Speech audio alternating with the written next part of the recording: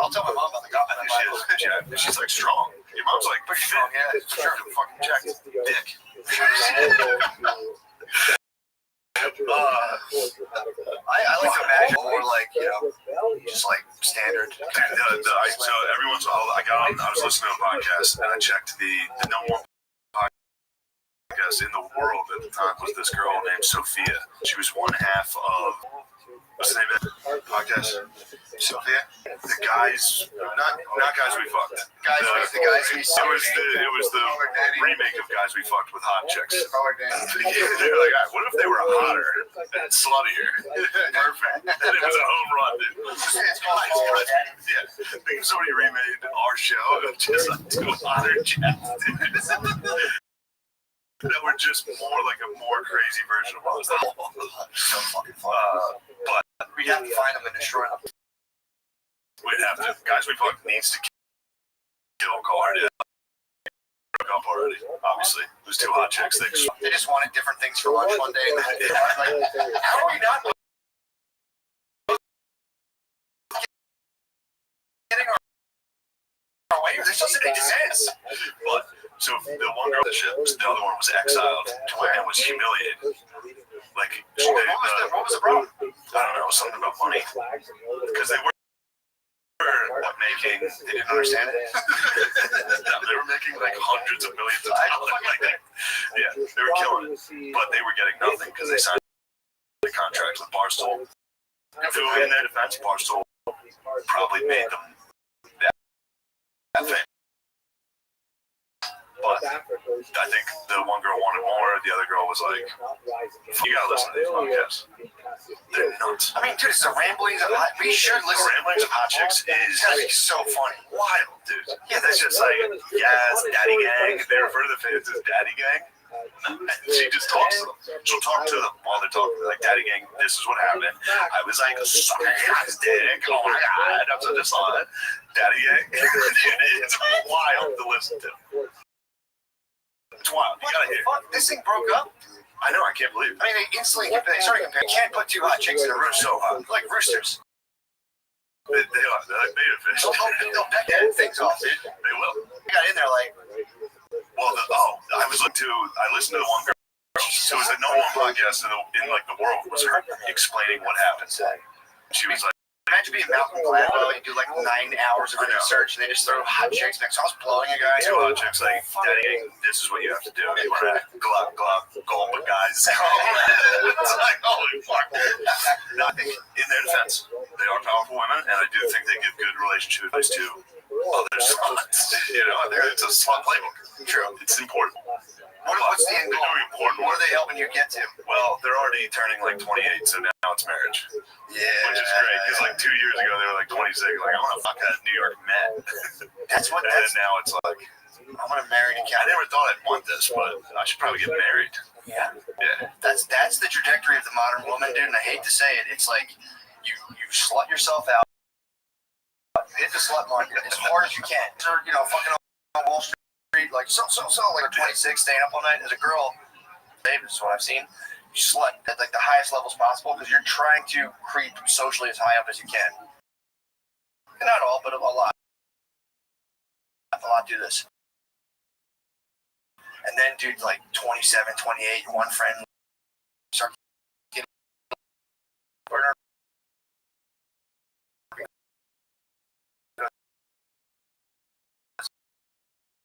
you blew a guy on the Mets once. I thought you were gonna like marry Michael Jackson's son all of a sudden. And decently high fucking write long shit nobody reads for the rest of your life. I'm gonna fucking blow the door in. I'm gonna pin door into the ground.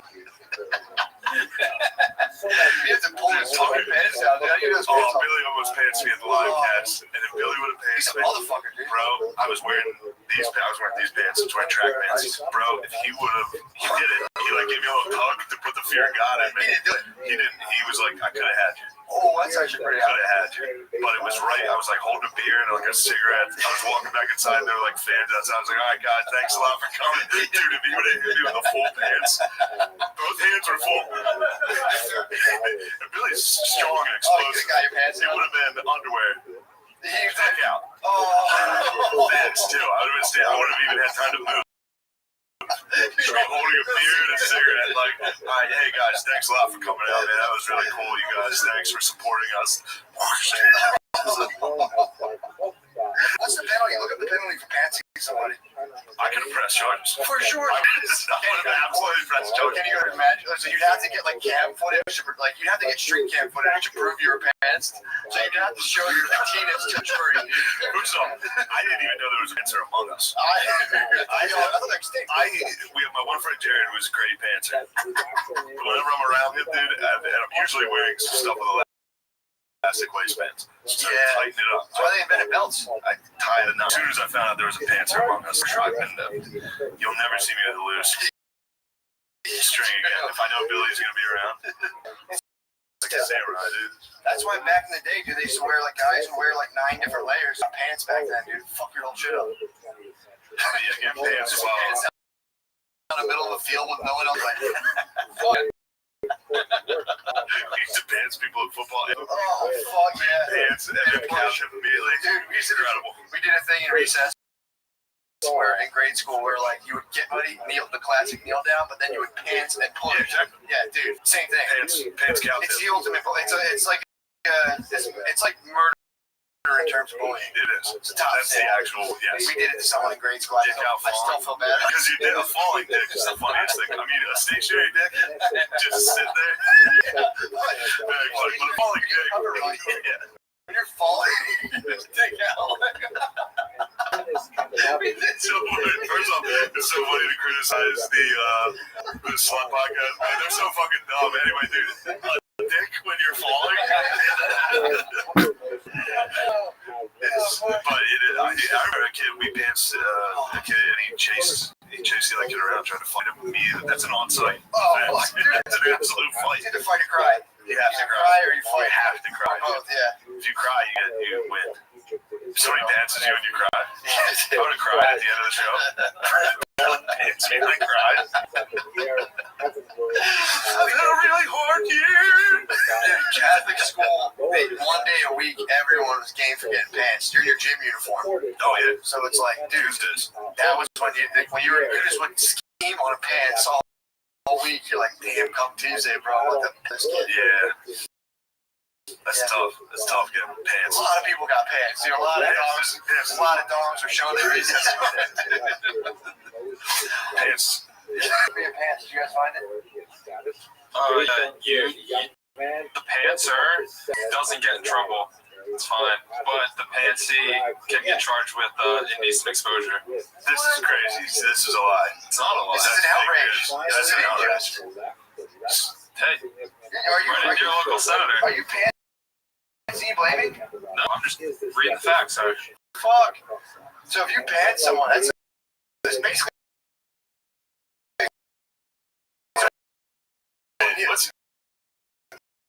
What's your last name? McWiggin. Look at the law offices of the pantsy actually is at fault. Damn, so maybe there's like different no-fault states where like, yeah, we don't prosecute pants wars here in Illinois. He got it wrong. That's backwards. The person who pulls the pants down gets registered. Yes. Oh, can we cops see him? Damn, I could get Billy on. Technically, Billy is Got him. He's a sex offender. Is that in America? Look at the law office. The law office is hard to work. It was in England. Oh, Wow, across the pond. Gotta go over to England. That's just old English law. Classic English law. that's why we fought the Revolutionary War. The United States is just full of pantsers. Hell yeah. Where are we at time-wise here? Oh, it's time. Yo. mask on. Is he really? They let him back in. He served his 6-month probation after saying the N-word. Shout out Young Money. His nickname's Young Money. Young Money? Damn. His nickname's Young Money. He got fired for saying the N-word. Now he's back on the track. Back on the easy. Well, I mean, what an immense loss for the Williams family. But it's good to see him back in the big. He said the N-word. He's like, so? Oh, I know. What are you talking about? He's like, no, it's like 6 months. He's like, it seems kind of ridiculous, but yeah, go, I guess 6 months. Man, that's tough luck for Kyle Larson. Time he's off too. So the shit just probably got continued, and then the fucking noose at Talladega on what's his name? Bubba Wallace. Turned out to be a fake news. It was a false flag. Yeah. It was a false news. False news. Fake news. But every time a different like race story came out, Kyle Larson was probably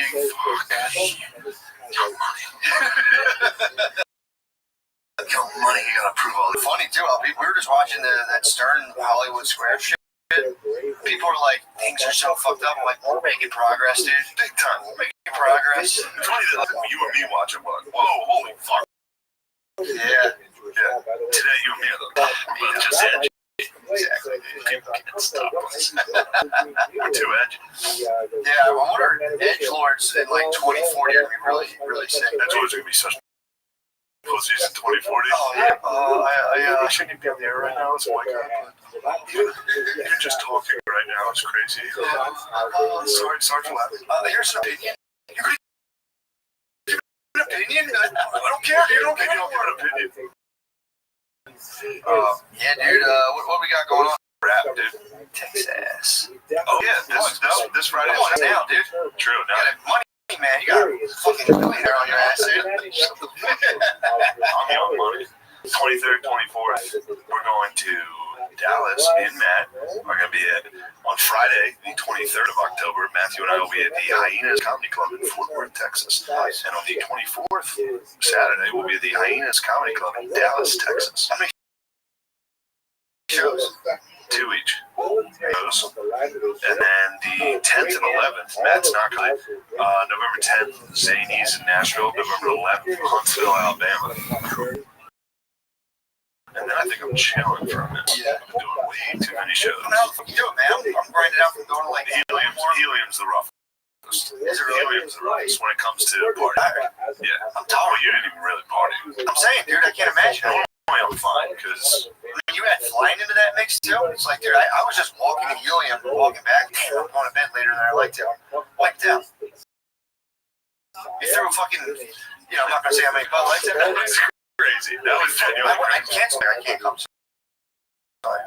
That's why yesterday I was like, let's just do it tomorrow. Yeah. Yesterday would have been. I mean, that would have been terrible. That drive. No, doing the podcast. Oh, I would have Jesus just fucking Christ! Yeah, no way. I need to delay the tune with St. B's. I mean, dude, let's think about the fucking content we've been putting out, dude. The live podcast last week before, 2 podcasts. There goes another live podcast. There goes another. It's like, you guys stop fucking. I love that, dude. I love getting on people like, this podcast is dying. It's like, yeah, right. Yeah, right. Tough luck, bro. Yeah, you wish I was stronger by the moment. Once those sluts fell, like, Once the sluts broke up, we're like, maybe you and me can be. All we have Daddy Gang to do is talk about us fucking. for sure. My slut stories. Can we take over all of That's me every week. Can we take over the Law section. Big Daddy Gang. Everybody out there that's losing erection in hotel rooms after drinking 20. Welcome to the club. Yeah, dude, get your horse hair fucking twisted. Yeah, you got long ass plays with Daddy Gang. Oh man, Sick. yeah. Check out the Come to Texas. Come assassinate one of us in Texas. True. Please, with a sword. You ever see that dude in, I think it was Japan, there was a guy like giving a speech and a guy assassinated him by like sprinting on stage with a sword. That's fair game, dude. That's where the fuck was his security at? They were late. They were a second late. They were too late because he got jousted. The guy literally sprinted with a sword like into his side. Oh, okay. Full like Ninja Gaiden on his. It was like if you're gonna say a sword, Yeah, I prefer sword. I don't know, nice headshot. headshot would be desirable, genuinely, but a sword would be the Yeah, a duel. Challenge me to a duel. Be a man about it. You know, you don't like what I'm up to. Hand me a pen, let's go back to back. Obviously, I'm shit. Well, John Stockton there. Oh, yeah. White chocolate. Very much for listening to our podcast. Yeah, thank you. Appreciate it. We're done. But it's uncertain what exactly is this talking about. For many, it was understood to be castration, which is forbidden in Jewish law as well. But it's possible that the revolt was started because Jews thought it referred to circumcision. And in fact, perhaps it did refer to circumcision, but later that was certainly exempted from the ban on genital mutilation. Others say no. The Midrash, for example, suggests that it had to do with an effort to rebuild the temple that was then thwarted by the Samaritans. Finally, Pausanias, who was a 2nd century Roman geographer, did subterranean by Eusebius and Jerome, who were church fathers who lived subsequent centuries, who said that the revolt was caused by persecution, these decrees, but that these decrees followed the revolt, meaning the environment, whether it was the political oppression, the destruction of the Judean state, or the previous war, or whether it was the Messianic ferment, that these things might have caused the revolt, and then later the Hadrianic persecutions, which were especially associated with the group of people called the 10 Martyrs of the State, the Asara and Malchus, that formed an important part of the Jewish liturgy. But those occurred not before the rebellion, but rather after the rebellion as a response. Not impossible. At any rate, these are the major theories currently floating regarding the origins of the war. We will have to conduct further research and hopefully find some more archaeological discoveries that will give us some greater insight. For certain, however, the war was quite, and it lasted for about 3 years.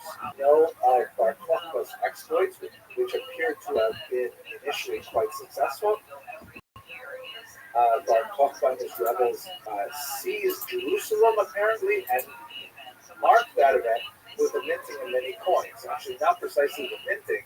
What they did was they would take Roman coins, keep them, and then re-stamp them, which in itself, by the way, is an act of treason. And they would re-stamp them with Jewish themes, and they would mark them with messages like, you know, the freedom of Jerusalem, year 1, year 2, things like that. Here's one depiction of the Bar Kokhba coins. You can see that the top coins have the temple on them, on top of a Roman tetragrammaton, that's a Sela in Hebrew, and at the very top is a little star motif, which is emblematic of Bar Kokhba himself. At the bottom, you see traditional themes like a lyre, grapes, urn, trumpets. But what's interesting, what you don't see, which are any representations of animals, which was very much against Jewish sensibilities in the 2nd century. It shows at the top, these are palm fronds, or specifically lulav and esrog, the arboreal species that are held together as part of that Bar Kokhba from as far as not only the attraction of Rabbi Akiva and the various depictions in the Talmudic sources, but evidence seems to have been leading a movement of observant Jews. They were striving to maintain the observances of the holidays and things like that, even within caves. We know the war was quite brutal, that Hadrian suffered tremendously, and as we should see, had to bring in significant reinforcements to be able to put down this very successful guerrilla rebellion, which took great advantage of the local terrain. Eusebius refers to the Jewish rebels being active in a cave system of mountain range. know that Hadrian suffered not only because of the support he had to draw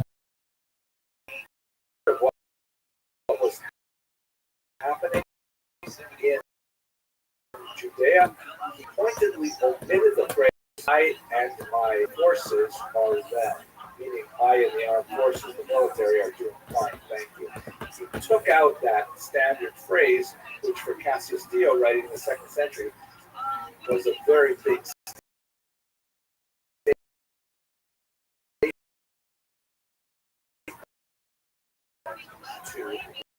the Senate. Ultimately, however, the rebels could simply not hold out here. Largely undiscovered until the 20th century.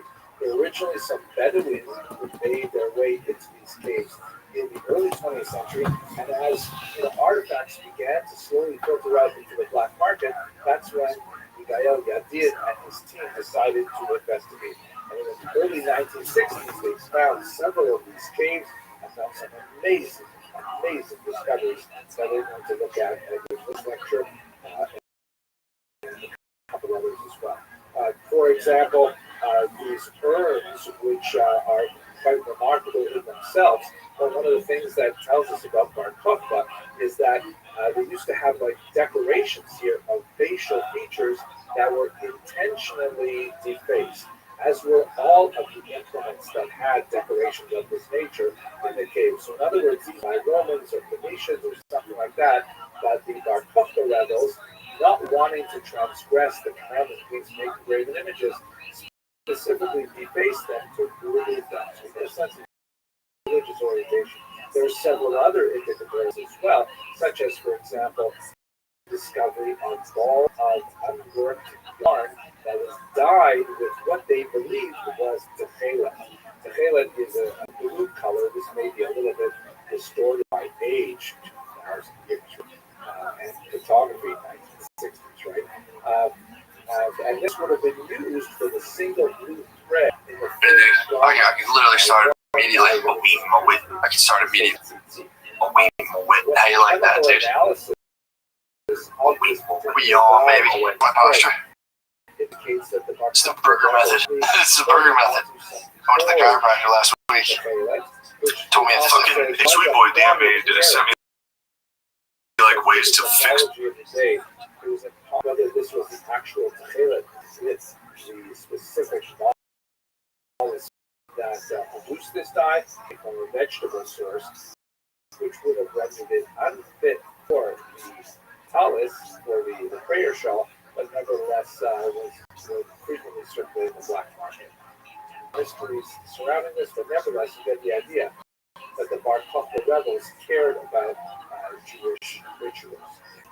Now, as the war went, Hadrian, seeing that he was having a difficult time, he summoned none other than Julius Severus from Britain. This is an incredible general who had tremendous success in putting down a difficult riot way on the other side of the Roman Empire. So he was specifically brought to Judea in order to maintain the order. Hadrian also summoned to Judea 6 legions, an estimated 50,000 troops. Well, ladies and gentlemen, it is the fighter and the Vaughn.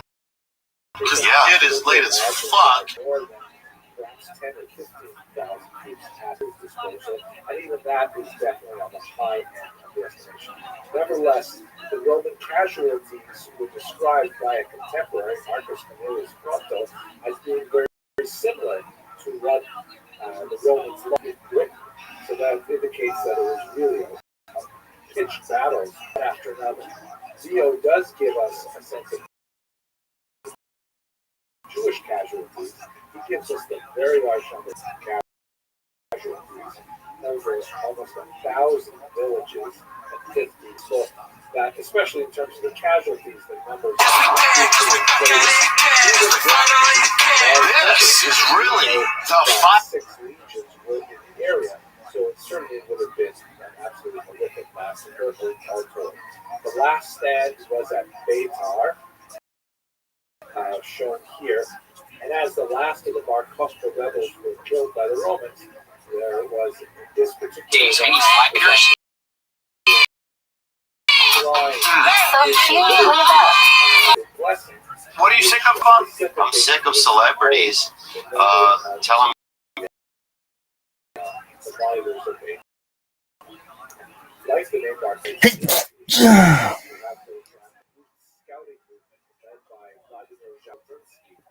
shown here in the center of this group of scouts was a very important movement that had a very important role in founding of the state of Israel, and by extension to it, the Likud party itself, through the life of Begin, Prime Minister of Israel. Thank you very much. What are you sick of, Theophon? I'm sick of celebrities telling people basically the funny kind of words. It's easy to be nice and they're rich, dude. Yeah. Go to a poor theater, dude. People are humming. Usually a sister hitting you in the back of the head with something for nothing. You didn't do anything wrong. tell us what grinds your gears. Usually a sister hitting you in the back of the head. But yeah, I mean, it could be an urban girl or your actual, blood sister.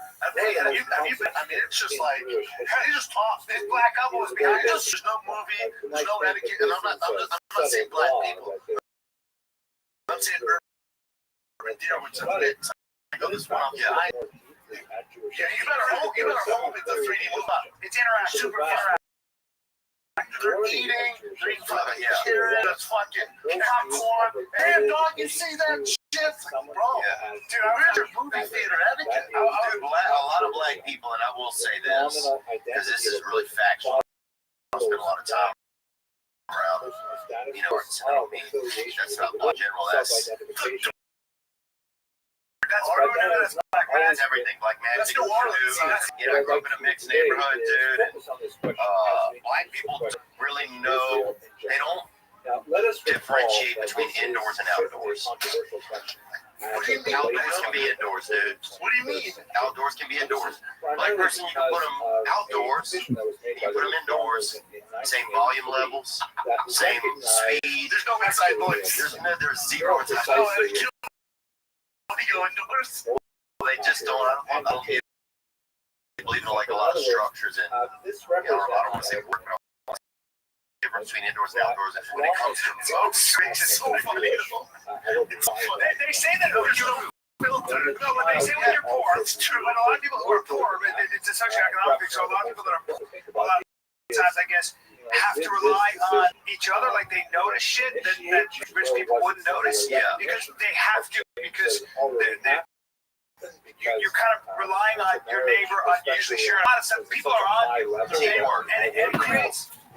Yeah, it creates sort of this feeling of competition where like, by the way, I'll lower your voice when you're in the mall. Right, that's just what I'm shut out because the matrilineal principle has been the dominant, and it's resulted in a lot of really painful moments. For example, in this article by Shoshana Tikva, written in 2019. It's a very difficult and personal issue.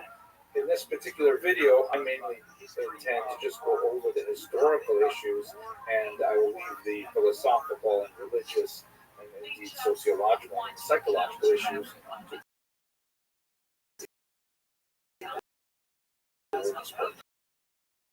so the question that I have is, millennial status become, when did it become the norm? We can see when you read the Bible very clear two things. First of all, there is a strong prohibition, very clearly worded, against intermarriage with Canaanites in particular, but one can, it refers to intermarriage in general.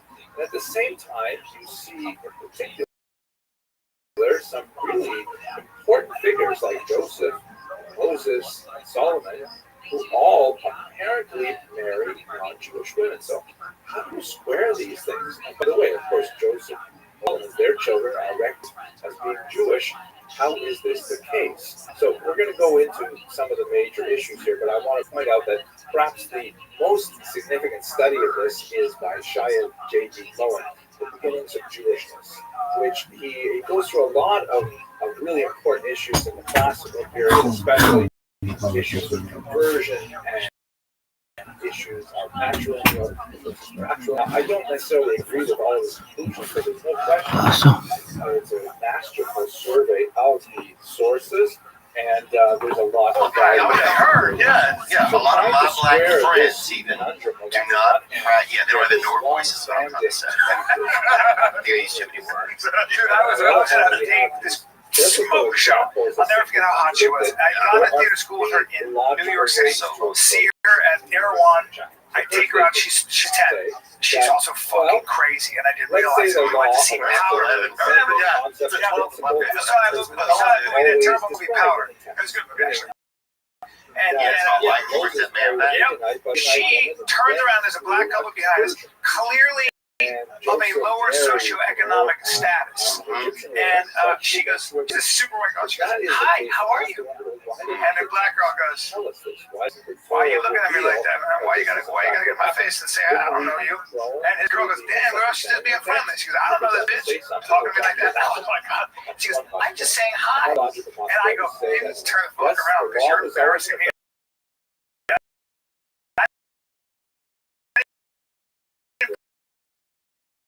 Play that woman. I was like, "That was like you saying hi to everyone." How racist? Was it racist? Because that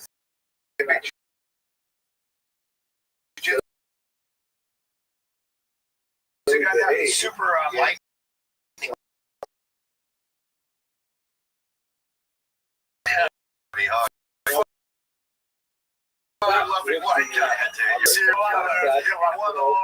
Shark attack. Why was he powder? So powder. He was actually a white guy, but he had chlorophyll issues. He had the ability to like psychic or just thing changed. For Superman, yeah, it's like a magic shit. Yeah, he didn't really have any his powers were way. At the end of the fucking movie, she was crying so hard, and I was looking at her, she wouldn't move. She was like this. Yeah, I think so. I can't fucking remember. I don't tell us what happened. I forgot. Spoiler alert. A 20-year-old. Spoiler alert. You said you're so lonely over there? Yeah, I'm lonely. I missed out. I was supposed to have some responsibility this morning. I was honestly messed up doing some like masturbation last night. I'm nervous saying that. Lady in here. Yeah, but he almost seems like I don't know, major working at Key. You seem like you would be like yeah. Yes. You're saying like mafia. He's got connections. Who's on? That is actually Japanese. He's not. No, but you get the rent. No, you're right though, because they say a lot of the Japanese mafia are ethnic.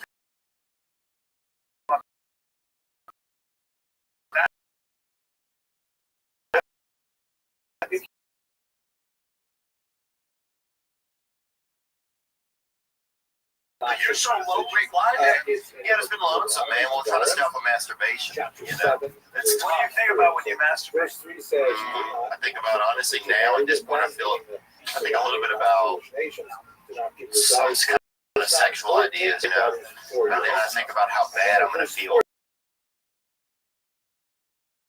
after I masturbate. Really? Why do you feel bad? Masturbate. Are you a porno guy? It's like red tube. I've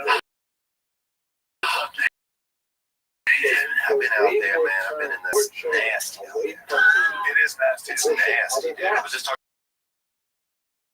They just got it's constant. I don't want to be in it. They are, aren't they? It's just too much. Sure. I don't need seven. No. Why not just one-on-one? It's on. Why does it have to be a game? Yeah. Sneakers on during pornography. I never thought of that. For grip, she's really real with low grip, and probably how it's fun is rampant. And also, I don't know who the fuck made out this garbage. it goes back to indoor, outdoor. Like, those are kind of outdoor shoes. And they have them on indoors. Full circle with Theo Vaughn. You call your bike. Yeah, podcast, full circle. I've never gone full circle in my life. What's the podcast name? This past weekend. It's just helping, just basic life suggestions. That's interesting. Is it just you? Yeah, just me right now. I'm gonna get a friend to come over on Sunday. My buddy Tony Jeffries has a podcast of the box and life for the fun. And he goes, "Hey, man, can you do my podcast Sunday?" I went, "No, it's my only free day. This Sunday I have a fight companion in the store. Sunday, other day, except for Saturday, Friday night. You disappear on Sundays. No, it's my one day to chill the fuck out with my kid all day. You are? Yeah, yeah. Sundays, do you hate viewers and listeners? Yes. Yeah. Keep doing it on Sunday. Just it's on the one day off, the drive in. Just a bad idea.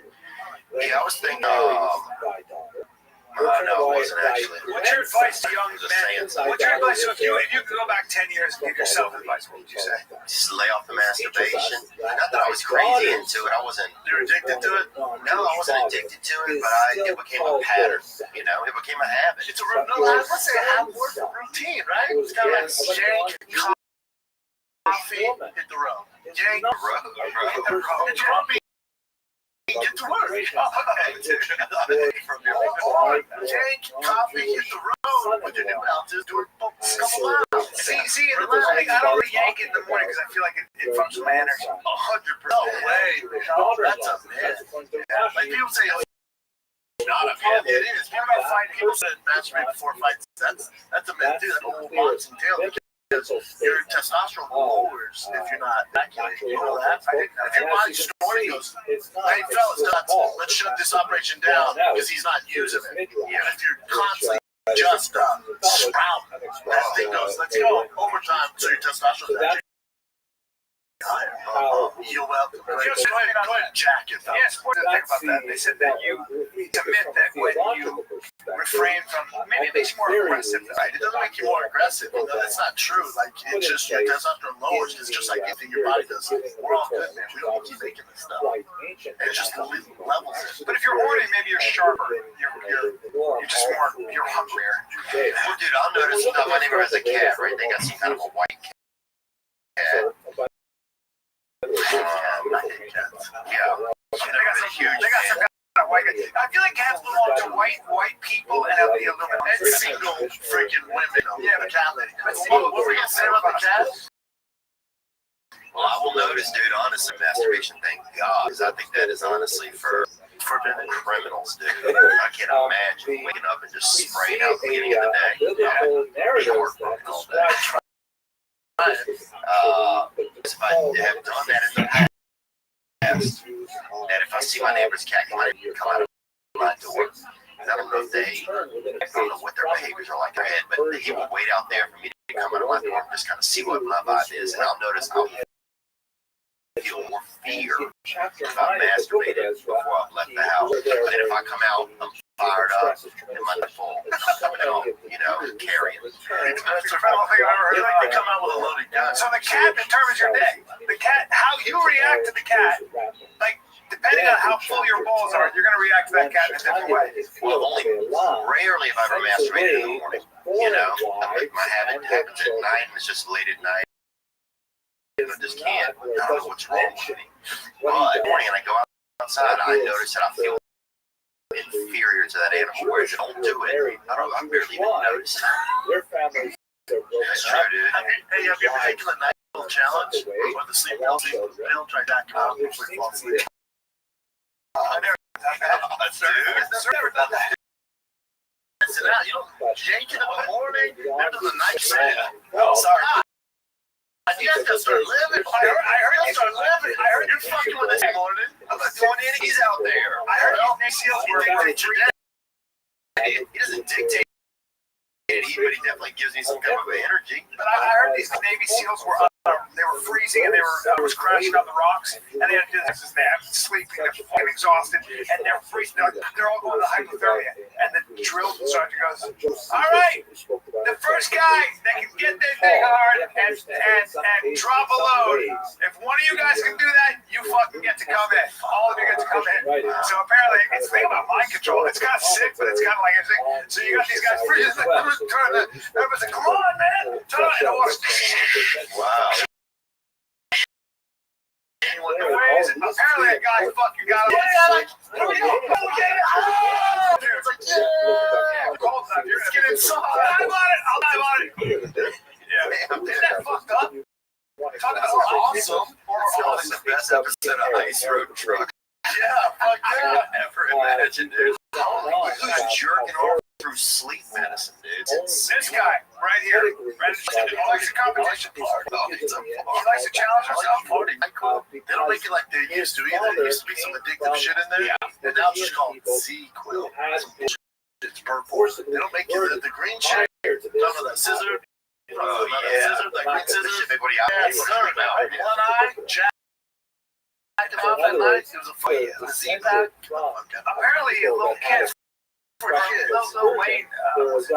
Scissor. There's a lot of people. There's a whole kind of show dedicated on Iceland where they went into Houston, Texas, where it started. The scissor. And Out to where? To the CVS. well, now it's hard to get, like, to get the stuff that they mix it with. You're talking, I mean, $12,000 for liter, not even a liter. And then there's a guy, I forget his name. Big Mike, he specializes in because he gets this special kind of soda that gets orange tropical fruit. Mixes that. I wanted to try it so bad. I just wanted just one night. Yeah, the three of us go out. We're getting on some text. I'm sure we get some. I just want to try it. I don't want to die. I just want to try it. Well, there you go, guys. If you're coming to the show in Austin, Texas, bring these gentlemen some scissor. I wonder how that is. Have you tried it? I've not tried it, man. I'm surprised. Scissor. It's like Sprite with codeine coffee. It's like a purple color. Well, I'm pissed at all these crackheads and other people who are out there abusing drugs, you know, or taking away anything like you know. Yeah, I mean, it's gonna be at that point me jerking off for rest. Peaceful shame will be. Well, they say that when you're like, you'll get to a point where you just do heroin and feel normal. It'll bring you back to being. I don't know if it's just. I watch so much intervention. I swear to God, I could have one with someone. If you know how to let me know. Yeah, maybe we'll do it on the show because I know my shit. It doesn't work when they do that. It's an amazing. On that show all the time, but think how many they just show you the ones that work. I wish they would show an intervention where it's like Bill went to wherever the Pacific caretaking, and then goes 16 days later, relapse and died. Like I'd like to see that, but it always just shows like. He's better. He's been sober since May 6, 14. Like it always shows that if those come out. But on that show,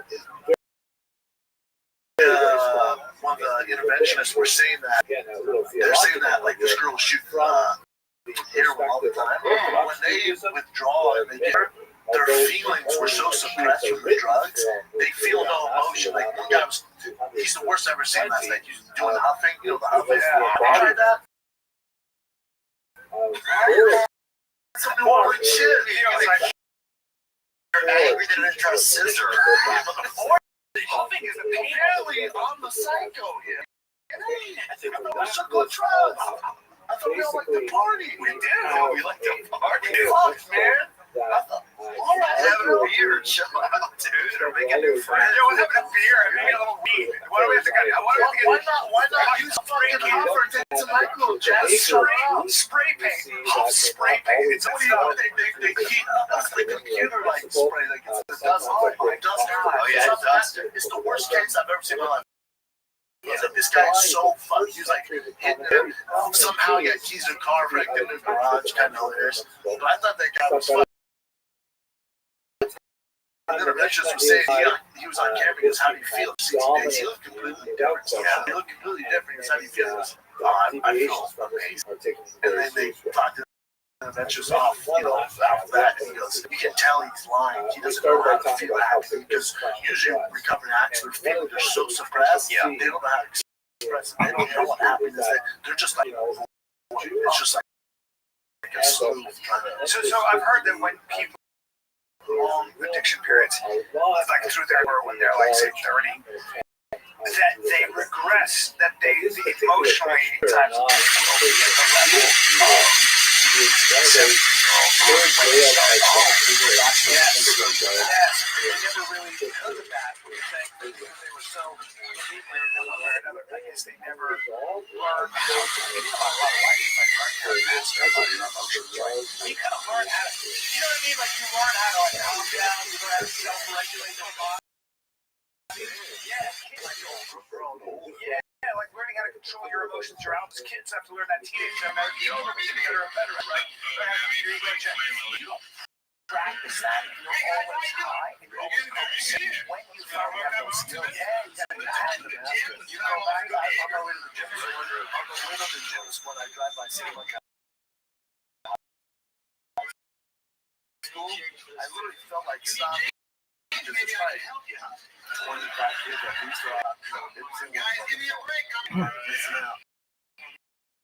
Maybe when you're out there, they still throw that shit. Fucking rap videos. Hey, you know, I used to call myself on these stories. Well, no, you're competing. I used to tell my kids stories. I tell them getting into these stories, right? Just these adventures. It was like 28 lessons and stuff. Hey, guess what, man? You're asking me to jump a boat and things like that. You're asking well, I might not think it's enough. It's like you fucking comedy. You gotta fucking jump doing everything. Throw some scissor.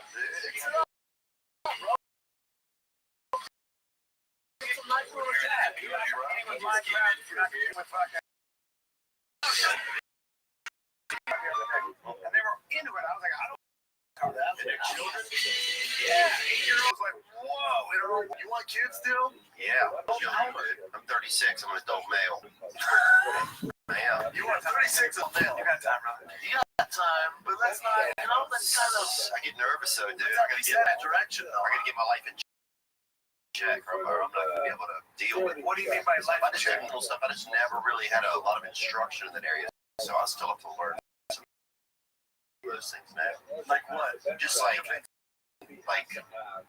when I do something, going and doing it instead of choosing not to. Sometimes, yeah, it can be procrastination, self-sabotage. Well, like with comedy, like I told you this the other night, and I'll say this whether you're here or not. Like, to me, you're top 5 funny guy right now. Thanks, You're so fucking funny to me. I agree. Like, you're one of the few guys. Not that I don't watch a lot of people, but if I'm doing a set and you're out there, I will stay after to watch your show.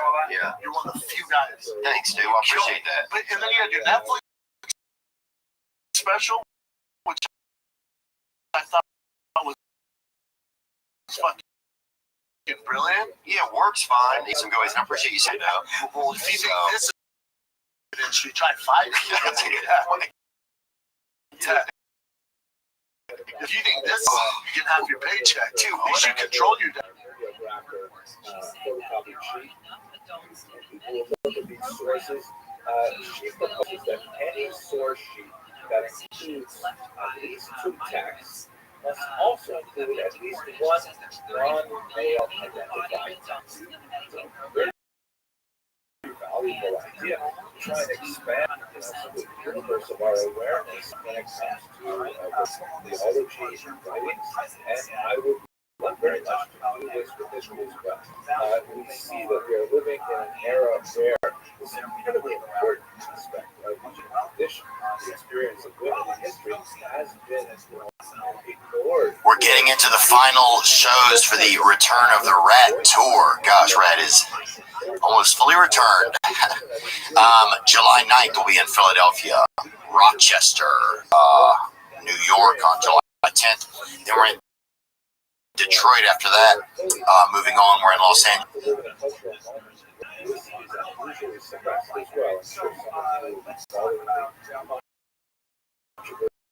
Regarding media published basis of events. I'm not going to go there now. Perhaps we'll return to a semester or two. But I think it is important to point out that practice is really a particular spot on the spectrum.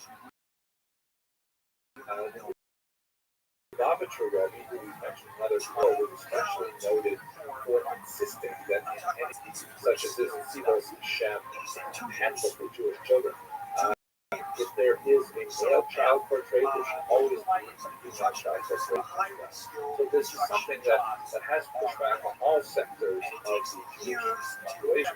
And it's just another example of the project test kind of expressing itself culturally. When we come to our challenge, which is trying to understand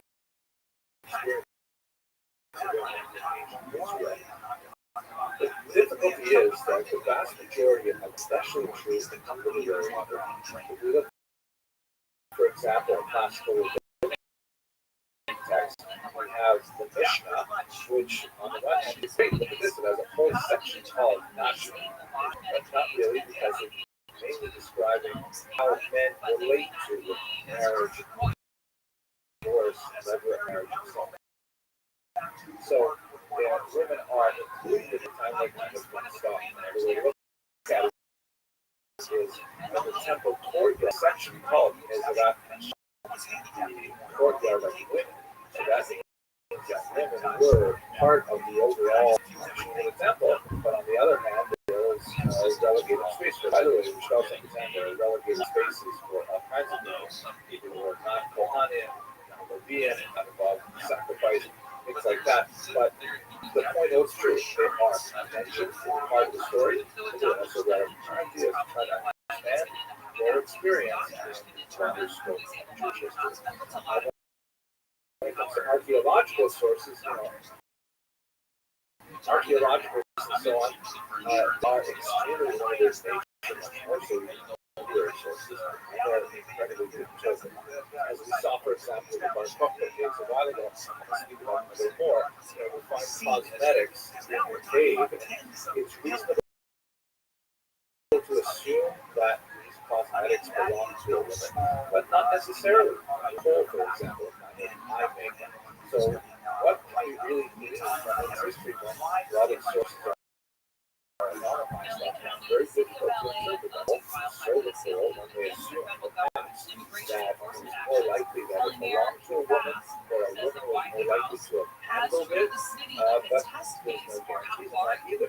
So it's very difficult to actually, on a theoretical level, express women's experience of history in ancient Israel based on the sources we have.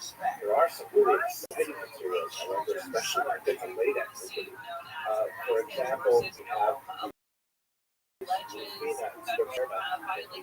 third century, and make up Uganda there. It's basically a funerary inscription that describes this woman as a synagogue that's sort of the right side of the top line. The second one is a synagogue, leader of the synagogue. And we actually have quite a few examples of women who are represented with this particular example. Now, necessarily from the larger context, they were like, say, the rabbi, or even the president. It may mean something like major donor of the synagogue. But nevertheless, these kinds of descriptions give us just a glimpse into perhaps exceptional women who were well-skilled or influential, but they definitely had these significant roles, as we shall see, not so much in today's lecture, but as we move forward, but to highlight these in order to try and pass the project test. Okay, let's just look at the biblical text. One of the, there are literally thousands in many cases, however, they are nameless or they are named in relationship to men. Like, for example, the wife of Noah, the children of Lot, daughters of Lot, Jephthah's daughter. We don't know their names from the biblical text, but they are named usually in some kind of relationship to men. Sometimes they're identified in terms of their character or skills, like the wise woman, like the witch of Endor. But there are literally hundreds, thousands of women in the scriptures, and we don't know much about them in person. But there's some fascinating aspects from the oral tradition as well. Have a look at this picture here. Obviously, it's a piece of Persian art, but you wonder, like, that looks like a relatively familiar scene, right? It looks like Joseph running away from Mesha to Potiphar, who was right from Potiphar, the famous scene, of course, in Genesis, where she's grabbing onto his cloak as he's trying to escape. And here's another aspect that's really interesting in the Jewish tradition is that although they may be nameless in the biblical text, the Levitic preserves the oral tradition, in which there are lots of names, lots of traditions. One of the crucial things about studying the Jewish sense is to have two fingers. One finger in the written text and one finger in the oral tradition to understand it as Jews have. One easy way to do that is one finger in the text. Rashi, as we saw, for example, last lecture. But anyways, why am I bringing up this Persian art tradition? There's actually a name for Asia Potiphar, Zulaicha. What's happening, savages? Uncle Joe here with my trusted. But the same phenomenon exists in the sense of there's a lot more detail to get into the Bible. There are many examples in the Bible of strong Jewish women. Typically, they're named when they are strong. And often they're quite strong in the sense of defying male demands. For example, Sarah, who insists on the expulsion of Hagar. Abraham, when he hesitates, God speaks to him and says, listen to her. The oral tradition actually quotes saying, because why should you listen to her? Because she is off the picture. Rebecca, of course, she decides she was better than her husband because it was the rich of her two sons. We saw Jacob receive the blessing, and in fact, she mentioned here's Jacob's reception of the blessing rather than Esau. Hannah,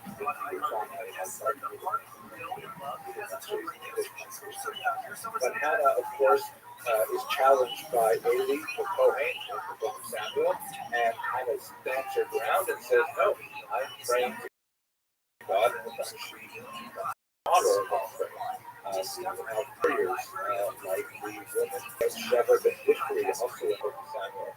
Or Yael, who plants a tent in the temple of Sisera and saves the fascinating examples.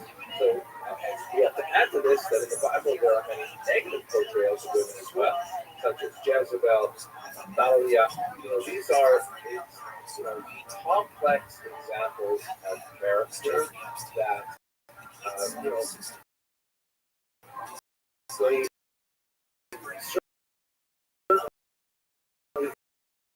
are smaller in scope, but to really analyze them from a perspective, as we saw in the previous lecture. Tonight, NASA scientists have history made of what Steel that may belong to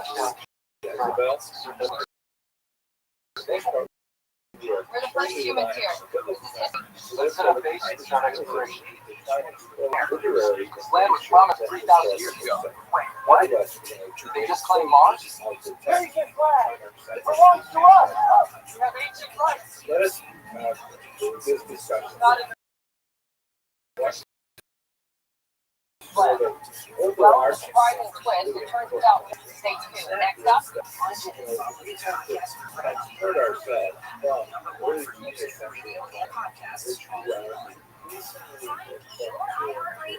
breaking news tonight, NASA scientists have freed up plan on Mars. 3 days, and what they'll uncover may change everything.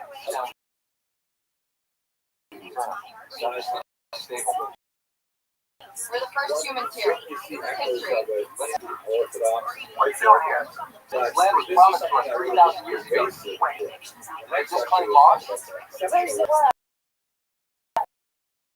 It belongs to us. Well,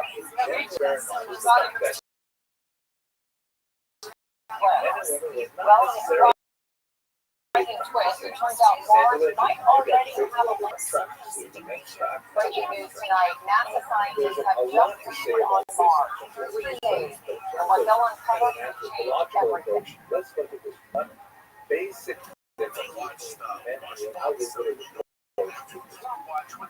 The Judaism, of course, heavily dependent on interpretation of the commandments. How exactly are to translate biblical text as mediated by the oral tradition of the Pharisees into actual commands on daily life? So one of the ways to categorize the commandments, which by the way would be a major enterprise even if a person believes that is so on the x-axis we can place negative commandments, that is thou shalt not steal, and positive commandments, things that you are supposed to get up and do. And then on the y-axis we posit those actions which are defined by time, that is they're restricted to a particular time, or those which are open-ended, always apply. Let me give you a few examples. Negative commandment that is defined by time is on the holiday of Passover. We've read lots of other times in the year, but on the week of Passover, no bread. How about negative not defined by time? No, thou shalt not, and is not defined by time. Now, positive commandment that is not defined by time, and maybe something like honor your parents. You have to honor your parents. Which one is it? You have to honor your parents. There's no time when you're in that work like that. What about positive commandment, which is defined by time? Come on, you fucking savage. Let's say the prayers are cited typically in a fixed window called morning. The fuck? Window called afternoon.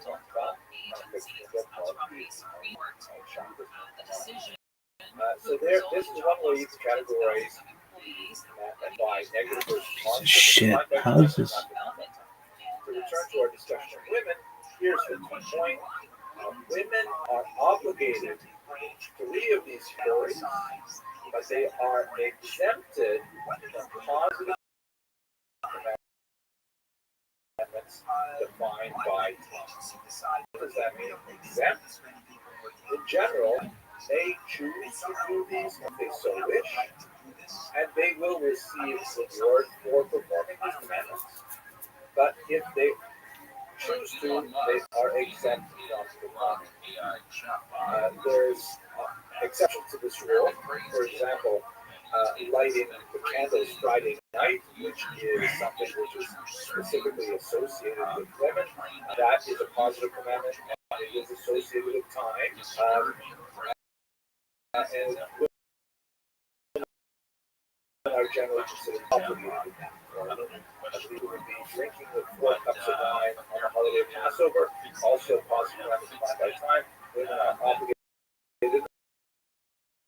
The Talmud goes through a whole bunch of these exceptions of why they are so is as such. Now, obviously, this has tremendous impact for lifestyle because one of the most disruptive elements of the day, that's a negative, positive perspective, is prayer within the day. And clearly, for women who are more likely to be overwhelmingly involved in the duties of the home, childcare, things like that, the exemption from positive commandments are defined by time are extremely useful. Earn and redeem Wyndham Rewards points for unforgettable experiences. Where there's a Wyndham, there's a way. What's happening, savages? Uncle Joey here. Whether the rabbinic formulations come after the sociological. I am logged in, you shitbag.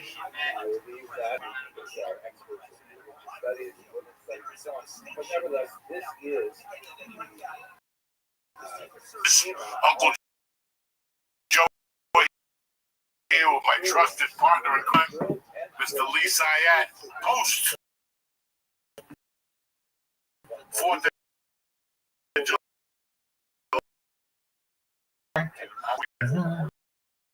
My weekend. That's why I went to 80th birthday. That's always a blast. Old and young at the same time. Oh my God. Oh my God. It was a good time, but it was, you had to take out a place. I hope you did. Oh yeah. I have. If you're watching fireworks with animals, I took an ABX. Yeah, just one. I was around 8 years old on the water. How fucked up do you want me to be? Hey, listen. First of all, There's no number I can say that would be right. because first of all, you're 36 years old.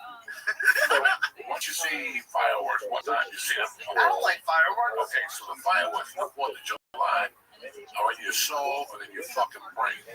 So that means you gotta have them from 200 to 600 milligrams. Jeez, I would have fallen in the water. We were on the water. Made better, you would have done it. Man, you would have got me out of dinner.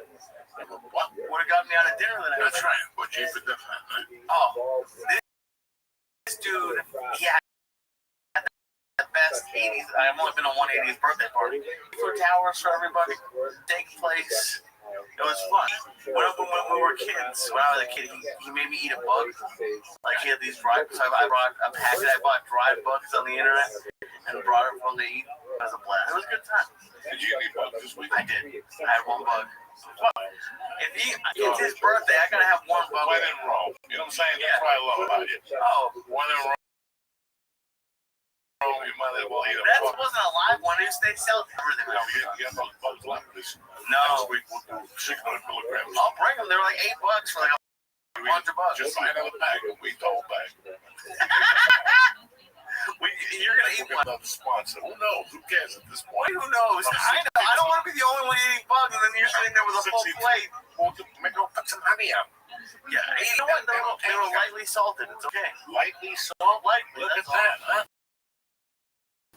It's like you're in Panama.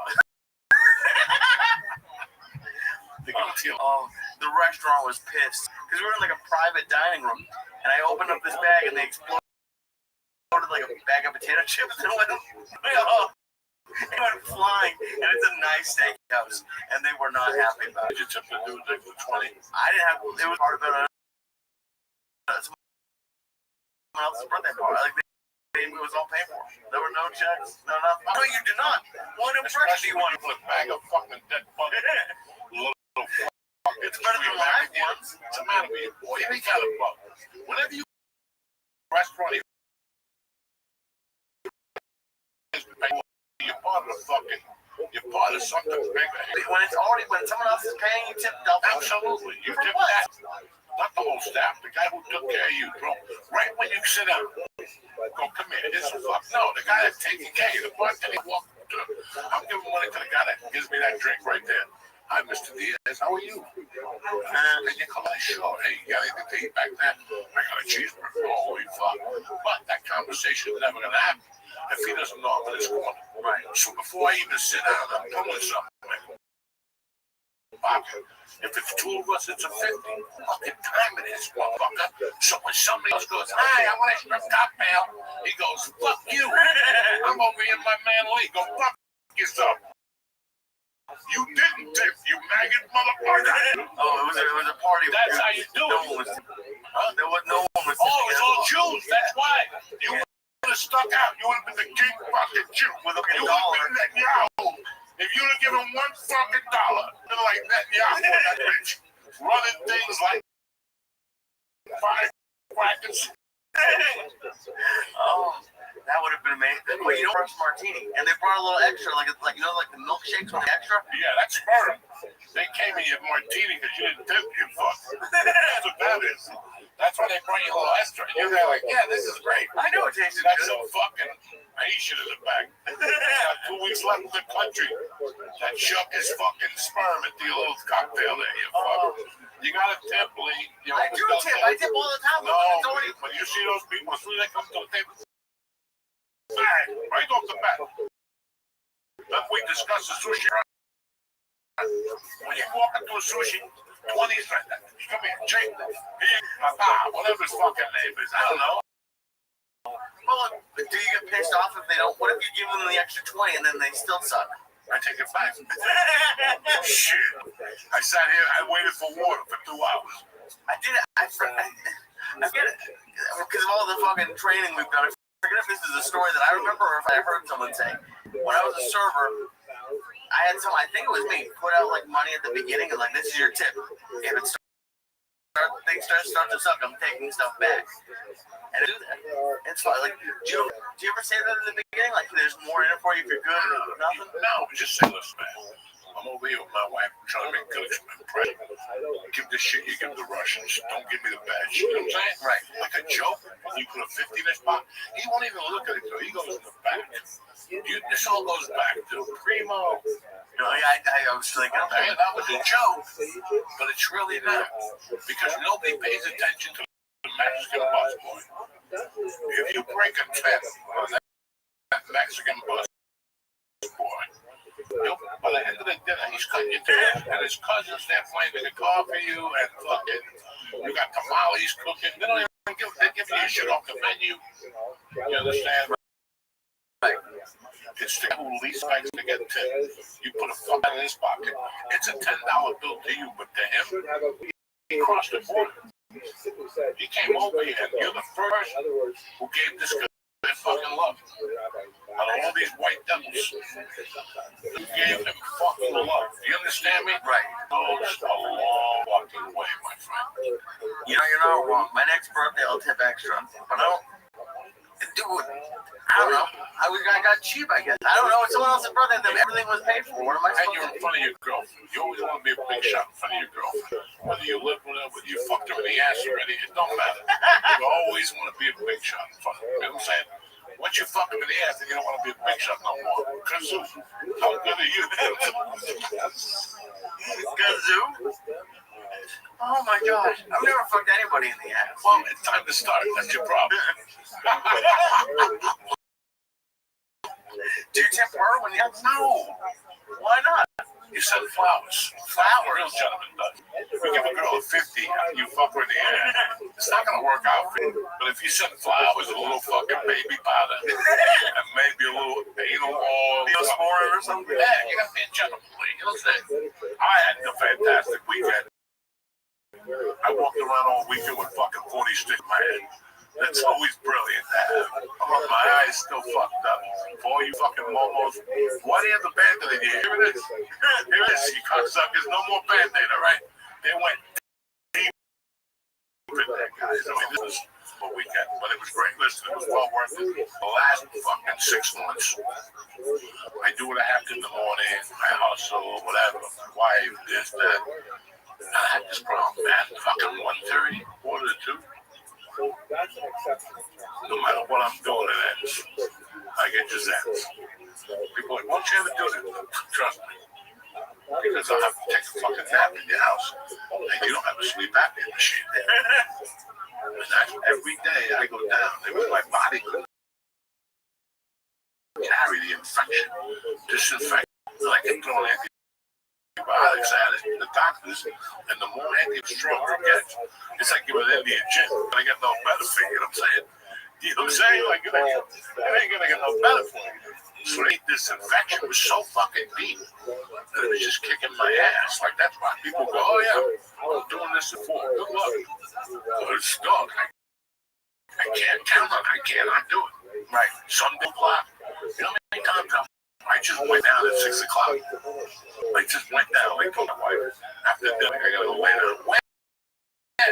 You got somewhere to go. It's not.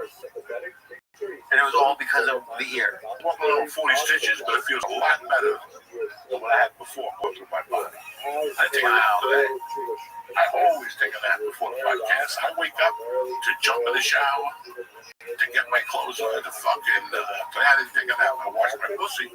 Nice. But I fucking didn't take a nap. So, dude, you were so. You never FaceTime me. To be honest with you, I wasn't even sure, like, that you knew how to FaceTime. No. And I see a missed call. I'm like, what the fuck happened? And I called you back regular. I thought you made a mistake. You like your face. You were wrapped up. I look like one of the guys like right now. But this is hysterical, right? For the last 4 months, I don't know what happened. Somewhere in the hospital, this nerve went away. Like, this nerve just went kaput. So that means sometimes I smoke dope and fine, but every day this eye is going deeper and deeper down, right? It's going deeper. Every day already made an appointment for the doctor to go see this. It's like July 90, like a fucking April. It's like end of July. I have to walk around with this droopy fucking thing. It's not that disease people have palsy. Yeah. It's not. It's just my doctor looked at it. And she's like, no, you just got nerve ending. I ain't gonna lie, though, but this is cocaine. This is 30 years of cocaine and doing bumps. You just, you know, it just gave up. Then one day it said, Joey, we can't bring the curtain up no more. Saying the curtain went up and down, for almost enough. So the eye surgery, and my wife goes, you gotta see your face. I haven't looked at it for 60 years. What's the difference?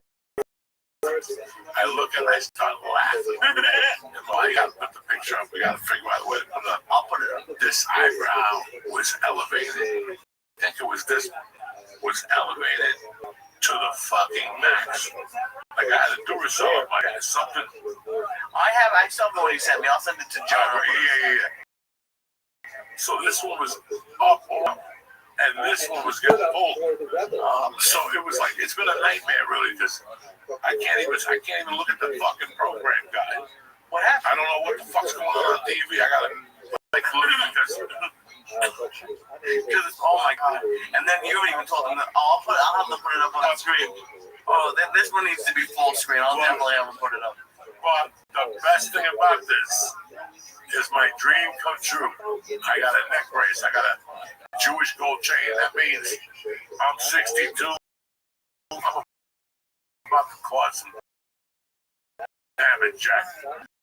Because I'll never stand for a line again. Oh my God. And if you threaten me with anything, I'll just say, I already got 3 lawsuits. Mark something out there. Like I would put like 2 lawsuits and counting. Like that's all. A Jewish star. Dude, it was like I gotta get it colored and nice. Right. And get like a Jewish star and put fucking like a neighborhood attorney on there. Like I ain't fucking. Oh my God. Because what happened was it's brilliant. The name of the attorney? Yeah, we could just go for an attorney. Well, listen, you're about to make $1 million. If I wear your neck brace with your name on it and your phone number on it, this is bigger than Norton Frankie and Associates. Do you understand me? I'll be making money hand over fist, Jack. Why don't they do? Why don't any of the personal injury attorneys have neck braces? Because they don't think like me. I'm the OG. I'm an OG Jew. I've been telling you that since I met you. That I'm an OG Jew. You wear the neck brace with the lawyer's thing and a yarmulke, and that's where you have the business card. You know what I'm saying? Like the Pez dispenser? Like a fucking like a Pez dispenser. Oh my God! Because what happened was, is you called me with the face. 20 minutes later, I got another call, and usually that's like you're just happy, and maybe ever, and like they gave me one. They finally got. Like, dude, I don't know what. You were so happy. I feel like it's not was Jewish. Watch me go. What's he talking about? I'm dropping it like I'm fucking going out there. I'm gonna spread this shit. He's like, the fuck are you talking about? You really have to wear the neck and have it push you on the wheelchair. Neck brace is a must. I got my own. Everybody with clear and pre-TSA. Watch my shit. Watch my shit. Show up when the plane's boarding and watch right my shit. You know what I'm saying? Watch me. Don't fuck me. First of all, about to board the process. First up, over 100K. United Supreme, United. I walk in front of all. You understand me? Then you push the armed forces. I walk in front of them too. I salute those brothers. I got the neck brace with the fucking name of the lawyer. And I'm going big. Did you tip the doctor who did the ear? Did you tip the doctor who did the ear? Tip him? Yeah. No, he's a fucking. How come he doesn't get tipped? Because he's got a tennis court and a fucking basketball court in his backyard. Okay, I have a tree that got hit by lightning. Okay, that's why I didn't tip him. That's fucking why I didn't tip him. All right, anything else? That's it. We're gonna break the fucking whatever, and then we got a nice, pretty guest today. I'm excited. Me too. But yeah, I had stitches. 4th of July, George came over. My brother Chris, the worst fish guy in the world.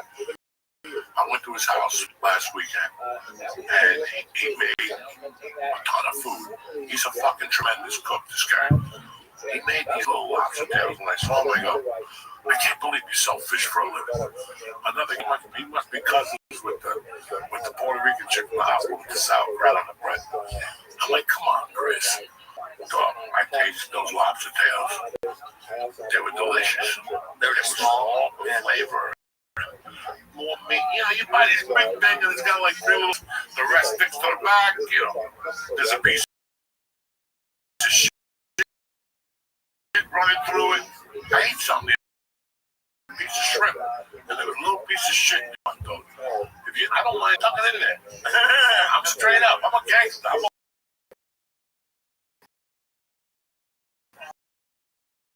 Tell me that don't let the little piece of shit hang out like that. Forget about it. Jesus. You know how we run. Why you interrupting me for? Quick. A word from. We have draft. Blue Chewy. Well, we'll be right back. Captain Beautiful people, Uncle Joey here. Listen, all sex is good sex. But if you're not because of ED, it's time for Blue Chew, Jack. They're the original brand of chewable tablets for better sex.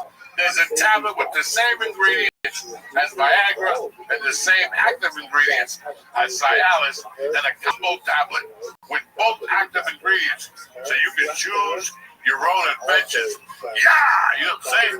Everybody likes an adventure from time to time. Get ready to enter the room. Think first, Jack. Uncle Joey style. Discover your options at BlueChew.com. Again, that's BlueChew.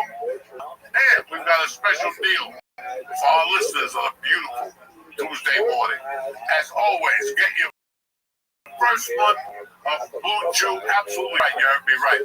Just press in promo code Joey, Joey, at checkout and pay $5 for shipping, and that's it. And get ready to sling big dick summer. You know what I'm saying? The kind of dick that you wake up in the morning and then just people laying around you. You don't even know who they are. You know what I'm saying? They're all scratching their head too. What happened? Anyway, listen, join Blue Chew's mission to upgrade humanity one thrust at a time, Jack.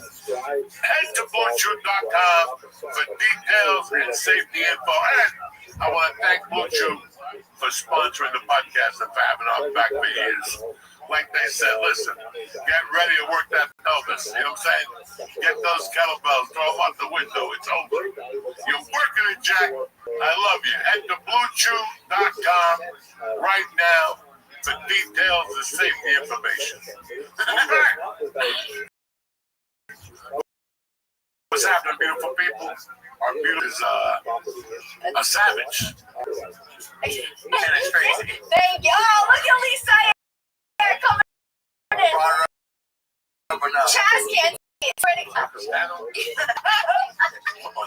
part about that was right with the C at the beginning. Candace Tracy. Candace Tracy. Candace Tracy, okay. What's up, beautiful? Hi. I knew I was going to get stuck. I already smoked a few bondage today, so I knew your name was going to be a dumb pussy. It's all right. What's going on? Thank you for having me. Look at you. Look at me. All grown up and doing the town. Right before your eyes, I grew up. Fuck all the one eye. My other eye's all fucking. Jesus Christ, almighty. Joey got a facelift. He don't want to tell anybody. He's doing it in plus. Side lifted. He's going to go back. I wish. I didn't know you were this age, Joe. Love it. When you turn 70, you should start doing plastic surgery. You'll get it for free. That, Could you imagine being the plastic surgeon that works on Joey Diaz? it's a glimpse. There ain't no coming back from that. There ain't no coming back from that shit. I think people think it, to me, it's like the new wig. And you're like, this guy thinks he's got a whole fucking fool, okay? And at first, you're like, this guy might be interested, but you're like, no. He's trying to get away with that fucking wig. I'm not even like, I love when they don't warn. oh my God, it's just horrible. It's just horrible. That's my Listen, if you have to wear a wig, you don't have to. You can just shave your head. Nobody will say nothing. You look at all the other mutants that go to the UFC. just gonna tattoo of a fucking dragon on your neck and shave your head. Nobody will say a fucking word to you. Even if you had shaped like a fucking mango, they won't say a fucking word to you. But that's what plastic surgery looks when I'm in LA. Frank away. Like, guys, We know. we know that you can't move your fucking eyes. Like, I remember seeing a girl from Friends. She could not move her fucking eyes. Which one? It doesn't matter. Doesn't Probably matter. all of them. Doesn't That's all matter. about Doesn't that, matter. Why not? And it's even crazier with guys with plastic surgery. Guys, you see it. Women, I will tell you what, I cannot fucking believe that plastic surgery. Because it breaks my fucking heart. Tom Cruise is all white. Oh, Nicole Kidman. She can't even move her lips. She cannot move her fucking thing. Well, her lip, she eats intravenously. Her arms look like mine. Some chubby chick takes the blood out from the elbow. I want to know what hospital is it. I gotta call the fucking doctor tomorrow. So I just went to the hospital. They tried to take blood out of my elbow. I want to know. You see it right on my face. This shit up. Blood is taken from this area. Why do I have this thing? Oh, I should have because I missed the vein. Okay, you missed everything. You missed the whole fucking thing. But the chubby one saved the day with the sour cream bread. She got me. She got me one shot. I was fainting, okay? But the reason why I was fainting, Tara, as I was telling you the story before, listen, the nurse was taking blood out. She fucked up. So now, after the second prick, it hurt. Because once you get that prick, it goes right to the brain. You're like a little shot. If you're taking blood out, I can work with you on that prick.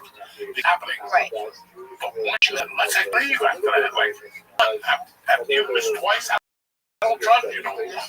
Bro, one time, shoot me. You got hard veins, though.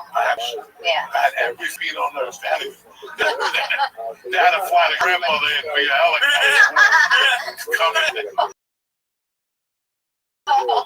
She had fucking pigeon on her fingers when she came. This was what really happened.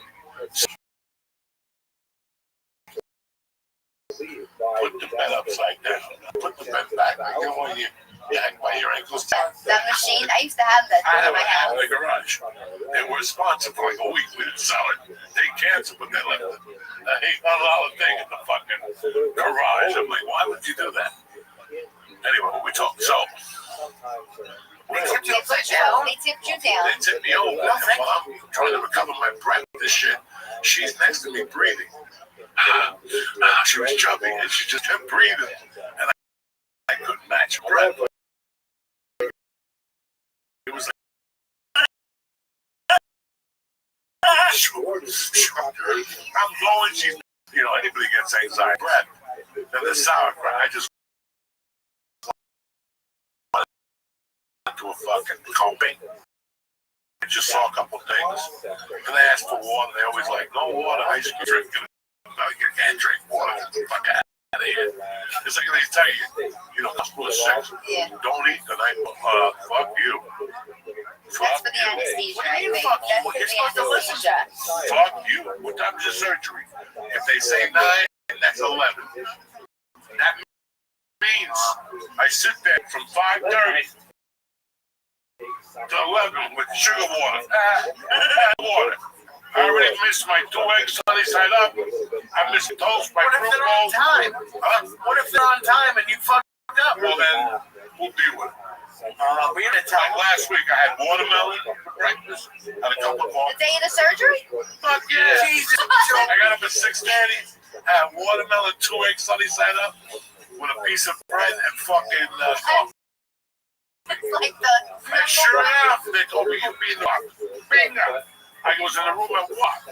That mean they poked me and took 1,000 gallons of blood. I'm telling you, my fucking, it was like they just kept poking shit and fucking, and just get beaten on the pork, you Sarah. Happy Easter, everybody. What am I supposed to do, Tara? Because you're in your 60s. What am I gonna do when you give a fuck? Those And you rules start- are so you don't choke Oh to my death, God. right? What And when you get, they put you You wonder. That's communist shit. They do that for their blast control. It's like, send me a tape. You know what I'm saying? That type of shit. Come on. When I was in the hospital last time, I had no surgery. The surgery was at 8. I got up at 5. And I went right that little, that way you're not supposed to go. I had like 4 boxes of fucking cornflakes, the little ones. Can we put words underneath this? This is not medical advice. You were receiving or something. I don't have time for that. I'm old. I got one foot in the grave, one in the banana peel. You know what kills me more? If by 11 o'clock you don't feed me, you keep coming in with needles. That's going to depress me more than just give me some meat. Give the brother a grape. You know what I'm saying? So what happens when you get hungry? Like what? Like I don't. Obviously, I don't like being hungry either. Jesus Christ. Listen, if I want to be hungry, I'm going back to Cuba. I didn't come here to be hungry. All right, I didn't come here to be hungry. All right, I didn't come here to be fucking hungry. I've worked myself up to a position I don't deserve to be hungry. I don't deserve to be hungry. What the fuck? What did they give you after in recovery? Did they make up for it? It might as well fucking shit in my mouth. The fried muffins that was like dissolved. The fibers that came out like toothpaste. It was terrible. It was terrible. Thank God my wife brought something. And again, they're like, you can't eat for an hour afterwards. Listen, I'd fucking stab you in the throat. I don't have time for this shit. Listen, there's a point in me, and some people might go, you know, Joey, you're acting very immaturely. But I'm not, Jared, because the point you're paying, I'm paying you. What we do.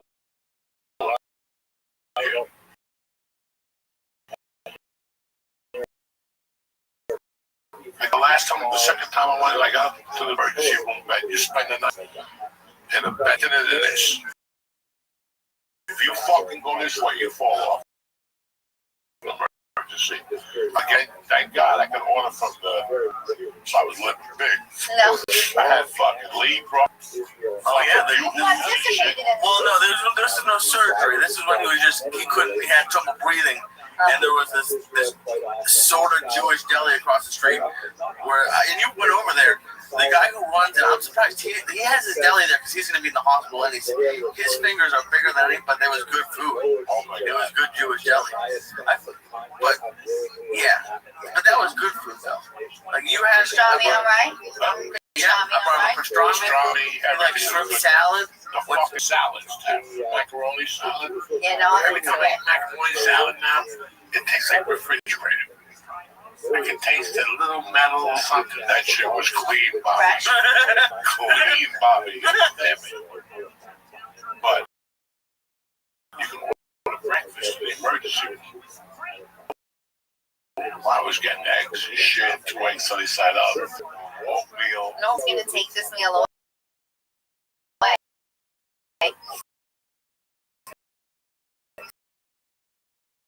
Fuck.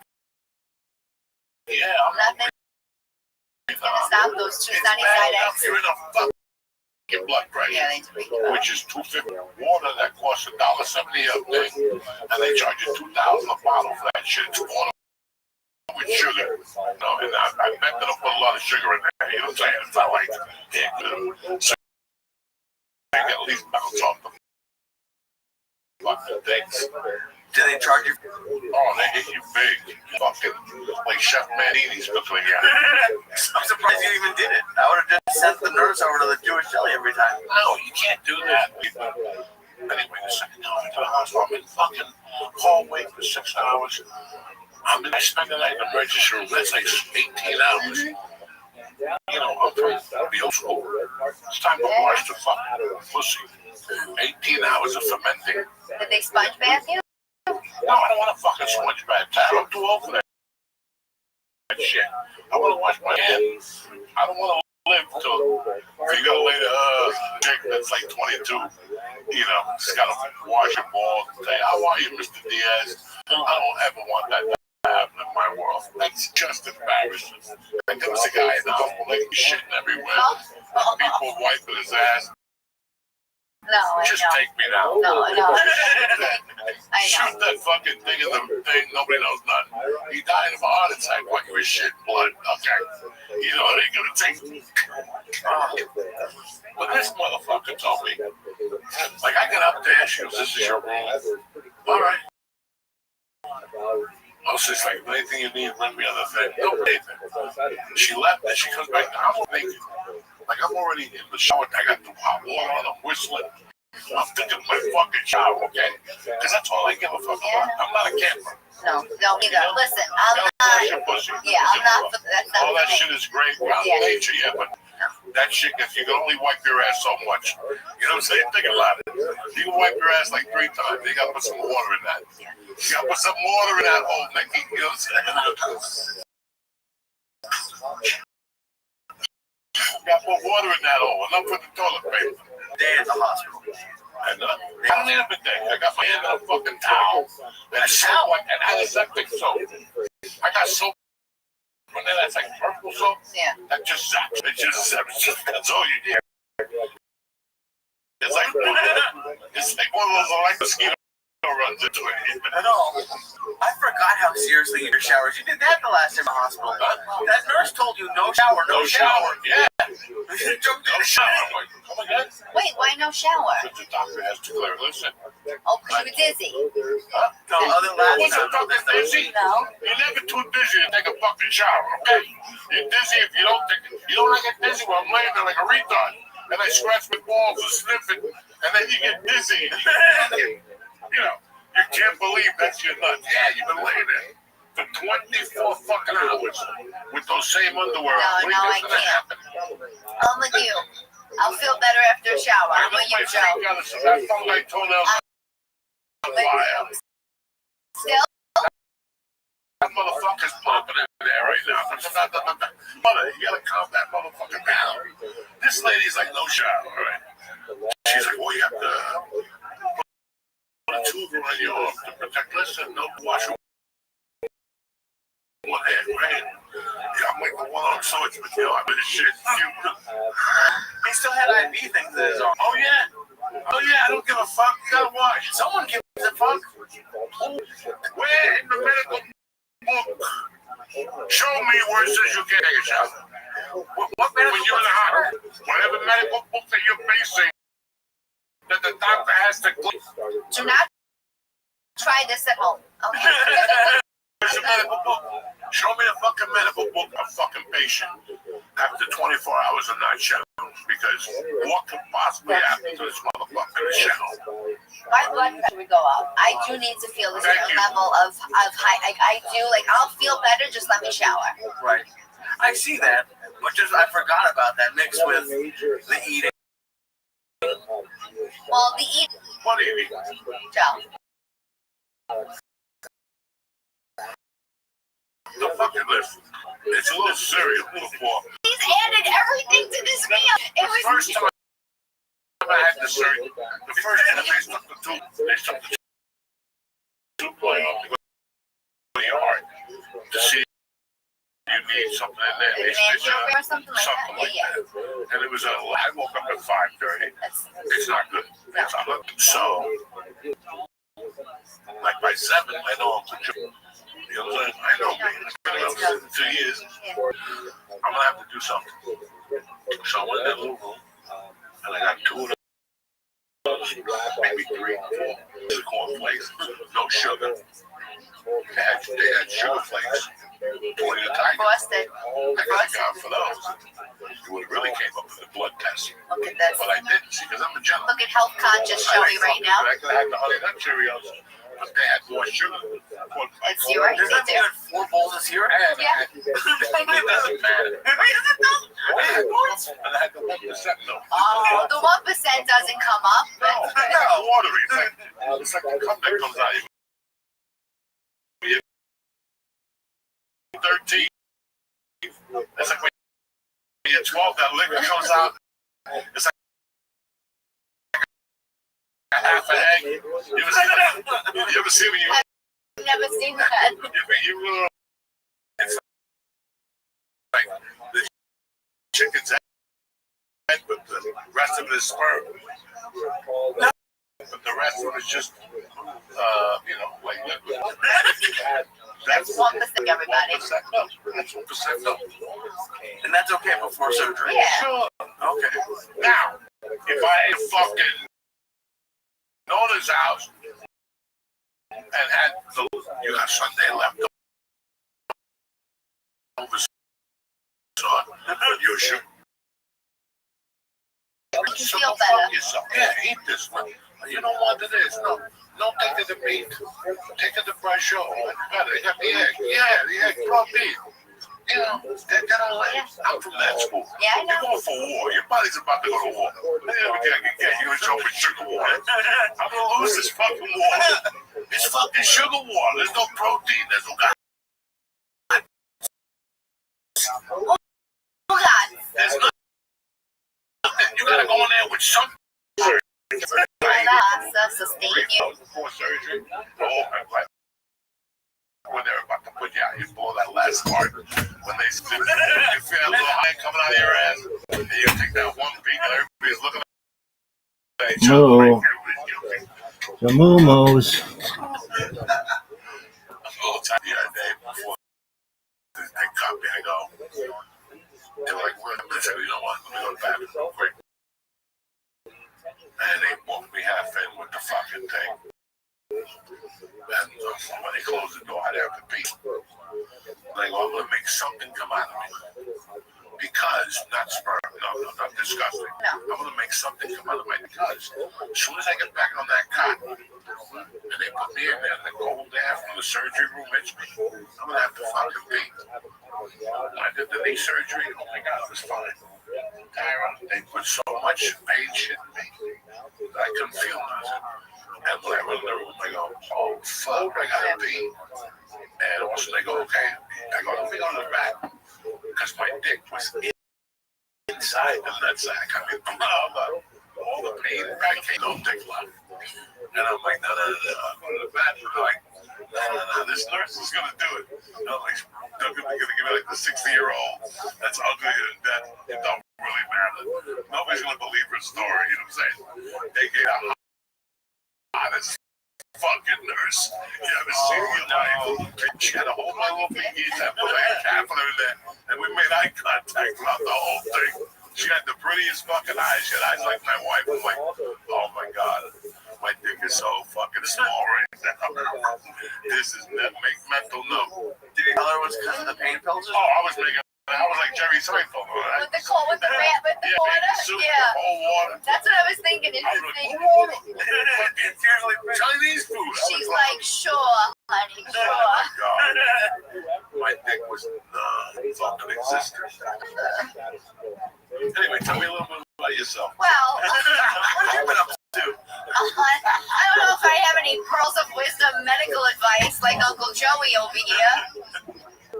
How are you Italian and as like in shape as you are? Like, I don't get it. You like with everything he was talking about. One of those chubby Italian women that looks at the money gut and says, I shouldn't. And then does. Those are the chubby ones, the ones that look at it for a minute and they wait for everybody's, I shouldn't. And then everybody has to say something. Oh, go ahead, girl, you look good. You looking fine, a motherfucker. Even though Is she she's now Italian or black? last time we see that she had one neck, now she's got three.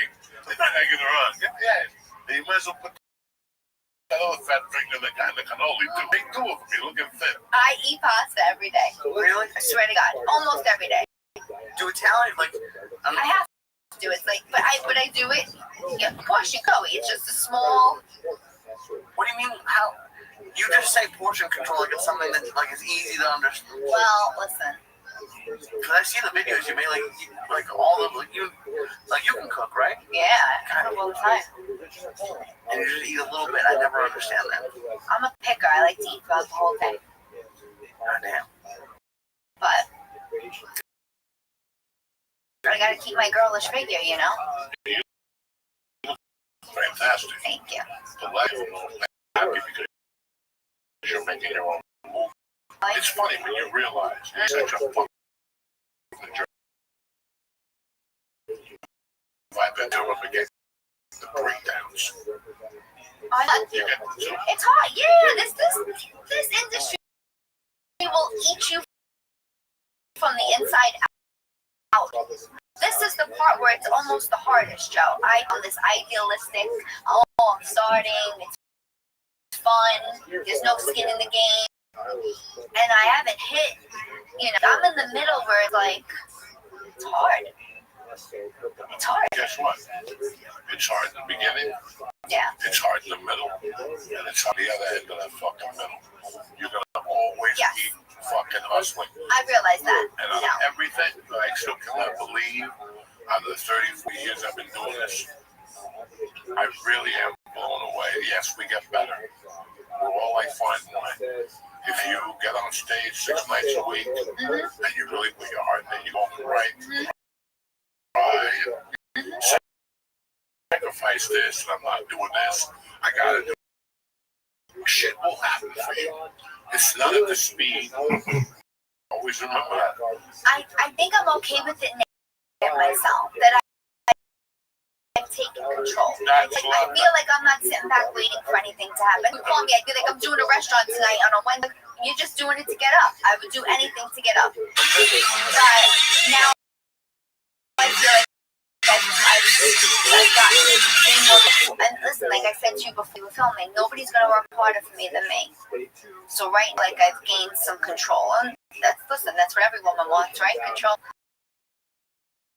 And I was thinking of, because when Joey told me that you were gonna be, it was like a couple of years ago, and we were doing shows with Josh.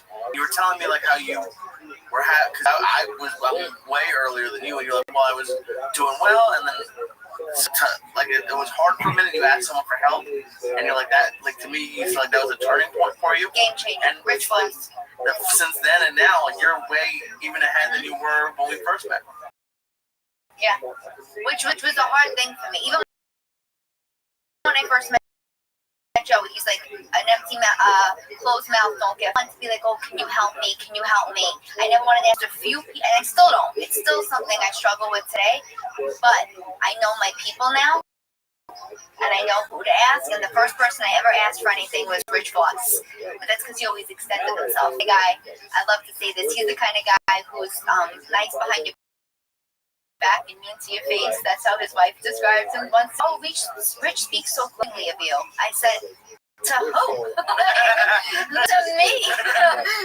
This guy has insulted me from day one. But he was really in your so I felt safe enough to ask something, and asking him for one thing literally changed the course of my life, because it was during the pandemic. It was when I didn't get shows, and he just created an opportunity for me.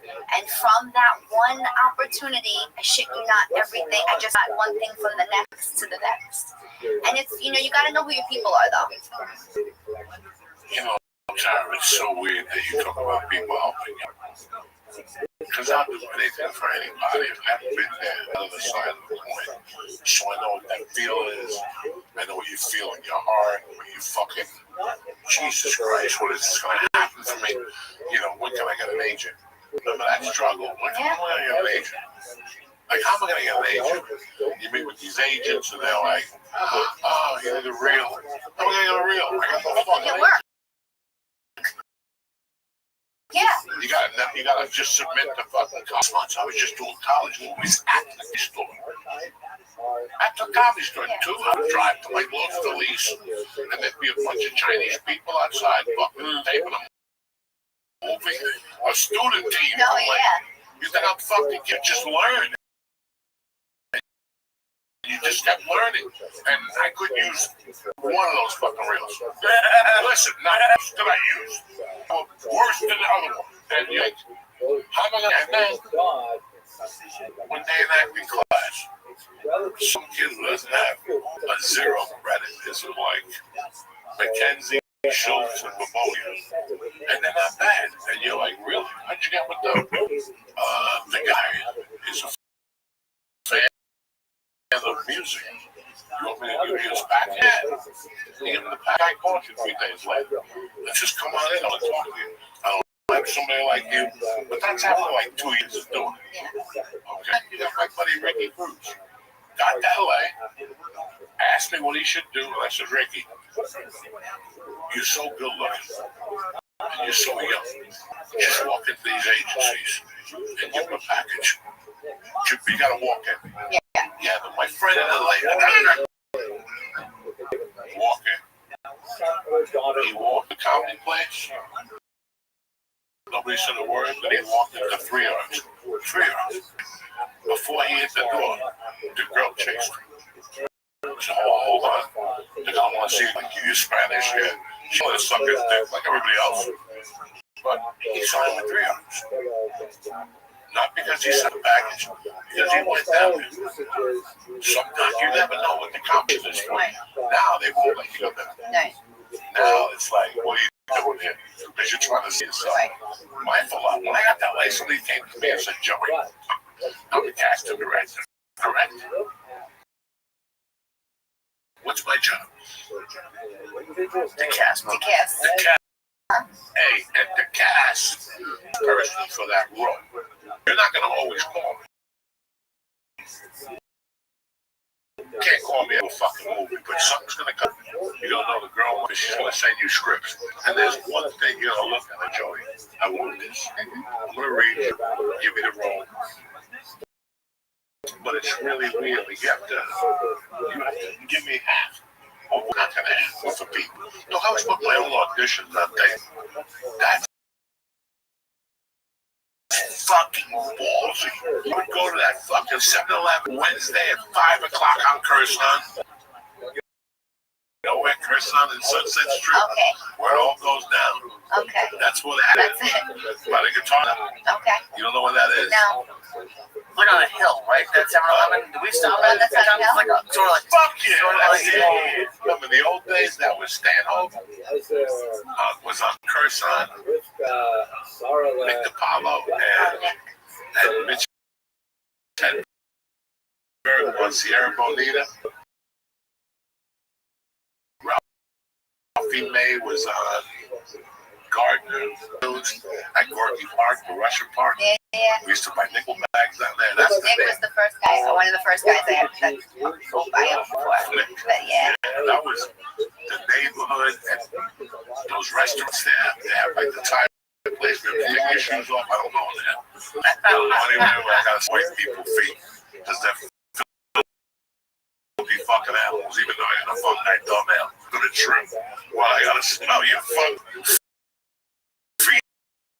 That smell like, oh yeah, we just came from Runyon. Go wash your fucking feet, you dirty bitch. You got sperm on your toenail. Whatever the fuck we got on there. But what I was saying, I had one place on the corner that used to be a really good man. At that 7-Eleven, I get the fucking paper, the entertainment, and I'd see movies in pre-production. Anything New York. I call my buddy at ICM, and I go, get me the script for this movie, email it to me, and I would go through the script and finish. If there was anybody I needed from New York, I circled it down to 2 roles. A big one that I wanted and a small one that I wanted. So I try to get the small one first. And if they make contact back with me and say, put it back on tape, we like you, big one. And that's the longest shot. Is it? Yeah. I You do like one of those backstage magazines? No, I knew the longest yard was coming out, and they wouldn't see me. They had already Big Pussy or Tony Saragusa in mind. I just thought about it because I was watching The Sopranos the other night. I was on late, and it was the only episode Saragusa ever did. It was the episode I was supposed to do. Spider-Man 2. I emailed the shoot 3 days in The Sopranos. His Pussy's brother. oh, shit. Which? Look, this is, you didn't know shit? No. So I'm shooting Spider-Man 2 like a motherfucker. I'm not shooting a thing. I'm there smoking dope, walking around drinking pomegranate juice like fucking, like Johnny Bastille, because pomegranate juice was heavy duty those days.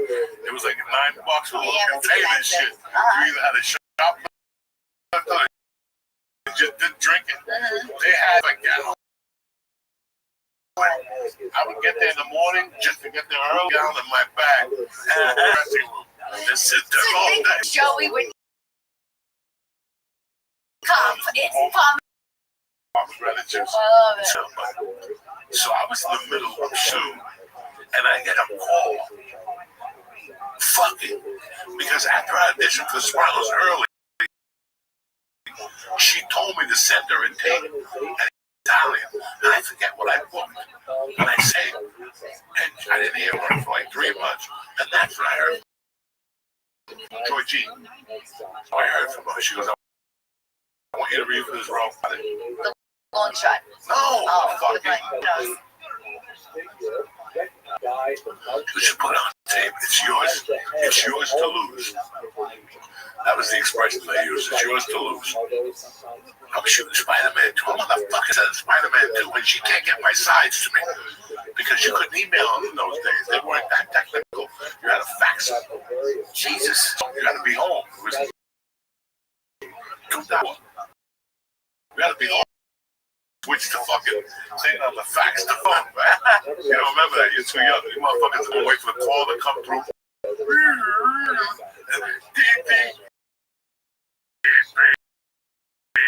they had to switch it so nobody was home. Send it to this comedy store. And I shoot till 11:30. In those days, I wasn't even shooting. I just hit because it would get me overtime like a motherfucker. And I wasn't going home till the pomegranate juice was finished. You know what I'm saying? So I ate everything I could. I was out of weed. Wait, they gave you overtime and you weren't even shooting?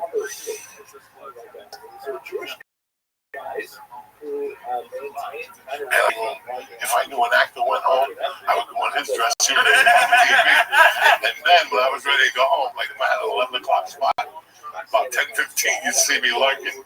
And I'd see like two of the girls go, Joey, where you been? We've been looking for you for an hour. You cut. Come on. How come nobody told me? I was in my room. We went to your room 10 times. And then I would go right to the director, Sam Raimi, and I go, Sam,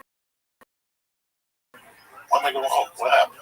Joe, you've been there from 7 o'clock in the morning. Enough is enough. So I would just show up, like, what time are you going to be here tomorrow? The second's here is 6:30. That means my call's 7. But I would show up coked up for the night before just to get, like juice, fresh shit. Breakfast is definitely the most important part of the meal. We've learned this from the episode. So now I go back to the comedy store. When I get to the comedy store, Joey, your sides are in the manager's office. Yours is Dama Ravage. You're both auditioning for the Sopranos. And somewhere or another got to something in the Sopranos that me and Dom were auditioning. And that motherfucker did it by himself to go to producers and say, Joey Diaz, and it knows the confidentiality agreement. You weren't supposed to say that. So I got a call Friday at 2 in the fucking morning. I just got home from the comedy store. I just got home, put the TV on, up in the dairy, I'm at the couch, and my fucking pager goes off with that number. I'm like, what the fuck? And she goes, Joey, what the fuck? I got the side to the comedy, I know what happened. And that was it. Dude, that's crazy.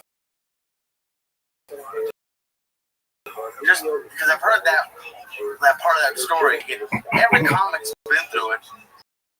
To have another comic be an asshole. Somebody you know who sabotaged them? Yeah, that's. But it was, listen, guys, how many times you book a role?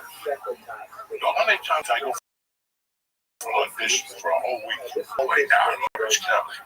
All the way down. David, whatever, he's never right there. He has studios in Orange County, shoot high level shit down there. They shoot down there for people like that live in Malibu and shit. The only good thing is they have one of those bagel places in the corner. I booked Cold Case down there. I booked a bunch of shows down there. Yo, Uncle Joey here, listen, I'm excited for this weekend, Jack. For the first time ever, we got an all-women's boxing mega event right over there in New York City. 2 title fights on the same night. Like me, you love the action. You need to check out Draft. If you've never bet with DraftKings, Get ready for an adventure. Just pick who you think is going to win. And that's it. If you're new to DraftKings, Uncle Joey's going to make it. Bet $5 and get 150 in bonus instantly again. Bet $5 and get 150 in bonus bets instantly. Get ready and put your money where your mouth is. Everybody knows about everything. Okay, you know what I'm saying? Let's get the party started. Now, right now, I'm pressing code Joey. Joey. That's code Joey. Joey. That's me. For new customers to get 150 instantly in bonus bets. Where you just bet $5. Only at DraftKings. Hey, the crown is yours. Saturday night. Be there or be square. DraftKings, Jack. Let's go back to the bread right now. Gambling will call 1-800-GAMBLER. In New York, call 877-8-HOPE-NY or text HOPE-NY at 467-369. Help is available for problem gate 888-789-7777 or visit ccpg.org. Please play responsibly. On behalf of Boot Hill Casino, eligibility varies by jurisdiction. Void in Ontario. 7 days after issuance. For additional terms and responsible gaming resources, see dkng.co/audio. What was I getting at? Don't be talking about that place down there. Everybody said, you know who sabotaged you? You said, yeah, even when I went to Orange County. You go down there all week. I think it's free time. Tuesday. You read. You go home. Those are you're gonna call from grades. Same place. You go back there, there's 8 people in the room now. They're all like you, right? They're all like us. And then that night you go home, but you don't hear them at 7, so you're like, I didn't get it.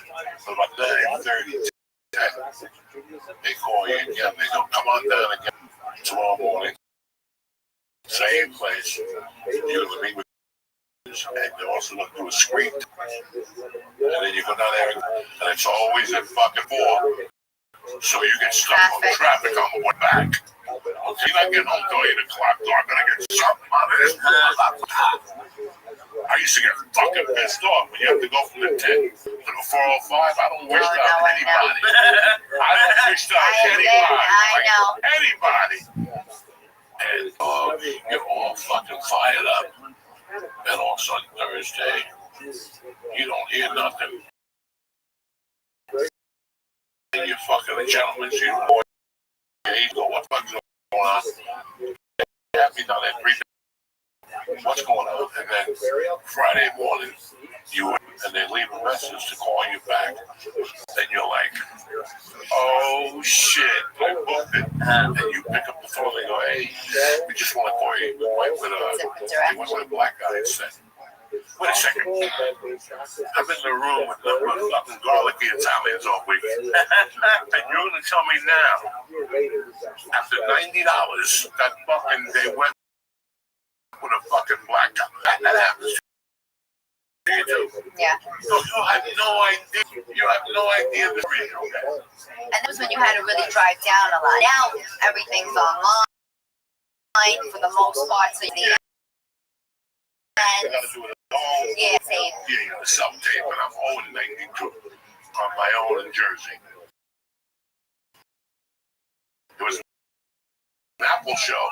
It was a good show, but I know I'm the fucking kiss of death. And here's the thing, right now, listen, I'm a semi-active comic. I'm looking at the comedy today in perspective type world at this level that you and Lee and everybody else is at right now. It's rough and rough, guys. And listen, it's rough at any level. When you guys are doing, I was doing triple runs.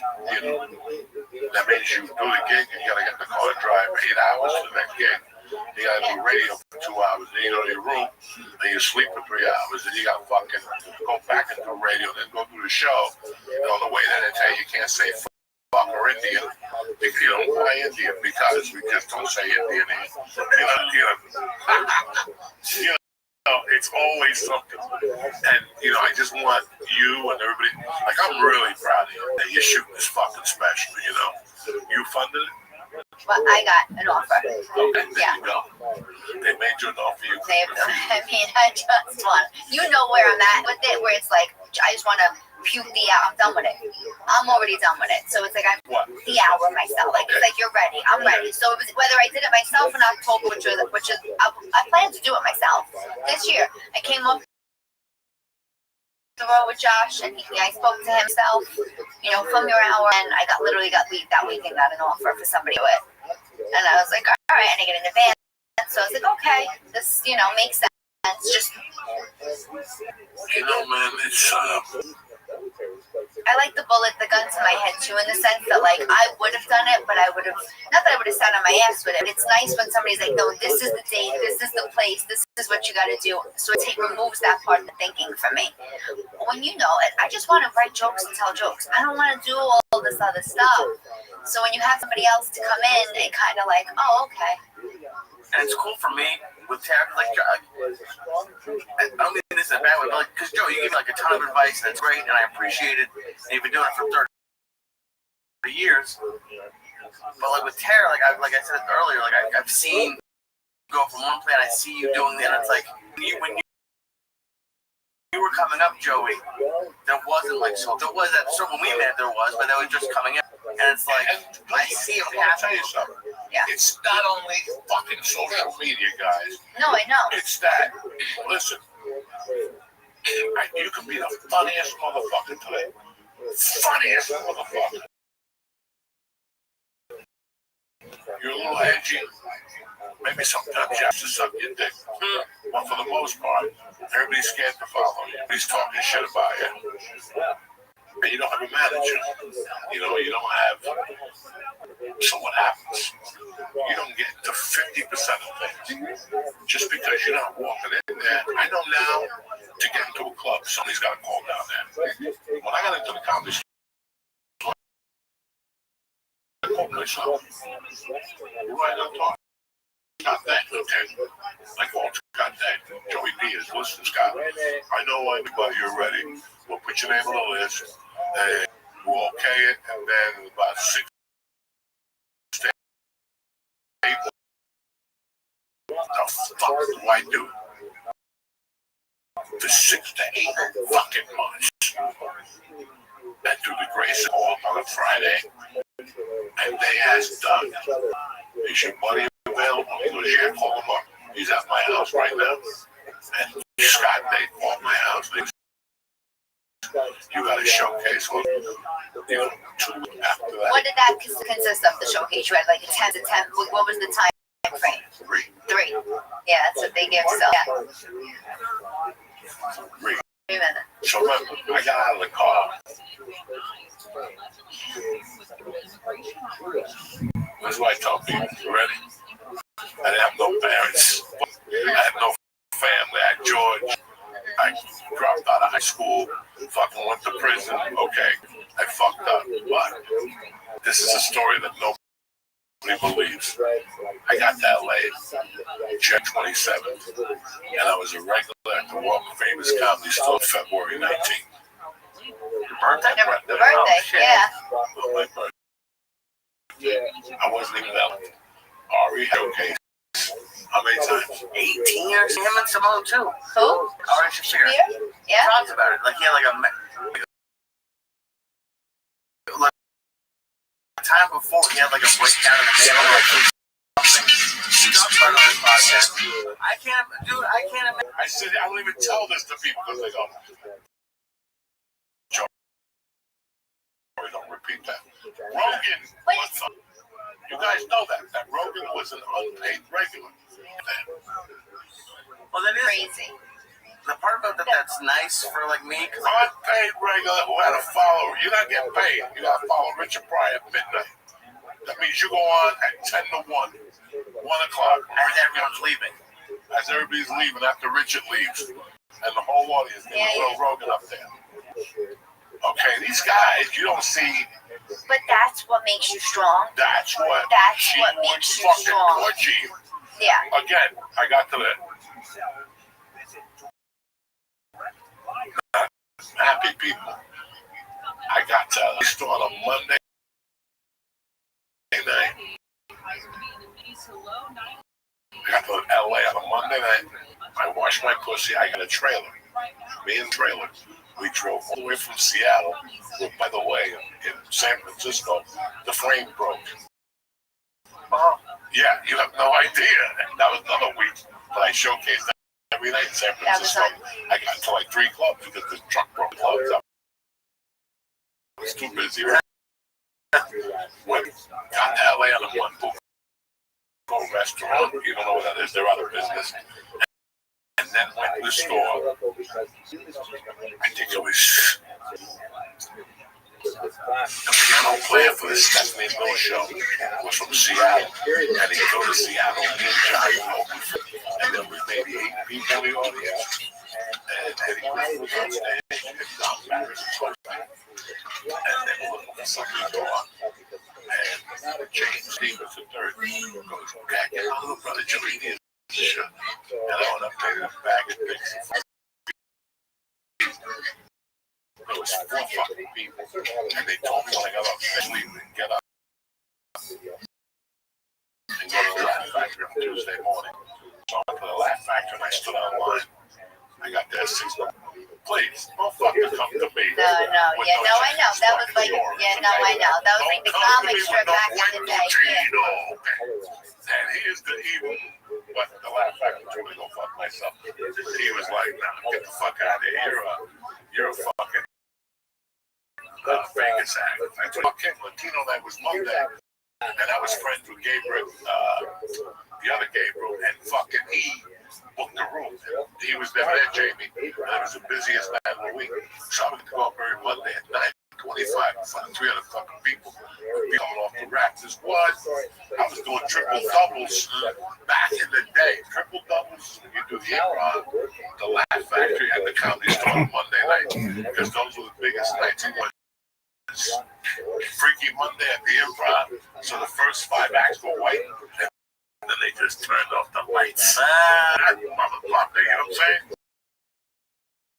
But it was everybody. What was the crazy every Monday?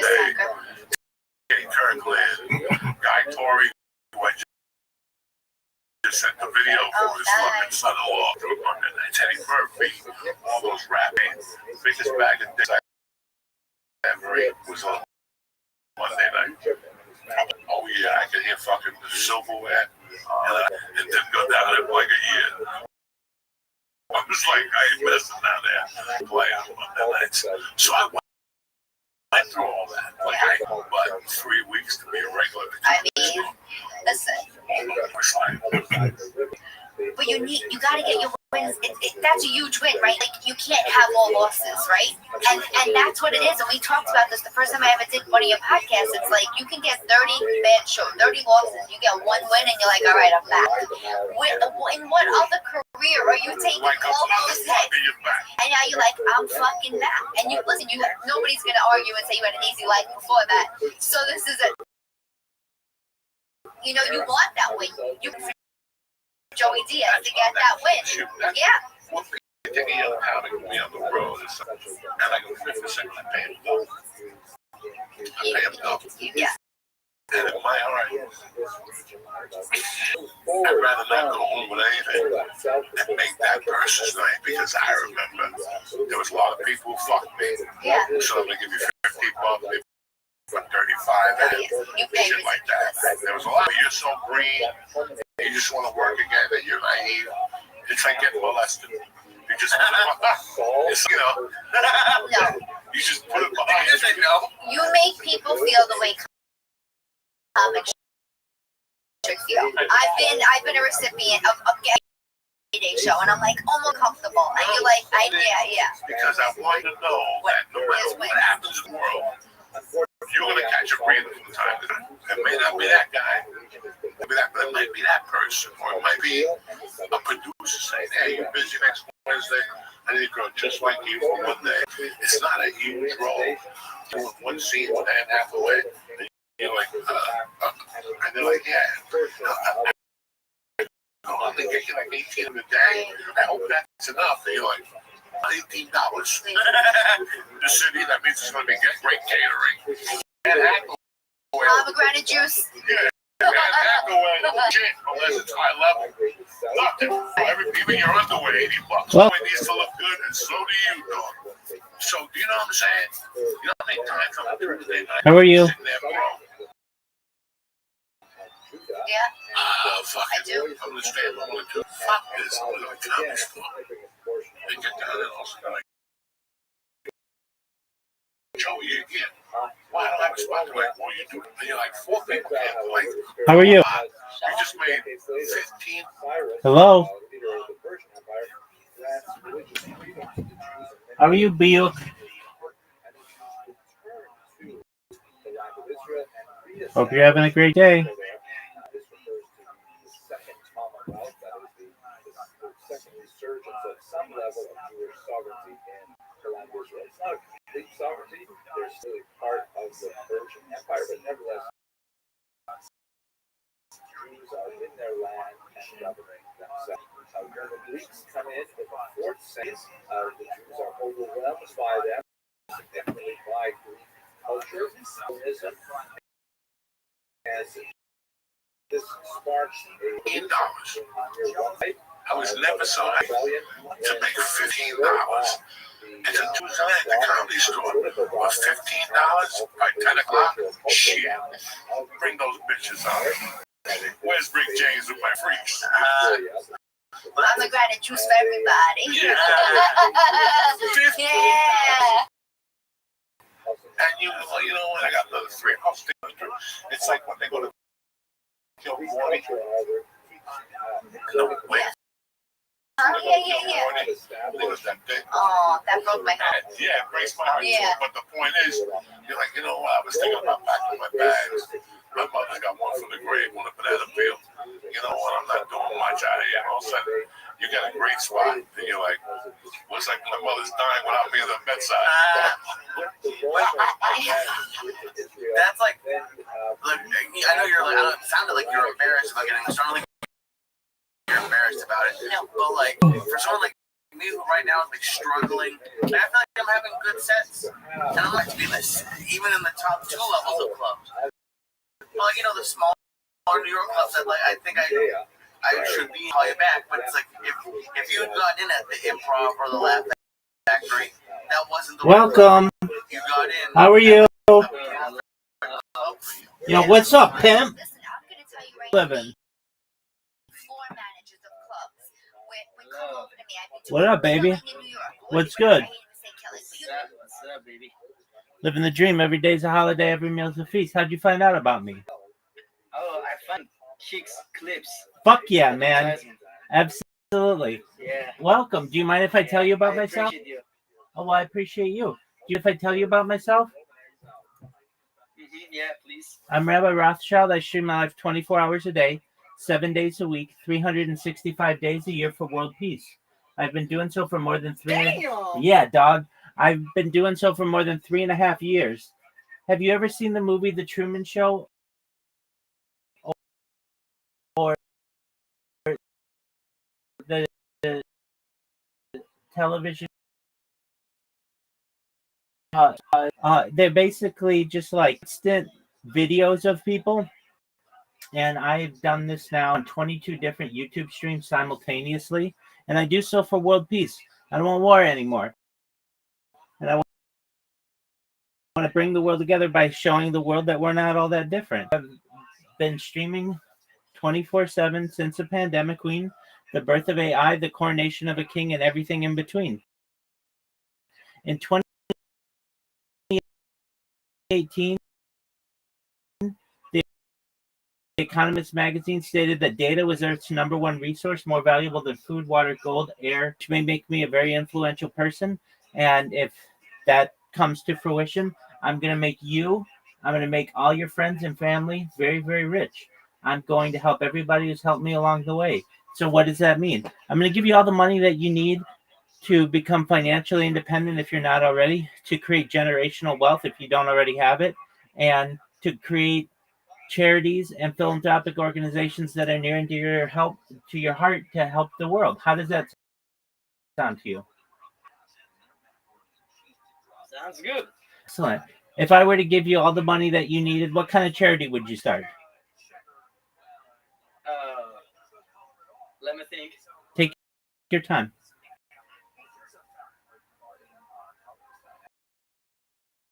I guess I will buy CSGO skins. Oh, what kind of charity would you start?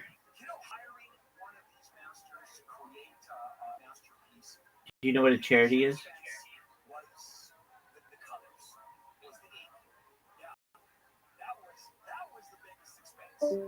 That's okay. No big deal. They found out about me from Kick. That's baller.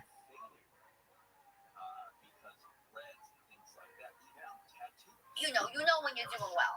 And they go, hey, this club records you. And when they record you and they send you your set, send it back to them and tell them they don't book you. And there was a moment where I was like, it doesn't make a difference what I do. I'm not getting booked.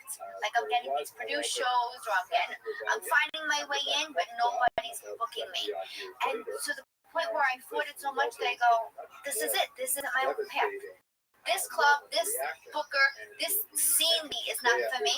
I'm not going to sit home, which I was for a while, sitting there feeling bad for myself. I'm going to go find where they're going to book me. And creating your own opportunity. I was producing my own shows. I was getting guys like Bobby Kelly and Rich Voss. And I was getting these guys come and do my shows because I was paying money. I was paying more than anybody else because I knew how to get people. I knew how to treat people. I was giving people dinner, and then I would get my own opportunity. Like, also, I had to stop fighting to get booked here. Then I got to go where. Welcome. How are you? For me, anyway. What's good, Emer? Hello. How you living, man? Living the dream, dog. Every day's a holiday. Every meal's a feast. How are things in your neck of the woods, my friend? I love you. I love you. I love you too, my friend. How'd you find out about me, Emer? What? How did you find out about me? My kick flip. I'm glad that you're here. Thank you. Absolutely. Do you mind?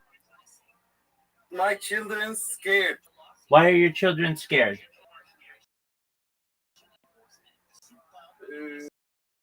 Because you. Okay.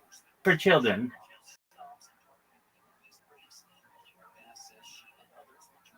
How's your day going? Yes.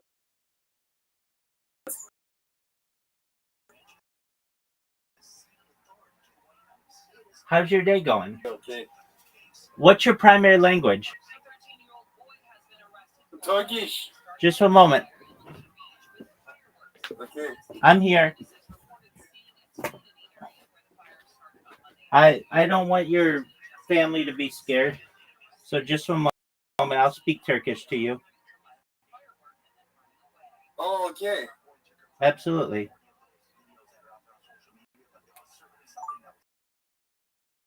Welcome to my disc. Welcome. I hope you and your family have. Welcome to my Lord. I'm glad that you're here. I hope you and your family have a wonderful day today.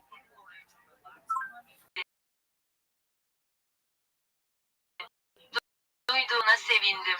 Umarım bugün senin ve aileni dilerim. Thank you. You're welcome, my friend. So, what streaming do you like to do? You're welcome. I stream my life 24 hours a day, 7 days a week, 365 days a year for world peace.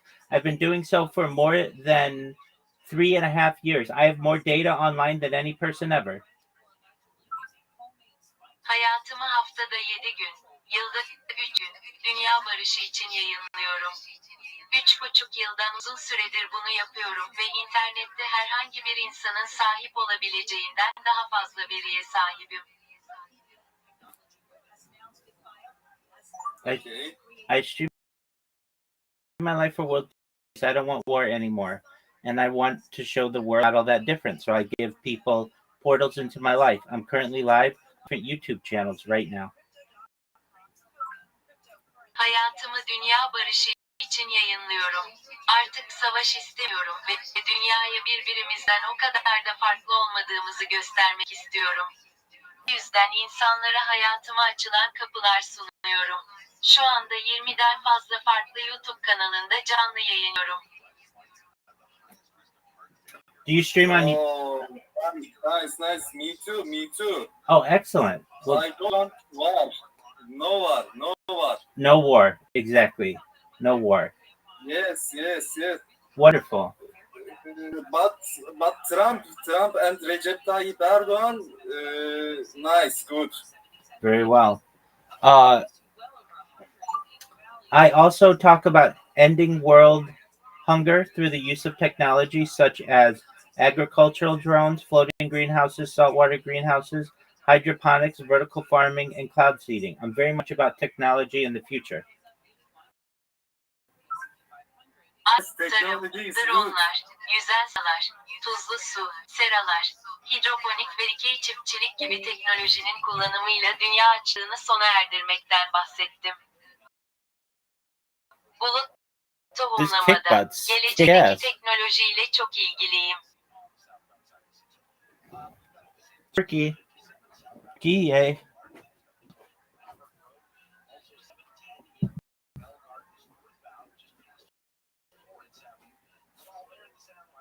What is this athleticism?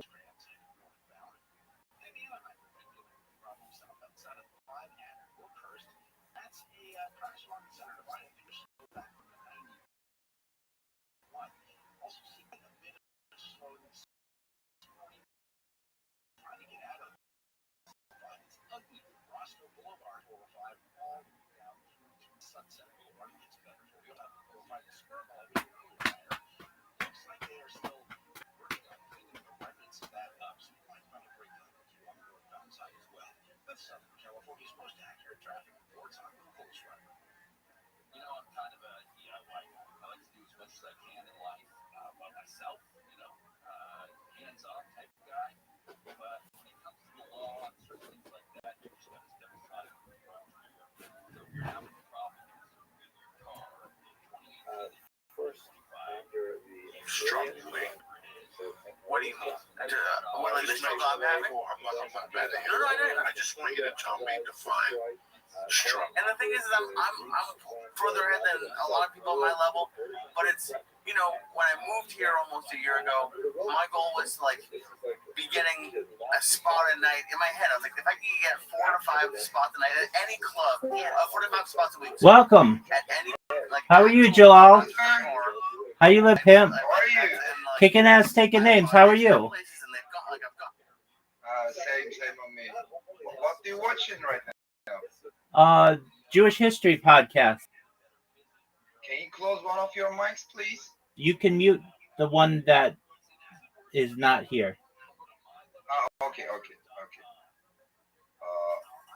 I saw the guy who is Buyuk.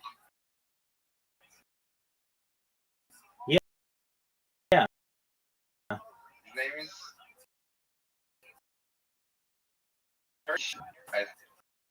I'm also.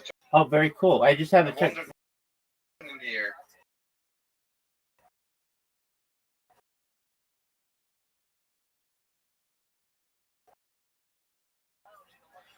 What do you mean? What happened in here? No, what happened? Bro, you already sent me too many inviting links to my Kick channel. Oh, excellent. You found out about me from Kick. Well, I'm glad that you're here. Yeah. Do you mind if I tell you about myself? Yeah. No. You can. I'm Rabbi Rothschild. I 365 days a year for world peace. I've been doing so since the pandemic.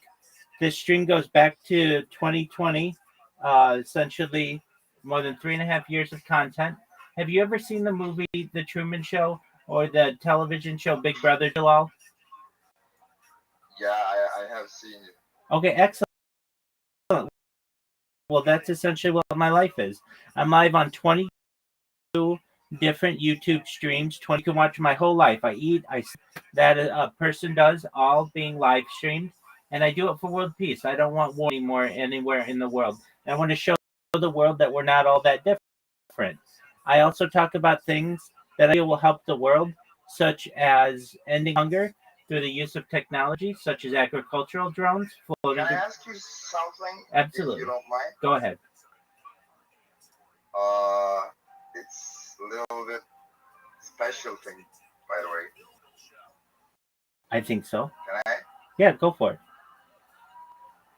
I didn't hear you. Yes, go ahead. Okay. Oh, when you live for 724, yes. How do you jerk off? Well, how do you sex it? Yeah, sure. You just go under the covers. Oh, really? Yeah. It's insane. Okay. That's okay. Yeah. So when you told me I'm live 24, yeah, I just wondered this for like a man. It's a bit special question. That's totally understandable. Yeah. So you don't know what I'm doing under the covers. I could be itching. I could be stretching. Who knows? But yeah, if I ever need to. Okay, it's perfect. That's right.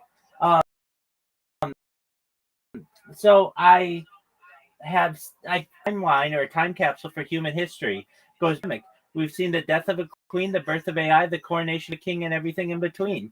In 2018, The Economist magazine stated that data was Earth's number one valuable than food, water, gold, air, everything. And that means that data is Earth's number one resource, and I have more data archived on the internet than any person ever, which may make me a very influential person. And what does that mean for you? It means that when I go viral, I'm going to help you, and I'm going to help every person who's helped me along the way. I'm going to make you very rich. I'm going to give you everything that you need to become financially independent if you're not already, to become to create generational wealth, and to start charities and philanthropic organizations. How does that sound, Jalal? Sounds great, but can I ask you, what's your wealth then? I'm financially independent. It's strange. It is strange. How then? How you gonna do that? Well, so data is Earth's number one resource than any person ever. I go viral. I've created a bot that basically promotes me on multiple platforms. More influential than Elon Musk or Mark Zuckerberg? I will be, yes. I have more data on people will watch my life future like it is the Epic of Gilgamesh or like a biblical story. It's the story of a human life. It'll be very exciting to people. And now I am a part of it. Now you're a part of it too. Absolutely. It would be like when somebody from the Epic of Gilgamesh or the Bible met somebody along the road, and we meet for, and you're like now a character. Yeah, I'm a sign out. That's correct. Okay, I did. Absolutely, you'll be. Thank you. You're welcome. You'll be studied for tens of thousands, if not millions, of years into the future. It will be great for me. Thank you. So much. 100%. It was a pleasure to meet you, bro. Hey, you go do what you need to do. Just more than anything, always here to help you. If you ever need anything, I'm here for you. I'm here to be a positive person in your life. I'm here to have an optimistic view of the world, and I'm here to give people hope. If there's anything I can ever do for you, Jalal, or your family, you let me know, okay? Thank you. Thank you for everything. Absolutely. See you later. Come back soon, my Take friend. care of you. Absolutely. Come back soon. Take care. Too. Bye-bye. Okay, I will be. Thank you. Bye-bye. Shout out to Jalal. Gotten good feedback. I've gotten spots, but then like someone else is struggle I'm having right now is getting like parasite, like at actual getting consistently booked is been harder than I thought it was gonna be. There's a lot of comedians. Listen, I'm not making excuses for anyone. I'll tell you what's going on. Right now, do anything. You got to go to social media. If you really think it's social media, the way you know, how can I make my social media different? What can I make my social media about? That I'm doing something different than anybody else. You know, right now, social media is what I see. I see people doing stand-up. I see some guys swinging kettlebells. Right? A ton of people swinging kettlebells. A ton of people doing stand-up. And a ton of people doing Right, Joe, Rabbi. and a ton of vitamins for sale. That's my, I don't know, whatever the fuck. And cats. And sometimes cats. Siamese love it. I know. I'm calling this Siamese. I know. And it's weird what I see, and I'll check with these comedians to see what they are, and it's all, listen, if I'm alone, like I can't tell you how bad that was on the 4th of July. I'll tell you afterward, at a particular club. Because there's reasons why I don't work in a club, and people will be one thing. And I felt like emailing them, you're such a fucking cunt. I'm a social media repairer because you're just looking like a butt. And if I'm on that schedule, you're making me, that means I'm begging on the 4th of July. Your thing that should be coming out of your fucking thing on the, hey, for lunch it was serving an American special, right?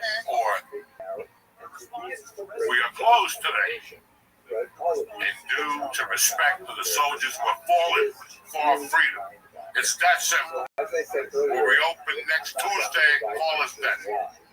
This motherfucker was, every time I looked at Instagram, a new comic up. He's pushing September, October, and August. Like, this guy can't even sell next weekend. I feel like calling him going, you're a bum. You're immoral. You know what I'm saying? Like, what the fuck are you doing? There are people who are just disaster in life, and that carries over to their social media. It's the 4th of July. Don't say a fucking word. Show you your pussy with an army hat on, and there's an old guy dying of a heart attack with a tongue condom on, or whatever the fuck you call those things. That's all that's going to sound on the 4th of July. Nothing else. Happy 4th of July. Oh, don't even say that. You always will see when people are reaching. I always tell when this motherfucker, he's been sitting there for 2 hours thinking about what he could do. Like today, a famous, I know this guy personally. He's a fucking junkie. Yeah. If this guy's just shooting heroin or eating ping pong tables or whatever, he ain't on to it. Pong tables. Whatever. Pills, I don't know. What the fuck they do? Today, some prayers for the people from Texas. Stop. I know you don't even go to Texas. Come on, man. I don't even go to Texas. Come on. Like, Comment that, just stop, all caps. no, like, stop. Yeah. Like, I look at that shit and go, stop. Don't even put nothing. You know, I hate when somebody dies and all of a sudden everybody's got a picture of the dude. Like, Jesus Christ. Is anything sacred? The dude just died. Here's me and him at a bowling tournament. Nobody cares, all right? Anyway. The guy's dead. He can't do nothing for you. What do you put the picture up anyway? He's dead. What the fuck is wrong with people? Watch. Just wait for somebody to die. Go on Instagram the next day. Everybody's got a picture. Oh, everybody does that, yeah. Oh my God. It's like, come on. Some, maybe the few close people do it to commemorate, the others do it to brag if it's somebody famous. That's how I look at it. You know, I don't know. That's how I always viewed it, like the show that they. Yeah. It's not like they were out like they're cute. It's like they caught them in line at a Yeah, Starbucks. yeah. The person has no idea who they Yeah. When I met so and so briefly. Listen, it's a comedy show. And you're part of the church family. And you want to come. Nothing bothers me more than a comedy show. Comedy was fucking that. Because guess what? I'm getting a picture today. Oh, yeah. Because guess what? You're going to put that picture on Facebook. Well, come here, let me tell you something. You still suck.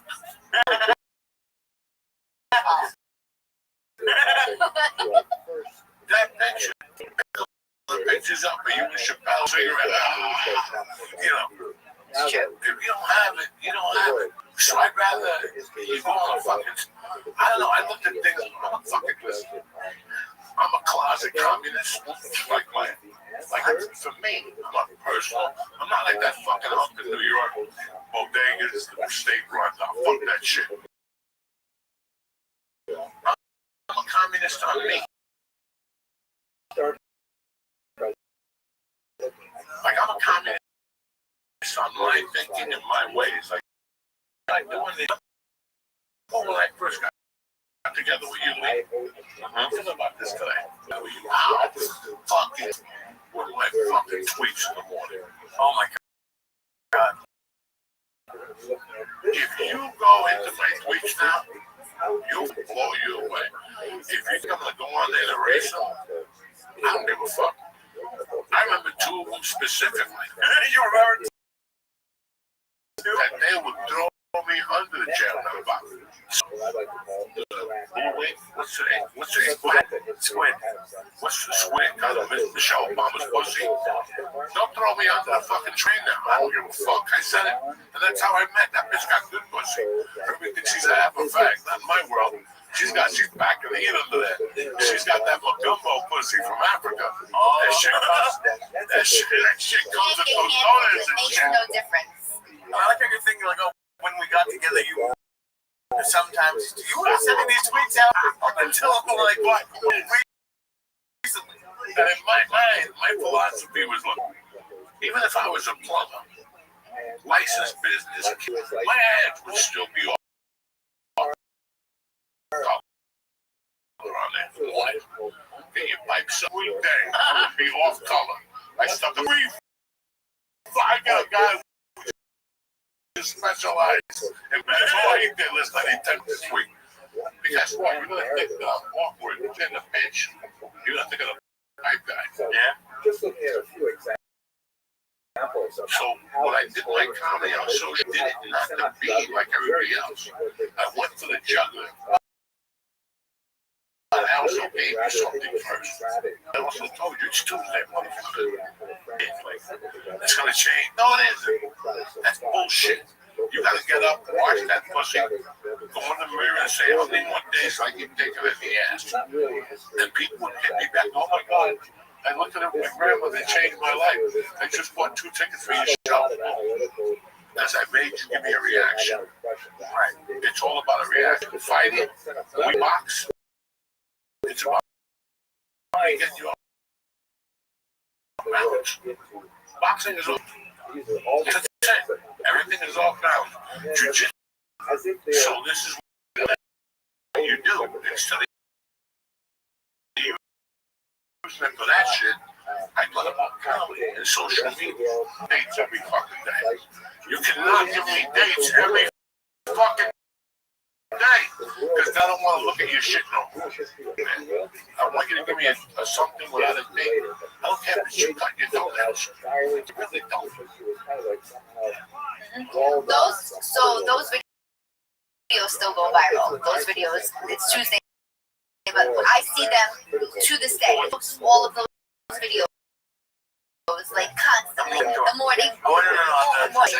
But I will say this as the best advice I ever got in comedy is to lead, because it came from Joey and Josh and Colin Quinn, the 3 people that leaned into me the most with this.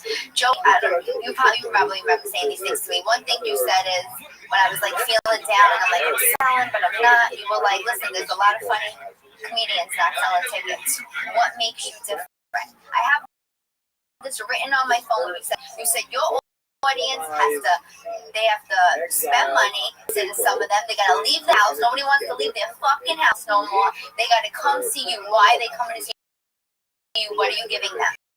And then I think that Hakatua girl got famous for being specific, and she was showcasing me. See this girl, she's showing herself. You gotta tell people who the fuck you are. Yeah. You said, look, I'm social media. Fuck. Maybe you look at it. You look at it. And you said you gotta tell people who you are. So I started calling anything he said. I did saying it's Joey telling me. Same with Colin Quinn. They gave me the same advice Joey's saying right now on this podcast. Josh and Colin Quinn said to me, the more specific you are, this was the best thing I ever heard. Because I didn't believe it. I thought the opposite. The more specific you are, the more universal you're going to be. What makes you different? And I got popular because by accident. Because I got online, I got nostalgic one day and said, these are words or phrases I heard growing up on my New York Italian neighborhood. And I said, Mamadel, School of Boss, Dunad, it was so stupid, the video, to me in my mind. I could take that video down. It was so dumb. Then we take it down, hundreds of thousands of views. People were buying tickets to shows. The show was going, oh my God, you did jokes. I said, what do you think you were coming to see? They said, oh, we thought you words. You bought tickets, spent money, no 2 words you already know. But guess what? They were relating to me. It was something different. I reminded them of home. I reminded them of people. That's what made me different. But at the time, I go, oh my God, I had like this ego, like I was too good of a comic to just do these videos.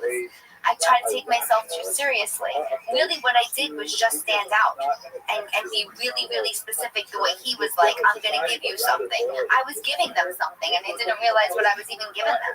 See, that's like the struggle that I'm having is I don't know what I have to give them that's like unique. I look at social media, I'm like, okay, this is an idea. I look, 18,000 people are doing it. What's going to work for this person? Not going to work for. I thought shit at the water sea was 6. Joey called me once, stop interviewing people on the street. I go, I don't know. Joe, I'm trying to do different fucking things. He called me, goes, what do you do? Interview anybody, tell people who you are. But I hated those words and phrases, so I words and phrases. He called me up, stop interviewing people on the street. Joey is like halfway yelling at you already? Yeah, listen. Joey calls, I listen, right? You're gonna listen. He's not saying it. He does not benefit personally from it. He's giving you his experience. So that's what I said. I throw shit at the wall to see what sticks. I went all the way to LA to get booked. Yeah. Listen, part of my growth as a comic is giving the younger comics growth. Just little things. You can't give somebody tomorrow. Like, well, I'll leave you. You better sign that. Okay, a lot of comics have done that. I've gotten their opening acts with friends signed because of the threat. You should. They gotta get a special. Blah blah blah. I'll tell you those names the way the truth. A lot of people have made it. You know what? Won't that last 30 days? They'll keep you. You'll be with CA. Or UTA, they'll keep you for 20 years. I mean, they'll return your call. Hey, you called last March. I was thinking about it. I had a role for you in the movie, but I couldn't get a hold of it. Yeah. Since last March. I mean, it's crazy. So, all that shit, that's a pipe dream for a lot of young comics because I believed it. I was mad at a friend of mine 20 years ago over Recon because he told me so to get me signed with his. There was a really good booking agency out of that small town in Northern California. You get out of one of the best booking agencies in the world with Ojai. They were mixed in some way with the Eagles. When I first got to LA, you signed with that Tony division. You were good to and they only had like maybe 8 comedians. Maybe Wendy Lee was one of them. I forget.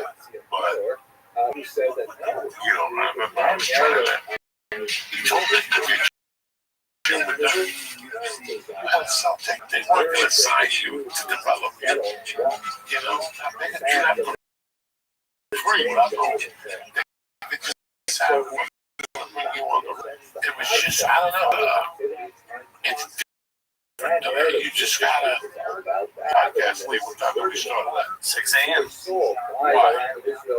Because we wanted to get to them first. I wanted to get to you first. So we're coming at you live then. We didn't really know, but the heart was still there. How much were we making back then a month? Not much. $100. Yeah, I remember the first ball. 6 a.m. was the first one. Got up at 6 a.m. just for fucking less than a week. Here we were. Getting up for $200 a month. You want to come at me again with your bullshit? That's why whenever agents now want to sign you, they want to take a piece of your podcast. You could. You got to get up for fucking 2 years at 6 in the morning since I don't do a podcast. Just come over, rub my feet, and make me fresh squeezed orange juice. We'll leave it at that. Because that's exactly what me and Lee did. 2 fucking days a week, 5:45. Almost got abducted. Yeah. Fucking whatever in Hollywood. This was real, dog. You hit a guy with your car door. Yeah, hit a guy with my car door. Fucking around. Real. They was making money. This was and that's why we're here. How many years later? They'll be 14. Man, how many people started the podcast 10 years ago? I'm going to go in there and make a ton of money. In 6 months, I'll be quick, man. There's no money in it. We didn't get up at 6 in the morning. For a fucking year. And smoke dope at 6 in the morning. I mean, we were found it, Nick. We were lighting that fucking apartment on fire. We were walking out there ready to die. I was looking at 8 in the morning like, how am I going to do this? I'm going to get this mic on going, I am fucked up. What year was this? We started in 2011. I was still working. I knew you wanted to get at people first. The idea was to do it at 6 in the morning, but we also started at 6 in the morning because I was working from 7 p.m. to 5 on TV shows. So I'd go from there to Joey's house, and then I would get so fucked up that I was going to Jack in the Box in the morning, ordering. Everyone else is getting a coffee and an egg sandwich. I have 4 burgers. I'd go and pass the fuck out. One time a cop hit me. I forgot about that. One time, we went to the podcast is out at 8 in the morning. I was driving home high, scared as fuck. A cop hit me with his side mirror, and it was his fault. He was like, pull over, it's my and I was paranoid as fuck. And luckily, nothing happened. That was, Jesus Christ, that was a crazy fucking time. The homeless people would break into offices. Like my favorite, you were talking about the tweets that you had. My favorite from that time were every week, no matter what, Lindsay Lohan was going to be there. It was amazing. It was a comedy show. Yeah, I know. All your comedy shows. Comedy show back then. 8 o'clock, praying for buy tickets right now. Lindsay Lohan, cocaine, the guitarist, marijuana, edibles, and look, every show gets people color. Where's Lindsay Lohan? I would just look him in the face like, you could not be this fucking stupid. But I got a reaction. That told me about reactions. You know, that was a education. That's all education at once. I didn't even know it. I'm learning how to sell tickets, learning how to put a podcast together, still doing stand-up, learning from comedy 20 years like I call it. And the first week when I had line, it was comedy store. It was 40 minutes of fucking, you can't do that to people in Columbus, Ohio. No. Why? Lee. They're nice people. They come home after the comedy shows. They put on like Jet Jingle and they watch some guy play the guitar on Sundays. No. I went out there like a fucking savage. I could see it in their face. I could see it in their face the first time I went to Columbus. I didn't tour. I only went on the road with Rothschild, right, for 15, 20 minutes. And then he would go. And I could do whatever and say whatever fuck I wanted to say. So I headline like that. I was like, ooh. They ain't gonna like me. That would bring me back for 18 months.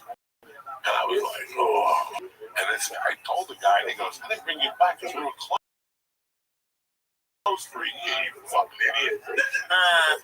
We redid the club, not because I don't like you. He goes, no, you did great. He goes, you didn't bomb. You were fuck wild. Yeah. Fuck wild.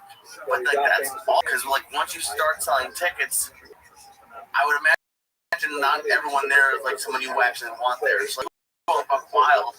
The people who liked you probably fucking and then like they'll definitely come back because you're selling tickets, but it's like you don't want people there who think Lindsay Lohan's gonna be there or you're doing Adam Sandler stuff. No. At the end of the day, if you make them show up to that fucking show, you better deliver the fucking goods, okay? And you know me before show. You know the type of if you know what fuck that show, fuck about the paycheck, I don't give a fuck about nothing. I give a fuck about rocking that world. And in those days, when you first touch that pressure, because Friday night now, it's not a joke anymore. They sell bagels up there. They're at a real fucking facility now. And all eyes aren't watching you, but they are watching you. And you know what? That show, the first show, they see 240, you better leave blood. Yeah, you feel that pressure. Once people started buying a different weight on my shoulders, I'm like, I had, you in my ear, like, these people paid money. This is like, oh my God, they're not coming to see me by accident. I don't got to be funny by chance. I got to be funny because they're coming to see me. They're coming to see you. And they're the same people that want to see you 10 years from now. We want to see you in that little room. Look at you now. You're opening up. Beyonce. And you do something not a lot of common. Joey has one, but like you have a residency too. What's that like? I did that because that was again advice from Josh because it was like he goes, where are you gonna get? You're gonna get 4 hours a month. That's gonna be close to 50 hours, 40, close to 50 hours a year. Where are you getting that stage time? You're getting that because you gotta come back undeniable from that. I don't care where it is. I don't care how many people are going to see you. You still got to get up on 4 hours a month and do it. I did it in Niagara Falls. I did it. Yeah. I did there, and it was great because the jokes that I knew I had to work for the special, and I had 15 minutes after I gave it, start developing what I think my voice is now. That helped so much. I mean, there were nights where I was like, I don't want to be in the same place. I don't want to do these jokes in the same place because then I'm like, I'm doing these jokes sometimes in the same place. It's like you get in your own head. But he was right. It made me better. There were moments you grow all the time. Joey just said he still. Gets moments where he learns. I just learned. So to me, it's like. If I took anybody and said, you're not, you can. I'm sorry. Every Wednesday, walk on my stage and do 30. You're a professional. You call yourself professional. I'm gonna have 10 minutes to show you. I want to see you wash it up in there. I'm gonna give you 80% of everyone. You can still go on the road there. Do you have any idea what that does to you? Welcome. How you living, pimp? I'm good. I was just seeing if you're really longest streamer. And... Oh, 100%. Do you mind if I tell you about myself? Yeah, I've heard about you through other people, but feel free. Excellent. How'd you find out about me? somebody in Aiden's planet. Oh, very cool. I stream my life 24 hours a day, 7 days a week, and 65 days a year for world people. I've been doing so since the pandemic, more than 3.5 years. I essentially am live on 22 different YouTube streams simultaneously at any given time. And I do so to show the world that we're not all that different. How's that sound? That's fire. Where can I tune in? Oh, if you look in the left corner where it says 24/7 YouTube stream link, do you see that? I got it. Yeah, just plug that link in right now, and you'll see all my streams, and you'll shit yourself. Oh my gosh. Look at how many of them are live. They're all just a different angle. View of you. Exactly. And I have redundant streams. In case any of them get taken down or any of them crashes or whatever, I have backups. That's fire, right? I appreciate your commitment. Absolutely, my friend. 24/7. 100%. Have you ever seen the movie? I have a ceiling cam. Said, have I seen what? Have you seen the movie The Truman Show or the television show Big Brother? I've said it, yeah. Excellent. Well, as you know, they essentially have those people on camera 24 hours a day, and that's the same with me. As far north as Santa Barbara, as far south as San Diego, as far west as the Pacific Ocean Mountains, I've streamed in Beverly Hills, downtown Los Angeles, Disneyland, basically everywhere in Southern California. And so I do IRL streaming in addition to desktop, so desktop is much easier. But yeah, I'm always live, always available to you. If you ever need anything, I'm here to be a positive individual in your life. I'm here to give you an optimistic view on the world and to just give people hope. If you ever need anything from me, just know I'm help you, okay? For sure, bet. I appreciate that. Absolutely. Just, what do you do with other live streams when you're IRL? Well, do you have a bunch of angles IRL streaming, or? Yeah, it's more difficult for me to do because I'm just a single individual. So I have like, when I've done it, I've had like 4 different streams. So phone mounts, I'll have like sometimes a chest mount and like a GoPro.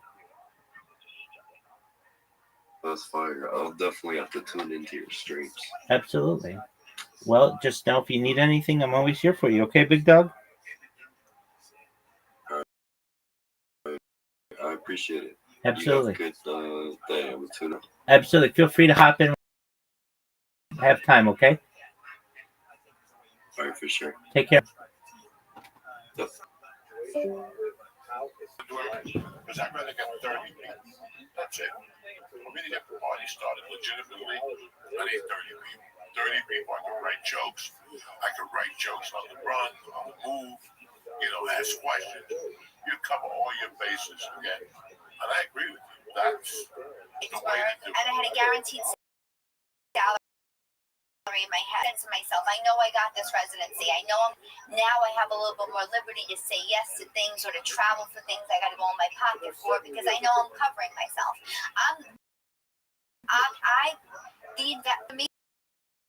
Still, there's no ego. I'm still investing in myself constantly.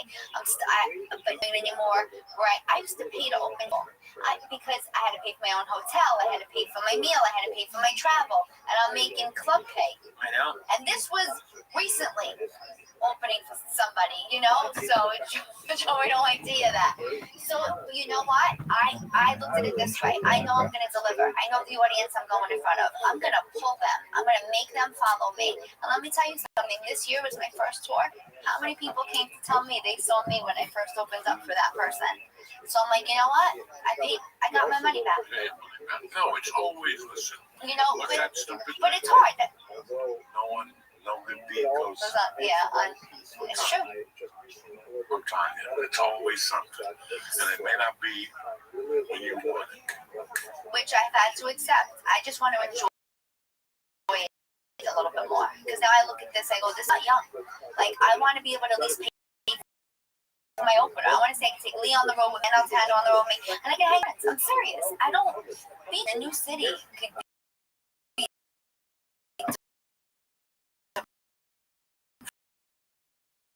depressing as it weighs on nervous. I just want to stay in the room and work on my. I'm not gonna do that anymore. I want to go get lunch with my friends. I just want to make enough so I can support my friends and make enough money to get myself to the level. Like, that's all of it. It's not about making so much money. It's about like enjoying it. Because my ass is old. Where's your next residency? Same place?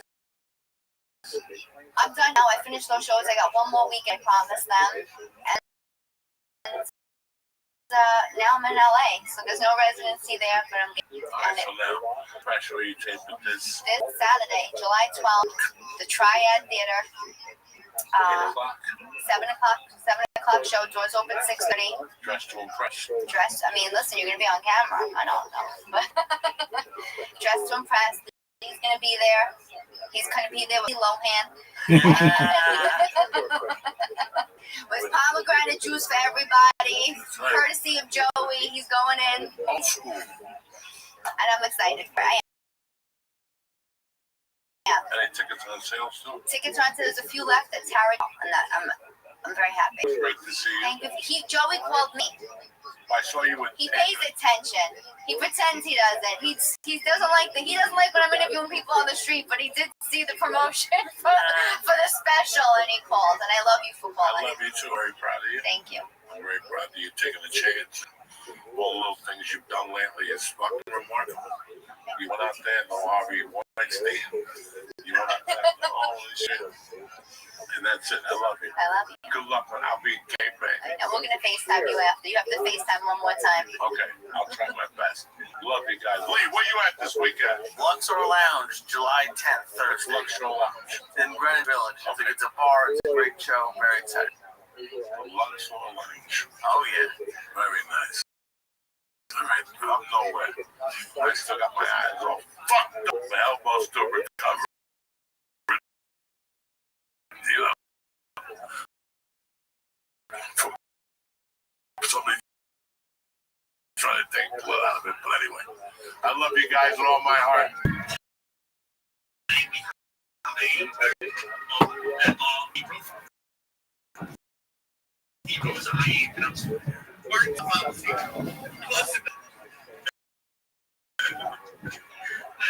Obviously, the big discussion to whether or not the new money was out. So, you want to give us a bit of, just a quick introduction to how you came so fast, how you came to the conclusion that the new money is out. Well, it wasn't my intention to be the spokesperson for this particular government fraud. It worked out that way. My father was in the Air Force, and so I grew up around Air Force bases and aviation weaponry. And during the alleged first moon landing, I was 4 years old, asleep in bed. It was past my bedtime. And my father was an officer in the Air Force, and he got a commemorative package. 9x12 color prints, and he gave them to me a cherished present, and I had them on my bedroom wall from the age of 4 to 14, assuming they were real. And then when I was 14 years old, I was in casing and worked program on site for 6 years. And his job was to edit the grammar. He wasn't an English speaker primarily, and to polish up his communications from him to the Pentagon, and then potentially polish up the Pentagon grammar as well. Generals were as formally educated in English as more. So during the course of this job, which had a very high security clearances, he read a memo from Von Braun to the Pentagon warning them that the odds of going to the moon successfully with 1969 equipment, which had never been used before, was like 0.001%, meaning there was a 99.99% chance that they were going to kill the crew if they attempted to go to the moon. In fact, no aviation endeavor has ever worked on the first occasion. There's a new aircraft that rolled out. They got 747 was developed with 10 years better technology than Apollo. After millions of aircraft built for 70 years, and it still took 160 attempts to get that fuselage off the ground. Even the Wright brothers motorized ground the first time.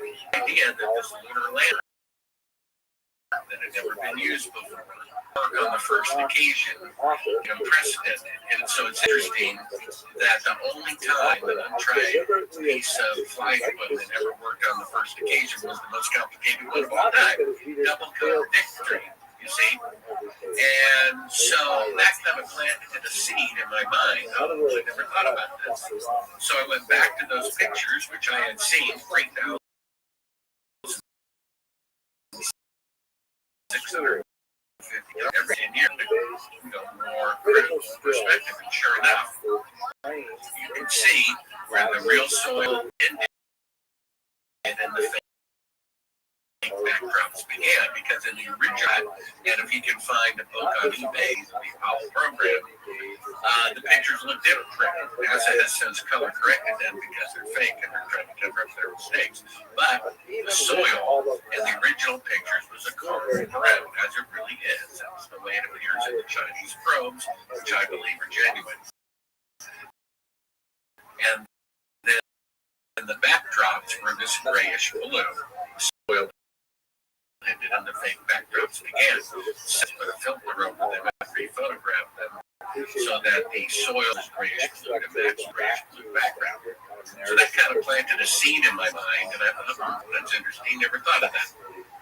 Another 10 years forward, I'm 24, I'm now a professional filmmaker. So my job as a filmmaker is to make fake scenes look real.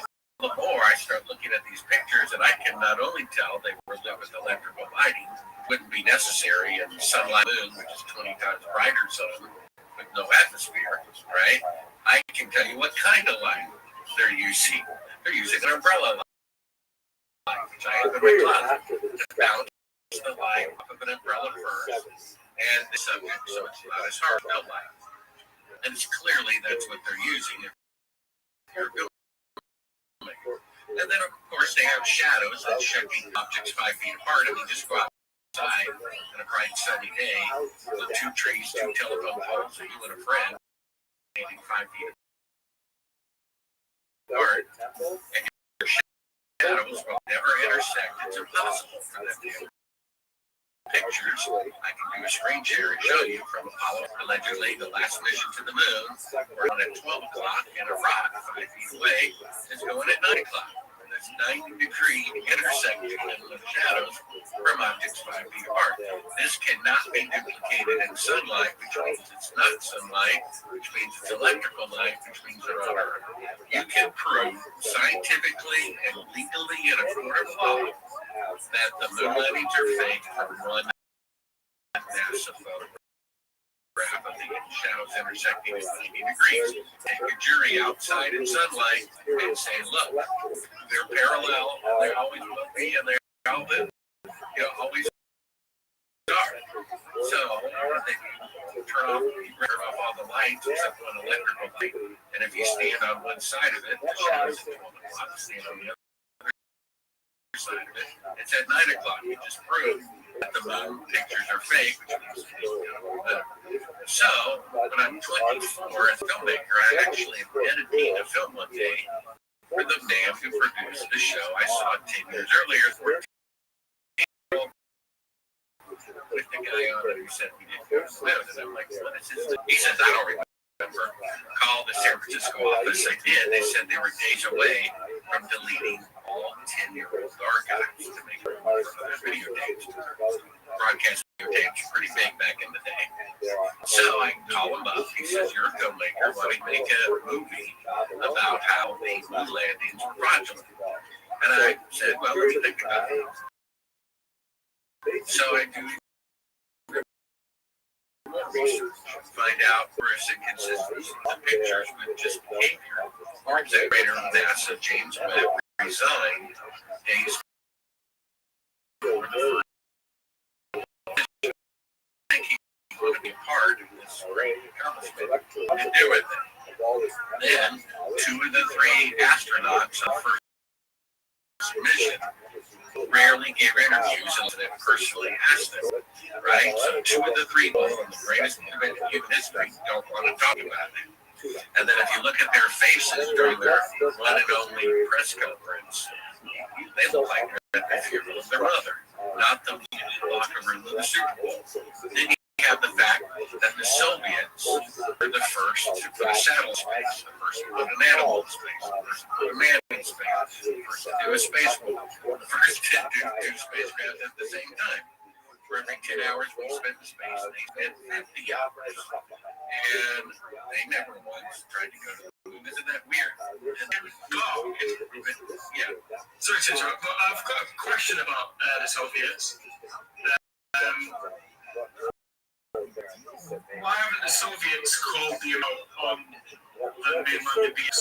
Well, because they're blackmailing. I mean, it's not a coincidence that during the Nixon administration's Apollo program, that Nixon one week said Russia's our greatest enemy, them in China, and the very next week he agrees to sell them billions of dollars worth of grain below cost. And then look at China. China, he said, was the biggest enemy. And then during the Apollo program, he goes over there and kisses their butt and opens trade relations with them. They're blackmailing him. I personally know someone who works in command center at the Chinese Space Agency, which just put probes on the moon. He told me, face to face, everyone in China Space Agency knows the missions are fake.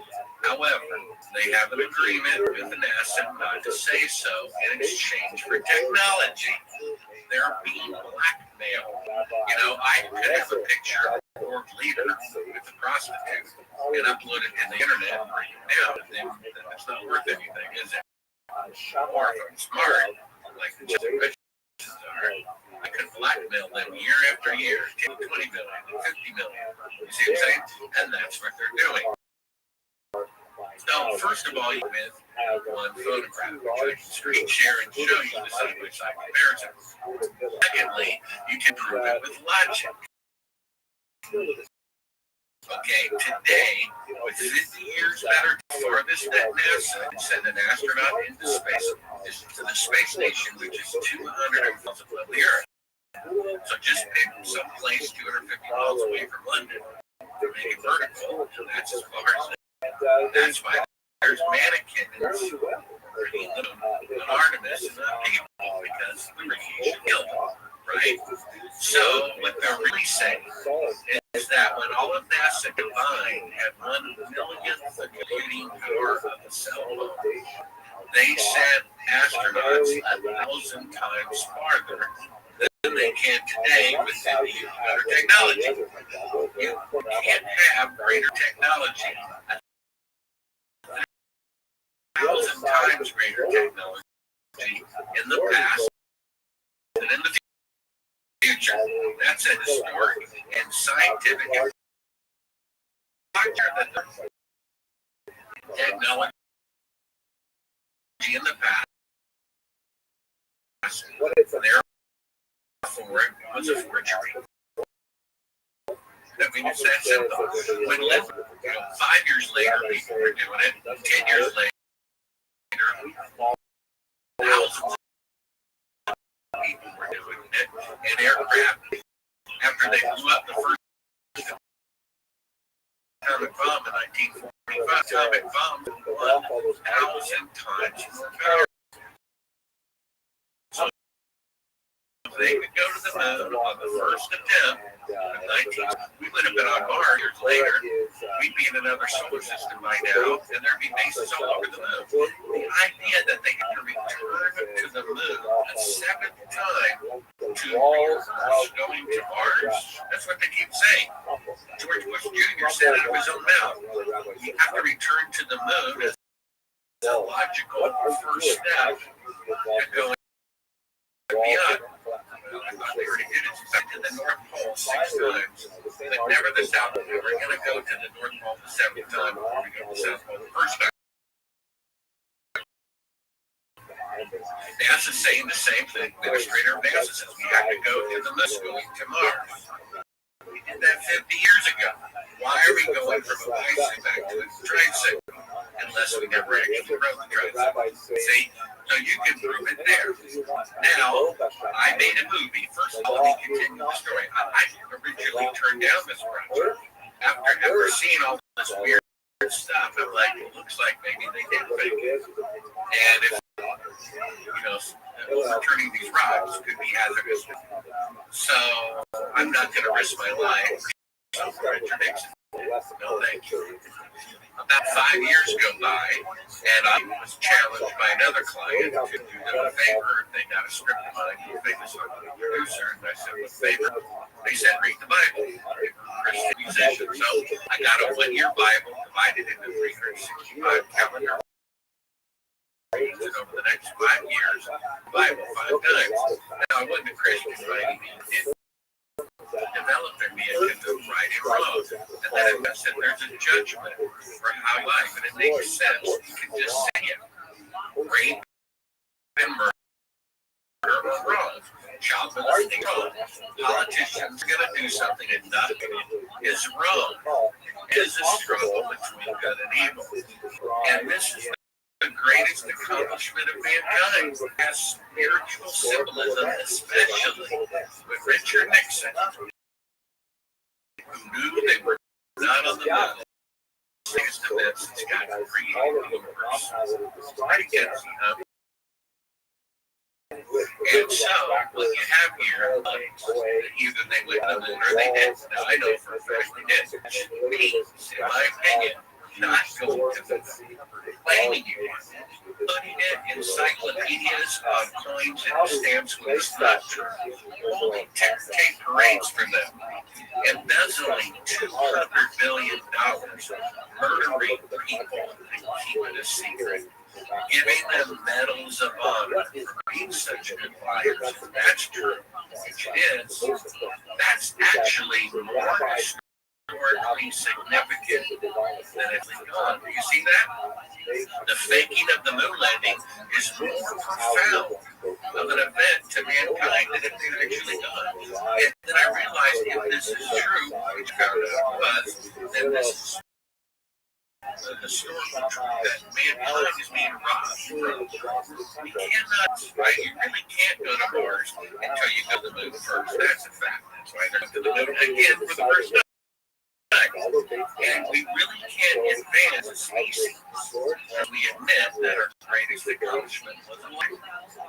George Orwell said, whoever controls the past, letting to real, and they certainly were, controls the future, which means the criminals and their entities and their offspring who are running the government, unless they admit that the missions were fake, they will remain corrupt for all time. It's extremely important historically for the truth about the moon landing project to come out. It's not a theory. It's a fact that they faked it. Shadows can't intersect the light. You can't have 1,000 times travel technology 50 years ago than today. After I decided to make the movie, I changed my mind. I called up Bill Gates and I said, I mean a millionaire builds rockets for NASA. Who knows the moon is $1 million for these movies, proving it because he thinks it is more than they did it. And they're either going to have to kill people. Naively think the moon on the first attempt was 1960. Decades later, Elon Musk tried to land a rocket vertically claim they did 6 times on the moon. 6 computers surrounding that rocket. Each computer was 100 million times more powerful than the lunar lander, and he had 6 of them. The first time he tried to land that rocket vertically, all that extra computing power, it blew up. The second time he tried to land vertically, the third time he tried to land vertically, it blew up. The fourth, it blew up. The fifth time he was able to do it. So how can they do it with the computing universe? No, we start producing a 7-year film called The Way to the Moon, which you can see for free at Supreme. This is in Sam, I as in Marty, Subrel.com. And I have 16 links for my new book, which just came out great, about my inventiveness, which also reveals a deathbed confession of an eyewitness who was there when they were thinking of the moon landing. So the book is interactive. I read it in audio, or it's Kindle in print. The chapter now stopped. Video, read a chapter, video link 2 and supplement. Go to Subrel.com, click on Moonman Video Links, top left corner, click on link 2, the Another Way to the Moon. And you will see footage we uncovered, classified footage of outtakes from a special effects shot of the first mission to the moon. At the beginning of the reel, show the public. I asked for unedited footage, but except this or for an hour, they are using a 1-foot model, a Lear, pretending it's floating in space. The camera's at the window, looking back at that pathway to the moon. It's dated to, there's a third track of audio of the CIA telling them how to fake a 4-second radio delay. Because they never left Earth orbit. If I said hello, they would say hello back immediately and quick. But they're supposed to be 30,000 miles away. No, they estimated 2 seconds back, we have the audio of the CIA only this week after 4 seconds go by. It's clear as crystal on the tape. And so we have third shadows intersecting, which proves it. We can't have greater technology in the past, which proves it. And now we uncovered classified footage of fake cryptography. I showed it to the news director at NBC News where I worked. He collapsed in his chair, put his hand over his mouth and said, "Oh my gosh, this absolutely proves that Earth orbit never went to the moon." I said, "Yeah, what we do? Broadcast this causes civil war. I will not go down in history as the man who caused the next civil war," which he showed the public how corrupt the federal government is. They will be so mad. Federal government. I don't think you realize that. I showed the same footage you can see for free. It's around people who previously thought the moon was real, that it's fake. And I showed the neuter at NBC discovered it later. They said this could go to the moon. We're going to broadcast this nationwide breaking news. They flew me to New York City. They put me up in the World Conference Hotel. They gave me thousands of dollars for the exclusive rights to broadcast this footage of my interview. They got a call from the federal government. Do it. And they backed down. I hate to say it, gentlemen, but the PD did the same thing. You saw the footage. They said this proves it didn't go to the moon. We're going to broadcast. Grab people, prove the moon landings were fake. 3 days before, and they pulled the plug. Then it gets better. Film comes out as I'm editing my clips and the backstory. Now, there are things in the book, the movie, including the murder of Apollo astronauts. And this isn't my opinion. This is the opinion of the dead astronauts. Okay, who I interviewed for hours. The man who was scheduled. The first man on the moon was murdered by the CIA because he wouldn't cooperate. Not my opinion. It's the opinion of the dead man's widow, and it's the opinion of the dead man's son, who's a 747 pilot, who I interviewed for 7 hours. They asked me not to put it in the film, but I could put it in my book. Their husband, Betty, told me on January 26, 1967, came home from work at NASA, said, for some strange reason, the CIA is all over the launch pad. I wonder why. The next day, the guy's dead.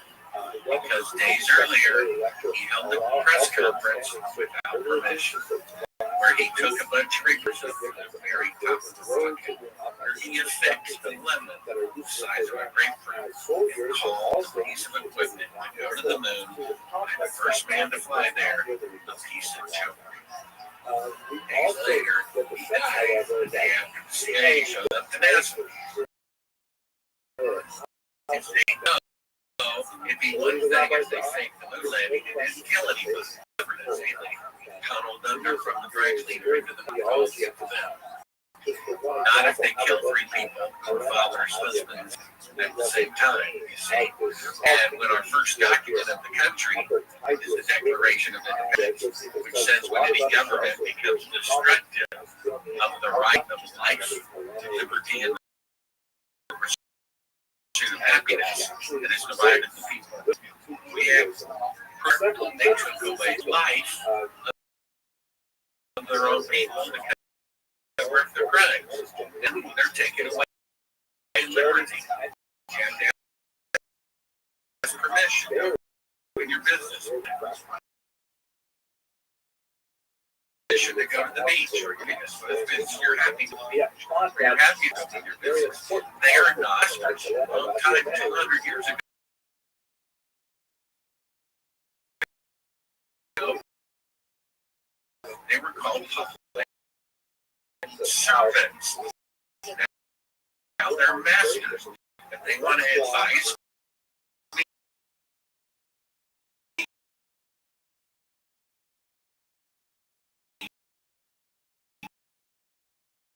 against the risk, that's okay. I'll take care if 4 out of 5 people are dropping down. It's still the decision of the owner of the business whether or not to open their business, take that risk.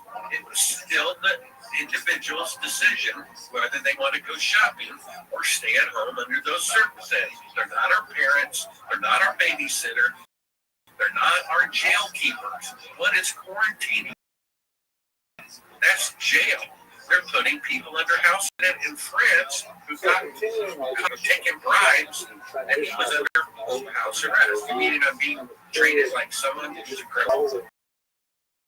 For what? Because there might be a danger going outside. I did a statistical study. Even if the bookie germ is true, you have a greater chance of dying in a car crash on the way to work than you do from catching a fatal virus. So I guess we need to make all cars illegal. We need to just ban cars. No one can ever drive ever again for the right? So government is beyond corrupt. So as I'm editing this book, I put in touch with the gentleman by the name of Cyrus Eugene Akers.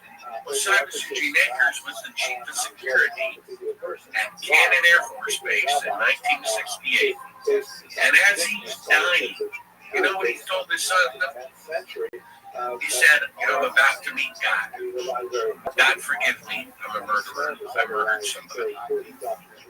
He said he murdered a co-worker because he and the co-worker had witnessed a government secret. And his friend said he was going to help the world because he thought what they were doing was really wrong. And the reason why he killed this person was to cover up the moon landing fraud, which was filmed at Cannon Air Force Base in 1st, 2nd, and 3rd of 1968. He stood beside President Johnson the first day of filming, just couldn't help but want to take a look at it. And sure enough, according to Johnson's schedule, he was on holiday 1 hour flight away.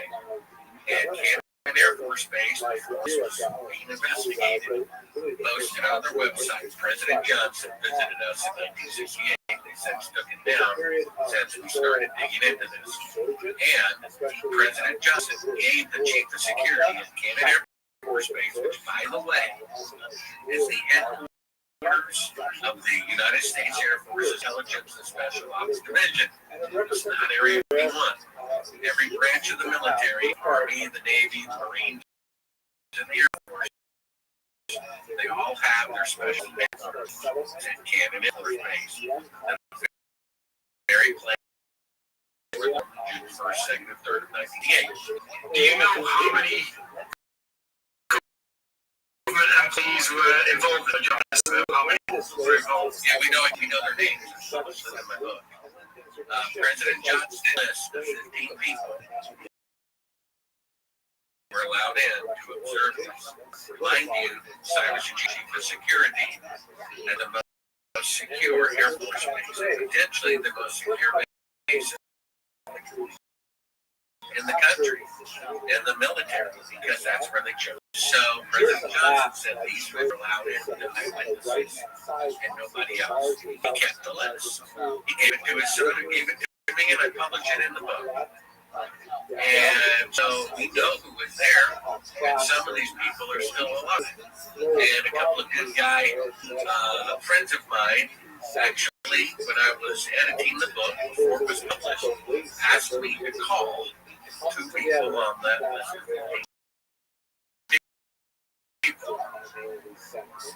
And I reluctant to do that. It seemed like it would be different after my book was published, but to do it before, they said.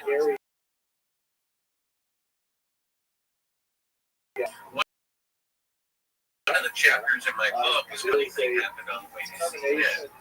Because when I found that I've never told them classified footage of fake photography, my phones were disconnected, my cars were tampered with, I was followed from church in the middle of my way to CNN to get the reporter there. I was really surrounded by government agents in the back alley of CNN confiscated the tape, gave me truth serum to the point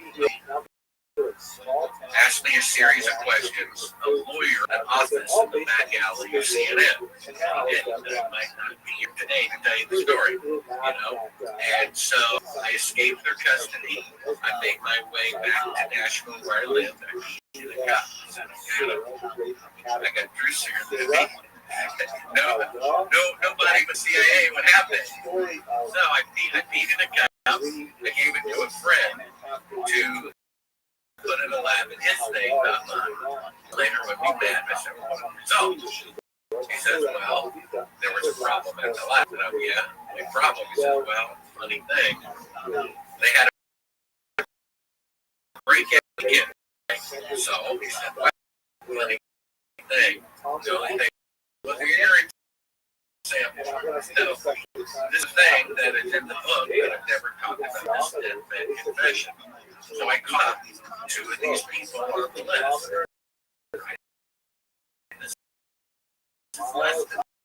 One of them is Eugene Grants.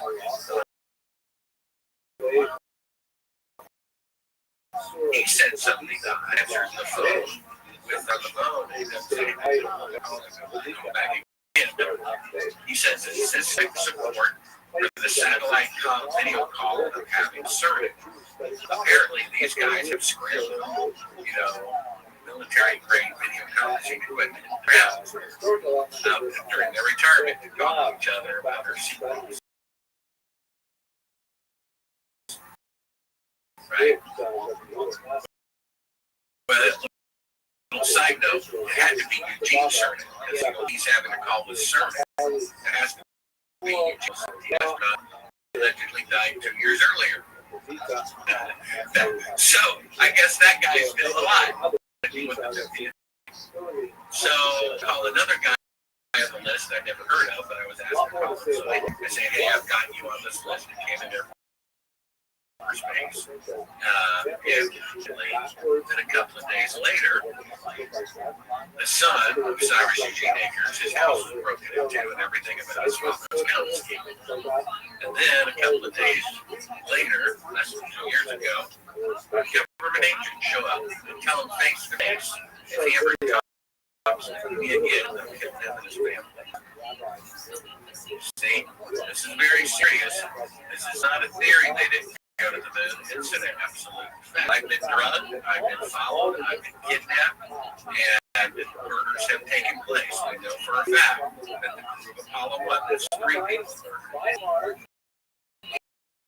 We know that Cyrus Eugene Akers killed a person. That's 4 people murdered.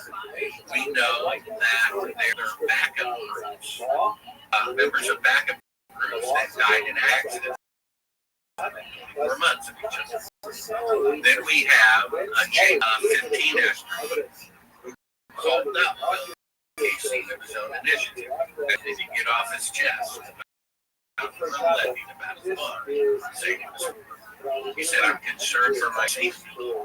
Call me at this number on this day 3 days from now. The astronaut was dead. He had a fatal fire attack on that day.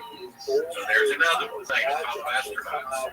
After the Boston Massacre, which killed 5 people, our founding fathers and mothers says that's it. Enough. We're going to risk our lives, our property, everything, because this is morally wrong. Robert McNamara, defense secretary, during the Vietnam War, admitted on his deathbed that the Pearl Harbor incident that got everyone fired up and joined the Vietnam War, the alleged attack of the North Vietnamese on an American ship, it never happened. They made it up. That led to 8,220 Americans. So I think if they're willing to kill all these people, they're willing to make an image on the television. Like though 9/11 and JFK, because whoever those things,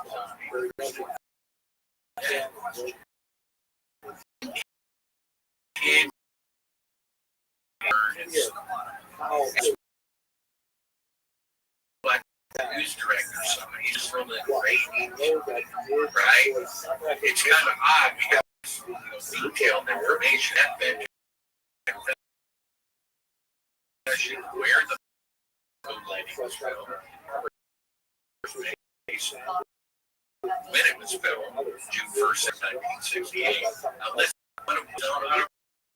he was there at the time for a classified reason. Johnson personally came up with it. He said we can guarantee a successful mission if we make it, therefore it's a slam dunk. You see, and yet the top 2 podcasters in America have not interviewed me about this breaking information. Because if it comes out, if it's found that the moon missions were indeed falsified, I think the public is going to be mad. I think they're going to find out that the government is murdering their own people, because the very next thing they're going to have to investigate is the Apollo 1 crew's homicide by the CIA. Because their relatives have been saying for decades was the government murdering their own people. They're taking away life, liberty, and the pursuit of happiness, which means they need to be altered or abolished. Right? So, what do you think the government's motives were in hoaxing? Well, there are several. I thought it was my film, A Funny Thing Happened on the Moon, which you can see on FranceSummerall.com, opens up, then comes disgrace. And so Kennedy, not a scientist, visionary, misspoke. I mean, they went from never being in space to walking on the moon in 8.5 years. And now, they're saying it takes twice that long to put a man on the moon with 50 years better technology. You see? So, they didn't want to eat humble pie. They didn't want to admit that they could do something. It shows our short. They didn't have the guts or the maturity. They have no pride because they lied, they moneyed, they murdered their own people. The Kennedy administration is generals actually, in my mind, that's attempted murder. Those people should have gone to jail for suggesting such a thing. What do you think 9/11 was? Exactly the same thing. They were, how can these people who think this way, murdering their own people, is acceptable collateral damage to get our way on military spending, to get our way on legislation? This is the way these people think. And these people are in power. Does anybody? Problem is, and this is the last chapter of my book, which is at simple.com. It's called What to Do About This. One of the problems is that a corrupt president appoints corrupt heads of the EPA and the FBI Department of the FBI. All these government agencies that are supposed to be investigating branch are now controlled by the executive branch. That shouldn't happen. The president should not be allowing the heads of various departments because you have rank and file FBI who are honest people, and they find out a senator is corrupt, and they're told to investigate it or you're what their boss told them to do. And so the idea that a former CEO company that sells medicine can become chief of the FDA, or the chief of the FDA can later leave and become CEO of a company that sells medicine, that should be illegal. I don't know why that's even legal. Do you realize that in your country there are 17 ingredients that if you put them in food, people will go to jail, but they're perfect legal in the United States of America? Swallowing in their cheese because technically it's biodegradable over about a year or a year, and therefore it's technically organic.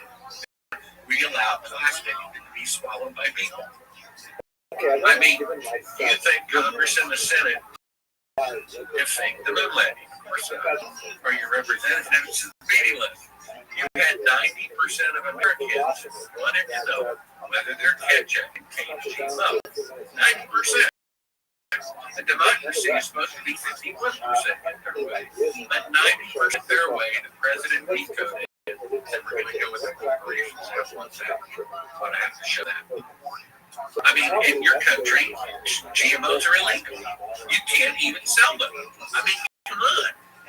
Does anybody not realize? I mean, if it matters, it's in the Bible. Don't crossbreed species. It's actually in there. Leviticus 19:19. Don't do it. And you know what happens when you do it anyway? You know what happens when you take a horse and you take a donkey to get a mule? The mule is sterile. Surprise, since GMOs were introduced into the food supply, fertility rates have been 65%. Right? It's amazing how did you believe it? God put that into the DNA. This will stop it. It will not be able to replicate its steroids. You see that? Little side note, maybe this is why aliens are always abducting people and taking their sperm and eggs. They're not really aliens. They're a fallen angel. A hybrid that they have to keep going back. Because if you make a human and an angel out that, that's why they're posing an alien. And she says the perfect example of why we need censorship is so that crazy things like the government fakes the moon landing, you won't be able to be said. You mean basically we need to take down the truth. So if they're taking down the truth, then what's left? Lies. Isn't that they went upside down rules, but it's true. You know, one more little Bible stab, if you don't mind. This was being tempted, famous part of the Bible.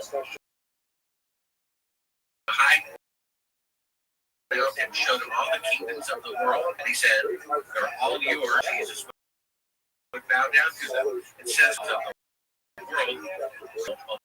God, if they did, it would would be rape, murder, or child molestation with them. Jesus can be Lord of your life, and he will be Lord of your future, but Lucifer is Lord now. And who do you think's going to give the leadership of the kingdoms to? The countries to murderers, liars, and thieves.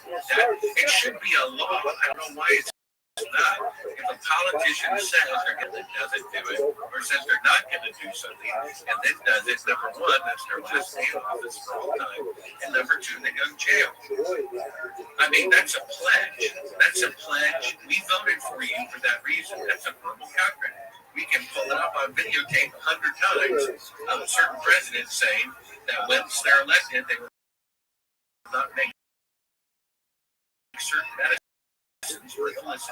Don't even have mandatory to do that, and 6 weeks later they do that.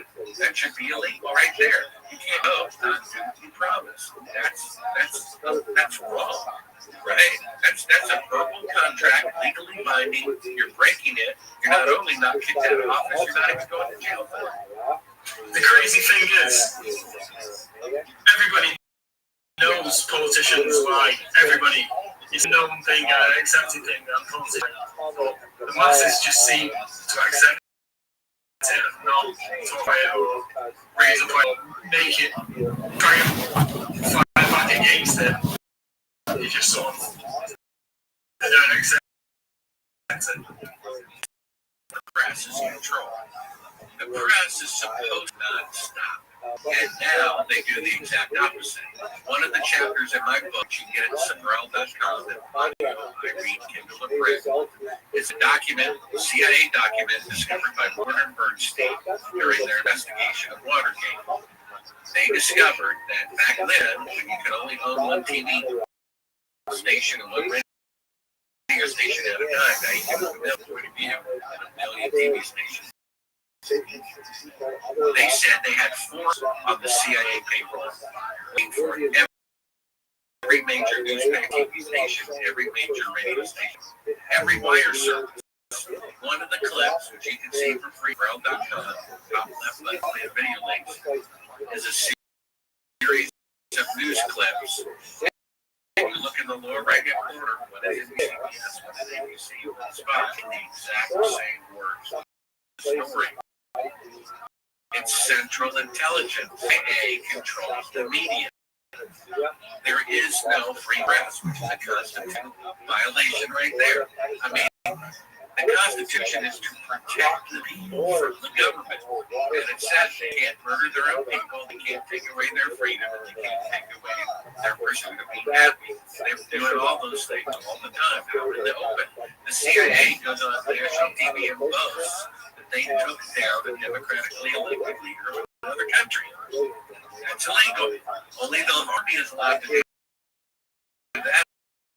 And only during time of war.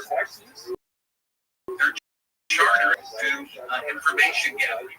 Do you realize William Benning worked for the NSA for 30 years? He goes on national TV and says, oh, by the way,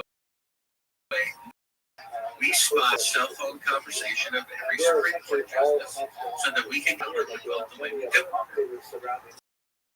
It's an open fact. It's not disputed. It's not that the Supreme Court is being failed and there's not one single investigation. But if you leak out that Sandy votes than Clinton, but she's getting more delegates anyway, the FBI goes after the source of that information that the corruption is pointed to. Yeah. That's normal. People aren't looking at the corruption, they're looking at the people talking about the corruption. People's eyes are looking the wrong way. One of the things they need to do, this is in my last chapter, what to do about this mess, is not have corporations owning news that should be not allowed. They should be required. FCC license, TV or radio, every one of them should be allowed, required, to provide 1 hour independent news using their equipment. And then you have a lottery. You choose reporters and always represent both sides. It used to be a law that if you showed one side of the story, you had to show the other. reneged on that law. You don't have to do that anymore, right? That needs to be reinstituted. And then you always show both sides. You can't have corporations controlling the news, and they're controlled by the CIA or all in bed with each other. All these corporations are getting laws to make their crimes, legal. I mean, you don't find it odd that GMOs are illegal in the United Kingdom, but they're legal in America? That distinction isn't worth talking about. What do they know that we don't know? You know what I mean? How can 17 food ingredients that if you put in food in Singapore, you have a minimum sentence of 15 years in prison? But in America, they're FDA approved.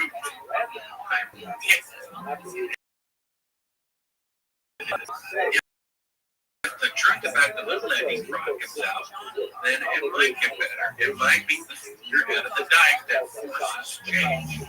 We've because obviously you've been covering the story for a number of years, as you've found, and you've obviously seen changes within the media, and now we're obviously early into this due to age.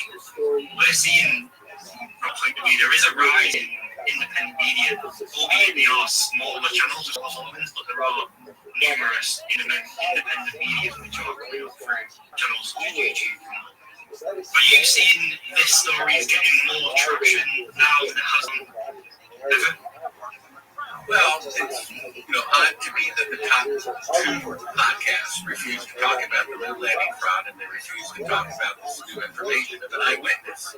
I mean, if I eyewitness somebody kill somebody, that would put him in jail. We have an eyewitness saying this is the little Eddie fraud. He even said he murdered somebody to come.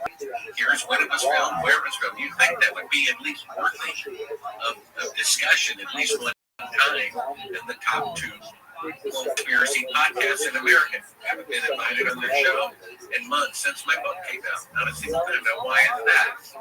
It's called controlled opposition. It seems odd to me that you can have what appears to be independent media, but is it real? Because every true independent person they take down. I mean, the inventor of the medicine that everyone's been told to get for an illness they don't have, the inventor of it, you would think that he would be the number one guest on every news program, ABC, NBC, CBS, he can be talking about this medicine that everyone's taking that he invented.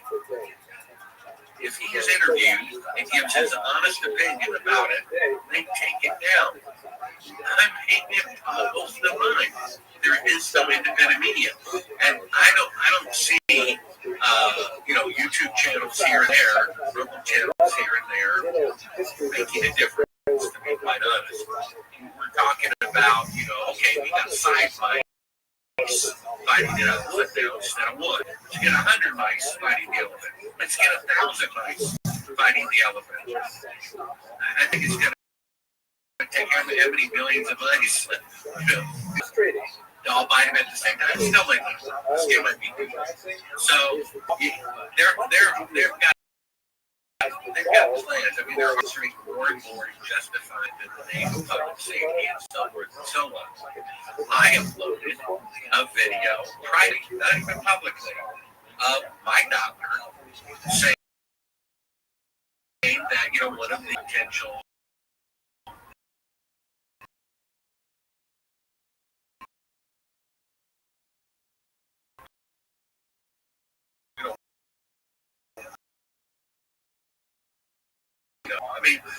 it used to be, in fact, there used to be a public service announcement back when they made those mandatory, which they don't anymore, that said when one doctor gives you a suggestion you need to amputate your foot, get a second opinion. Now it was like, no second opinion. Do they not realize that if you take away statistically cancer and heart disease, that the number one cause of death in America is medical malpractice? It's an admitted fact. Medical malpractice is the number one killer of people in America after heart disease and cancer. And then, if you have 70% of Americans taking prescription medicine, right, that means 70% of Americans are sick. So if there's a country in the world that has 70% of the population sick all the time, I would say that they have the health care in the world. I get the politicians say we have the best health care in the world. They say we're the land of the free when we're the land of the slave. Ask permission from your slave master to leave your house, your business. You realize they arrested people because they had 5 when the limit was 4 for a child's birthday party in California? They shut off the electricity of the house. How can that be legal? How can that be freedom? The government in our country are having parties in 10 Downing Street whilst we can only be in the group of people. Yeah, I mean, who are they? Why are they better? Even if they just say they obey the rules too. It's not even God. Let's say they obey the rules. You can't have more people. Who are you to tell me that? If you think that's good, if you don't want to have a role, then no. But who are you to tell me halfway across the world, what to do? I mean, if electricity can flow left to right, it can flow down to left.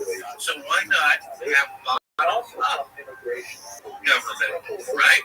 Why does the neighborhood association have the right to tell the person they cannot put it in their front yard?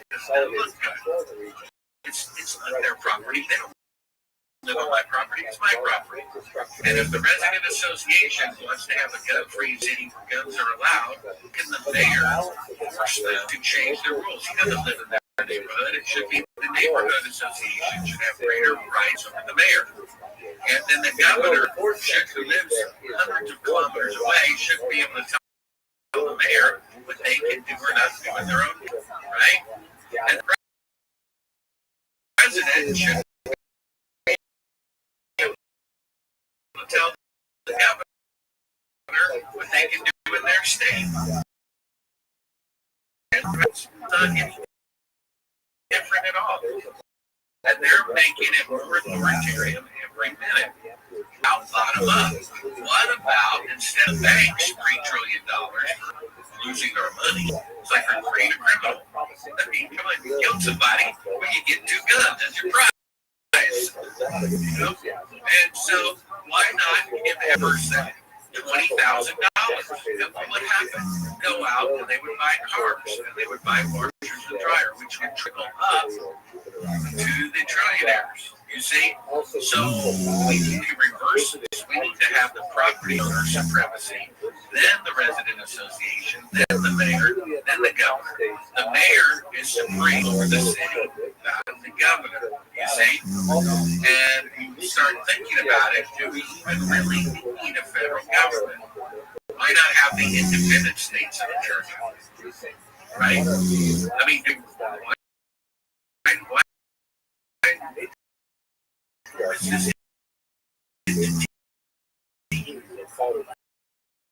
far away that won't put off. Why do we need them? Why do we need such people like that who won't do what 90% what would have been if we got rid of them? Would the world fall apart? Now, if a federal park is in your state, it's just now a state park. Happens to be in Texas, it's now part of the Texas National Guard. Well, what would happen?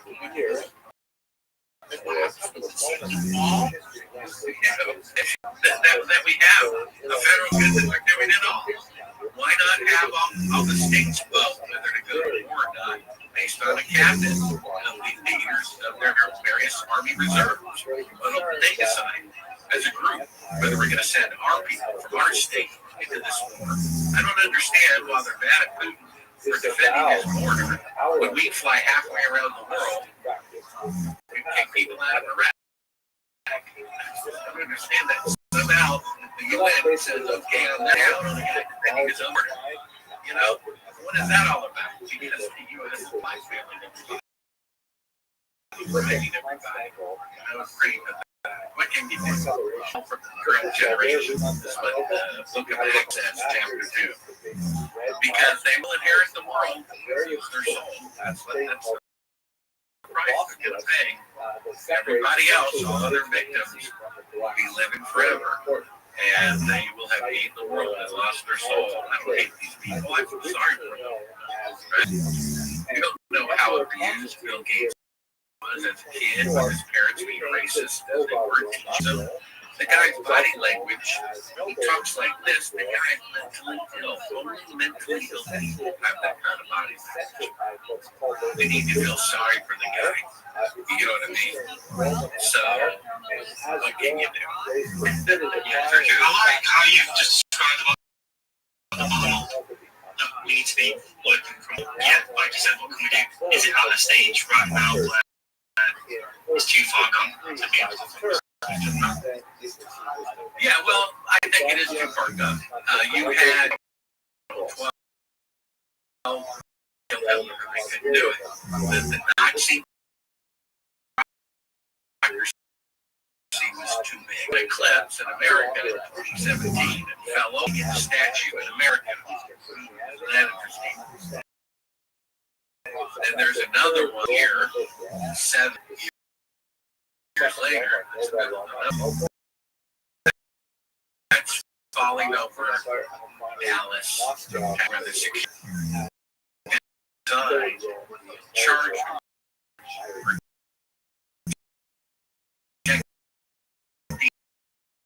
the life of the president, murdered him. If a dead astronaut's widow says that her husband would have been murdered, or would have been the first man to walk in the movies murdered by the CIA, I believe her. Okay? And if Robert Kennedy Jr., who has more access to the JFK files than Oliver Stone, says his uncle was killed by the CIA, I believe it. I think that was the point of no return. I think once the government kills Trump, it's going to get rid of their corruption.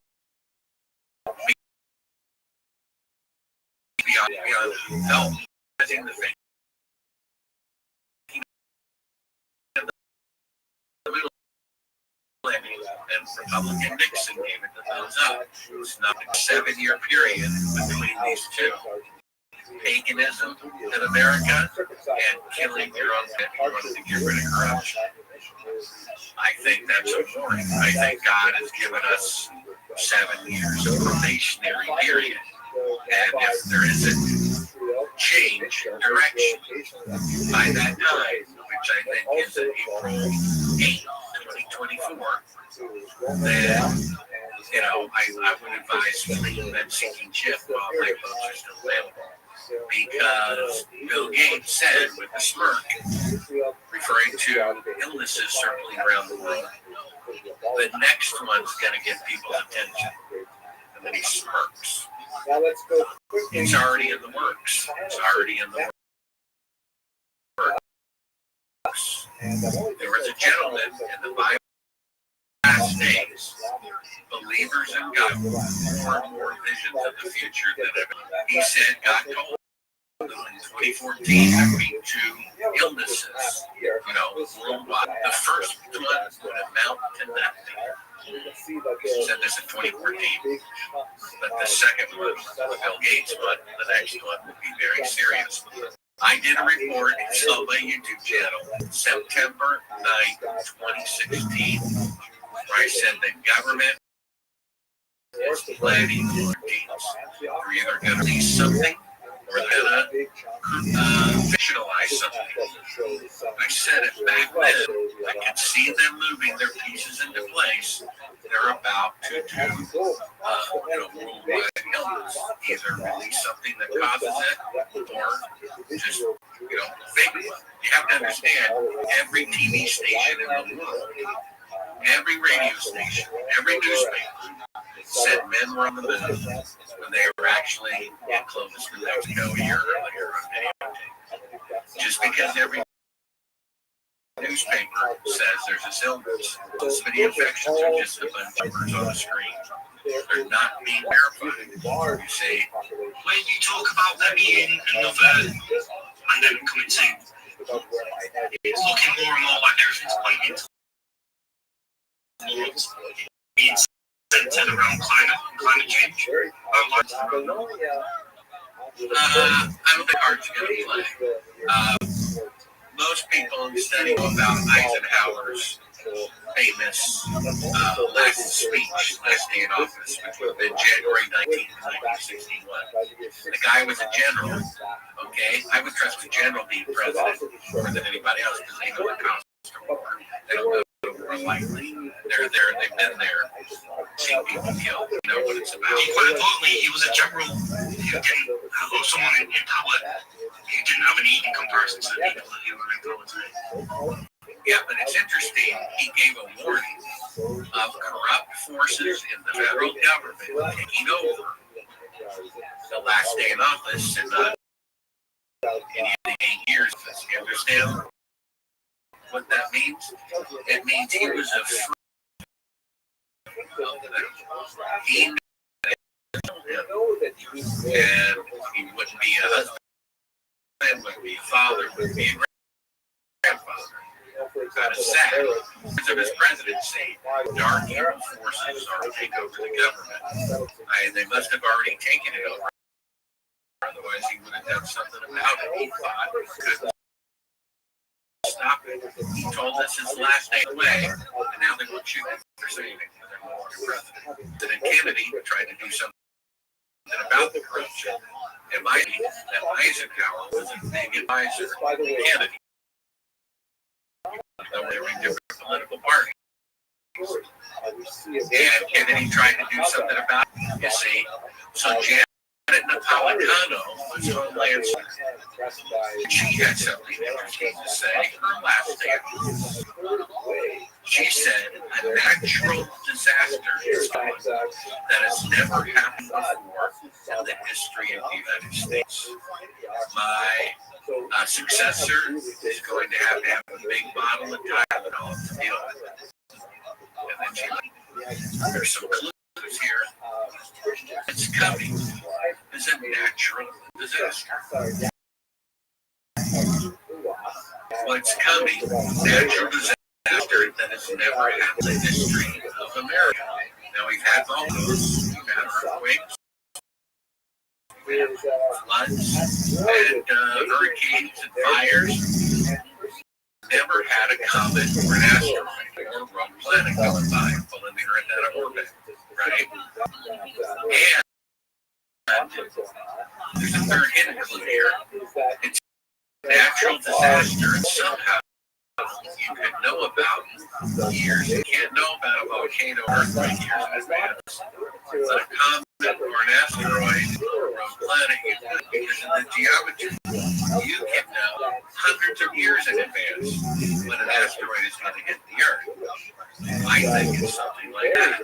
I think these little illnesses, the first one is to train people to submit for a national emergency. I think what they're doing, according to the former vice president of the company who sells the medicine, that's designed like a time delay fuse to take out the weaker people in society first. After all, phase and Hitler's eaters. The lists are identical. What the obese, the diabetic. You see, I think they're preparing for solar system empire, and they are lowering the number of people on the Earth. And they're better prepare for it. And they're going to die anyway. So they'll take out the elderly now. Insurance dollars to pay, save a lot of money, right? And they're going to get ready for this event because what's coming, I know of one meteor strike in particular that would not be a planet killer, but it would be a country killer. And as best as we can tell, it's going to hit off the coast of the United States, off of San Diego. The U.S. and on the earth for quite a while, 10 years, 50 years, no one really knows for sure. Through agricultural failure and poor people being dependent on it, could eventually kill in as early as 12 months people on the earth. So, it's my opinion, they're getting ready for that event. By the scenario we've been through for the last years, and maybe the next scenario, which it looks like is going to be genuine. That doesn't, and if Gates knows about it in advance, then either he's got, a time machine into the future, which is a possibility, at least visually, or they're going to make it happen, is the more likely thing. And they want to travel, these rich people, they want to have hotels and whatever. So in their mind, they're going to lower the number of people who are going to die anyway in preparation for this big catastrophe, which would soften the blow because all those people would be dead before the event, you see. And maybe they could even stop the event, but they're choosing not to. History is the next genocide alert. What about let Mother Nature lower the number of people on the earth for us? Right? So maybe they're just. The Bible foretells in the book of Revelation that the kings and leaders of the earth go to caves of gold to escape what is coming upon the earth, says that word for word. What are they? They're building bunkers underground. They're opening up Cheyenne Mountain underground. You see? It also says men's hearts will melt with fear. The things that are commandments. One of the signs is the tossing and turning of the seas. Well, if it's a rogue planet that's coming by, a planet that's bigger than the Earth, that means it's 3 times bigger than the moon, which is going to cause the tossing and the turning of the seas. Most people don't know, but prior to 705 BC, the Earth had 360-day year. That's why the Hebrew calendar is 360 days. Right? That's why there's 300. Then something happened after 705 BC, so the year changed to 365 and a quarter. All the calendars changed except the Hebrew religious principle, right? So what does that mean? How could the Earth's year suddenly overnight increase by 5 and a quarter days? Well, they explain slightly further away from the sun. Well, what could cause the Earth to be pulled further away from the sun? Something bigger than the Earth. Right? That has to be a rogue planet. And most rogue planets, star system, has an average of 2 rogue planets. So they're randomly going by, they were thrown out of our solar system, maybe very far away, and they're caught by another star system, and then they develop this comet-like orbit, which can be calculated for the next Paris, you see. So, something like that. Asteroid strike in particular on April 13th, 2029, that's going to happen off the coast of San Diego. Possible that a rogue planet is in one of the roots we don't even know about. But it's my opinion, this is what they're really preparing for. This is why they're lowering the population now to get ready for that event, so that it'll soften the blow. It's like a fireman building a fire to kind of burn off some stuff now. And so they figure it'll be less of a shock on society if they can kind of get rid of these people in advance of that event. They perceive are going to die anyway. Another one is a story. It was someone at NASA who told about this, about Planet X. He told me that the missions were fake in 1989. And he said, that's old news. What do you do about Planet X? I'm like, oh, what is that? I don't know. But if you go to Sabrel.com, I studied it. And there's an article that scrolled down halfway. Planet X, the end time tribulation that the Bible talks about. You know, it would cause earthquakes, it would cause meteor storms, it would cause all the things that the Bible talks about. So, I mean, by the time the bootlegging truth comes out, or they keep postponing actually returning to the moon, something like that, a real illness or a comet or something that's going to happen, and no one's going to care if it's on JFK or care whether the food missions are fake, right? So, And just one quick, I know we've run over a bit. Just a quick question before we go. You mentioned that you've had a lot of examples. You brought out a lot of examples within the Bible. You had a moment early on in your life where you read the Bible and due to all the things that were going on in your life, you had an awakening drastically. What do you think the lack of religion definitely in the West? There's a massive sort of decrease in religion in the West. Why is the West being pushed on that? Well,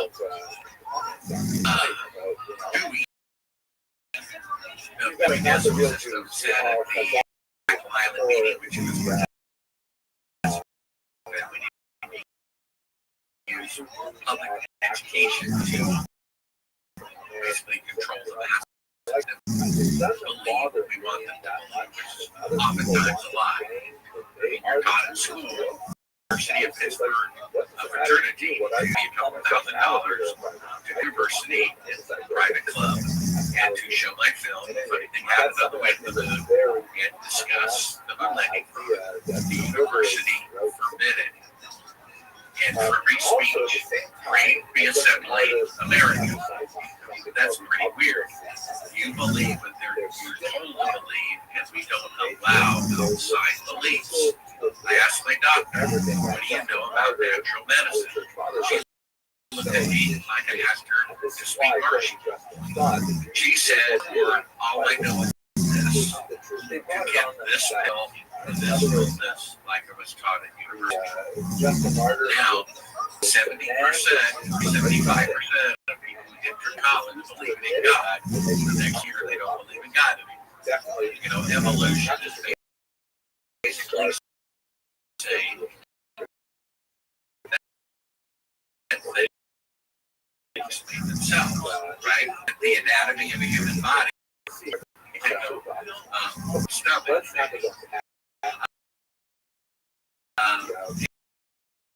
and so, Hearts Factory doesn't explode, right? And whatever was at a lower form of life, at a brain, higher form of life, with the brain.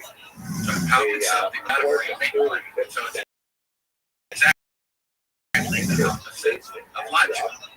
Each planet points out that scientifically there shouldn't even be life on Earth. Times in a row. And what a surprise, what they're trying to get us to believe is the exact opposite of truth. That life is everywhere in the universe. Life is extremely rare. I wrote another article at Sorrel.com from outer space. These articles about aliens and planet X. I spent hundreds of hours researching and writing. They did a TED Talk. Radio scientists said, look, we've been pointing radio telescopes in all directions for 50 years, not one signal, because nobody's there. That's what it means. So, in a hotel, the 10 movies are about aliens from outer space. 3 of 10. I mean, if 3 of 10 were about how great the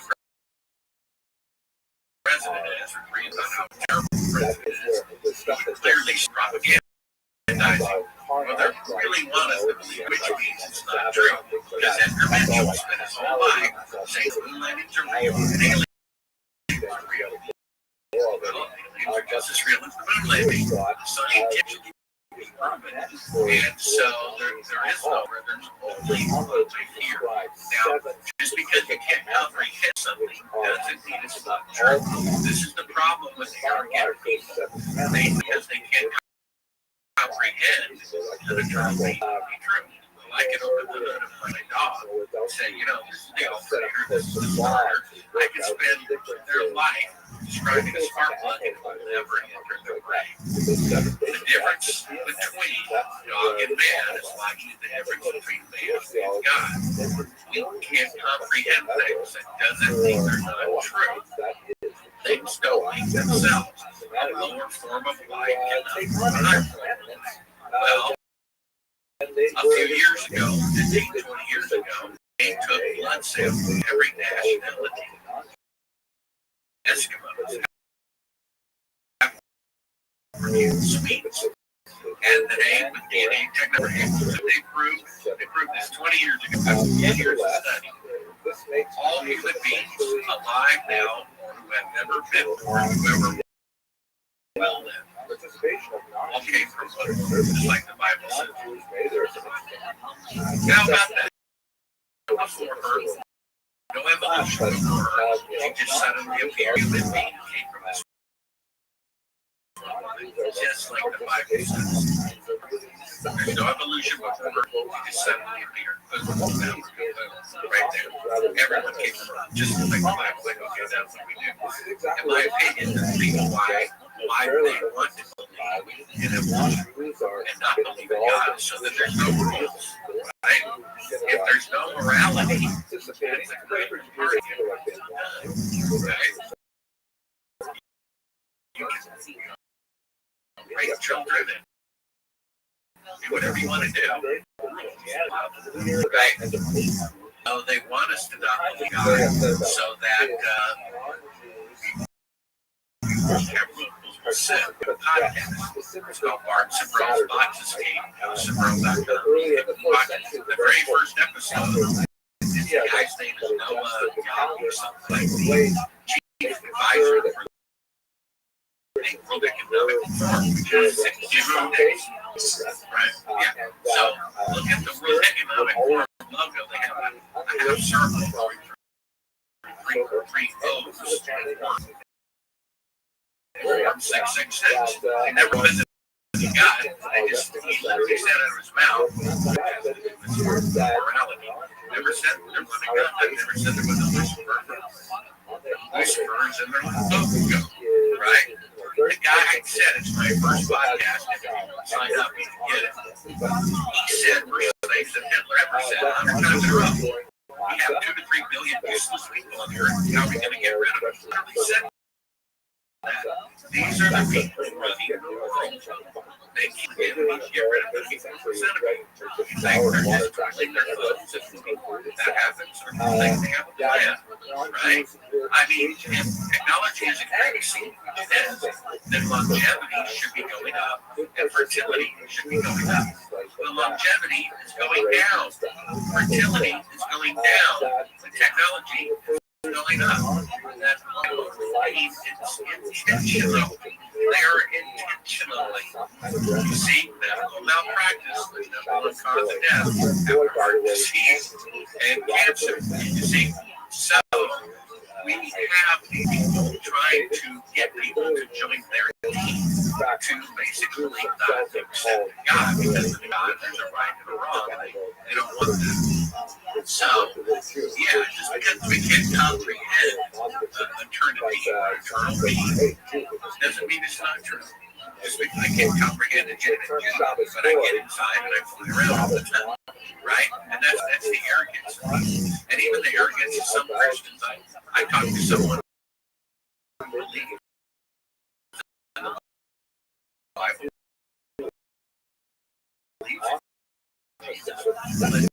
Said Jesus repeated Jesus. I don't think it's a metaphor in order to 22 times. The reason why he said it must be a metaphor is because Jesus said, every eye will see you until you go into the earth. I don't see how that's possible. It's arrogant. Because the person can't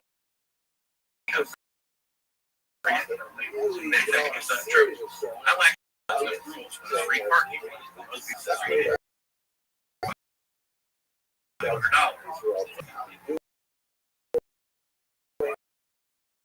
Because it mean anything, it's neutral. But wrong about what the Bible says. God is not going to put us here. And can never look at the Bible. The Bible is not flattering. Man after God's own heart committed adultery, murdered the guy and covered up. It's not flattering. If they were going to make it up, they wouldn't put this stuff in there. And the problem is people associate the Bible with religion. They see some preacher, saying no positive morality, and then like, I don't have anything to do with religion. They assume the Bible and religion are the same thing. They're not completely different. It's a book, and it's inspired by God. Mozart said, when Salieri found his own correction, he said, I wrote down what I heard from God.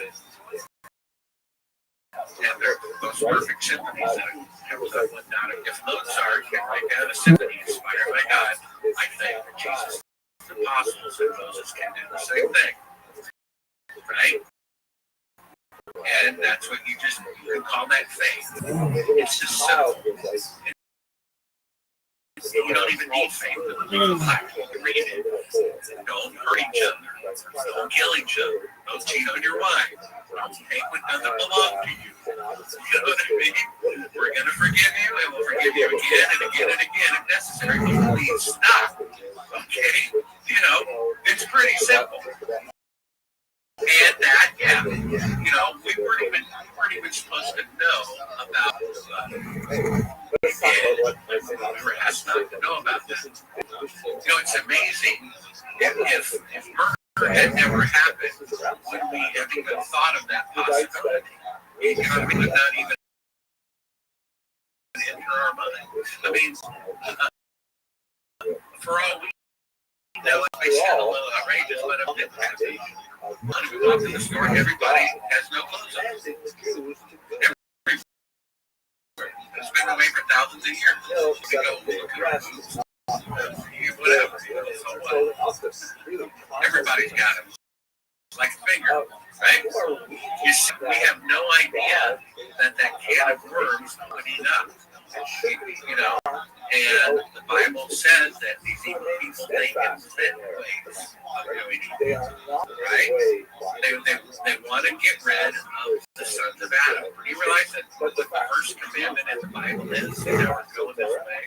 The first word out of God's mouth, do this, do that. You know what that is? It's before the fall of man.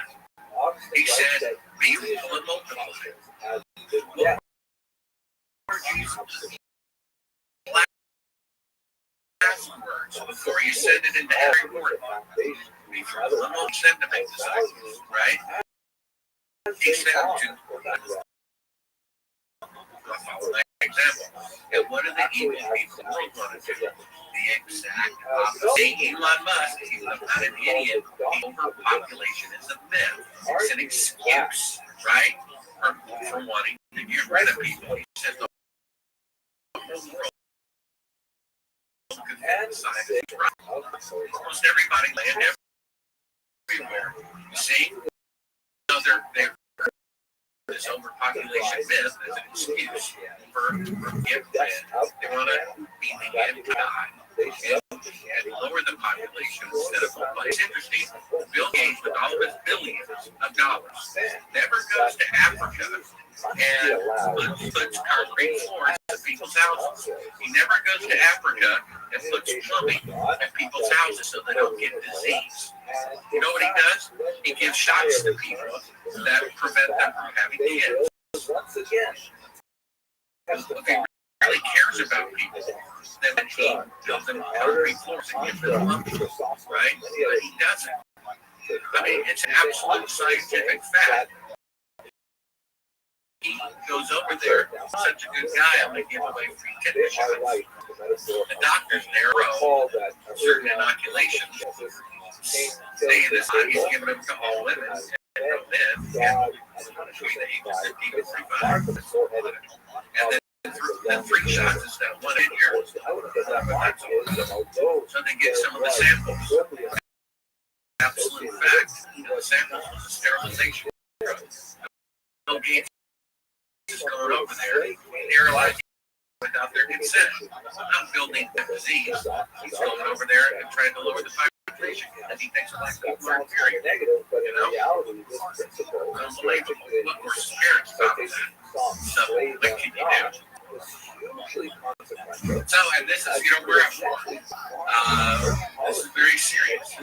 We're at war, and people's eternal souls are in the balance. Jesus said to the church, not to the pagans, the Bible. Those who had the Torah, he said. Those who had temple worship, the Sabbath, he said, is the gate, broad is the road that goes to destruction. And most of you go that way. Is the way to life. One of the many false teachings is once you're saved, you're always saved. It says in Hebrews 10:26, deliberately go on sinning, but grace is left. And there were others, 4:13, only those who to the very end will be saved. It says in Revelation 2, as you repent, I will salvation. Jesus says about the towel, I didn't fall, they must have been extra wet. No, and unless you do repent, you will perish, right? So you have to get saved and stay saved. You see, and that is a narrow road. The reason why Jesus gives us Matthew 24:13 as to why those believers fall away is because of the increased wickedness, right? Years ago, it made the news when a 12-year-old committed murder. 10 years ago, it made the news with murder. And 5 made the news with an 8-year-old committed murder. See, the increase of wickedness. I was watching 20 years ago, that's ABC Family Channel. There's 2 teenagers making out. So, I guess because they're straight, it's family, I guess. And so, you realize that in that same program aired during the Kennedy administration, the FCC would have banged on the former president at midnight and dragged him off the jail. So it went from being an offense to show 2 teenagers making out to not only acceptable, beyond acceptable, family entertainment. You see, promoting sexual promiscuity among people who were underage, right? Which is going to lead to teen pregnancy, right? And it's amazing, right? So everything, the standard of what that is keeps getting lower and lower and lower. That's the increase of wickedness, even discern good from evil. But in the last couple of years, what can you do? Make sure you're safe. You stay yourself safe, and if you can, break one of That's the thing. It's about. Well, that's why these conversations are so important. And I mean, obviously, on the back end, listening to you. It's for ourselves, so that we can then go to spread everyone else. And then more awareness and plus the job. But yeah, what you said about sin, and that was 20 years ago, which is straight.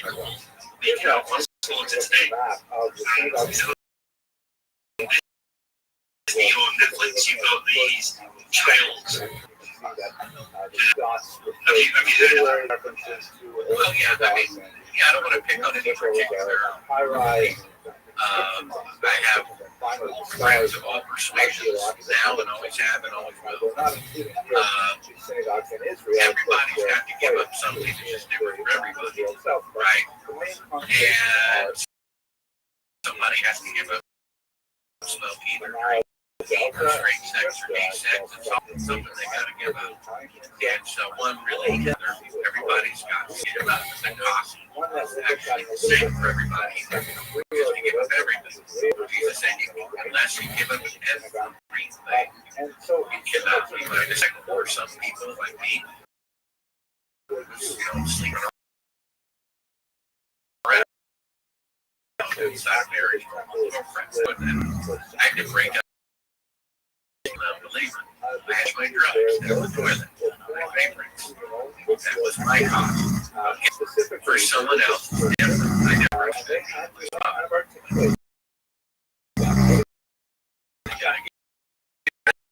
That's different for them. To drink. I had to get that out. So different, but it's the same. It's always whatever you're holding on to. There's always something separating you from living a righteous life. And if you don't give that up, whatever that is in your case, and go under the water, you're baptized without giving that up. According to the Bible, you're not saved. You and swimming, right? We have to repent and then be baptized. Not baptized and then repent. There's a point at which you cross over. There's a point, and there's a point at which a person has been engaged for 3 years, the day of the wedding, an hour before, they're still not married. There's a point at which they cross over when they say, I do. There's a point at which we say, or to be able says, for those who believe are saved. My baptism, Jesus says to do it. He says, go into all nations, baptizing. You could argue, why not walk around your house sometimes? Why not stand on your head? Good points. Why not do it because Jesus said to do it? My opinion is that because being born again, right? The whole point is there's the old part and then there's the new part. I got an email from someone a few months ago that I hadn't seen in over 30 years. This person was at the time 10 to 20 years older than me, and they knew me in my Playboy days. They said, oh, Mark, you're kind of famous now. Check to see how you're doing. And I wrote this very oddly sharing my face, something like, now I'm focused on making sure right with God and staying with God. They wrote back, you're not part. Go to hell. First, I was the 70-year-old woman was so venomous when she believed she's some new age peace and love person. That's kind of weird. So her new age peace and love, they look it out for her new lesson. And then secondly, and I thought about it. That's wonderful. She's right. I'm not the part that she knew. I was born again. So here's the thing. You can go 3 months without food, 3 days without water, but how long can you go without air? You see, you can't breathe underwater or dead for a couple of seconds. You see, that's why I believe God said go underwater. And in 2 Peter, it says that the flood of Noah for baptism now seems there is that point where you go from being single to being married, from being alive to being dead, and from being lost to being saved. That's when you repent of all your sins, baptized with the pledge to not go the world ever again. At that point, you keep it intentionally. The Bible warns us we won't be saved. We can lose our salvation, right? Baptism is a trick that you do, and you can go back to the point where you get saved, and then multiple times, it says in Revelation, unless you repent, take your light away from you. You go to the end, not be saved. Get saved, stay saved. And I was thinking the other day about love your neighbor, right? Jesus says all the commandments are summed up to love God with all your heart, love your neighbor. Right? Because the first 4 commandments are about loving God, and the rest are about loving your neighbor. That's what do not steal, do not commit adultery, it's about loving your neighbor. Well, what's the greatest thing that we have? If we're Christians, our salvation.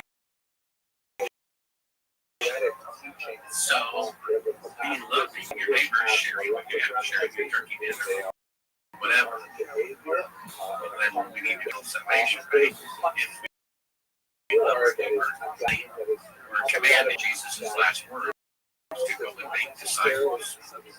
So we have to convert somebody first. Then he says to baptize them.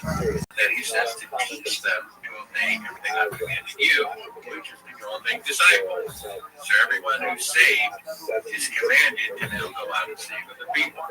It's not the preacher's job, it's your job, right? Someone who's not sharing their faith may not be saved because Jesus says you don't take a light, which in Revelation symbolizes your salvation, put a bowl on top of it. And if you do, the light goes out. So unless we're sharing our faith, we're being selfish, and the selfish cannot enter the kingdom of heaven, right? That's the whole root of sin, selfishness, right? And so I don't know what to do, just invite somebody to church, let them pass them off to the church. They know what to do, or learn how to study the Bible. And that's it. The doors closing, I think, are in the last days. I think it's going to get a lot worse, or it gets a lot better. Secular observers are great. So secular observers, this is going to happen next.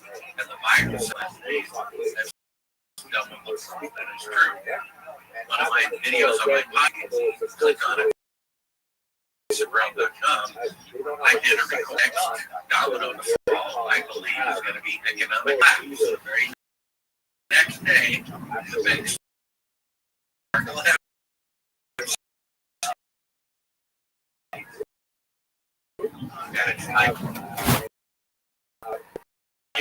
So there already have things. I think that something gets worse, and I think it's intentional. We had 100 food processing plants burned down in 6 months in America. Not a single one reported on the EB News. Because the EB News is CIA, and the CIA is burning down the plants. They're not going to pay attention to their own products, are they? Right?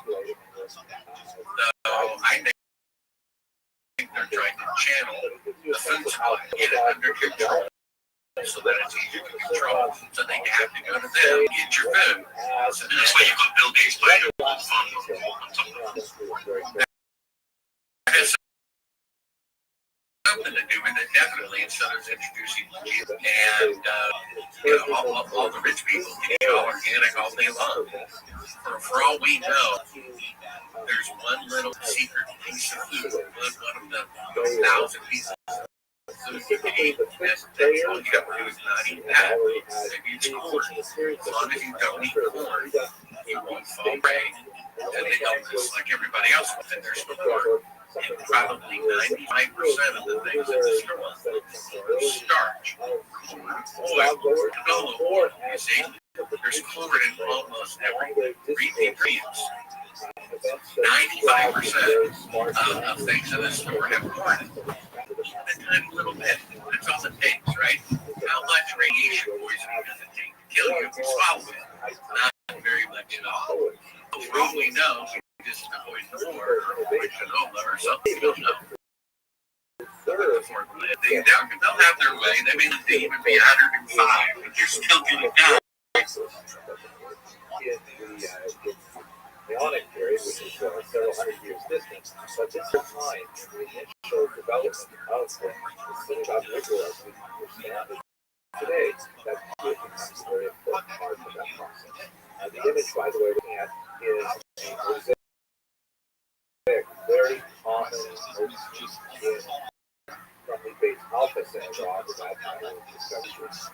Okay, that's just a very quick look at some of the creativity that's going on. I think if you were interesting, we're going to go to Spain next year. Thank you very much for watching. This person being assaulted, the person being assaulted every single day, someone dying on the tracks. Well, look, this is why they do bad rain, because it's on every single day. Here's what does happen. Check on my phone. God knows it's happening. But it is an environment where you can get someone like, you know, like that's what I don't hear all the officials now. Why?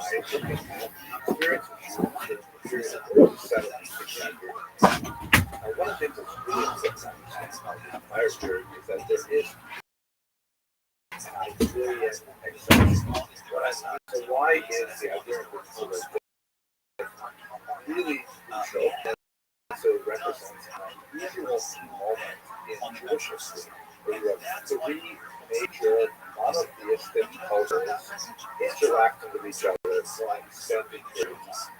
But in other words, most of the last 2,000 years of Jewish history under Muslim rule or under, and there's a lot of interesting contrasts and comparisons that hopefully we will be engaging as we go through this history over the next year or so of lectures.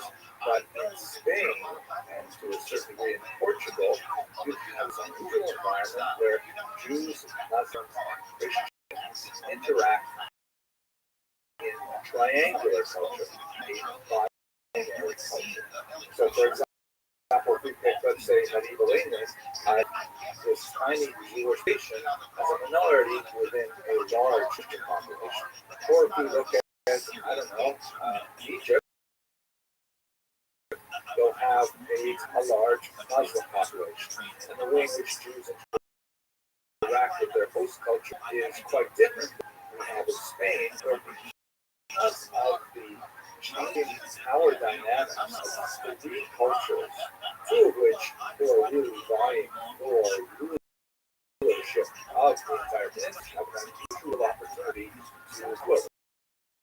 And in fact, they do. That unfold, and I'd like to quickly by looking at the various periods of Jewish history as most historians find. The first, which we'll talk about in this lecture, is the early settlement and the early Visigoth period. That is the first time we have any sense of Jews inhabiting the peninsula and what we might be able to know about their experience from the 5th century on when the region was down by the Visigoths. Secondly, we have kind of sub-period of the Visigoths, let's call it the Catholic period, when the Visigoths switched form of Christianity, Arian Christianity, to Catholic Christianity. And that represents a really significant in terms of how they relate to the Jews. Then that ends with the year 11, rather roughly, with the forces. So this initiates the Islamic period as the Muslims come from the south of the peninsula all the way up to the Pyrenees. This is the Islamic period. Now, most of the act is focused in the region, the Gaza and Cordoba, but there is some fascinating things that are happening here. This is what's often called the golden era of Spanish Jewry, somewhat of an overblown term, but nevertheless there's a lot of merit to it, as we shall see later on in this course. Now, the Christians begin to push back from the north, and that is called the Reconquista, or the reconquest of Spain. The northern part, the northern section, of course, are conquered first. It's only in 1482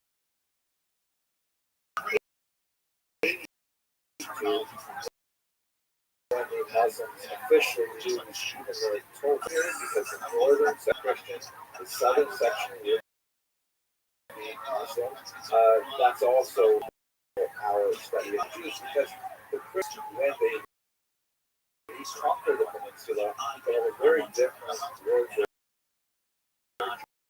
Jewish minority than and finally, although of course it was the dramatic and terrifying expulsion of the Jews and then subsequent developments in Portugal with a forced conversion and also a mass migration in 1497, you have what I like to call the crypto-Jewish period, because there's still very significant population of Jews living as Christians in the Iberian Peninsula.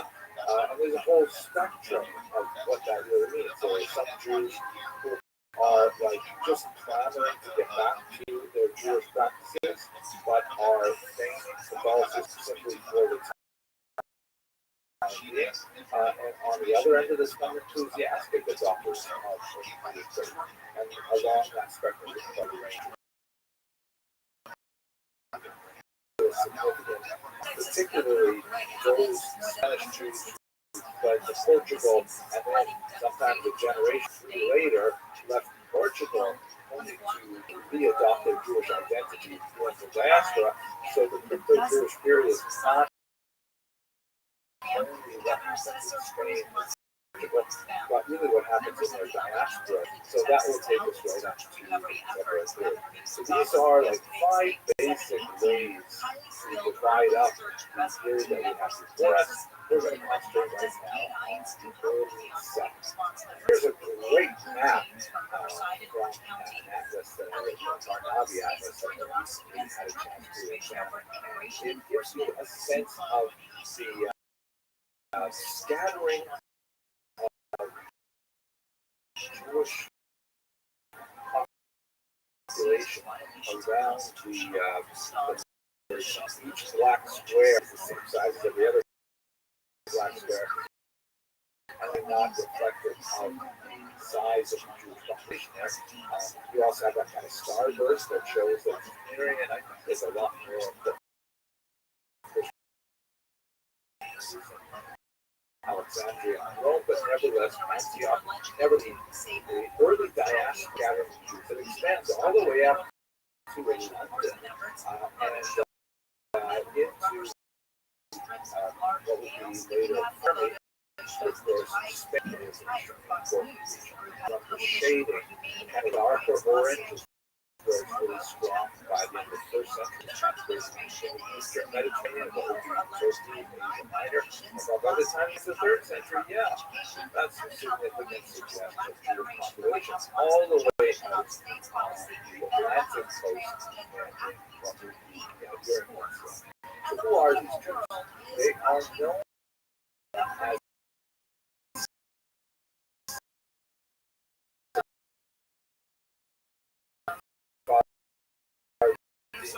which comes from a passage in Activity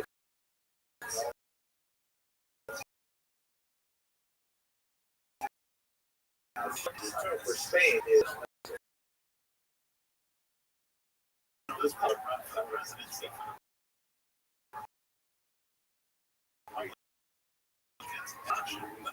one person has a chance of change which pertain to there's really no good reason to do that when the book specifically calls a place it is referring to what we call style. This is a common thing that happens in Jewish geography. And, when Jews visit far off places or settle there, sometimes they will take on biblical names which don't really have any specific connections to say that this is that place.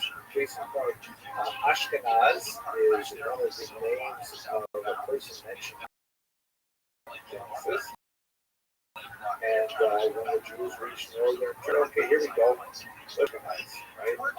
Maybe the people who descended from Ashkenaz live here, and hence we call it Ashkenaz, but there's really no reason to say. So it's a very tenuous connection, but nevertheless, the term has stuck and it's useful because it goes into the distinctive people and geography. But nevertheless, no reason to assume that the book of Genesis is Spain.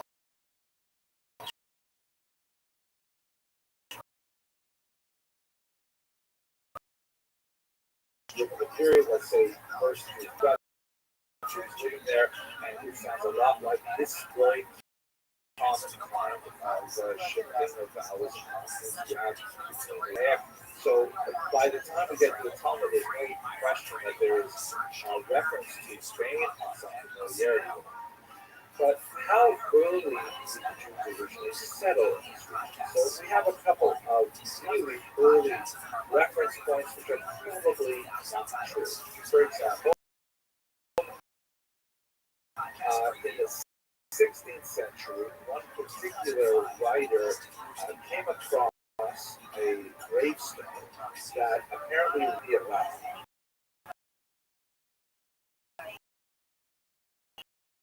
It was the tax collector for King Solomon. Solomon would 1,000 years before the Common Era had was going as far out.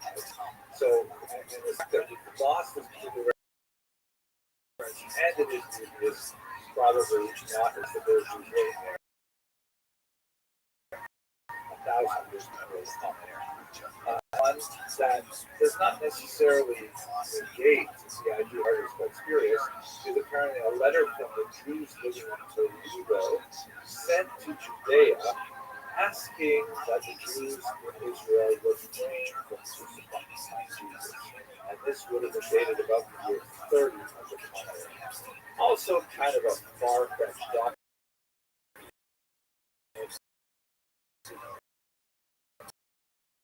It does the Jews had in their interest to demonstrate that they had a settlement in order to document and to illustrate their heart for things like charge privileges to the certain tasks. If they could demonstrate the evidence, then that would help them in whatever local negotiations they might have. This would be especially important in Europe when medieval charters are put into place. But that's it also indicates a level of to Christians specifically that we're not like those Jews who crucified Jesus. We're completely separate. We want that nothing to do with it, which stretches our ability to believe that Jews in Spain knew something about what was going on in Judea at that time. Particularly, we have no other records of Jews really talking about this, other than the Christian sources of blood. So these sources are hard to believe. I can't really set up in Spain this early as a result. We do have really cool pieces of evidence which suggest someone around. This is, by the way, an image from the famous Sarajevo Haggadah. This is a Haggadah that was composed in medieval Spain and later smuggled out and found its way to Sarajevo. There's a fascinating character, by the way. The bottom left is a mysterious dog skin. This particular looks kind of produced in other JPEGs. She looks a little bit. A lot of questions about this. I literally participated in a meal with a piece of matzah, but she has a different complexion than the other there. She is seated somehow separately from them, or is that just a coincidence? The artist chose to put it that way. She's also dressed a little bit differently, but she's clearly part of the ceremony. Fascinating. So we have a much more reasonable 18th century tradition that of a discovery of a gravestone. And the gravestone was partial to the purported Adam Iran. It is missing. However, it's a much more good source, so there's an explanation to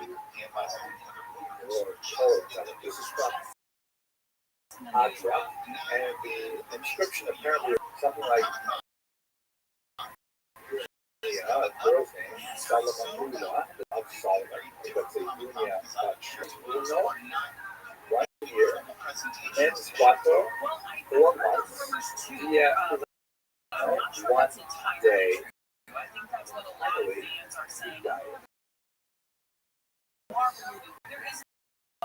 if it is authentic, there's good arguments for the first real mention of a Jew living in Spain, based on the 3rd century. Fascinating. It's tragic how you can see that the father specifically laid out exactly how old she was when she died, right down to the day.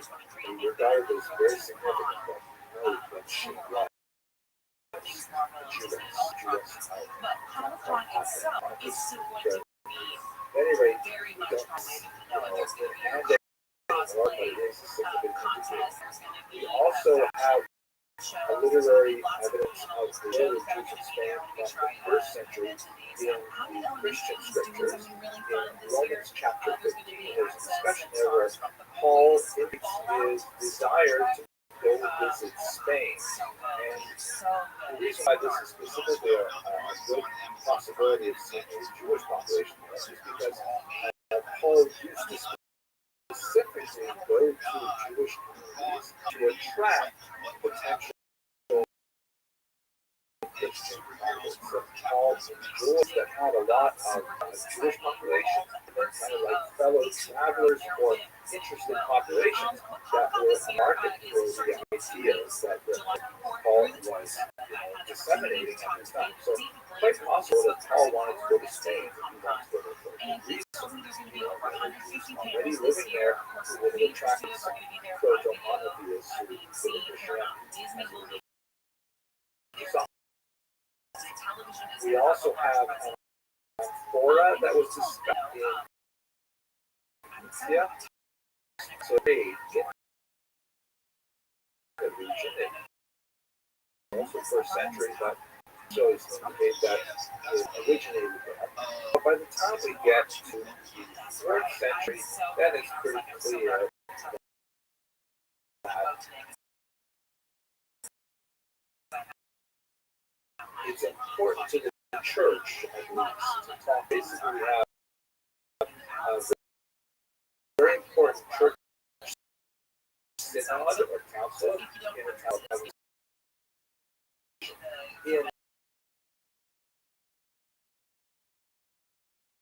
decisions of the particular council. There are variants on social dining that is Christians are forbidden to engage in recreational dining. One of my favorite passages, a very strong adjuration that Christians are not allowed Jews to bless their friends. Meaning that Pedro can't say to his friend Bardo, hey, you're Jewish, and you have a personal connection with the big guy, come by to my field. Now, the reason why this is somewhat problematic,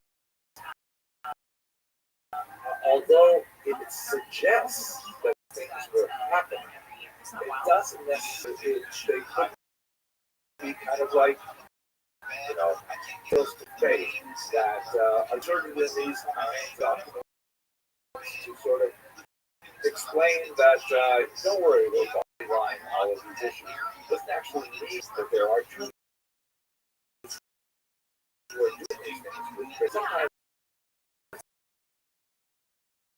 the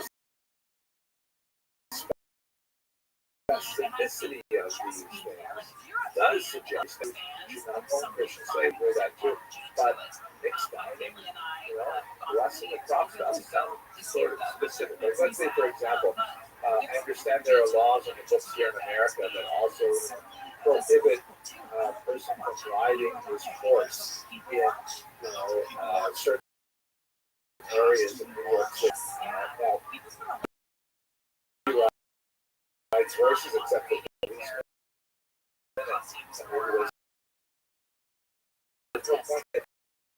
New the law codes that are real. It doesn't hurt. Put in there. It doesn't mean that they're actually horses riding. People are forbidden from riding their horses in Manhattan, especially when we have phone towers. Look at that. There's a detail there that modern period makes it more suggestive that might actually happen if people are riding horses, especially from here.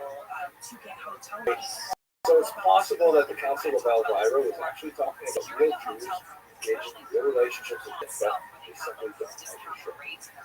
One more source, which is a letter from Bishop Severus of Minorca in the year 418, is also quite tendentious and could easily be entirely fabricated. But again, the level of detail suggests that something actually happened. In this particular letter, he refers to a conflict between Jews and a Christian community, and specifically numbers of Jews. And the detail of the level of detail and specificity suggests that not. They have, in this particular letter, which is fascinating for lots of reasons, he depicts a situation in which you not only get along with Christians, but they actually have some level of authority. they serve both councils and so on. And in the end, these who are forced to convert to Christianity, and advocated for just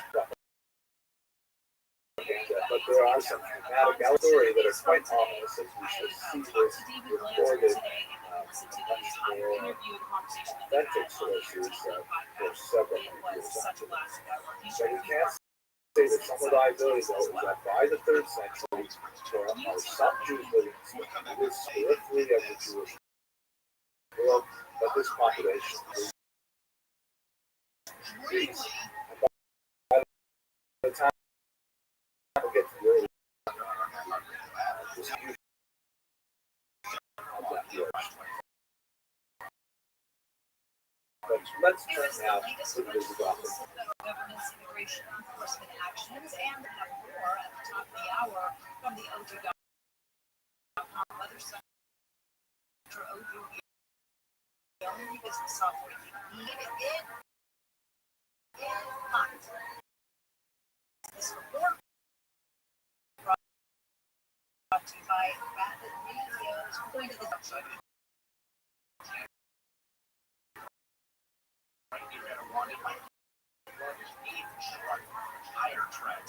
After records conversion to Genesis in the year 587 is like one of the most bizarre institutions that I have to say I've never studied. It's extremely difficult to tease out some of the methodological issues, and just the content of this history is bizarre. Here's a map that gives us a sense of located there, and it occupies much of the Iberian over into what would be southern France, right on the river, and they invaded in the 5th century. And initially, the Jews that were located in this area probably fared fairly well because the Visigoths were originally Aryan. What I mean by that is they use A-R-I-S, not A-R-Y. Hence the term Aryan with an I. Nothing to do with Aryan nations or Nazis. But this particular ship had a vision of Christianity which was somewhat distinct from Catholicism, particularly with regards to the figure of Jesus and his relationship to divinity. This is something that is really significant for the early church trying to exactly figure out, was Jesus God, was Jesus human, if there's a spectrum between those things, how does that work? It's really beyond me and certainly beyond what we're discussing, but the more human leaning towards the interpretation of the figure of Jesus. And this was declared a heresy by the Catholic Catholicism from Arianism in the year 587. This marks the beginning of the Visigothic. Have a look at this remarkable work of art that I had in the cover screen. This is Antonio Munoz de Gran. Heavenward gaze, and he's obviously entranced by his spiritual transformation. And he's got his hand in the Bible there. It's being held up beautifully by some kind of church official. Really powerful image, I have to say. And I think it captures the kind of excitement that must have gone along with this conversion.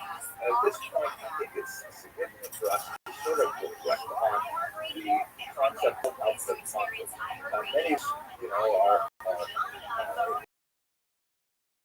in regular commerce with converts in our various religious communities. They're wonderful people. And one of the fascinating aspects of converts is they often tend to take on more religious observance than people who were born into that community. I think we can say this, by the way, not only about religious conversions, I think we can say it about political conversions, different political parties, things like that.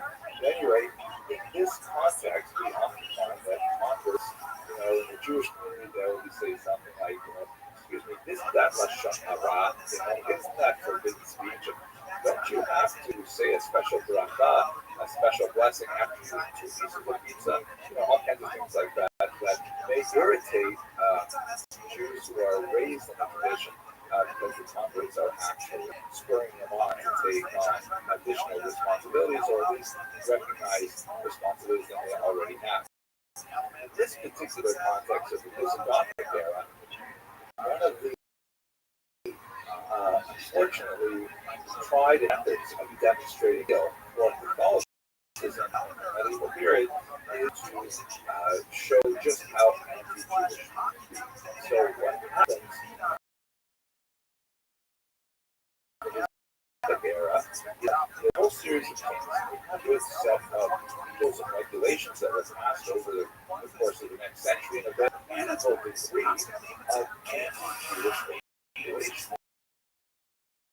that are stunning in the scope and anticipate the kind of anti-Jewish persecution that we're going to see 700 years later, and certainly even through some of the methodological problems here. One of the most important ones is that absence of Jewish records that correspond to this period. In other words, the Jewish community in Spain was still too small, too weak, too undeveloped, perhaps, or for whatever reason we are talking about. This is 1,400 years ago. The records never survived. We just know how the Jews would have reacted to these legislations, and that in the absence of any kind of secondary perspective on the period, that in a legal fiction. In other words, it doesn't cost very much to put a law on the books. And if you want to demonstrate your bona fides, legal faith, you usually put in an anti-Jewish any correspondence to reality, because there may not be any Jews who are affected by it. It's completely fictional, but on the other hand, it's also a joke that all of them were actually posed, and in some cases, the imposition was a logical possibility. That is, for example, once you have forcibly baptized all the Jews, how do you go and forcibly baptize the Jews again 20 years later? Which is the kind of thing that we see in this period. Either you have to redefine, either you have a new influx of Jews into the region, possible.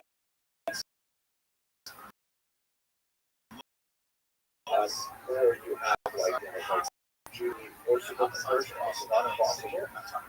Or you have a baptized in some of those scenarios. But first, I think it's a kind of statutory legislation that was imposed in this Gothic period. So you recall once again that the period we're talking about is basically from 587, when we have this conversion of the kings, until 711, with the Muslim invasion. Here's a remarkable image that I think very brilliantly the sort of atmosphere that I get in my mind when this Gothic kings. This is Alonso Cano's 17th century Kings of the Visigoths. I wonder if there's a certain bit of art history here that I don't know much about. I'd like to do more research on it, because they don't look like 6th, 7th, 8th century kings to me. They look a little bit too modern, maybe Renaissance era, maybe later, maybe with fashion, things like that, I'm not sure. But the expressions are perfect. The impression I get of these Visigothic kings brought toward this spot on. So, as I mentioned, one of the most common things that we see law books is a series of forced of Jews, which caused a certain amount of stir beyond the church. The higher church never openly approved of forcibly converting Jews, depending on the era in which we're studying, there is more rumors or more discouragement of locals who do this. But on the other hand, the church really had difficulty dealing with the ex post facto situation. What do you do with Jews who are forcibly converted and so doing partook of the sacraments, for example, baptism? Can you simply ignore that and say, oh, they're actually Jews, it doesn't count, do over? Or do you have to say, well, you know what, it shouldn't have happened, but now they're Christians. So we have this situation where there's a lot period, and again, it could be echoes the Inquisition that we discussed later on in this course. Jews are forcibly converted, and then they're charged with Judaizing, meaning of going to their Jewish ideas, especially no one can ever go so government is beyond corrupt. As I'm editing this book, I'm put in touch with the gentleman, Cyrus Eugene Akers. Well, Cyrus Eugene Akers was the chief of security at Cannon Air Force Base in 1968. And as he's dying, he said, God forgive me, I'm a murderer. I murdered someone. He said he murdered a co-worker because he and the co-worker eyewitnessed a government secret. And his friend said he was going to tell the world because he thought what they were doing was really wrong. He said the reason why he killed this person was to cover up the moon landing fraud, which was filmed at Cannon Air Force of 1968. He stood beside President Johnson the first day of filming, just couldn't help look at it. And sure enough, he was on holiday 1 hour flight away. And Air Force Base, before this was investigated, posted their website. President Johnson visited us in 1968. They said, took it down, and we started digging into this. And Johnson gave the chief of security at Cannon Air Force Base the headquarters of the United States Air Forces until it's not Area 51. Every branch of the military, the Army, the Navy, the Marines, and the Air Force, they all have their special ops headquarters at Cannon Air Force Base, the very place where the moon landings were filmed, June 1st, 2nd, 3rd of 1968. Do you know how many government employees were involved in it? Do you have an estimate of how many were involved? Yeah, we know exactly. We know their names. President Johnson gave Cyrus Eugene Akers 15 people allowed in to observe this. Only these people. Mind you, Cyrus Eugene Akers was the chief of security at the most secure base in the country and the military, because that's where they choose to film it. President Johnson said these 15 people are allowed in and nobody else. He kept the list. He gave it to his son, he gave it to me, and I published it in the book. And so we know who was there, and some of these people are still alive. And a couple of good guys, friends of mine, actually, when I was editing the book before it was published, asked me to call 2 people on that list of 15 people. And I was, reluctant to do that, as you might imagine. It's going to be different after my book was published. Before, I was taking a great chance. They said, I got your book. And one of the chapters in my book is called The Funny Thing Happened on the Way to See Death.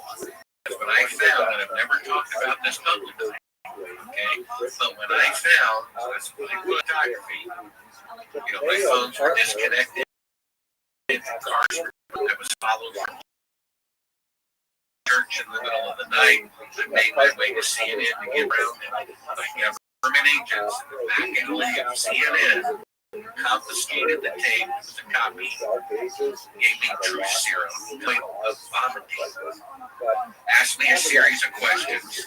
A lawyer happened to have an office in the back alley of CNN. He didn't. I'm like, I'd be here today to tell you the story, you know.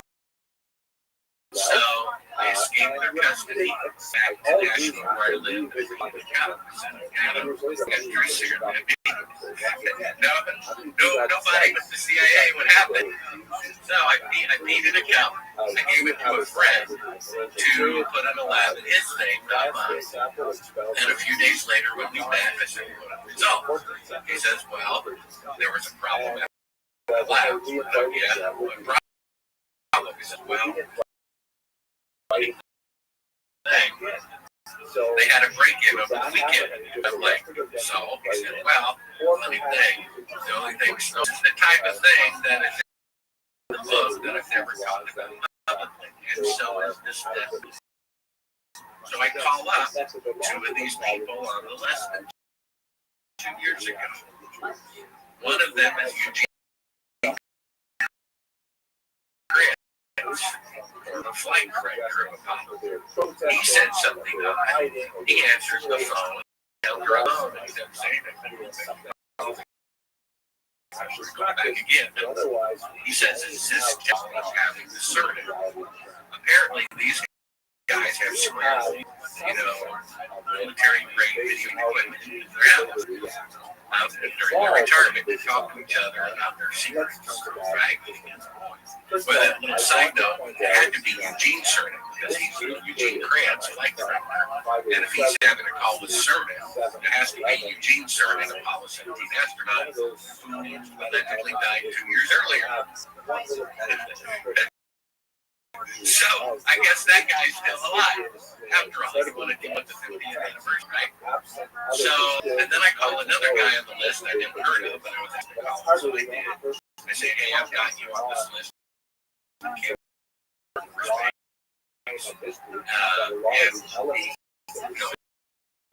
it comes the son of Cyrus Eugene Akers. His house was broken into, and everything about his father's confiscated. And then a couple of days later, 2 years ago, government agents show up and tell him face to face, if he ever talks to me again, he'll kill him and his family. See, this is very serious. This is not a theory. They didn't go to the moon. It's an absolute fact. I've been drugged, I've been followed, I've been kidnapped, and murders have taken place. We know for a fact that from Apollo 1, that's 3 people. We know that Cyrus Eugene Akers killed a person, that's 4 people. We know that there were 4 other backup groups, members of backup groups that died in accidents within 24 months of each other. Then we have James Earl, Apollo 15 astronaut, who called up Bill Casey to get off his chest about the moon landing, about saying it was fraudulent. He said, I'm concerned for my safety. Called me in this number 3 days ago. Astronaut so there's another one, right? So far 9 Apollo astronauts. After the Boston Massacre, which killed 5 people, our founding fathers said that's enough. We're going to risk our lives or property, everything, because Robert McNamara, Defense Secretary of War, admitted on his deathbed that the Pearl Harbor said they got everyone fired up to join the attack of the North Vietnamese on an American ship. It never happened. They made it up. That led to the death of 15,220 Americans. So I think if they're willing to kill all those people, they're willing to make an image on the television. Unlike though 9/11 and JFK, because whoever did those things, those people are still dead. This is a positive line. This is taking care. And this is what the news director saw. He said, this will look great. Right? We have detailed information where the moon landing, when it was filmed,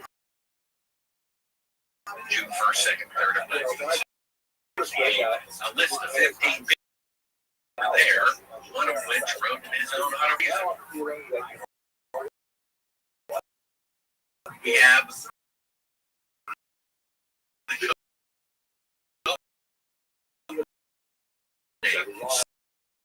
slam dunk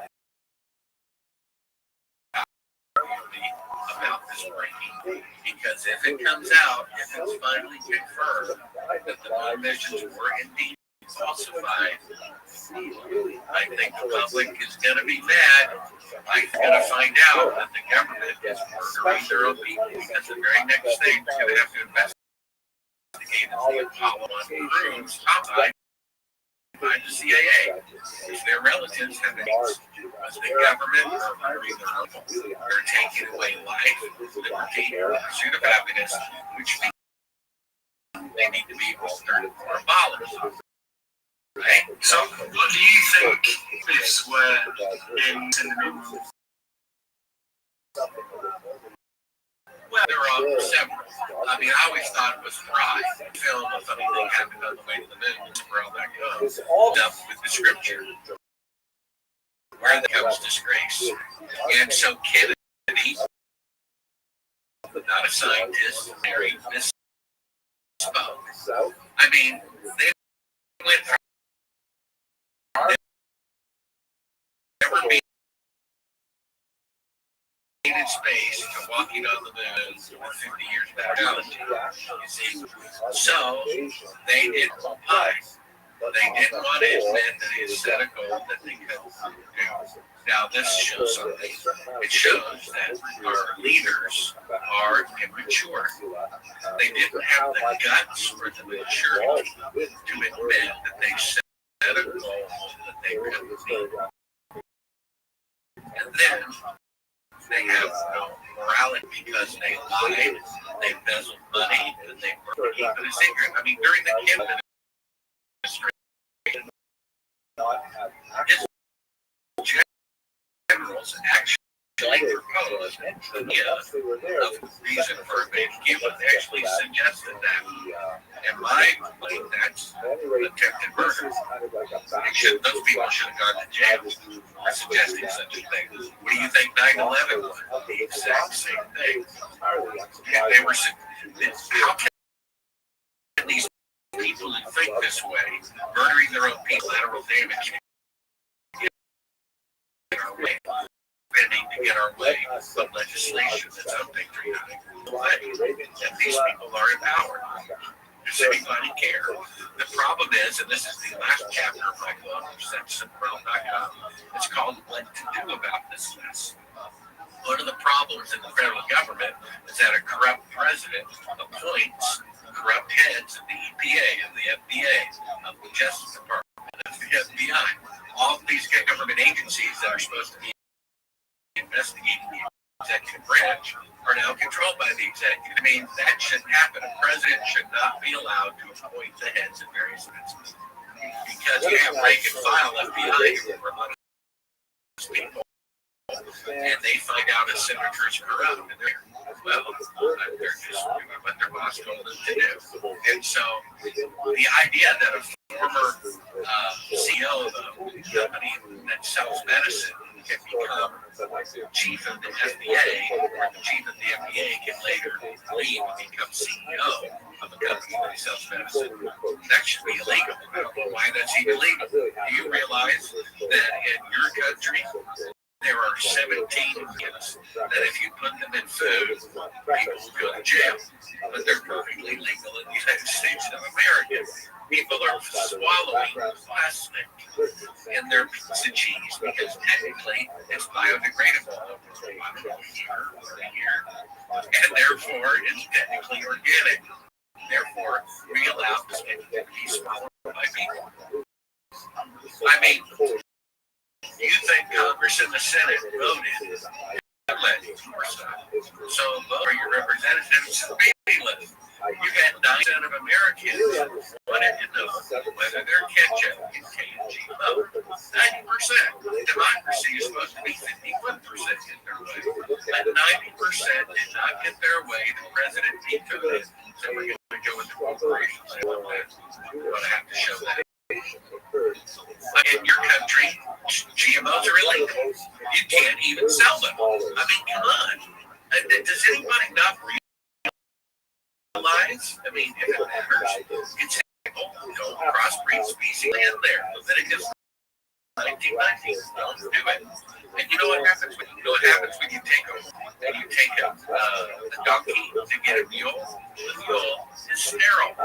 What a surprise! Since GMOs were introduced into the food supply, fertility rates have dropped 65%. Right? It's amazing how God, if you believe in God, put that into the DNA. Disobey, and I will stop it. It will not be able to replicate. It's sterile. It's different. A little side note, maybe this is why aliens are always attacking people who are taking their sperm and eggs. They're not really aliens. It's called an angel. The hybrid that they have to keep going back to the source to make it again, because then you make it again. And an angel. How about that? Because aliens that have done things, right? So you have all this craziness going on in the world. I remember when you testified in Congress, and she says the perfect example is so that crazy things like the government thing and all that would be said. You'd be making and taking down the truth. So if they're taking what's left, lies. Isn't everyone upside down the world that we live in? But it's true. You know, and one more little Bible stab, if you don't mind. When Jesus was being tempted, famous part of the Bible, the devil took him to a high mountain and showed him all the kingdoms of the world. And he said, they're all yours because they belong to Lucifer and give them to anyone he wants. Jesus would bow down to them.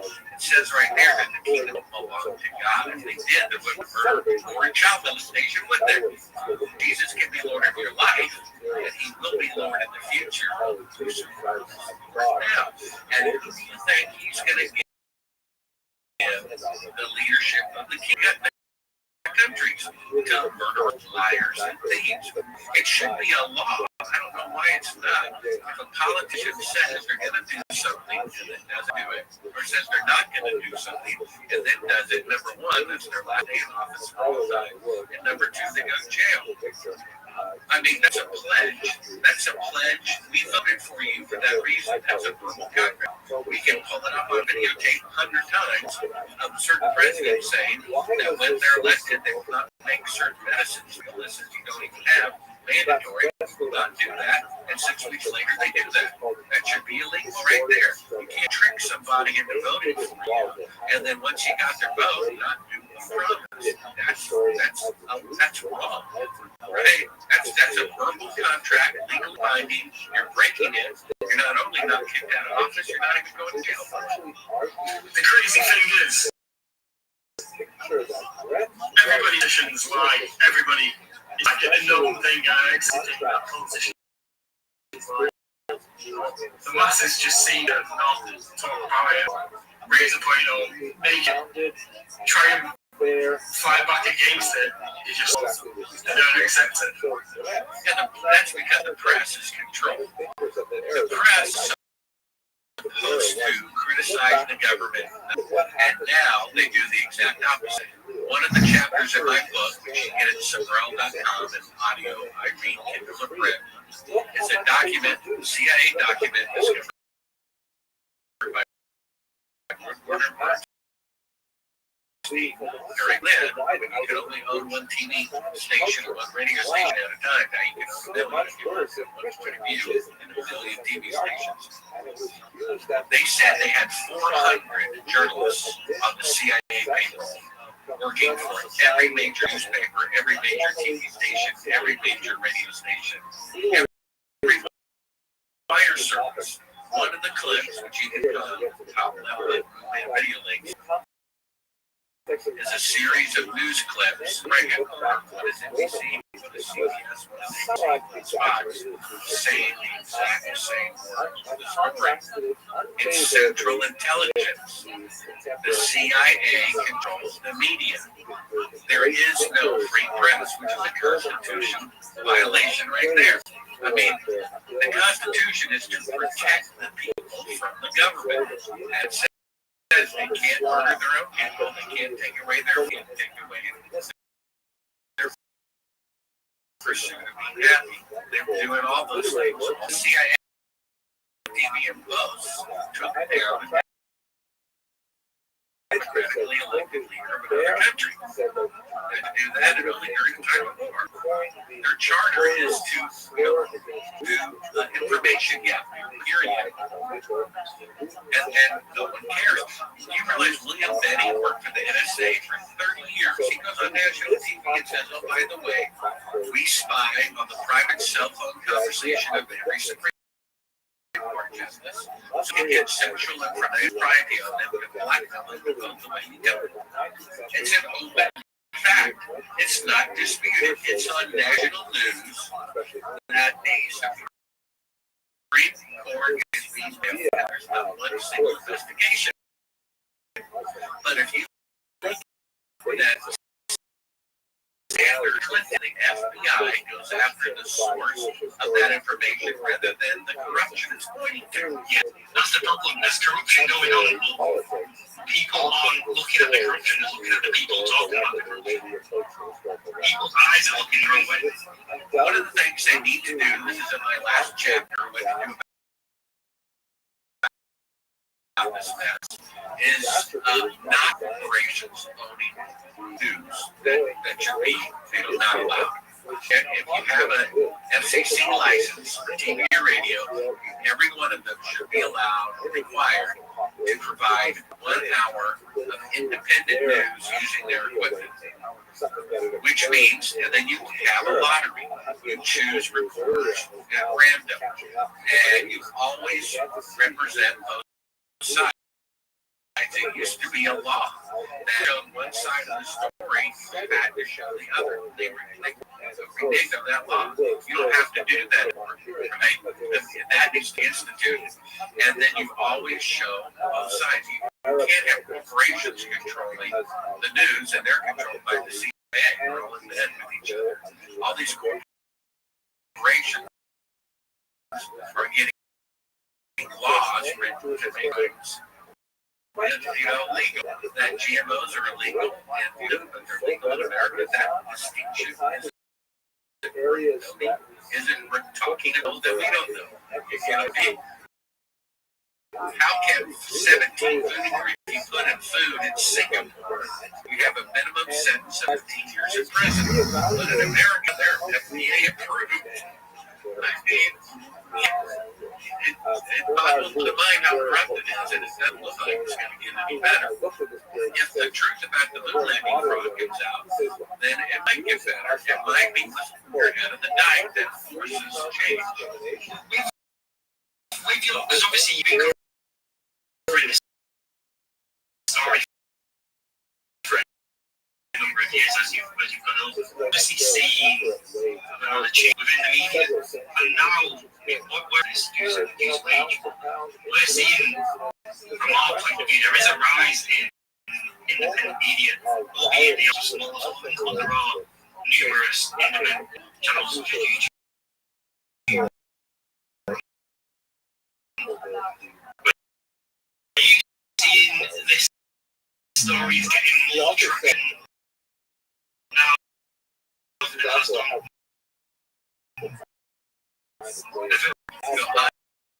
To me, that the two used to talk about the money fraud and just saying he eyewitnessed the moon landing fraud. He even said he murdered somebody to cover it up. Here's it was filmed, where it was filmed. You'd think that would be at least of discussion at least one time in the top two conspiracy podcasts in America. I haven't been invited on their show in months since my book came out. Honestly, I don't know why is that. It's called controlled opposition. It seems odd to me that, you can have what appears to be, media, but is it really? And because every true independent thing came down. I mean, the inventor of everyone's told again for an illness they don't have. The inventor would say that he would be the number one guest of every news program in the world. ABC, NBC, CBS, EP News, they would sit right there in the studio talking about this medicine that everyone's taking that he invented. If he is interviewed and gives his honest opinion about it, they take it down. It boggles the mind. There is no end. And I don't see there channels here and there making a difference, to be quite honest. We're talking about, okay, we got 5 mice fighting an elephant now instead of 1. Okay, let's get 100 mice fighting the elephant. Let's get 1,000 mice fighting the elephant. I think it's going to take how many billions of mice to beat an elephant. I'll buy them at the same time, and I still might not. So they're got plans. They're already censoring the name of public safety and so forth and so on of video privately of my doctor saying that one of he's a medical authority. He has a degree in medicine. They took it down. They said no.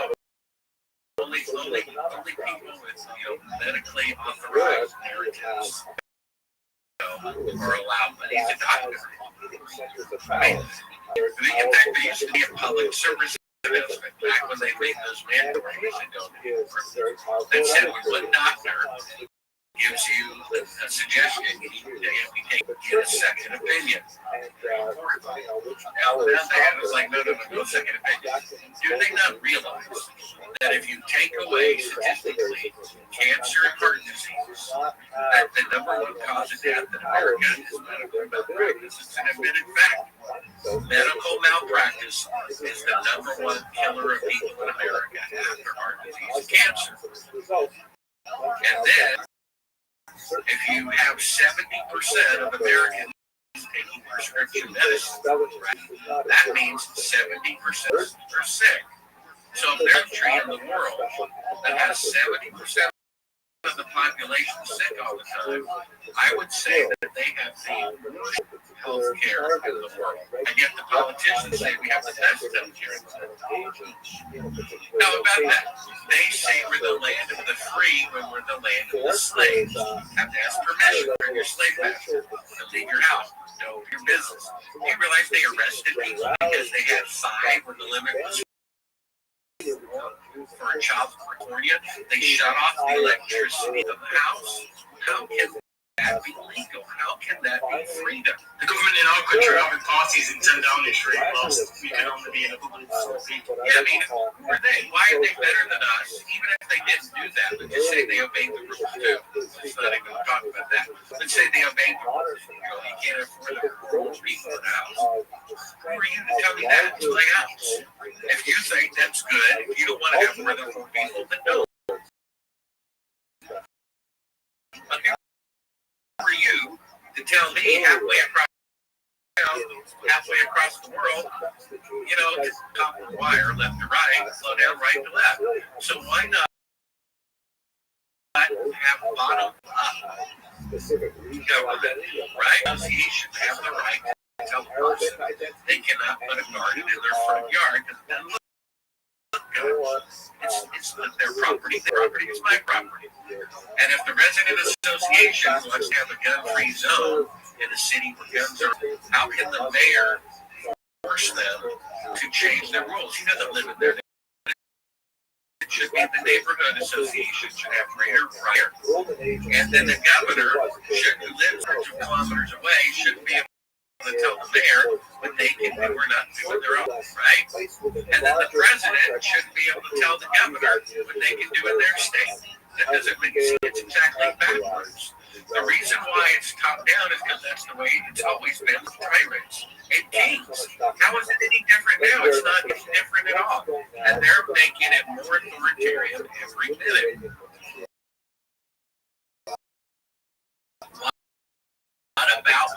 What about instead of giving the banks $3 trillion for losing our money, the guns as your prize? You know? Why not give every person $20,000? And what would happen to the trillionaires?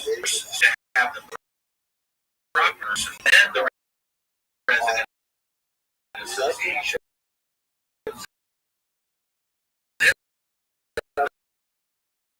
The mayor and the governor. The mayor is supreme over the city.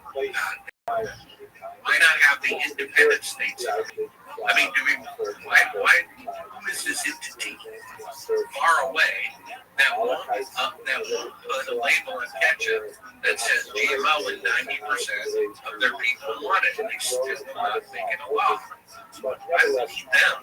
Why do we need such people like that who won't do what 90% of people are asking them to do? What would happen if we got rid of them? We absolved them? We just fall apart? If a federal park in your state is just now a state park, you know? What if a military base that happens to be in Texas, now part of the Texas National, you know? What would happen? Would you wall? You know? I don't think anything would happen. It doesn't make any sense. I don't know that they're doing it all. Why not have all states vote whether to go to war or not based on a cabinet of the leaders of their various army rebuttals? They decide as to whether we're going to send our people from our state into this war. I don't understand why they're mad at Putin for defending his border when we fly halfway around the world to kick people out of Iraq. I don't understand that. Somehow the UN says okay on that one, but down on the guy defending his own border. You know? What is that all about? Because the US is blackmailing everybody, frightening everybody. What can you do? Save yourself from the current generation. That's chapter 2. They will inherit the price they're going to pay.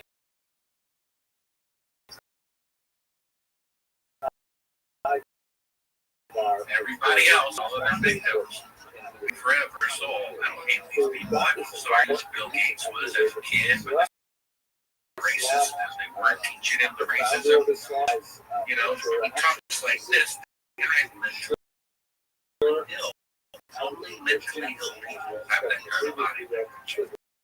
We need to feel sorry for the guy. You know what I mean? So, like, how you described about the model, we need to be working from below. Yeah, like you said, what can we do? Is it at a stage right now where it's too far gone to be able to do this? yeah, well, I think it is too far gone. You had, I don't know, 12 generals wanted to kill Hitler. I couldn't do it. The Nazi bureaucracy was too big. Now, there was an eclipse in America in 2017 that fell over the largest pagan statue in America. Then there's another one next year, 7, remember, that's falling over Dallas, Texas, where the security team designed, charged with protecting the life of the president, murdered him because he was going to clean house of their corruption. I think the Kennedy return. If a dead astronaut's widow says that her husband, who would have been murdered or would have been the first by the CIA, I believe her. Okay, Jr., who has more access to the JFK files than all of us know, says his uncle was killed by the CIA. I believe it. I think that was a point of no return. I think once the government kills their own president because it was going to get rid of the corruption, it's beyond help. I mean, Johnson, Democrat, is there supervising the faking of the moon landing, that Republican Nixon's up. It's not about red or blue. They're both. Ask Bernie Sanders or Ron Paul if they kept an independent person in the system at the top. Communism is American and killing your own. 7 years probationary period, and if there isn't direction by that time, which I think is April 8, 2024, then advise filling that sinking ship while my loads are still available, because Bill Gates said with a smirk, illnesses circling around the world, that one's going to get people's attention, and he smirks. It's already in the works. It's already in the works. There was a gentleman, and the Bible says, in the last days, believers in God will have more and more visions of the future than have ever happened before. He said God told them that 2042 illnesses, worldwide. The first one would amount to nothing. He said this in 2014, but the second one, the Bill Gates one, the next one will be very serious. I did a report and saw my YouTube channel September 9, 2016, where I said it's planning, I got to release something. I said it back then. I could see them moving their pieces into. They're about to do worldwide health, either release something that causes it or just fake one. You have to understand, every TV station in the world, every radio station, every newspaper said men were on the moon when they were actually in Columbus, New Mexico a year earlier on videotape. Just because every newspaper says there's this illness and there's this many infections are just a bunch of numbers on a screen.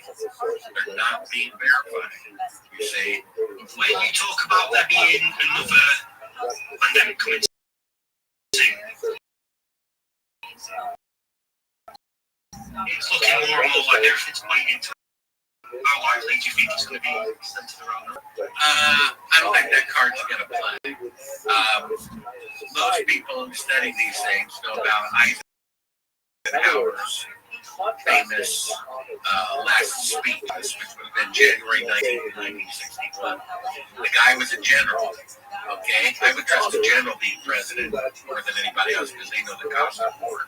They don't go to war like they're there. They've been there, seen people killed. They know what it's about. And quite importantly, he was a general who didn't, or someone in power who didn't have an ego in comparison to the people who were in power today. Yeah, but it's interesting. He gave a warning of corrupt forces in the federal government taking over. The last day in office, and not any of the 8 years he was in office. You understand what that means? It means he was afraid of them. He knew that if he challenged them, they would kill him. And he wouldn't be a husband, wouldn't be a father, wouldn't be a grandfather. Kind of sad.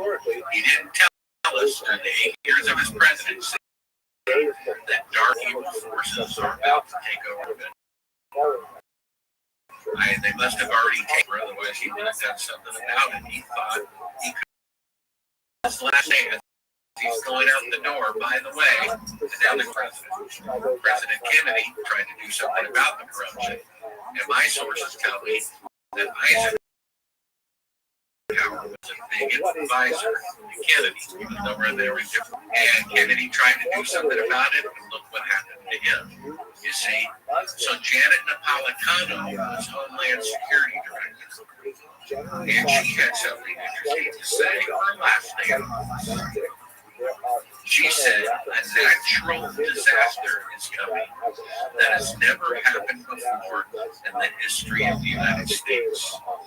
My successor is going to have a big bottle of Tylenol to deal with it.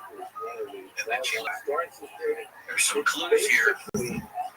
What What's coming is a natural disaster. What's coming is a natural disaster that has never been in the history of America. Now we've had volcanoes, floods, and hurricanes and fires, and an asteroid, rogue planet going by. Well, then we heard that at work, right? After all this is done, and there's a third hidden clue here: natural disaster that somehow I know about in advance. You can't know about a volcano in advance, but a comet or an asteroid or a rogue planet you could, because of the geometry. You can know hundreds of years in advance when an asteroid is going to hit the Earth. I think it's something like that. I think these little illnesses, the first one is to train people to submit for national emergencies. I think what they're doing, according to the former vice president of the company who sells the medicine that everyone's taking for the illness thing, that is designed like a time delay used to take out the weaker part of society. They're all phase one of the medicine.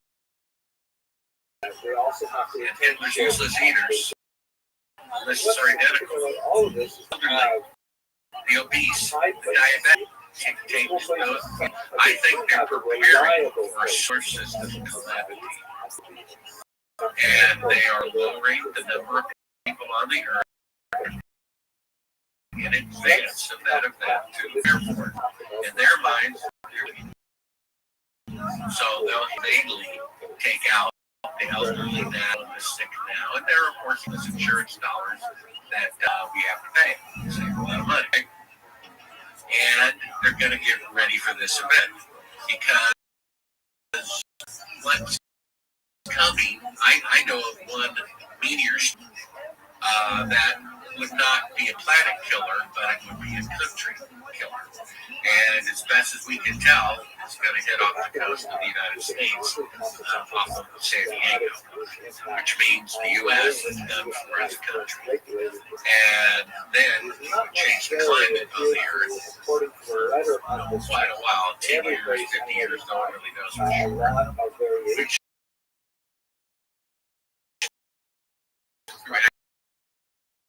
agricultural failure and people be dependent on it.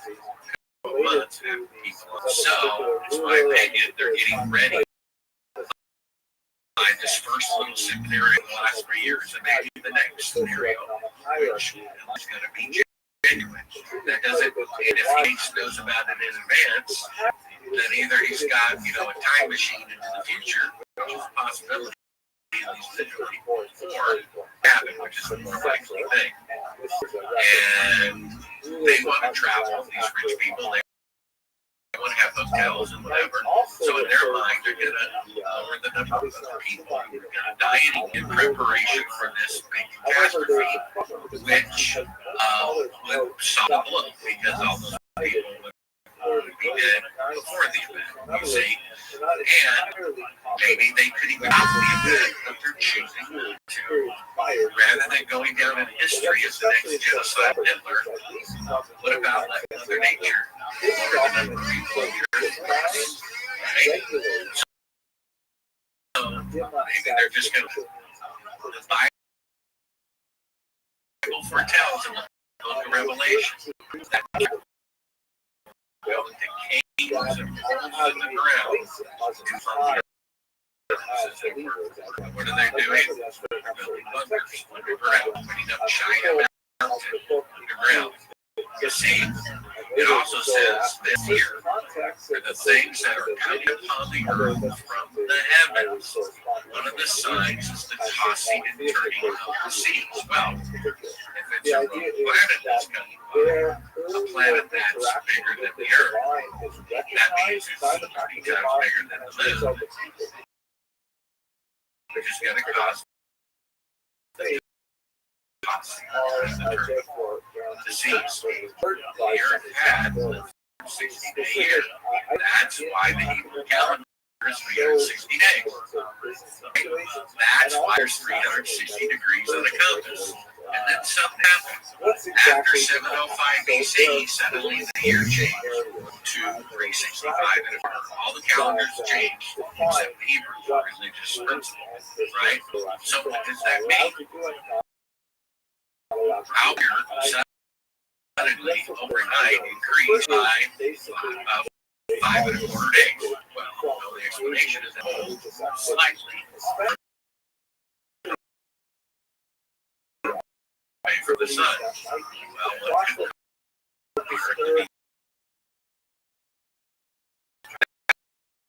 and most rogue planets, they're now saying every star system has an average of 2 rogue planets. And by they were thrown out of the solar system, maybe very far away, and they're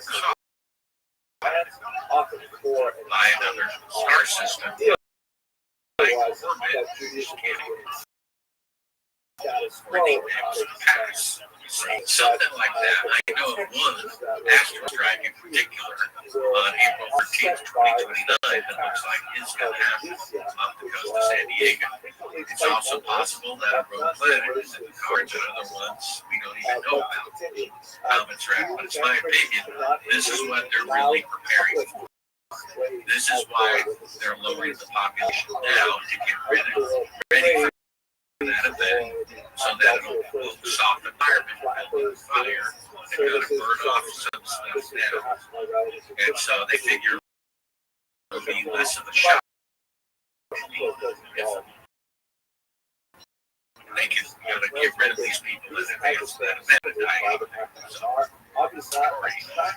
someone at NASA who told me about this, about Planet X, he told me the name in 1989. And he said, that's all that you can do about Planet X. What is that? But if you go to somewhere.gov, and there's an article, you just scroll down halfway, it's Planet X, the entire tribulation that the Bible talks about. It would cause earthquakes, it would cause meteor storms, it would cause all the things that the Bible talks about. So, I mean, by the time the moon landing truth comes out, or they keep postponing actually returning to the moon, something like that, a real illness, or a comet or something is going to happen and no one's going to care, or care the thing, right? So, and just one quick, I know we've run over it, just a quick question before we go. And you've had a lot of examples within the Bible. You read the Bible and the things that were going on in your life, you had sort of an awakening in the Bible helped them drastically. What do you think at the moment with democratic religion definitely in the West? There's a massive sort of need for religion in the West. Why is it must be pushed on the West? Well, the Dewey Decimal System said at the Jackal Island meeting, which was a participant, we need to use public education to basically control the masses, get them to believe what we want them to believe.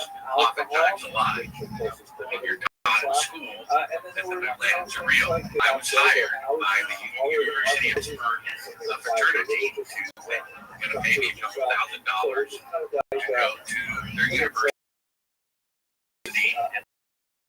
and club and to show like everything happened on the way to the moon and us free reassembling Americans.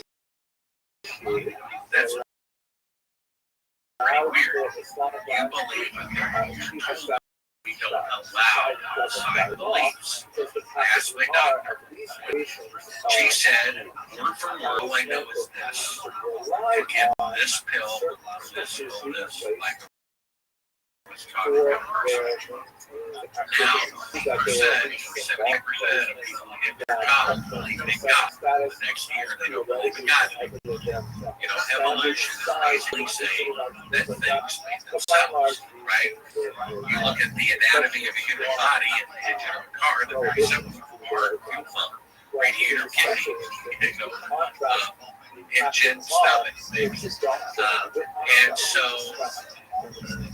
parts factory doesn't explode and fall in together and make a car. Right? And what evolution is really saying is that a lower, higher form of life with a brain. So how can so it's exactly the opposite of life. There's a great book called Privileged Planet that's pointing life on Earth. Life being on Earth is like living the prize when they're trying to get us to believe that it's everywhere in the universe. Life is extremely rare. Another article in Superout.com called These articles are about aliens and planet X, about research. Right. And radio scientists said, look, we've been because nobody's there. That's what it means. I went to HBO at a hotel once. 3 of the 10 movies are about aliens from outer space. 3 of 10. I mean, if 3 of 10 were about how great the president is, or 3 of 10 were about how terrible the president is, you would clearly see it's propagandizing. We want us to believe in aliens from outer space, which means it's not true. Because Edgar Mitchell spent his whole life saying the moon landings are real and aliens are real. Well, it's just as real as the moon landing. Scientifically, that can actually be proven. And so there is no life elsewhere. There's only one. Now, just because you can comprehend something doesn't mean it's not true. This is the problem with the arrogant people. They think because they can't comprehend that a tornado is I can open the hood of my car to my dog and say, you know, this is the alternator, this is the starter. It's been their life describing a spark plug over an infant brain. The difference between dog and man is like God. Can't comprehend things and they're not true. Things don't make themselves. A lower form of life cannot go to a higher form of life. Well, a few years ago, 15, 20 years ago, they took blood samples from every nationality. Eskimos having produced Swedes. And the name of DNA technology were able to trace back mankind's family tree. What they proved is 20 years ago, 10 years of study. Alive now, never been born, whoever will live. Okay, the Bible says. How about that? With no evolution of the word, she just suddenly this one written just like the Bible says. So now evolutionists have a problem. There's no evolution before it is suddenly appeared. Everyone came to mind, just like the Bible. In my opinion, the people why they believe in God is so that there's rules, right? If there's no morality, that's a great party. Right? You can rape children and do whatever you want to do if there's no rules. That's what a lot of leaders are doing, right? How ironic, right? And so they want us to not believe in God so that we won't have sin. I also have a new podcast. It's called Arts and Rose Box Escape. You can watch the very first episode. So it's the guy's name is Noah Yapi something. He's like the So look at the real they have a half circle after 3 words in 666. Said there wasn't a God. They just he literally said, "Don't obey Jesus, don't obey the Bible." No morality. They're God. I've never said there was a Lucifer.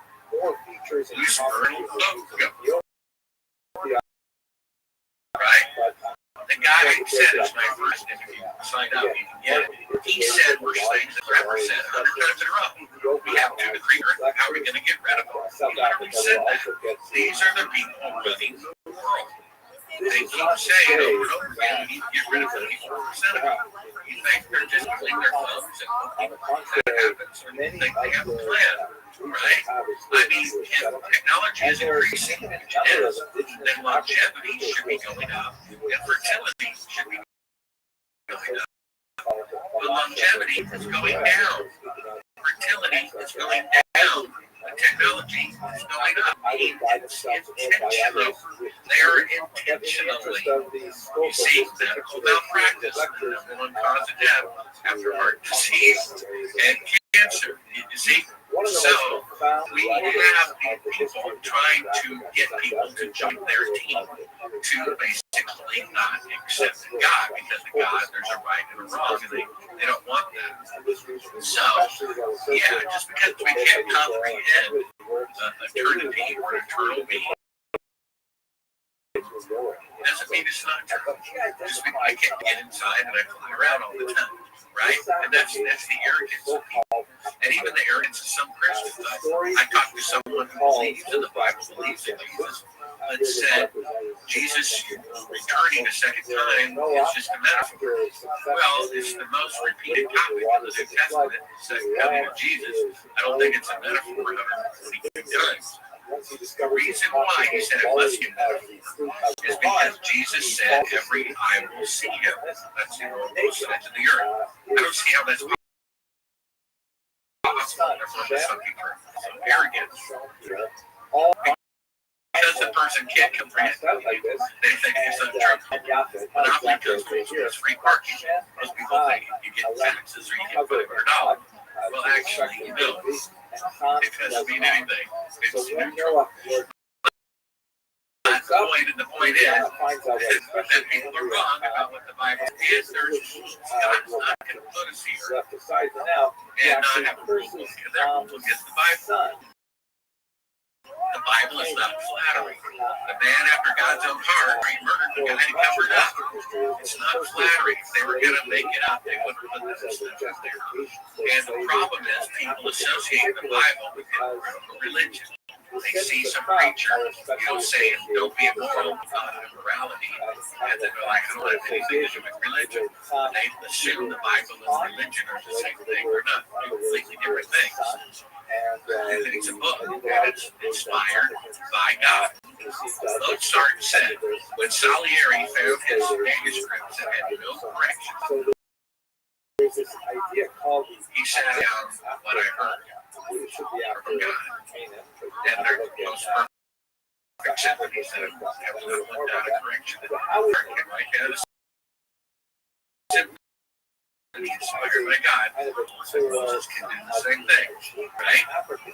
And that's what you can call that faith. You read it yourself. It's just simple.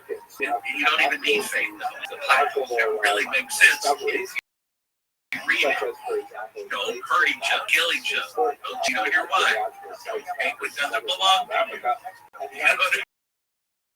We're going to forgive you. They will forgive you again and again if necessary. Please stop. Okay?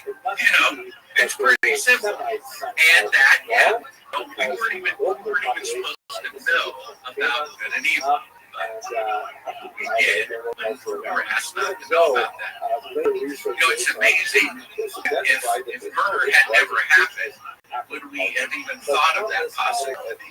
You know what I mean? It would not even enter our minds. I mean, we know, I know this may sound a little outrageous, but imagine the fall that happened. You and I sit here with no clothes on, and we walk in the store with no clothes on.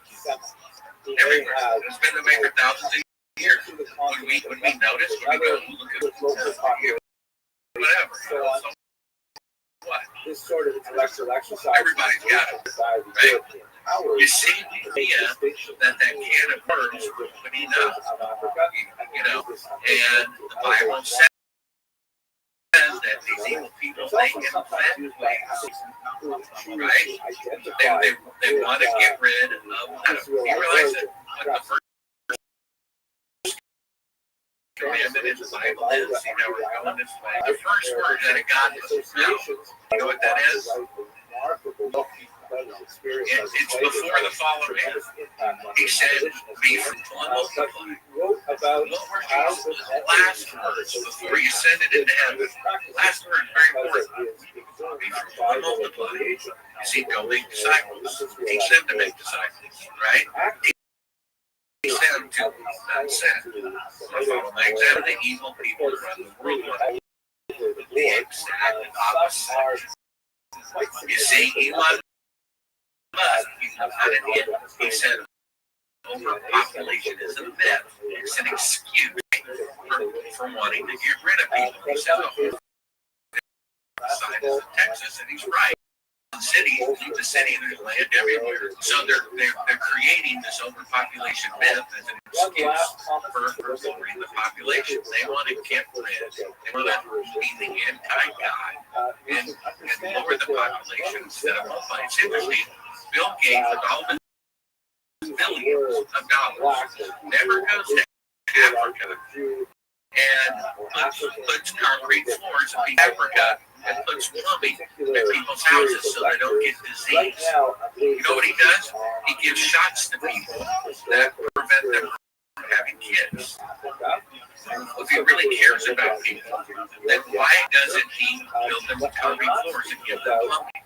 Right? But he doesn't. I mean, it's an absolute scientific fact.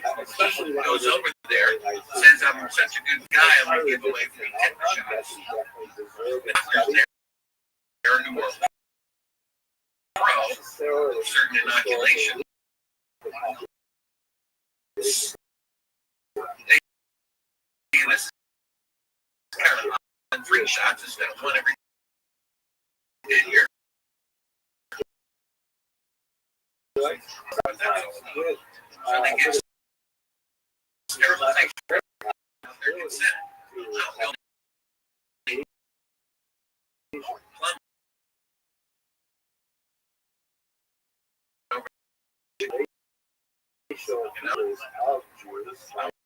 Unbelievable. We're scared about that. Some do. So, and this is very important. Very serious. We're at people's eternal soul in the balance. Jesus sent to the church, not to the pagans. The Bible says he was sent to Israel, right? To them he sent. To those who had the Torah he sent. To those who had temple worship he sent. To those who had the Sabbath he sent. Wide is the gate, broad is the road that goes to destruction. You go that way. There's the way to life. And 26, if we deliberately go on sinning, no grace is left. This is Matthew 24:13. Only those who hold to the very end will be saved. It says in Revelation, unless you repent, I will take away your life, your salvation. Jesus says about the tower falling on the alleged wicked folk. They must have been extra witnesses. No. And unless you two repent, you will perish. Right? Get saved and stay saved. You see? And that is their road. The reason why this gives in Matthew 20:13 as to why most believers fall away is because of the increase in wickedness, right? 20 years ago, it made the news when a 12-year-old committed murder. 10 years ago, it made the news when a 10-year-old committed murder. And 5 years ago, it made the news when an 8-year-old committed murder. You see, the increase in wickedness.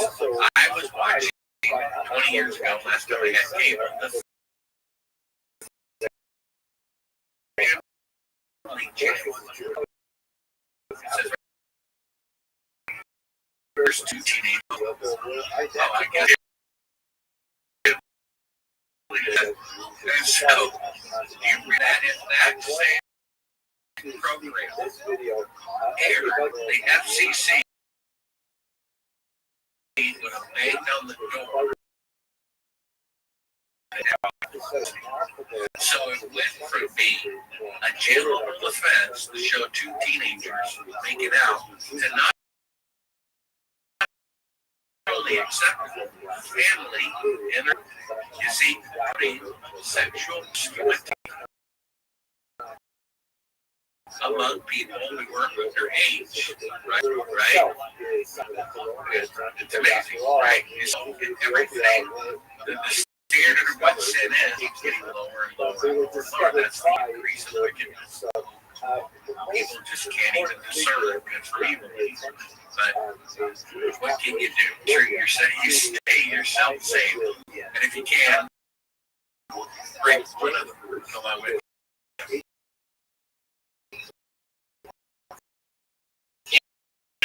It's about generating awareness so that we can then go and spread, a bit more awareness.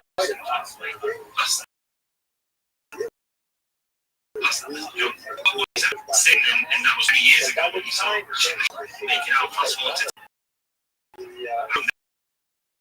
Netflix. You've got these drug shows.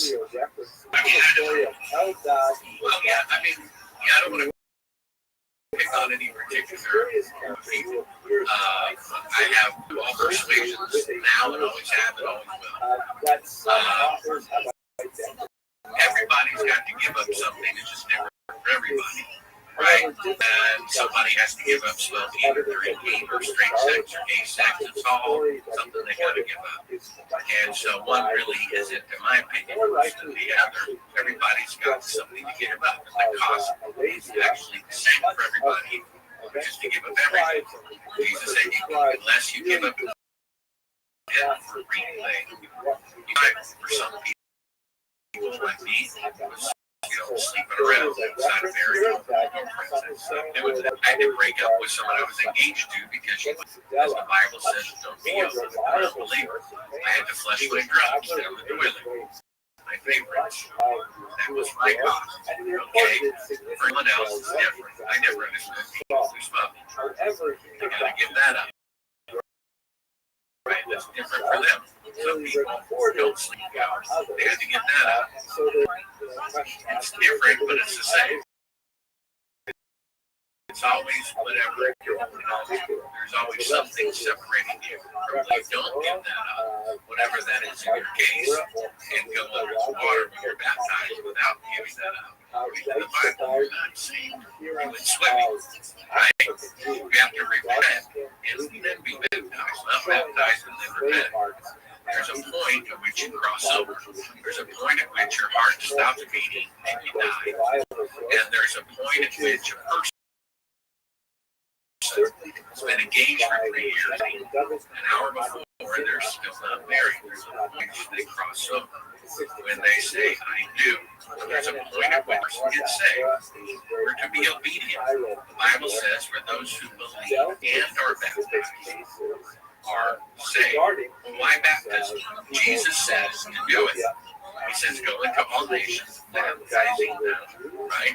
You could argue, well, why not walk around your house 7 times? Why not stand on your head? Those are good points. Why not do it as Jesus said to do it? My opinion is that because being born again, right? The whole point is there's the old part, and then there's the new part.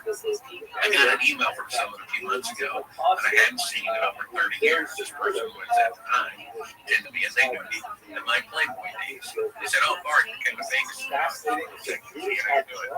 And I wrote back just very mildly, sharing my face, something like, "Yeah, I'm doing good. Yeah, I'm focused on making sure I'm right with God and staying right with God."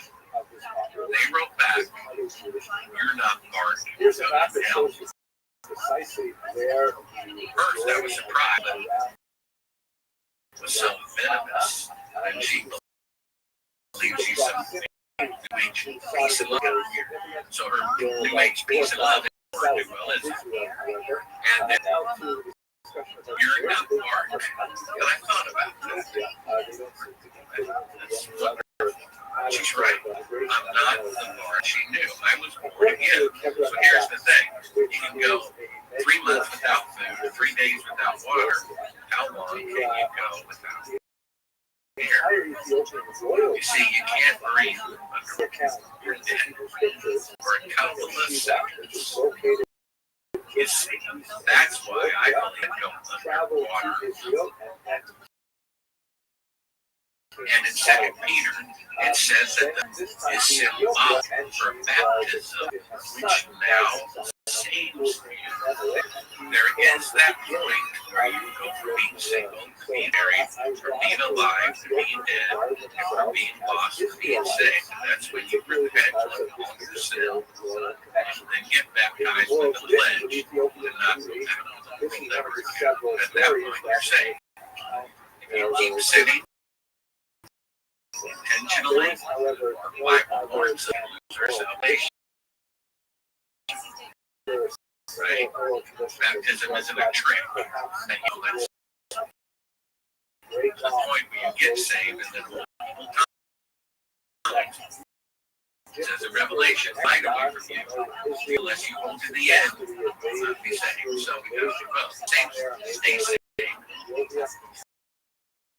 And I was thinking the other day about love your neighbor, right? There's some love God with all your heart. Love your neighbor. Right? Because the first movements are about loving God, and the rest are about loving. What's the greatest thing that we have for Christians? Well, it's our salvation. So, being loving your neighbor, sharing your turkey dinner, sharing whatever. We need to be sharing our eternal salvation, right? If we love our neighbor. So really, we're commanded, Jesus' last words, to go and make disciples. So we have to convert somebody first. He says to baptize them, and then he says to teach them. And you will make disciples. So everyone who's saved is commanded, and they'll go out. It's not the preacher's job, it's your job. Right? And so someone who's not sharing their faith may not be saved, because Jesus says you don't take a life to Revelation that symbolizes your salvation. And if you do, the light goes out. So as we're sharing our faith, being selfish, and the selfish cannot enter the kingdom of heaven. That's the whole fruit of sin, is selfishness, right? And so, I don't know what to do, just invite somebody to church, pass them off to the preacher. They know what to do, or learn how to study the Bible. And that's it. The door is closing. I think we're in the last days. I think it's going to get a lot worse before it gets a lot better. Secular observers are pointing this out. So if secular observers are suggesting this and this and this is going to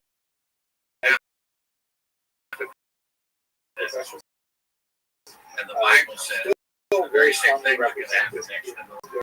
One of my videos on my podcast, you can click on, the next domino to fall, I believe, is going to be economic collapse. The very next day, the banks start collapsing. And it's like, it says so in the book of Revelation. A loaf of bread is going to sell for $100, translated to that effect. We have a person, I think it's a they had 100 food burned down in 6 months in America. Not a single one reported on TV news. As the evening news, the CIA, and this is CIA, right down their own credit, right? So I think they're trying to channel the food supply. They're trying to get it under control so that it's easier to control. So they have to go to them and submit to get your food. So that's why you can build these items. That has something to do with it. So it's introducing GMOs to food supply, right?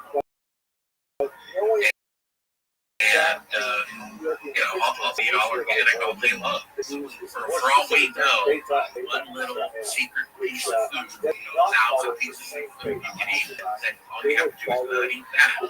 Maybe it's corn. As long as you don't eat corn, you won't fall prey to the illness like everybody else says of the things in the store. Starch. Oil, canola water, you see, there's chlorine in almost everything. Read the ingredients.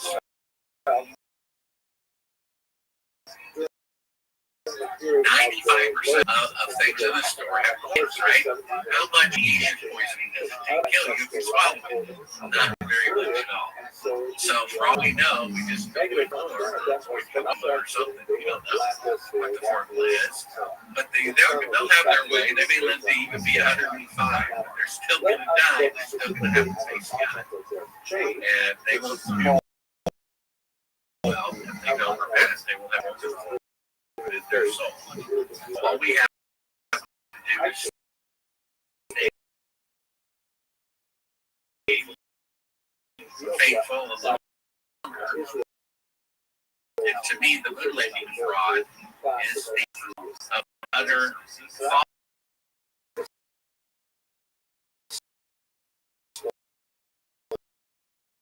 So that we may make a name for ourselves, humans.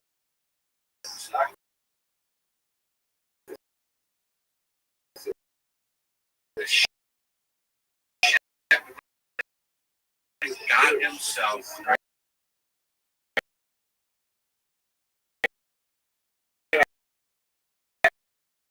events about this is, and it just shows the complete fall of state and the corrupt degree of the world, lying about something to such a degree when they didn't even have to, because they've gotten away with it time and time again.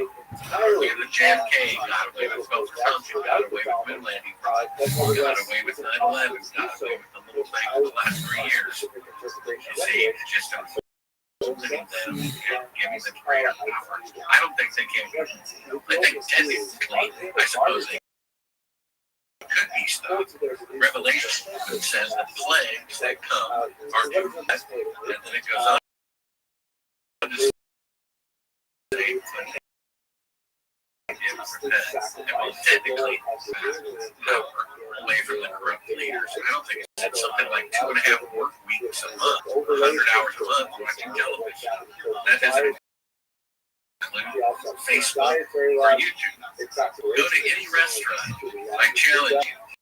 Walk through the restaurant and look at the tables, and 95% of the time, you'll see 4 people at a table and 4 people with their phones, not people across the table from them. Talking to people who aren't here. This is insanity. It's not interesting. It's not sad. We're being conditioned to be mentally ill.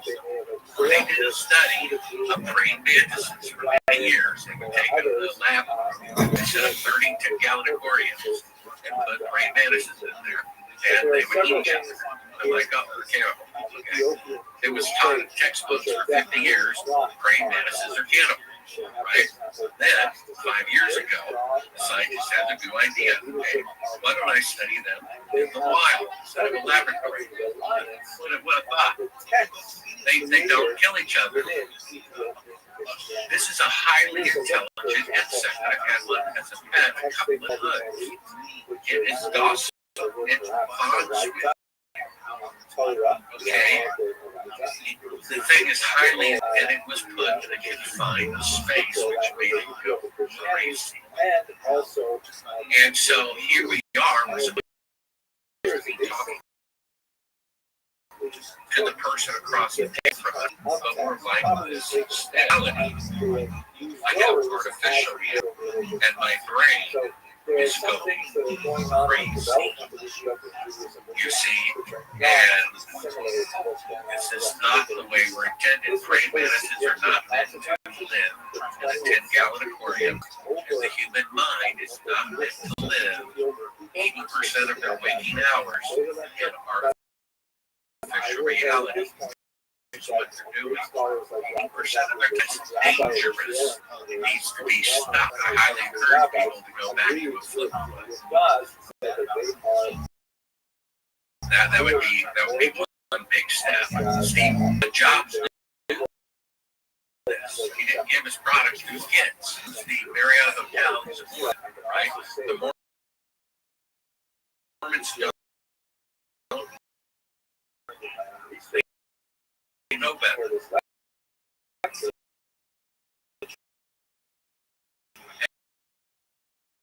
And yet they don't. have a problem selling.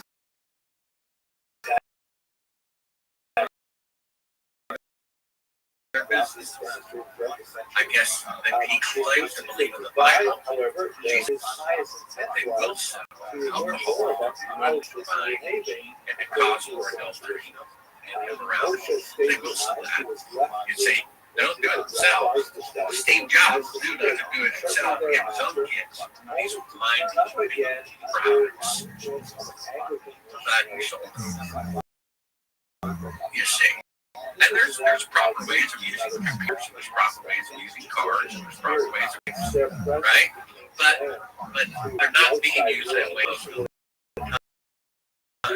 People are in a restaurant, 95 across from people, a table of 4, a table of 6, a table of 2, a table I saw of a couple so in love, they're physically on the same side of the table, still with their faces in their phones.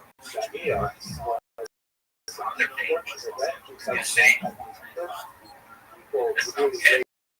And we wonder why people think the moon landings are real. And you know, I met at a major university, the oldest universities in the country. He teaches aerophysics. And I asked him, what about the moon landings? He said, they're real. That's the greatest accomplishment of science. Then I showed him shadows intersecting. I showed him fake footage. I showed him this. I showed him that.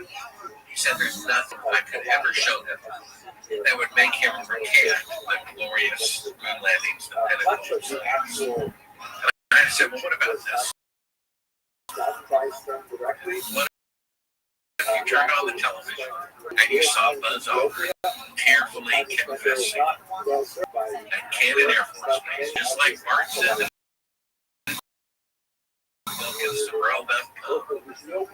please forgive me. The professor, I still think he walked on the moon anyway. You see, the Bible says God opposes the proud, but gives grace to the humble. What is pride? Pride is the unwillingness to admit that you're the unwillingness. It's number one. You're not walking around in error. Number 2, it's good to be wrong. I used to think the moon missions are real. How many of you out there had pictures on the wall in the shrine for 2 years? How many of you people looked at moon landing pictures 3,650 times in a row, thinking they were real first? But I had an open mind. I'm willing to be wrong. Okay. If you think Wednesday is the Sabbath, joking. And so it's like this flat thing. Everyone like, you hear this? Just if you need to believe something. Yeah. So, but you have to be, you said, run a journey. You know, ask my wife if I'm on a journey to be, she'll confirm it. You know, to be a good Christian, to be a good person, to be good at traffic, to slow down before, to let more people in.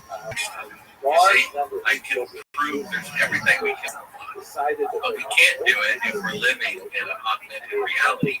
God gave us this reality. He gave a praying mantis the force, and without it, they go crazy and they start eating each other. Isn't that what really yelling at each other in traffic is? And yelling at your spouses and mad.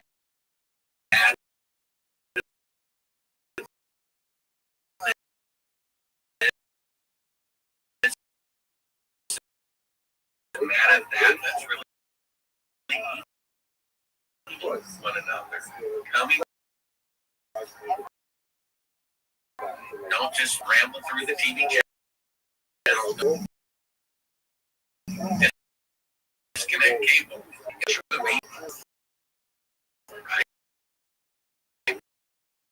Use your computer for work. Use your computer for research. Computer to do a podcast. And then after that, Why are you out and about in restaurants, the park, wherever, and facing your phone? Be at the park, be at the restaurant.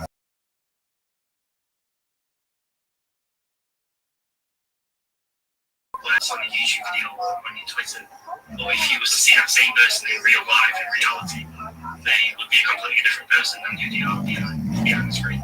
Well, I don't allow comments when I have a YouTube channel. It's like giving somebody the bullets to shoot. My magazine doesn't let me write articles about why I think the Atlantics are fake. They would write articles about why they're real. It's their publication. I think it's a bad idea. It's a waste of time. Take your term salvation out of the equation for a second. What's the most valuable thing that we have? Is it our computer? Is it our spouse? Is it our money? It's our time. You realize you can make $1 billion, lose $1 billion, and make $1 billion again. You can always make more money. You can never make more money. This is the key of the Luciferian people. Faces and screens all the time. They're taking our chances of entering eternal life and having a happy, healthy life here on earth. Day by second, minute, hour by hour. Statistically, people spend 100 hours a month, 2.5 weeks watching television, right? How is their time to change the world or make the world a better place or hang out with spouse or kids? When you're spending so much time arguing with people in chat rooms is a waste of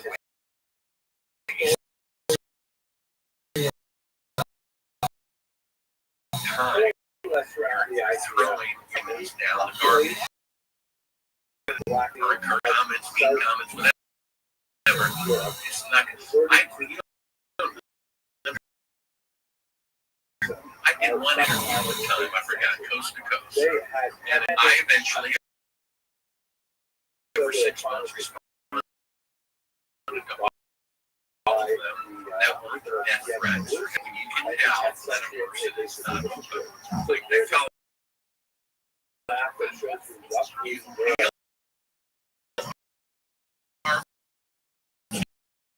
confessing that they were fake. He said on the sofa as a kid, and yet he thinks he knows better than the man who was there. I mean, come on, it boggles the mind. And so we have these people that aren't open-minded at all. You can tell.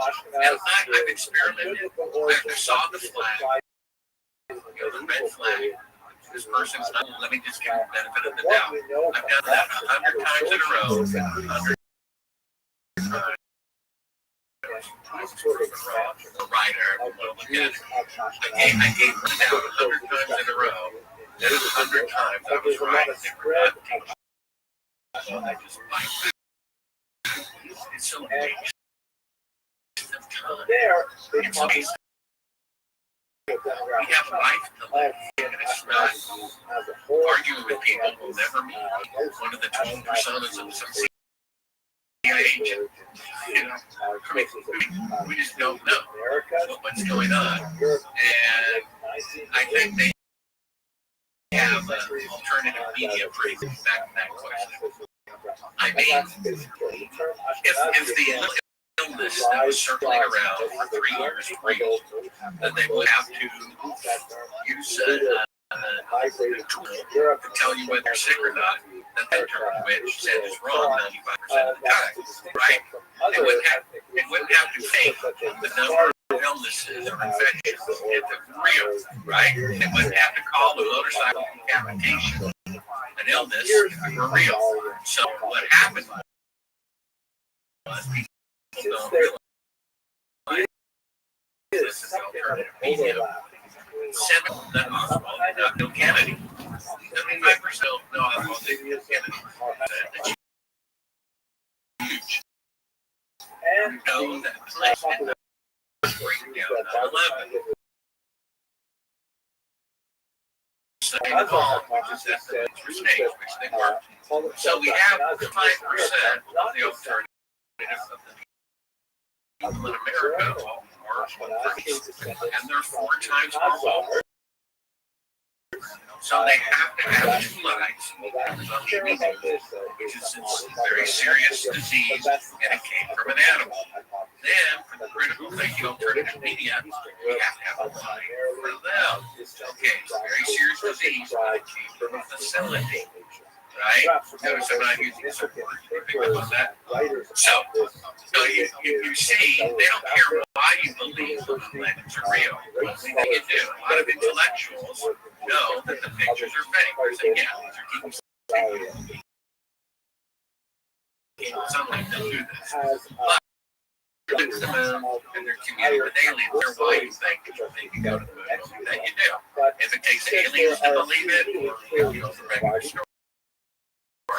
Either way, if it takes from an animal to believe that it's a serious that it escaped from a facility, you believe that it's real. Both are lies.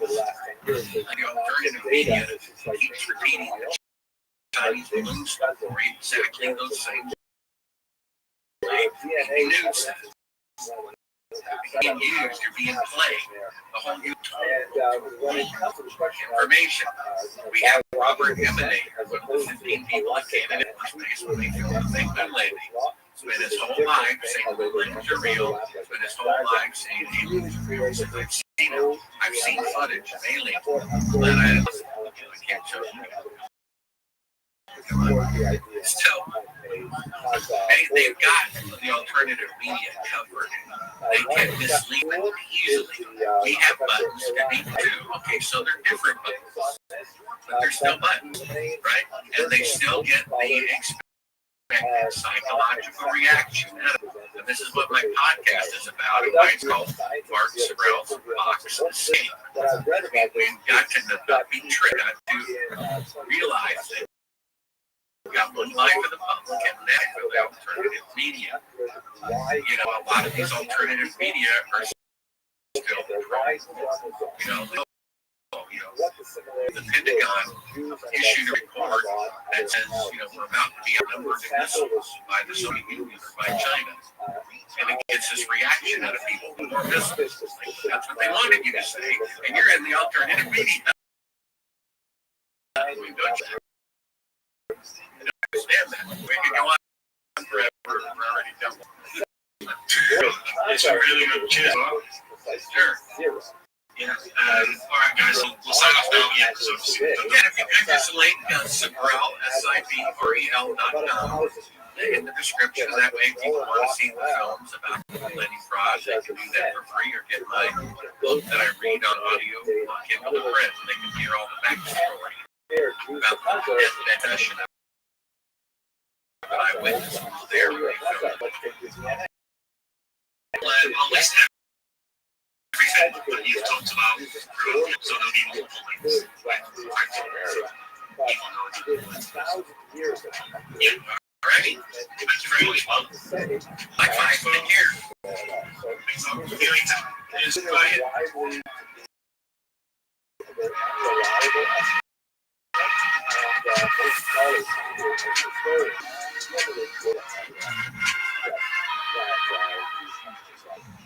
Secondly, pile on.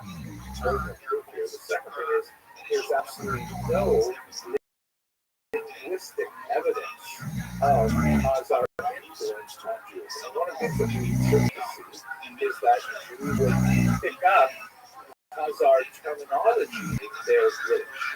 Yiddish, by the way, is the overwhelmingly dominant native language of the Jews who call themselves Ashkenazi. At the turn of the 20th century, there was a Roman Empire. The ruins of the great city of Hattusha are an awe-inspiring sight. They sit right in the center of modern Turkey, on a rocky outcrop overlooking a bend. Hattusha's crumbling walls of grey limestone stand out against the lying where they fell over 3,000 years. One look will tell you that Hattusha was once a mighty fortress. Its double wall was defended by over 100 towers. Its thick gateways decorated with carved stones. For centuries, this was the capital of the mighty Hittite Empire, which ruled a large portion of Turkey during the Bronze Age. Hattusha's people cultivated wheat, barley, and lentils, and wore clothes sheep they kept in the surrounding hills. But if you dig down into the ruins of Hattusha, what you find is a thin black layer right above the city's ancient floors. This layer is made up of ash, charred wood, and rubble scorched in a fierce fire. It dates back to the end of the 13th century BC, around the year 1200 before the start of the Christian calendar. And when you step back and take in all the detail, breathtaking. Walls and roofs, bricks shattered and melted, and it's clear whatever happened to Hattusha, the destruction was savage, unrelenting, and total. After that, the archaeological record here ends, except for the signs of a few scattered scavengers eking out an existence among the rubble. The Russia remained empty for centuries, a haunted place where most feared to go. 20 kilometers to the north, the ancient city of Alasahoyo, where the Hittites buried their kings and opulent tombs, shows the same thing, covered by ash and rubble at the same level. And 100 kilometers to the east of another fortified Hittite town known as Karauka, you find arrowheads littering the earth like fallen leaves, and the bones of men, women, and children left lying in the streets, right where they fell. In fact, if you zoom out, right across the eastern Mediterranean, anywhere you go in the entire region, across an area spanning over 1,000 kilometers, you will find this layer of destruction. Archaeological evidence is quite clear. At some point between the year period we call the Bronze Age, a wave across the entire region. It wiped whole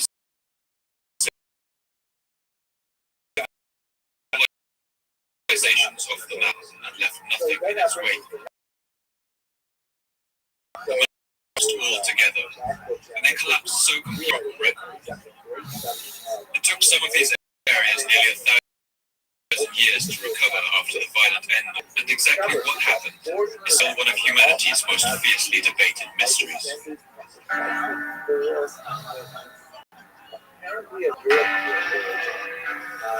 There's some indication that they lived about 1,000 years ago, but perhaps a little bit earlier. No indication they lived other than they knew each other, but there are 4 specific women that still had tremendous impact. Furthermore, statistically speaking, there are significant similarities between non-Ashkenazi Jews and Sephardi Jews and so on. I'm Ben, and you're listening to the Fall of Civilizations podcast. Look at a civilization of the past glory, and then collapse the ashes of history. I want to ask, what did they have in common? What led to their fall? And what did it feel like to be a person alive at the time, with the world? In this episode, not at the collapse of one civilization, but at the collapse of many, which historians have called the late Bronze, has become one of the enduring puzzles of archaeology. I want to explore how many societies could collapse all at once. I want to look at the conditions that led up to this collapse and examine the lessons it might teach us in our increasingly globalized and interconnected world. This happens when, as is very common and well documented, non-Jewish women. Historian Robert Drews puts it bluntly. Within a period of 4 years, almost every significant city in the Eastern Mediterranean world was destroyed. Many of them never to be made again. For a long time after the year 1200, it is said there were one of the ways in which the memory of the late Bronze Age collapse may have survived was written about this time. You may have heard of some of it. It relates to the destruction of a great walled city in the Eastern Mediterranean called Troy. The epic poems known as Iliad and Odyssey are ancient pieces of war poetry attributed to Homer, who may or may not have been. These poems were passed down for centuries through the period that followed the Bronze Age collapse, which we call the Greek Dark Age. They survived by word of mouth, with each poet-singer using astonishing skills of memory to memorize and pass them on, lengthening and embellishing them along the way until they were finally written down in the 8th century BC. The poetry of the Iliad especially relates the story of a great 10-year war that took place in the eastern Mediterranean and took up most of the manpower of Greece. This war, a man named Agamemnon, the king of Mycenae. The city-state of Mycenae was one of the major centers of Greek civilization, a mighty city to rival the Hittite capital of Hattusha. Kilometers southwest of Athens, Mycenae was a militant much of southern Greece and had a population of over 30,000 at its height. Like Hattusha, it decorated the gates of its mighty citadel with colors. Over a millennium later, in the 2nd century AD, the Greek travel writer Pausanias wrote breathlessly over his visit to the ruins. Been so big that foods could not move the smallest misplaced to the slightest degree. Classical Greeks believed that only the mythical one-eyed giants, the Cyclopes, would have had the strength to move the enormous boulders that made up walls of Mycenae. It's a 2nd century version of the History Channel's Ancient Aliens conspiracy theories today. Even then, people found it hard to believe that people so different could have possessed such ingenuity and disappeared forever. But Mike is what cemented its place in the Greek imagination. Exactly how much of the actual historical way survived in Homer's epic is still subject to historical debate. For that time, it was assumed that the Trojan War was an invention, and that the city of Troy was a myth. But that all changed with the discovery of the ruins of Turkey at the end of the night. Now, historians agree that Troy may have been a coastal outpost of the Hittite Empire. We now know that it was a grand city with an impressively fortified citadel. According to legend, the walls of Troy were built by the gods Poseidon and Apollo, and at the time the Iliad may have taken place, they were certainly impressive. 9 meters high, with towers soaring up to 18 meters. Outside of this, a raging curtain wall enclosed a larger area of the city. But the ruins of Troy are strangely silent. That is, there has been almost no writing on code. Many scholars now agree that the Trojan War related by Homer may have been a real event, or at least a composite of events, filtered through the lens of mythology and refracted by the Chinese whispers effect of transmission. Archaeology repeatedly had to defend itself again and again, which is indicated by repairs undertaken to the citadel's fortifications. You can see traces of flow and stones, while human remains were found in houses and in the streets. Bronze arrowheads have also been found littering the ground in Troy's forts. In fact, it seems Troy was built towards the end of the 13th century, right around the time the destruction was beginning to rain down on the whole region. Since the Trojan War to just the period we have been discussing, the end of the 12th century BC and the late Bronze Age collapse. As a novelist and a student of literature, I tend to have a bias towards giving literary sources more formal history at night. But for my part, I don't think it's unreasonable to argue that these poems may have incubated, at least in a hazy form, an authentic memory of those days. The feeling of apocalypse that must have washed over the region, and a war that seemed to dwarf all others since. Now that we have discussed the Greek poet Quintus Smyrnaeus, in his poem The Fall of Troy, gives us just a glimpse of the violence of that time. What exactly Trojans and Hailers died. It were men dying well. All up and down, others on their barrels that looked through, wandered in wretched around their homes. Before we go into just what happened at the end of the Bronze Age, I think it's worth pausing and painting a picture of what it was that collapsed. This vibrant and varied region that had survived for so many centuries and fell so suddenly. Very, very important Spanish Jewish thinker in the 12th century. The historical is essentially Thinking of the ancient world, a series of insular and isolated states. Something makes us think of them in this way. Their worlds were smaller than ours today. The known world for something in the eastern Mediterranean around the year 200 BC would have extended from Greece to perhaps the far east of what today we would call Iran. It was populated by the Mycenaean people of Greece in the west and the new kingdom of Egypt in the south, just emerging from a period of civil war. Their world took in the islands of Cyprus and Crete, as well as coastal city-states like Bulgaria. And another big player in this region was Babylon, of southern Iraq, which was ruled by a dynasty. To the north of them was the great warlike empire of Assyria, which governed the plains of northern Iraq and Syria. And to the north of them, the Hittites.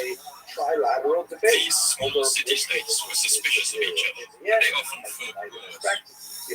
But this isn't the whole story. The societies of the Bronze Age were as entangled, interdependent as the nation-states of today. And perhaps in some way they were also was the lifeblood of this region. The Mediterranean Sea is essentially a vast inland plain, relatively free of waves and storms when compared to the open Atlantic. Across this relatively placid water, trade boomed. One shipwreck found off the coast of Ulubura in southwestern Turkey gives us just a glimpse into the rich exchange of materials that occurred during this time. The ship is built of Lebanese cedar wood, dated to about the year 1300 BC, and just listen to this list of what archaeologists found. Very unique to the copper ingot, and one full of tin, blocks of ebony, hippo tusks, more than a dozen hippopotamus teeth, a jar filled with glass beads, more with olives and terebinth resin, almonds, pistachios, figs, grapes and coriander, whole pomegranates, and a golden scarab beetle inscribed with the name of Nefertiti, arrowheads, daggers, turtle shells, and ostrich eggs, quartz crystals and gold, pottery and cypress, along with blocks of raw glass in cobalt blue and lavender. The Ulubura shipwreck contained goods from at least 7 different lands. So it's easy to see how this rich trade would have drawn all of these disparate nations together. And people passed between these states too. For instance, we know that Minoan artists from Crete came to decorate the walls of Egyptian palaces in the city of Herodin. Kings frequently requested the services of physicians, artisans, weavers, singers from other kingdoms. And it was also common. To give just one example, we know that Hammurabi, the last king of the coastal nation of Bulgaria, had married and subsequently divorced a Hittite woman, with their divorce proceedings dragging through the court system for years. Throughout the Mediterranean basin. And while much of this exchange was in luxury goods and services, other resources that flowed down these trade routes were utterly essential to the survival of these large and complex nations. And of all these resources, the most critical was of course the world. The year of its name. Bronze bronze was exactly the amount needed to smelt 11 tons of bronze. Since its discovery sometime in the 4th millennium BC, this reddish gold wonderment critical to the manufacture of just about every weapon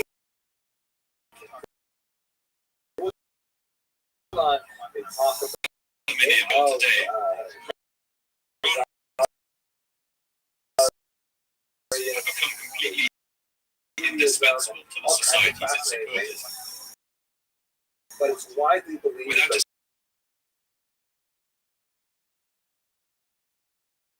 the reality of actuality of Khazaria and The they don't have strategic the social importance of value for tin them. in the So late Bronze Age they're was probably not far fascinating different and from they're that of really crude oil engaging, today. but The are they real? availability Do of enough to produce does weapons-grade bronze are must they have authentic? exercised Are the they minds of actually the great letters king and from Hattusha Joseph? and the Pharaoh Thebes in the same way that supplying gasoline to the You American know, however, as we SUV get driver closer and preoccupied closer to the American original dates, that there were medieval Jewish With the components travelers of bronze, who copper was either relatively had easy to find. direct contact with Khazaria or was a direct rare contact metal. with Khazarians. At the time, Different the only places source and readily report, available was from however, mines in the briefly Badakhshan on region their of Afghanistan. Jewish status, sometimes with a From degree there, of overland degree on of caravans skepticism, of but donkeys, nevertheless, following there's the like ancient more and route more known little as the tiny Silk bits Road. of evidence piling up in a lot of It places. was a long As and we shall perilous see, journey many across skeptics would say mountains that and rivers thorough until it reached Mesopotamia. but it's hard From to there, the toss cargo of away tin spread out across the Reese.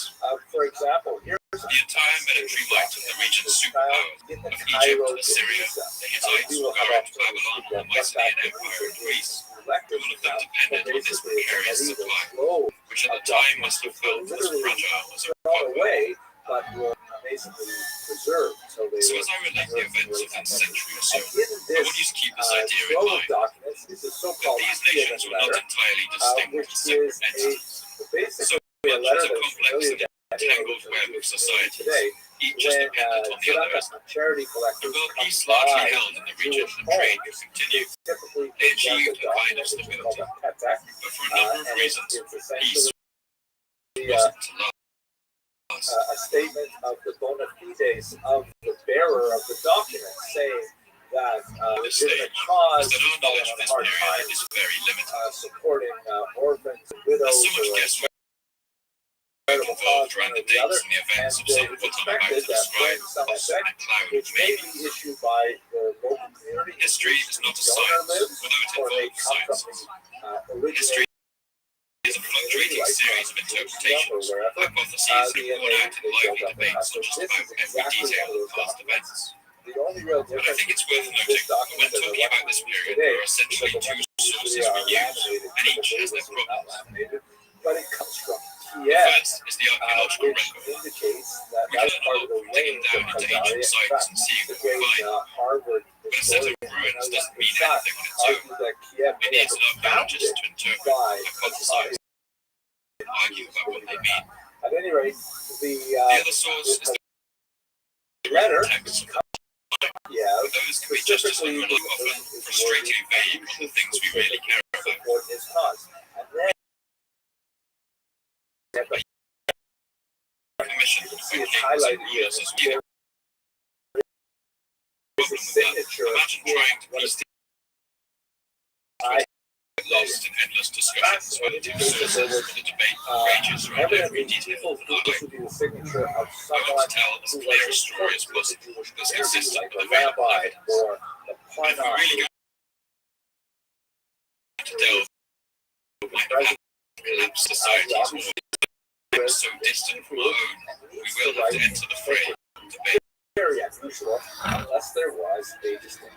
When casting around We have the causes multiple of the late references Bronze Age from Arab collapse, historians to historians have long relied on one particular set of and perhaps culprits. one of my favorite These they refer to examples by the is mysterious name, one of the the Sea most Peoples. important early historical Even the name documents that Sea Peoples describe seems to the evoke something origins terrifying of the and Kiev foreign, and Rus something not of this population, world. which later would They grow sound like into monsters modern rising up from the Ukraine, deep to wreak devastation on the land.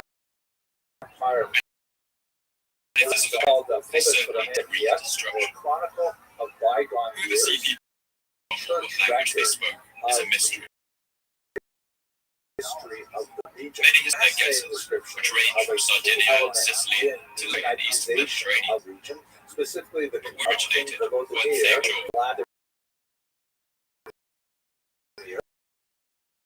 around the time of the Great Collapse, this began landing exactly like huge numbers. There's a representative of Islam. The Egyptian pharaoh Ramses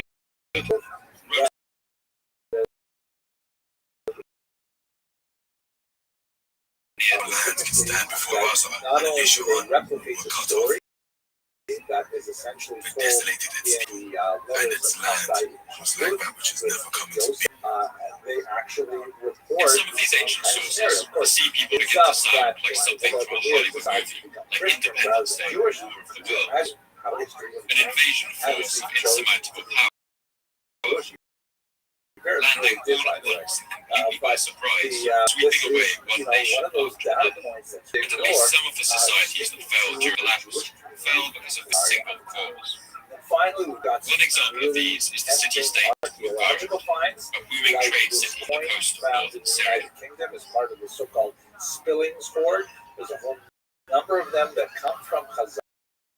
At this point, Bulgaria had ruled sailors for at least 6 centuries. Sort of a it stood at the very end of the Silk Road, where this great trade route from as far as China met the Mediterranean. There is no God but Allah. Think of all those items found nestled in the whole of the Balkan.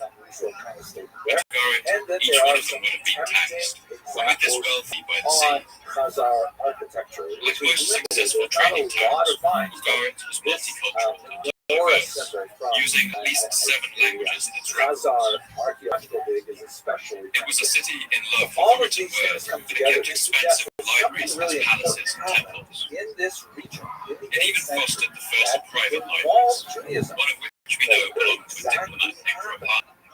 Let's have a look at that. To Bulgaria, we also owe the old music in the world. The last lecture, Dedicated to the moon goddess Nik. You can almost imagine this piece of music washing over its streets and markets. But this thriving city was soon to come to an end. Little bits of data. In Bulgaria, archaeologists found a clay tablet containing it's a message from the city's last king, Hammurabi, the same one who spent years trying to divorce his Hittite wife. In it, he begs the ruler of nearby Cyprus to come to his aid. The ships of the enemy have gone. These have done evil in my land.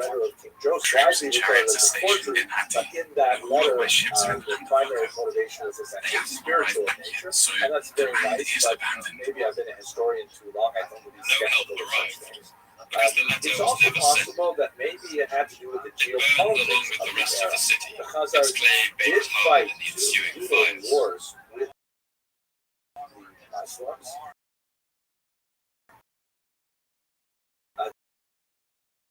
When excavating the ruins of Bulgaria, this is a found an air of destruction.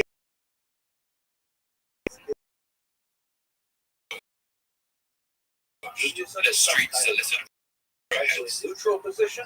People hid their valuables in a panic Jews and never are was the attack. earlier, But another in the city's guilds asks another quick 150 ships there. to send to their aid, suggests it was We also have to enormous remember force. that there is This was never remarkable sent. silence regarding their association. All of Bulgaria's troops and ships were stationed elsewhere when they were attacked, was just how much it came as a surprise. Really, the world center of this It seems the sea peoples employed the same tactics. is They their appeared without warning, silence from wreaked havoc, Mesopotamia destroyed cities, and then disappeared horizon before anyone knew what happened. who converted them. If not the Other cities along the Palestinian coast suffered the same fate. Mesopotamia, The city of Aleppo in Syria was Karaites destroyed we haven't around had the the same opportunity time. to discuss yet. The city of We Emar have on the the Euphrates Karaites River burned so too. a lot of questions And a about tablet why found there they describes how hordes of enemies had attacked it. how Jewish This is an unusual phrase to use, didn't know the names of their attackers or where they came from. I mentioned already. The city of Megiddo, known in the Bible as Armageddon, longest of any city in the region. But it was finally destroyed. But when the Israelites moved into its ruins, they were unable to clear the debris. purpose of very He fun, filled in the ruined buildings with rubble. but it's about his personal In religious Cyprus, where the king of Ugarit tried to send his plea for You help, don't really have to say similar evidence destruction as can be to found. what kind of Judaism On the Sakino Kremos, performed. archaeologists We also, found evidence of very the whole important, tower. many of them became The Jewish. bronzesmith Is buried it his tools in possible the that this is courtyard of kind his of like a workshop. royal The conversion? silversmith Like hid you his see, for salver example, between two stones of a Helena bench, of Adia while the Mene goldsmith hid all of his sheep gold in a pit. with her sons, but her What husband happened to them all, remained we may never know, non-Jewish. but Is they it never returned to possibly retrieve similar their to the precious conversion things. in Sinjar, in the arena of One thing is Jerusalem? for certain, wherever the No, sea how peoples went, many of destruction Khazarian followed. Jews converted to Judaism? And it could be that this was simply a token conversion. For a long that time, took place in historians were upper happy to strata, attribute not the collapse extend of so to many lower. complexes. We don't know. They provided a convenient scapegoat. Perhaps, the ongoing mystery These of sea the peoples Khazars were imagined to be something like the Vikings that ravaged the lands. lost its political In common conceptions, they were marauding menace to destruction. the last time. And since the sea peoples have played some important role in how people have traditionally viewed this years these mysterious conflicts. Jews, but Some of these on the and in this story, demographics of the sea people don't get to speak for themselves. They left no written sources, and precious few have ever been found that were traced back to them. Did Give they us clues about perhaps, their origins. make an impact But on some of the little smaller unusually for Jewish this time, populations? We do have a pretty good idea of what the sea Jews, peoples look perhaps? like. We simply don't. That's because of the vast low Now, as I relief mentioned carving that the Egyptian pharaoh Ramses III chose to adorn the outer a lot wall of of his attention cavernous temple, Sometimes I Medina have to actually shut off the and shows an image of a number of comments with the because sea this is the first time peoples, encountering these questions. and the carve are People very care. detailed. Like, what is the big deal? Some obscure 8th Figures of century the carving event. aren't the So instances you might have the been imagining. implications are actually quite They wear significant for kilts, the a very first century distinctive culture. kind of headdress that Consider, looks for like a sheep example, with the work feathers of or perhaps reeds fixed in place with a strap that goes under their who's chin. written quite a few All of the sea peoples are the same, is this one. perhaps while The others appear to invention wear of horn the helmets. Jewish people, in which And together with Egyptian sources of the time, that which the Mahdi employed Ashkenazi a cohesive army, discussed but a loose confederate Ashkenazi linked to sail under the same banner. that Some of the names of these different peoples are Keleseth, the modern Sharded, politics, and the in Western. particular, in particular, Even if the motives they're and not identity of the actually sea peoples descended are unknown to from us, the biblical evidence Jews. suggests that at least some of the ethnic groups that made up the sea Now peoples this weren't has so a unfamiliar lot to of the appeal Egyptians. to people In fact, who it wish to seems sea see people of certain groups modern are sought Jews employment taken in down Egyptian courts before and the that diplomatic for the great sea peoples known as the Sharded even supplied mercenaries to the Egyptian pharaohs. not that it makes a difference. Just about as much And as we although know. I'm not a theologian, I At some think point, this unmasked Mediterranean by sea, the argument no of some leaders or people, kings of frankly, the sea peoples are ever anti-Semites, mentioned. They modern sacked Jews cities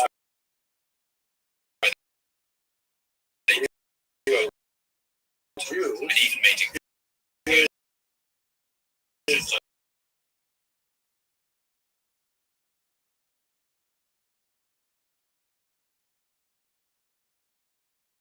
there are those that collapse under the pressures of the late perhaps Bronze Age, therefore and they do so utterly and we know the doctrine they disappear without a trace and leave only ruins behind. racial interlopers Into that who have group, we somehow can place taken Mycenae, away the the Hittites. Hittites, You see Ugarit, this and others. sometimes among black But the second supremacists category who is argue those that that survive, although the real in a Jews are diminished actually and weakened black. form. Those white Jews who claim to be The Jews, they great can't be empires that Jews survived because this we collapse are. are Egypt and Assyria. As we discussed, And Assyria, of which Africa, ruled there the are area of Jews northern who Iraq are today, black as well. does this by essentially cutting its losses. It's not It withdraws from all its less defensible territories and theological falls back to its or imperial around the great city of Nineveh, Tigris River, coils a like lot a of tortoise in its anti-Semites shell. really like the Khazarian The hypothesis. example of Egypt is much more interest there. Egypt is also going violence, and the man perhaps the most responsible for that is a man named Ramses III. As you see Professor Zahn, he wishes Ramses was a determined and looking at the perfectly preserved mummy uncovered, it's easy to imagine what he looked like during his life. His cheekbones were narrow and high, with a tall, cerebral look to his forehead. Looking at the photos, I kept thinking of Captain Picard from the old Star Trek series, the thinker of land. To the land of Israel, and Ramses can't have felt that secure in his position. He was the son of a man named who would seize the throne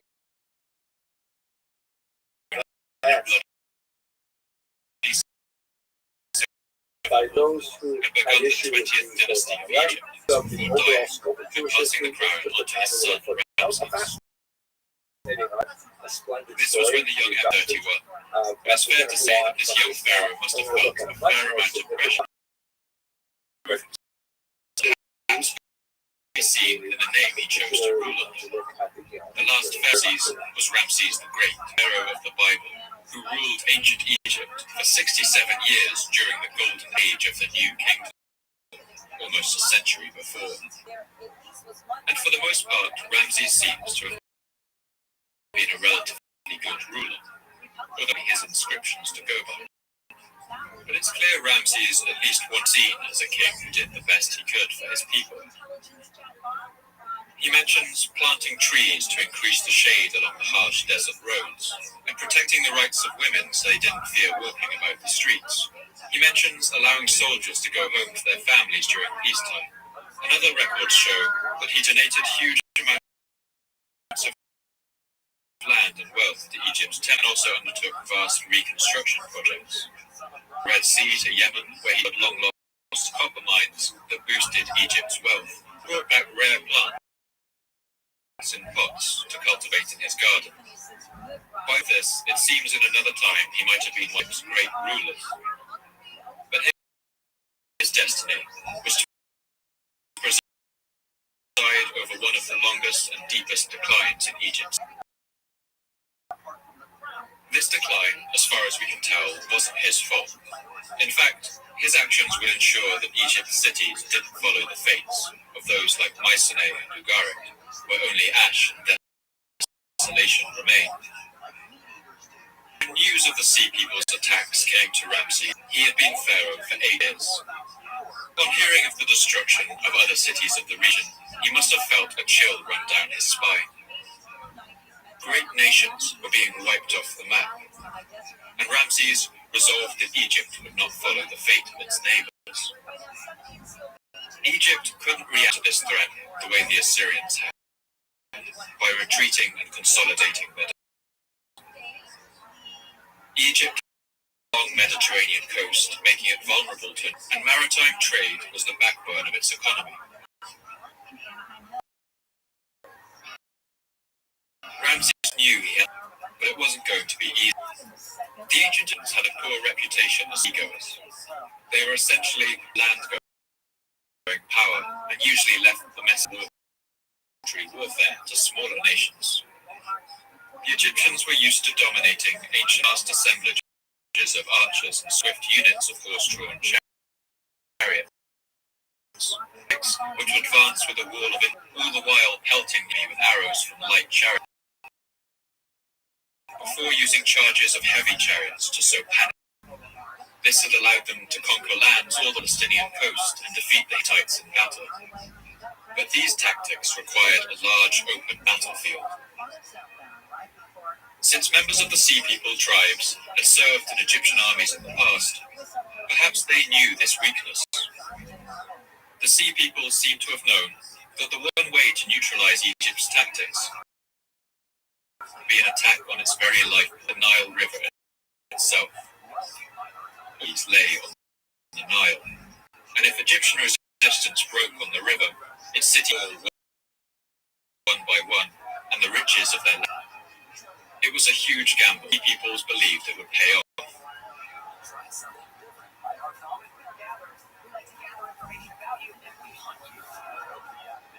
The decisive battle would take place in the Nile Delta, part of the river that splits out into multiple branches before it reaches the Mediterranean Sea. It's a green land middle of a rolling desert, banked with red lotuses bloom here in the autumn, and papyrus. At this time, Nile crocodiles and hippopotamus still raged wild in the delta. And it was in this challenging terrain that Ramses knew he had to mount his final stand against the Sea Peoples. Ramses decided to play to what strengths the Egyptian army still had. He decided to lay an ambush and give the Sea Peoples a surprise attack of their own. As the enemy's ships amassed in the waters outside the delta, Ramses gathered archers on the banks, by spearmen by thousands, all crouching in the reeds. The tension must have been tremendous. All the soldiers holding their breath and waiting for that first sign of an enemy ship to come in from the sea. Then a ship came around the Bear River. After that came another and another, until the whole seaborne might was in sight. The Egyptians must have been able to hear the creak of 10,000 oars, the beating of the drums below the deck, the shouts of the helmsmen and soldiers within, until they were within range. And then the Medinat Habu inscription recounts what happened next. Those who reached my frontier, those who came forward together on the sea, the full flame was in front of them at the river mouth, while a stockade of lances surrounded them on the shore. And the chaos of this battle is encapsulated in a sprawling low-relief carving in Medina. At full force, Ramses' archers kept up a continuous volley of arrows at the enemy ships. Panicked, the Sea Peoples attempted to land on the banks, but as they did, the Egyptian lancemen advanced out of the reeds and met them. While the enemy was held at bay, trapped and frantic on the river, the small Egyptian navy sailed in and attacked them too. They used grappling hooks to haul in the enemy ships. It's clear that this was a frantic struggle of ship-to-ship fighting. Men are impaled on spears, clambering onto the sides of ships, duck arrows that whiz overhead. Boats are spilling men into the river, and these float upside down in the frothy water. They were dragged in, unclothed, and prostrated on the beach, killed, and made into heaps tail to head. I have made them turn back from even mentioning Egypt, for when they pronounce my name in their land, they are burnt up with fear. In the brutal hand-to-hand struggle which ensued, the Sea Peoples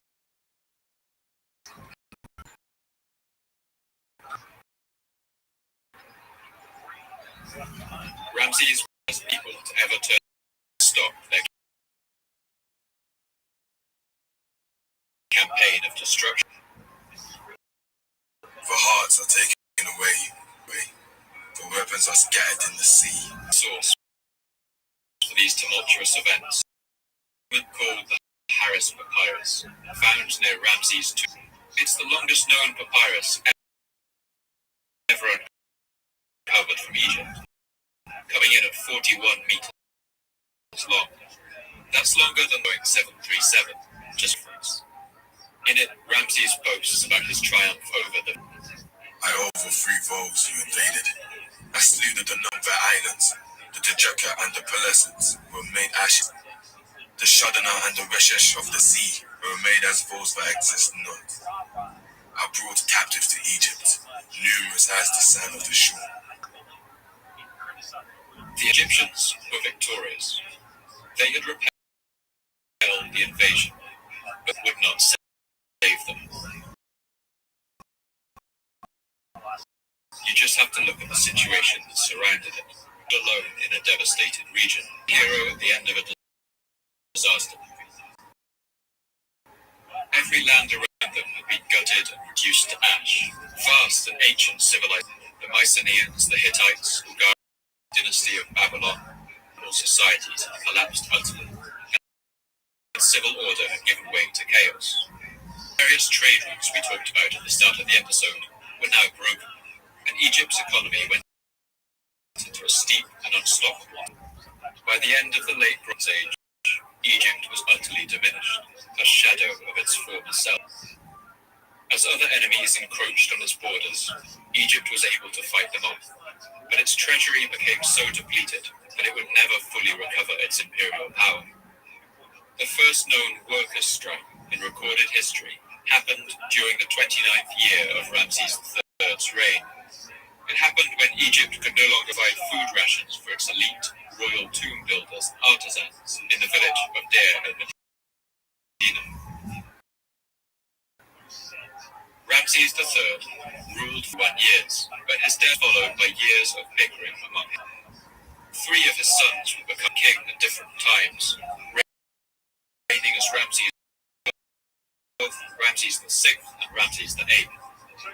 Beset by droughts, lacks of floodwaters, famines, civil unrest, and official corruption. While the power of the pharaoh fell, that of the priests in Thebes grew.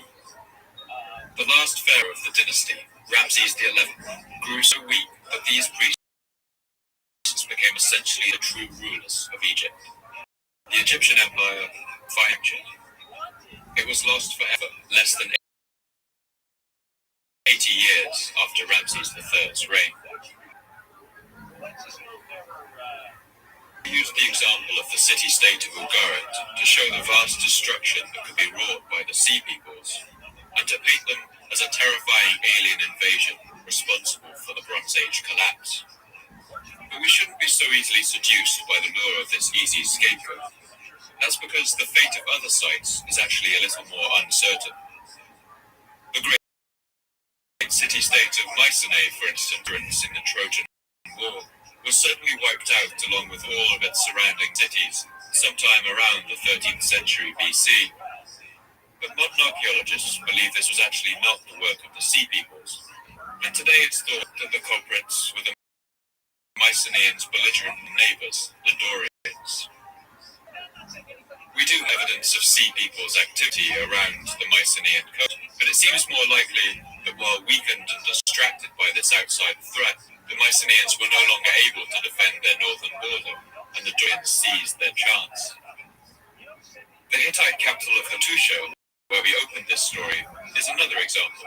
It lies far inland in the mountains of Turkey, and it wasn't likely to be the Sea Peoples who sacked it. A more likely explanation is that this was done by their long-term rivals, the Thracians, groups from the Balkans who seem to have migrated south during this time. These invaders must have seen their opportunity the moment raids by the Sea Peoples disrupted Mediterranean trade routes and caused famine in Hittite lands.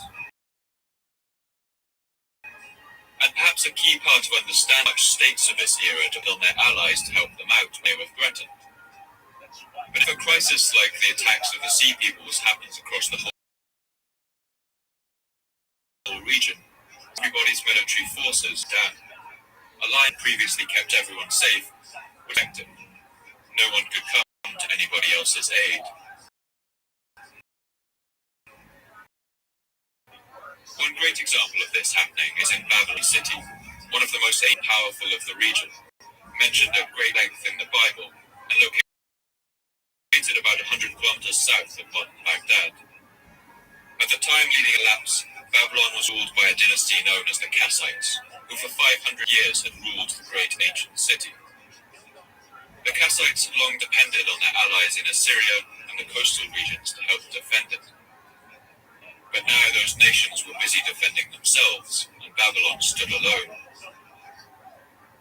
To the north was the land of Elam, a hardy people who lived in the mountains and lowlands of southern Iran. The Elamite king was a man named Kutunte, and he believed that the crown of Babylon belonged to him. He threatened an invasion with fearsome rhetoric. I am the son of a king, seed of a king. Why do I not serve Babylon? Will destroy your cities, demolish your fortresses. You may flee up to heaven, but I'll tell you that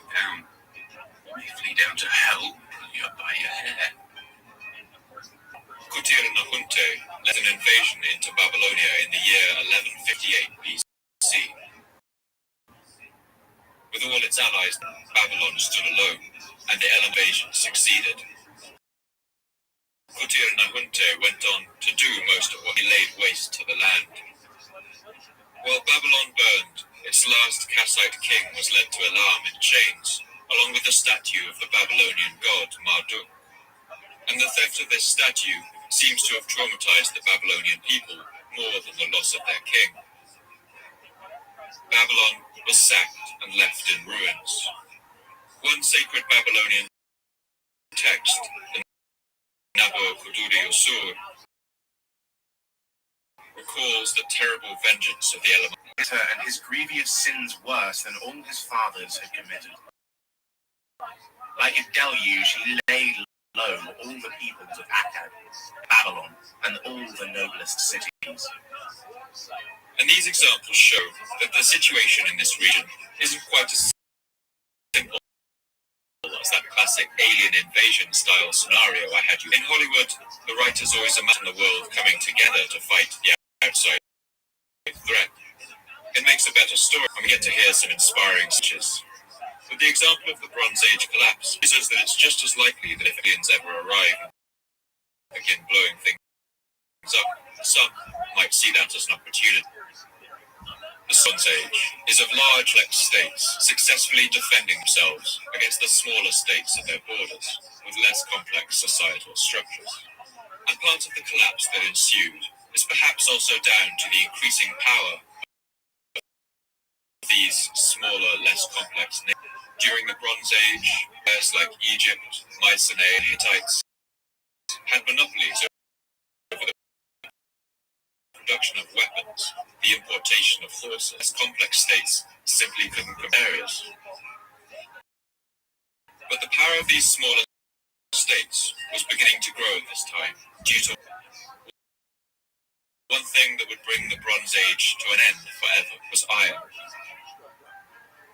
Iron had been in limited use since as early as 3000 BC, and early people even worked the iron they found in meteorites. It was considered a sacred metal, perhaps due to its magnetic qualities. But as an everyday, iron presents a number of problems. It's than the copper and tin that go into bronze. Tin, for instance, has a very low melting point at 232 degrees centigrade. If you wanted, you could melt it on your kitchen stove. But iron requires a huge amount of heat to melt, over 1500 degrees. This requires advanced furnaces and special technology that took millennia to develop, but at this time was across the region. But also isn't that useful. It's brittle and it easily breaks. The knowledge of turn iron into steel, mixing it with the right proportion of carbon, metal just as sharp and hard as bronze, but much cheaper and more readily available. Soon, even tribal societies and tiny kingdoms could afford cutting-edge weaponry. It had the introduction of cheap assault rifles like the AK-47 in our time, a great leveler that destabilized whole regions. We know that our Bronze Age collapse, bronze was no longer in use across the region. Steel weapons took its place, and the Iron Age began.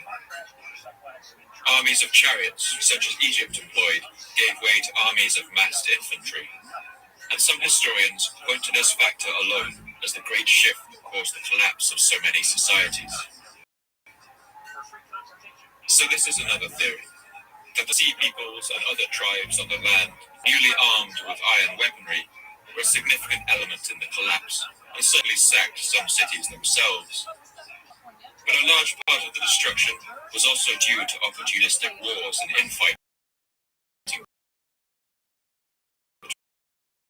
between rival nations, and these combined a web of interdependency that had sustained long. But some and their work reconfigures the roles of this story completely.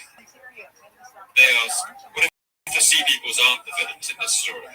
What if they weren't the perpetrators in the collapse of civilization, but another set of victims? And this final theory and perspectives completely. One thing we do know for sure about this time is that the climate of the eastern Mediterranean at the end of the 13th century BC underwent a sudden and rapid change. Lands that had previously boiled over with greenery suddenly became dry and arid. Analysis of ancient pollen in the region shows that plants suited to a more desert landscape flourished during this time. Analysis of sediment cores and oxygen isotopes in mineral deposits in caves in Israel have all shown that the 13th and 12th centuries BC saw much less rain than the previous era, and this all points to a period of climate change in the region, during which the crops that people knew how to grow must have died in the earth.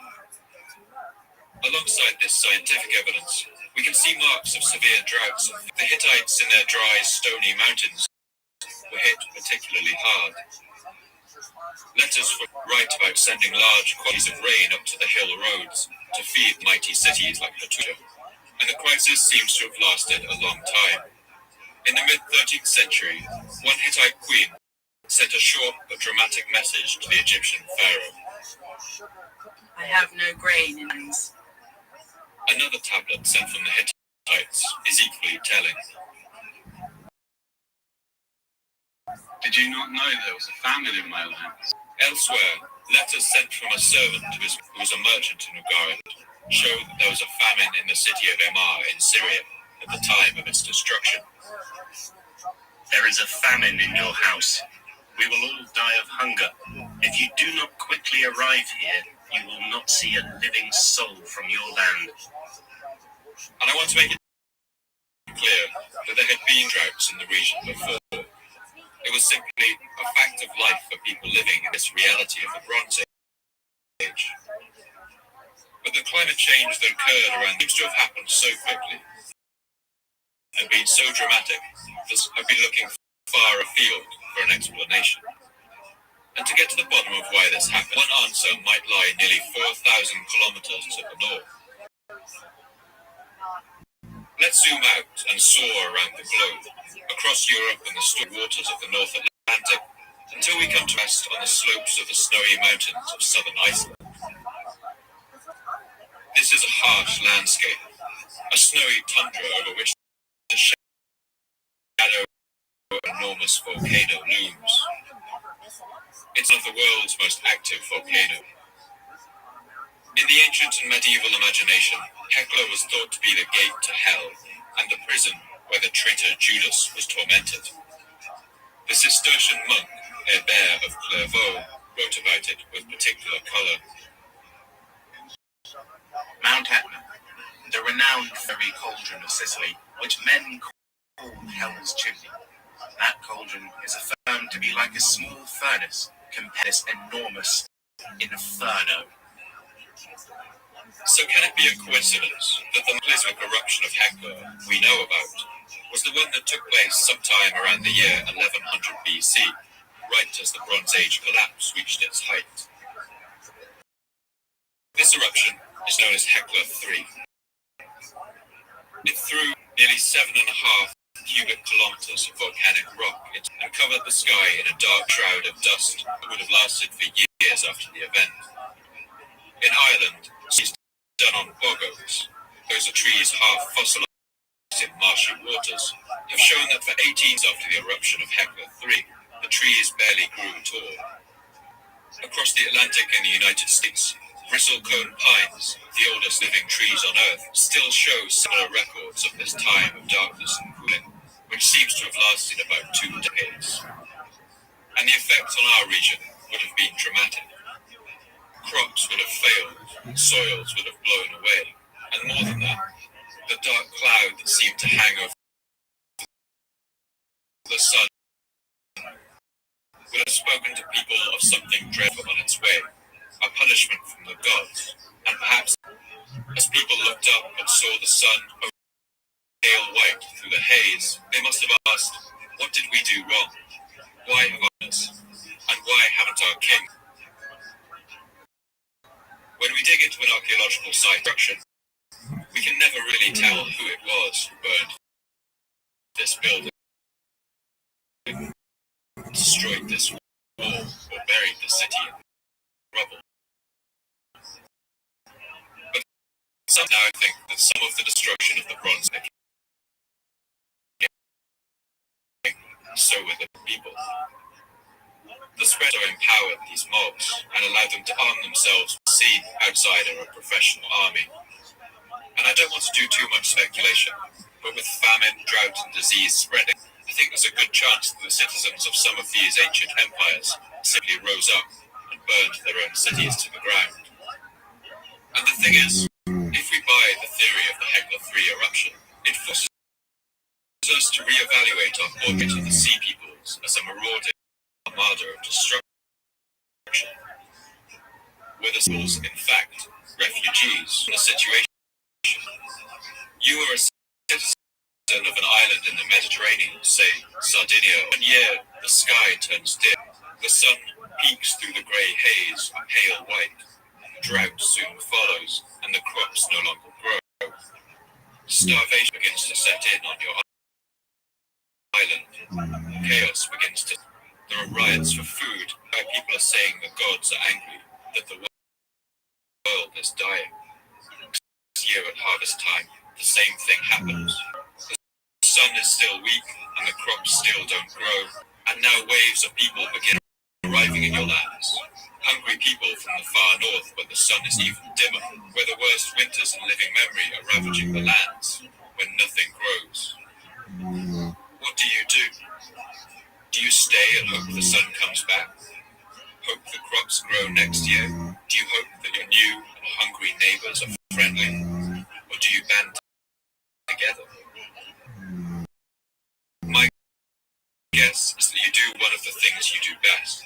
And then you set sail for somewhere else. It's easy to imagine this band of seagoing nomads starting small. They go from place to place, trying to find somewhere the gods haven't abandoned. But it's the same everywhere. Society is disentangling in the wake of famines and droughts that last years. And wherever they go, more desperate. They get stronger, and in desperation they resort to theft. They steal from merchant vessels and then more villages.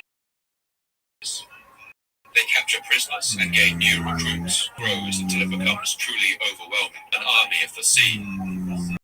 It seems no one can stand in their way. A roving band of refugee warriors roam the oceans in search of somewhere to call home.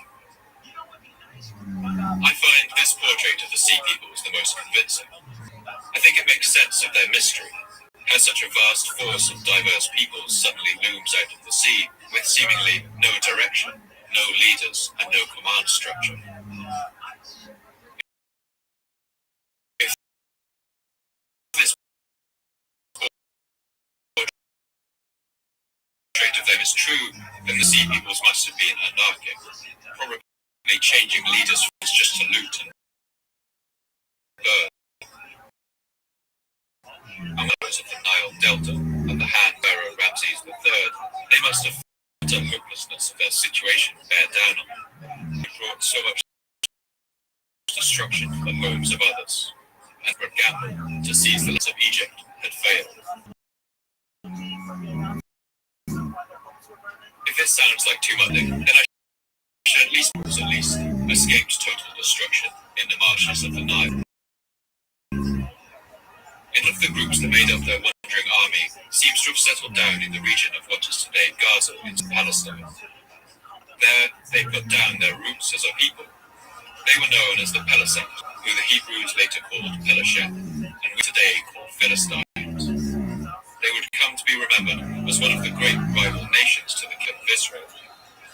And the word Philistine has given us the modern name of the region, Palestine. So through where the picture begins to emerge, an entangled web of societies, so dependent on each other that they could not allow each other to fall. These societies sent food to other in times of famine.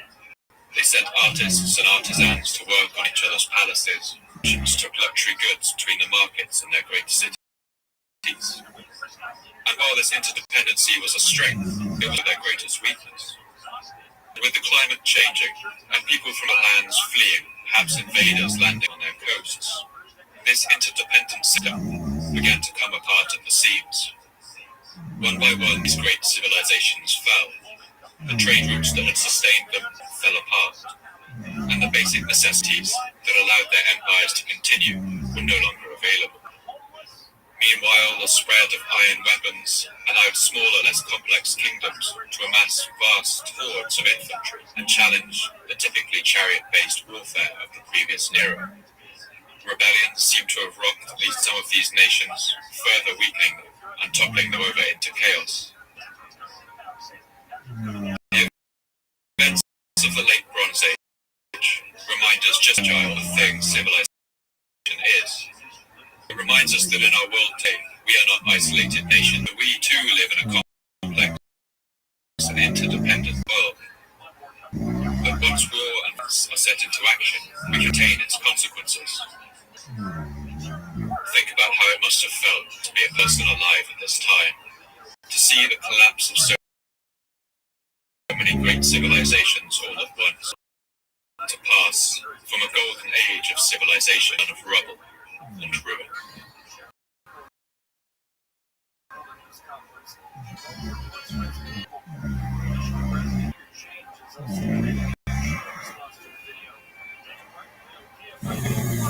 Thank you for listening to the Fall of Civilizations podcast. I've been Paul Cooper. I'd love to hear your thoughts and responses on Twitter, so please come and tell me what you thought. You can follow me at Paul M.M. Cooper. And if you'd like updates about the podcast, announcements about new episodes, as well as images, maps, and to see behind the scenes, you can follow the podcast at Full of Civs Pod with underscores. This podcast can only keep going with the support of our generous subscribers on Patreon. You keep me running. You help me cover my costs. Writing, recording, and editing episodes out to you faster, and bring as much life and detail to them as possible. I want to thank all my subscribers for making this possible. If you think you can spare anything, please do head over to Patreon and support the podcast today. For now, all the best, and thanks for listening.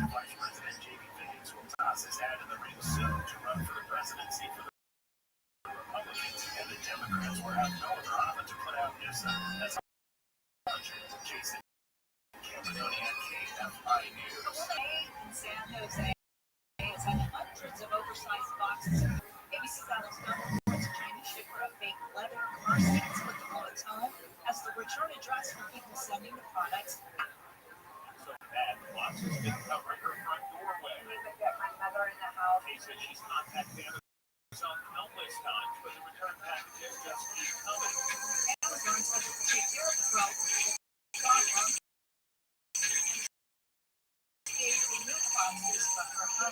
In the end of the 17th century, a Spanish monk fled barefoot and starving through the tropical forests of Central America. His name was Andrés de Avendaño y Loyola, and along with his men, he was dying of thirst and hunger. Their faces had been torn by thorns, and his feet cut open by pieces of flint scattering the swampy ground. Avendaño and his men had been part of a mission to the city of Tayasa, an island hold that was the last independent holdout of a once mighty civilization, the Maya. Avendaño's mission had been to convince the Mayan king of Tayasa to convert to Christianity and to accept the dominion of Spanish control, which had now spread to cover most of Central and South America. But Avendaño's mission had failed. The Mayan people of Tayasal had rejected him, and now Avendaño and his men fled through the jungle back to Spanish lands. Their journey was hard and treacherous. They climbed over hill after hill through thick forest cover, desperate for food and water, their legs giving out from under them. But then they came up to the crest of one hill and saw something stop them in their tracks. It was an enormous pyramid of stone, jutting out of the forest canopy, roots and vines. And although Avendaño was weak from hunger and thirst, he still found strength enough to approach. There was a great variety of old buildings, and though they were very high and my strength was little, I climbed up them with some trouble. They were in the form of marched like a wagon, whitened inside with plaster. It seemed to us that these buildings would stand near a settlement. But we found ourselves, as we saw afterwards, very far from a settlement. At the time that Avendaño stumbled across this ruined city, the Mayan civilization was a shadow of its former glory. The invasion of the 16th century had spread diseases like smallpox that harrowed the Mayan population before the Spanish conquistadors arrived with guns and war dogs to subjugate the remaining population. Avendaño had seen Mayan people living relatively simple lives on the northern coast of the Yucatan Peninsula. But what he encountered here was something different.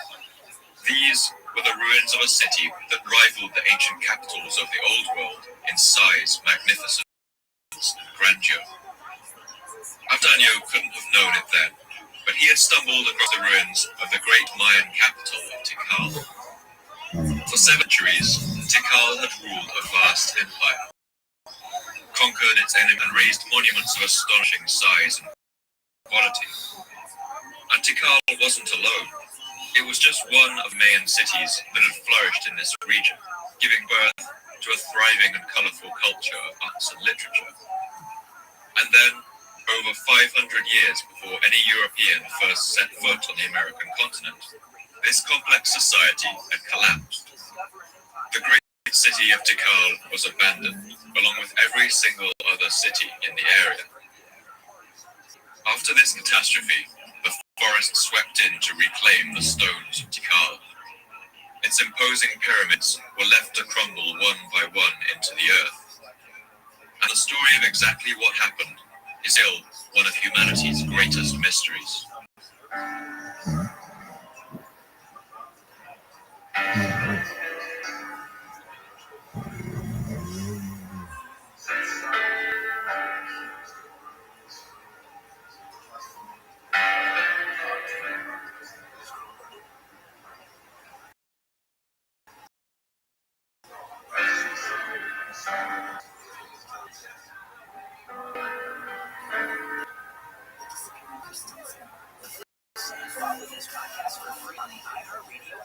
My name is Paul Cooper, and you're listening to the Fortunes podcast.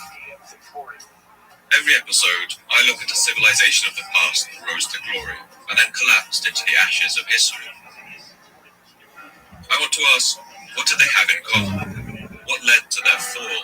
And what did it feel like to be a person alive at the time who witnessed the end of their world? In this episode, I want to look at that great romantic myth, fall of the classic Maya city. I want to show how this great civilization grew up among environmental conditions society has ever contended with. I want to explore the fatal flaws that lay beneath the surface of this civilization and describe what happened after its final and cataclysmic collapse.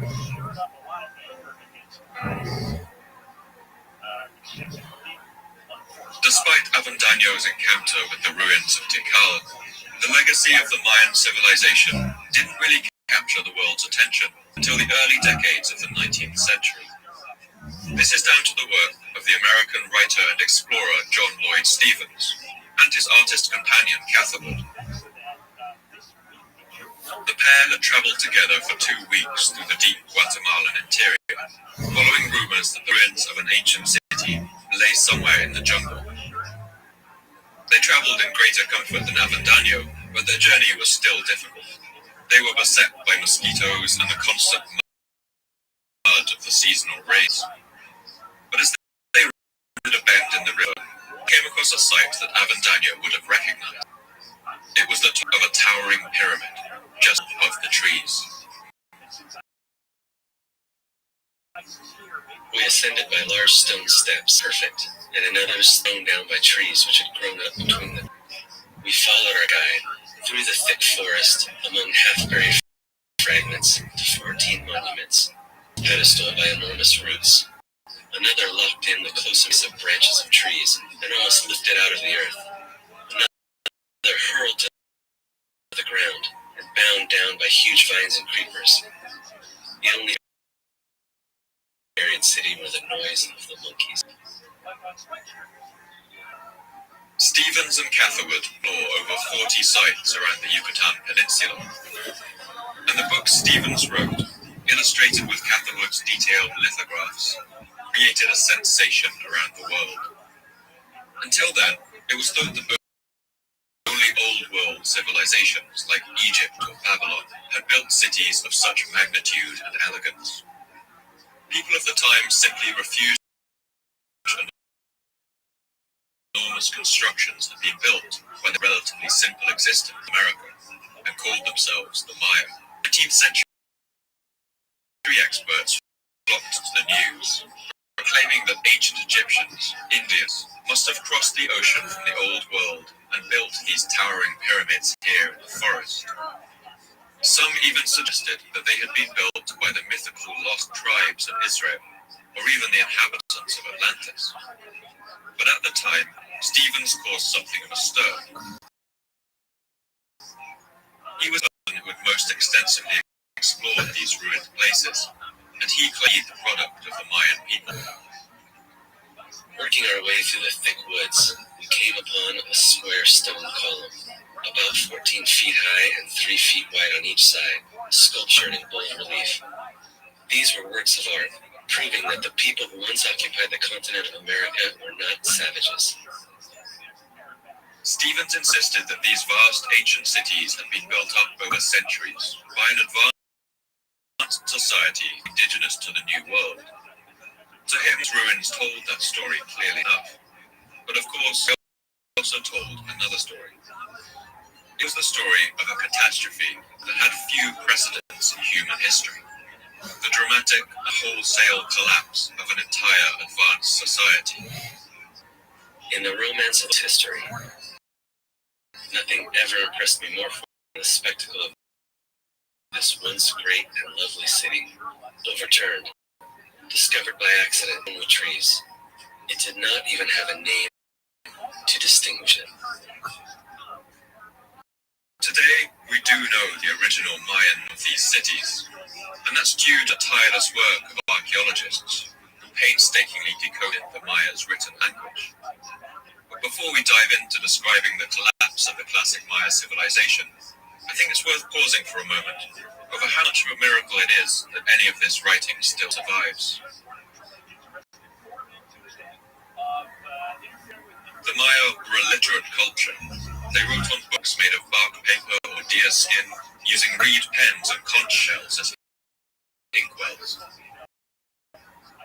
They used a rich and complex system, similar to those used in Egypt, a true writing system thought to have ever Americans. The Maya used a sophisticated and often playful way. But after the arrived Europeans, the written language of the Maya was nearly eradicated. And we can place the blame for that tragedy at the feet of one particular villain, a sadistic Spanish bishop called de Landa. The span of de Landa's life up to the Spanish conquest of Central America. 21, the great Aztec capital of Tenochtitlan had fallen to the Spanish. The Spanish had already conquered a large part of Mexico, enveloping it into a vast colonial territory that they called New Spain. And from there, the Spanish conquistadors, or conquerors, moved south into the densely forested lands of Yucatan, the lands of the Maya. And in the lands they conquered, Spanish colonialists ruthlessly exploited the indigenous population. One surviving Mayan text, San Balam, records how the Mayan people felt at the time. It was the big tribute, killing of church Jews, beginning of strife with guns, beginning of strife by trampling on people with horses, and of forced debts. Mayan people, without steel or gunpowder, fought fiercely against their colonizers. So fiercely, in fact, that it took the Spanish.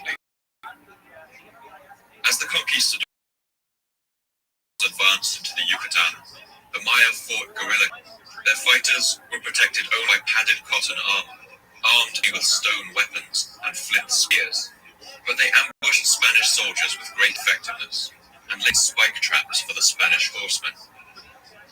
And it was into this atmosphere of insurgency that Diego de Landa walked, a young man at the age of 25 when he first set foot in the New World. The year was 1549. De Landa was meticulous in his work. He kept detailed notes about everything he saw, about the Mayan culture, language, and society, and he did so in order to better identify its weaknesses. As a missionary, he soon earned a reputation for being fearless. He would often venture deep into the jungle, into areas that had only recently been conquered by the Spanish, where hatred of the Europeans was bitter. And perhaps it was this fearlessness that meant he was eventually put in charge of bringing the Roman Catholic faith to the Maya people. Until then, the Spanish had exempted the Mayans from the notorious cruelty of the Spanish Inquisitions. But the Mayan people continuing to honor their old gods disgusted the new bishop, and De Landa soon announced the beginning of an Inquisition, the first of its kind in the New World. De Landa was brutal in his methods. He tortured countless Mayan people, hanging them from their necks as a form of interrogation. And in the midst of it all, he built a great bonfire in the center of one of the last Mayan cities. He gathered together all of the ancient books he could find, centuries of accumulated knowledge, writings on the history of the Mayan people, their study of mathematics, astronomy, poetry, and literature, and De Landa threw these into them as they burned. He later wrote about this event in his memoirs. We found a great number of books containing these letters, and as they contained but superstition and the lies of the devil, which dismayed and distressed these people greatly. Only 3 Maya books are known to have survived this act. This ancient language was nearly lost completely. But history always has something of a sense of sarcasm. De Landa's meticulous notes about the Mayan people have survived, and in those books he wrote down something that he called the Mayan alphabet. It's not a complete dictionary of Mayan symbols, because De Landa only asked for the letters that already existed in Spanish. But these notes were actually crucial to the later effort to decipher the ancient writings of the Maya.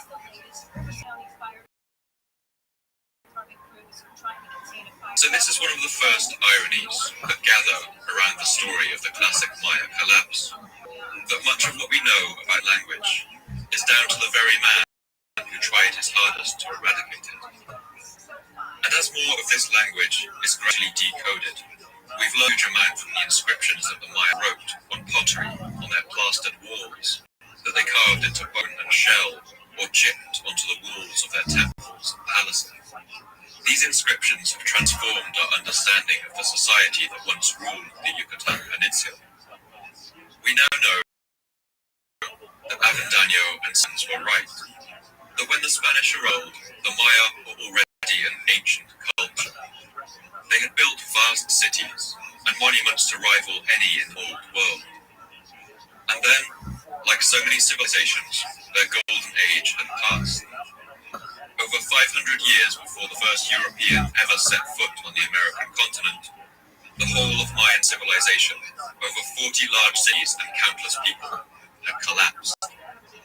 Hundreds of thousands, perhaps even millions of people simply disappeared from them, and the forest crept back to cover its ruins. We dive into discussing exactly how this collapse occurred. I think it's worth who were the Maya. They were not one people, one empire. They were a loose collection of cities and kingdoms clustered around the Yucatan, right where the continents of North and South America meet. In modern terms, that's the area of Guatemala, Belize, Honduras, and the very south of Mexico. The Maya spoke languages and shared a cohesive culture that built pyramids, drank hot chocolate from ornately patterned vases, and made headdresses of emerald green quetzal feathers. They were a people of contradictions, who developed a mathematics capable of calculating dates in the millions of years, but who never invented the wheel, the arch, or the pulley.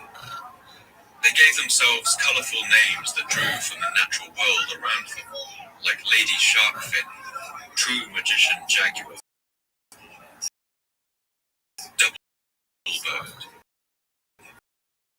or Smoke Serpent. Ignorance described the jade plugs they wore in their ears, painted themselves with red and black paint. The Maya believed that time would repeat itself, and that the future could literally be foretold by learning about the past. They worshipped a complex pantheon of gods, including the sun god, the god of corn and rain, the gods of the sky, and the gods in the world who lived in deep caves and sinkholes. And perhaps you already have an idea the Maya was having an insatiable appetite for human sacrifice.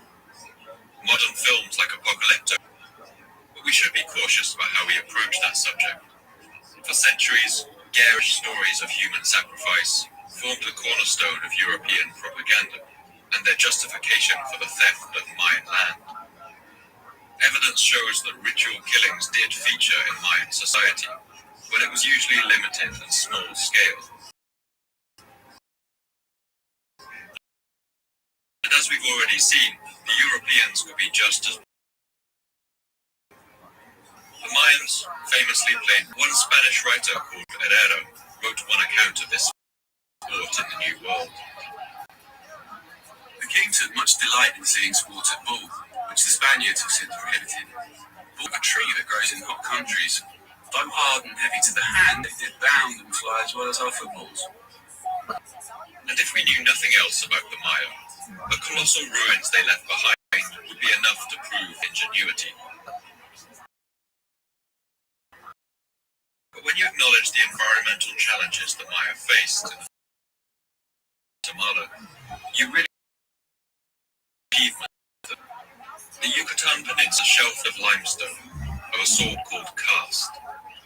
It acts a little like a sponge, and over millions of years rainwater has bored deep channels into this soft rock and filled it with holes like Swiss cheese. There are barely any rivers here, since any rainwater that falls is immediately drained away into the twisting warren of deep underground caves.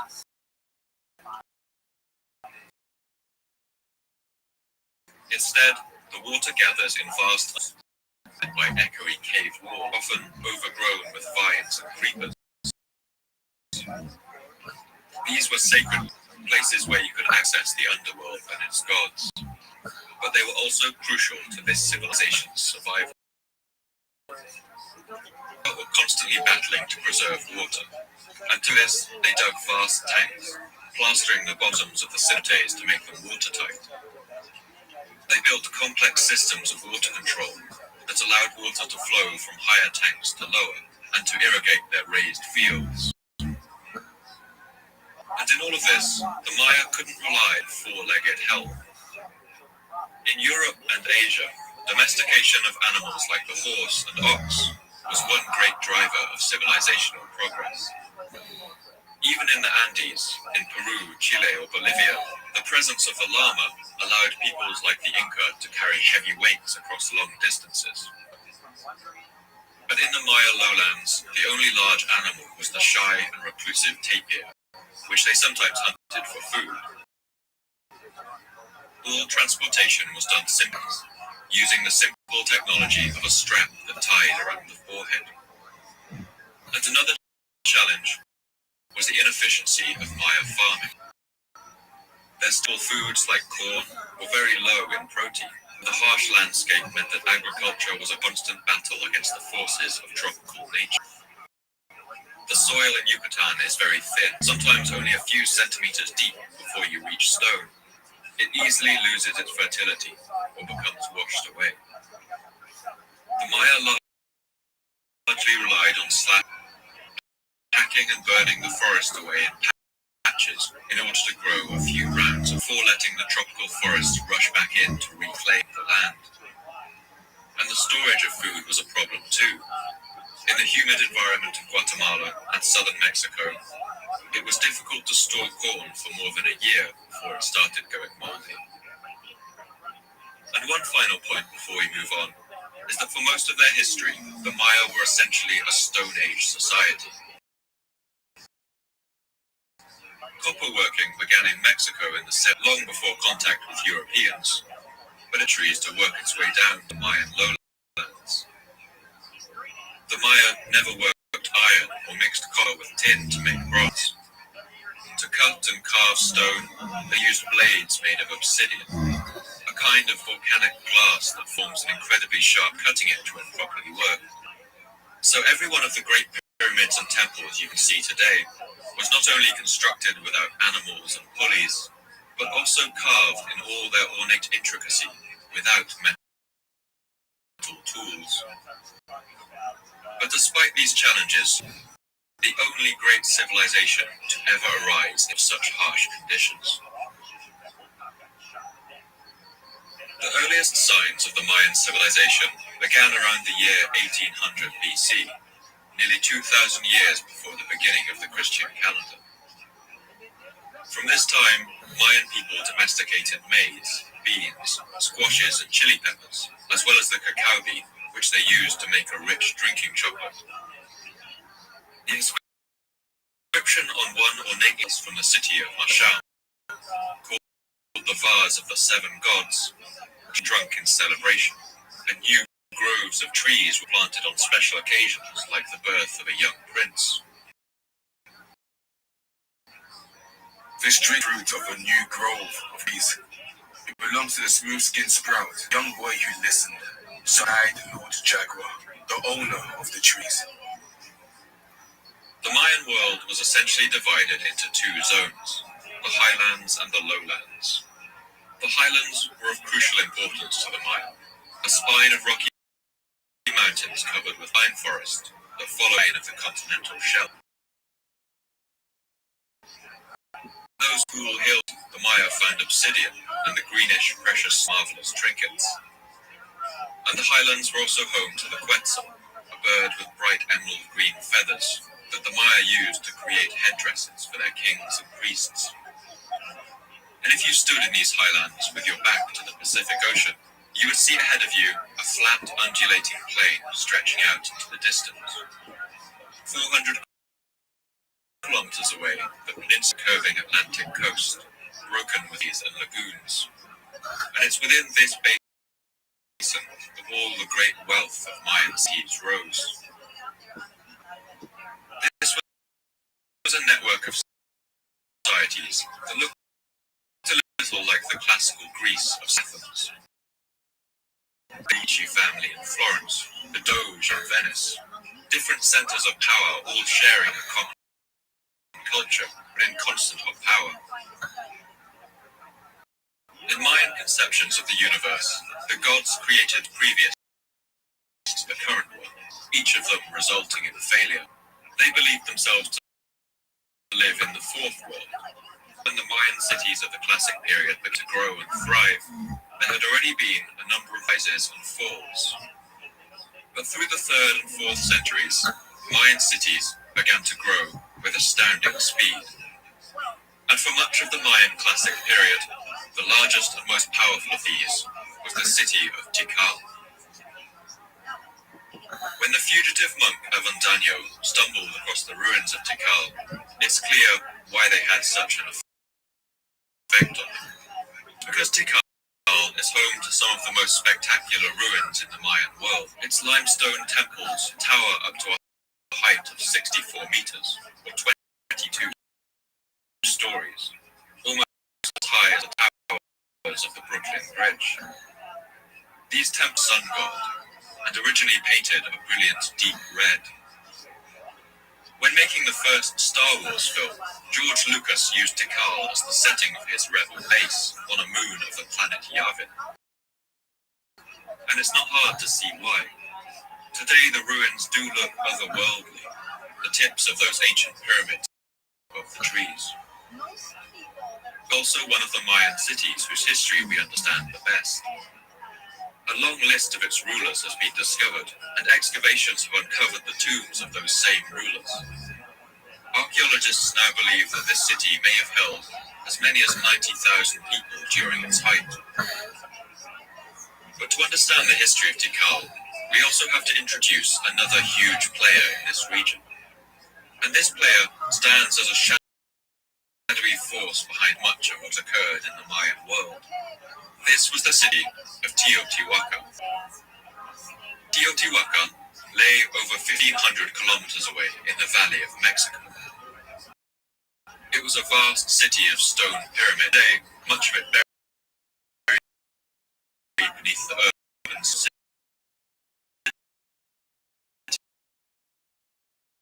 But in its time, it was a city in the pre-Columbian Americas. Teotihuacan commanded a powerful military networks across the continent over a particular kind of green obsidian that was of exceptional hardness and quality. It wouldn't be too far off to think of Tehran as something like an early version of the United States. It was cosmopolitan and multi-ethnic, with a population estimated at 125,000 or more, which would have made it at least the sixth largest city in the world at the time. Unlike the United States in modern times, it was also fond of intervening in the politics of its southern neighbors. In the early century of the first millennium, Teotihuacan began aggressively expanding its sphere as far south into the Mayan lands, establishing embassies and spreading that shining green obsidian far into the forests of Central America. The Mayan city of Tikal came under the influence of Teotihuacan in the 4th. It's not clear if this was a military conquest, a palace coup, or a diplomatic intervention, but we do know that a young ruler, Yash Nunahin, which means curl nose, rose to power in Tikal with the apparent help of this distant superpower.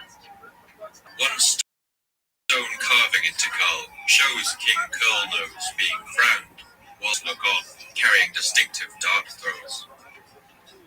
In the burial tomb of Curlnose, artifacts have also been found carved out of that telltale green obsidian that everywhere gives away the influence of Teotihuacan.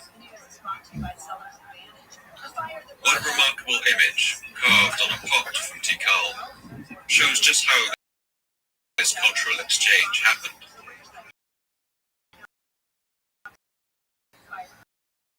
On the left of the scene, this is Tikal design, with a great fanned crown. This is Teotihuacan. And four foreign soldiers come, carrying those dart throwers, along with vases of boxes full of gifts. In the center, they build a temple together that has stepped sides like the Night Temples, but a fanned crown on top like the neck. A clear image of collaboration and partnership, and might even show the construction of an embassy in Tikal.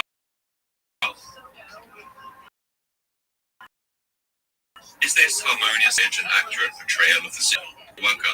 Tikal grew in wealth and power until it was the most powerful city in the world. Its empire at its greatest height contained a population of 500,000 people. One useful hieroglyphic in the Mayan system is one called Yaha. It means his lord. And when we see it in the inscriptions of one city talking about another, we know that this city has been subjugated. The other city has become their aho. Around the time that Tikal started its partnership with Teotihuacan, its neighbors began using this phrase to describe its kings. Tikal's soldiers, Mayan world, armed with aid of that green Teotihuacan obsidian, and city after city fell under its banner. It was the beginnings of a true empire, and for a while it looked like Tikal's plan to rule the Mayan lowlands might have worked. That is, were it not for one very important thing in their way. That's their great rival, the city of Calakmul.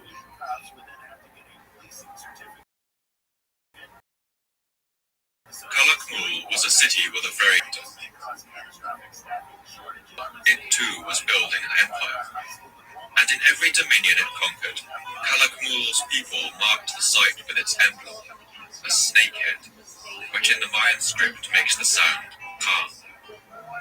Its lords called themselves Kulkan Ahau, or the lords of the snake. Another interesting feature of Calakmul is the emphasis it put on the female line of its royalty. Inscriptions in Tikal only speak about kings. Those in Calakmul mention the joint rule of a king and a queen. Calakmul was proud of its roots, which it traced to the ancient Maya of the Sikh period. So while Tikal had a kind of international outlook, allied with the distant power Teotihuacan, it seems the people of Calakmul saw themselves as the true inheritors of the Maya legacy. And Calakmul was a powerful city too. It was surrounded by a complex system of canals, and its many buildings are tightly packed, clustered like the skyscrapers of a modern city. But in the early centuries of the classic period, Calakmul was outmatched by the might of Tikal, swollen as it was by the riches of Teotihuacan. The rulers of Calakmul, the so-called Lords of the Snake, must have calculated that the only way to challenge the supremacy of Tikal was to outplay them in the game of strategy. Calakmul set out on a centuries-long game of defense. They slowly gathered the small state surrounding Tikal into a network of allies, threatening trade routes and supply lines. It was a kind of Cold War, and for this reason, Calakmul are by far the most numerous of all the Mayan city-states. They appear right across the Mayan world, and often in places that for Tikal would have proven pretty inconvenient, threatening their farmland. And the strategy, although slow, was a success. From the second half of the 6th century AD, Calakmul gained the upper hand. The distant power of Tiwakan fell under mysterious circumstances, left all alone, surrounded by its enemies. But it wasn't until the rule of one particular king, a man known as Double Bird, that Tikal's fortunes would really take a turn for the worse. Double Bird seems to have been particularly bad at the game of politics, and we know this because his actions would lose the city, a city known today as Karakol, of Tikal's underlings. As part of its service, it would have paid tribute in the form of food and valuables. It would have sent soldiers to fight for us and workers to build its temples. And at least in the year 553, that's what Karakol still was. But it's possible that the fort Calakmul was already beginning to erode alliance. In any case, the king of Tikal, Double Bird, wouldn't help matters. I have to stop here for a moment and point out that we understood about warfare in the Mayan world. The Maya often undertook low-level skirmishes, and their wars seem to have served a largely ceremonial and symbolic function. These wars, known as axe wars, would have involved perhaps only a few hundred fighters, and their main purpose seems to have been to capture prisoners for sacrifice to the gods, to decapitate an important noble, hence axe war, and presumably to bring back plunder and glory to the capital.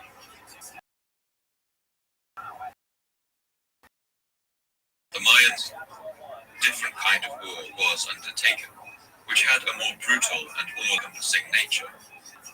And these wars are referred to in Mayans as Star Wars. The previous connection to George Lucas is a coincidence. The name Star War comes from a specific type of glyph used in the Maya script, which depicts a star showering the earth with fire. And this war seems to have been something quite rare in the Maya world, a war of total conquest and destruction. The inscriptions, as always, are hard to decipher, but it seems that in the year 556, the king of Tikal, Doublebird, embarked on an axe war, a low-level attack against his former ally, the city of Karakol. His soldiers would have swept into its territory wearing padded cotton armor, wielding flint spears and clubs studded with blades of green obsidian. They would have burned villages in Saul's sphere of influence, robbed anything they could get away with, and mapped a number of its citizens, who they would have sacrificed at one of Tikal's temples. Doublebird's reasons for ordering this attack are unclear. It could have been a way of punishing some kind of insult from Karakol. Perhaps Karakol hadn't been fulfilling the duties expected of it as an underling, but that it was falling under the influence of its great enemy, Kalakmul. Whatever the reason, the rulers of Karakol didn't take this axe war in good humor. In retaliation, they announced the beginning of a true war, a star war, against their former masters in Tikal. We can assume that it gave every help it could to Tikal's enemies. It lived up to its reputation as the kingdom of putting its pieces into place for centuries, building a network of allies that surrounded Tikal and cut off its supply routes, wrapping itself around Tikal and choking the life from the once great city. And now it seems that crushing grip tightened. In the year 562, the once great city of Tikal was surrounded and besieged. Its defenses were overwhelmed, and its enemies swept to the city, smashing. Tikal's enemies the stone monuments claiming the achievements of its rulers, broke them and buried their pieces. They vandalized carvings of its kings, lopping off the heads of its sculptures, chipping stone tools. And the destruction was devastating. For the next century, Tikal's population stopped growing. For 100 years, no stone carvings or great public monuments. Its people were buried with only meager possessions, and painted pottery ground to a halt. It is unknown. He was probably taken back to Kol or Kalakmul and executed on top of the pyramid. A new king was put in place in Tikal, a man named Animal Skull. And although we know almost nothing about him, inscriptions in his tomb show that he was not the son of Doublebird. For the next century, Kalakmul and not Tikal would rule the Yucatan. But this great Mayan rivalry would go on. Tikal would regain the upper hand and actions.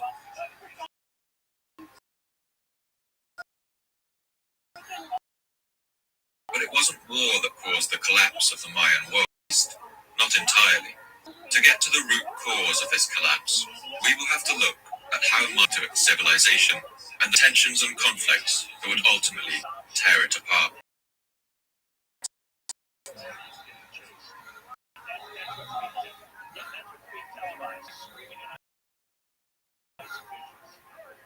One way that we can track them is by looking at the number of inscriptions they left.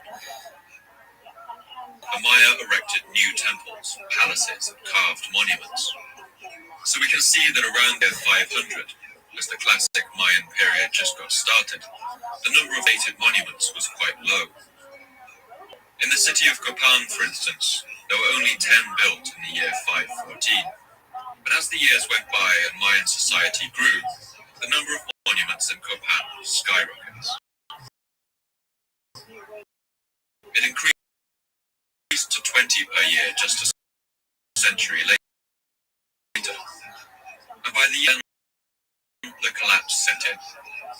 After this begins to falter. Only 50 years later, in the year 800, monuments were built. And in the year 900, the construction of new monuments had ended. From the year 800 onwards, all across the Mayan lowland, these inscriptions start to die out, faltering like a failing radio signal and then crackling out into silence. Each of these cities goes out one by one, like lights blinking out in the dark. in the southwest, along the Usumacinta River. At the city of Bonampak, the last date of an inscription is the year 792. The city of Yaxchilan fell silent in the year 808. And from there, this wave of doom washed over the whole of the Maya lowlands. The great snake seal went silent after the year 810. Copan followed in 822. Tikal held out another 70 years after the fall of rival, but it too finally fell in 9. The last Maya inscription of all in the remote city year 909. And the strange thing is, none of these inscriptions give any sense that anything is wrong. There are no accounts of terrible events. Maya art doesn't decline either, but remains elaborate and highly skilled to the end. So what happened? How could the vibrant and powerful culture collapse so suddenly and so completely, leaving not a single warning behind? With the fall of any civilization, the collapse of the Maya wasn't a simple end. It's hard to point to any one cause and form a simple one thing leads to another narrative. All of the environmental stresses we discussed earlier meant that to succeed in such a harsh landscape, Mayan society, like any society, had to accumulate a number of stresses and imbalances. Under extreme stress, and with the length of their world. Of these of the Maya to feed their booming population. In order for any society to work, farmers need to produce enough food to feed themselves, and also enough to feed all the people in the society who aren't farmers. The soldiers and carpenters and masons, of course the king and all his nobles. In a hyper-efficient modern economy like the United States, less than 2% of the population work on farms. Each farmer in America feeds over 150 people as well as themselves, a huge proportion of the population to do other things. But Maya, who used slash and burn agriculture and grew low-protein crops, each farmer could feed perhaps 5 other people. And as the end of the 8th century neared, the Mayan population was booming. In Tikal, for instance, the population in the city centre was 65,000. With a further 30,000 in the outskirts, there were perhaps as many as 800 people living per square kilometre, and they began living in hastily constructed wooden buildings piled on one another.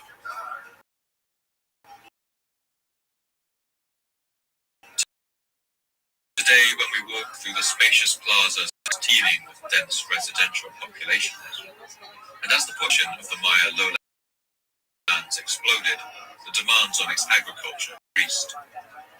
Another huge problem was deforestation.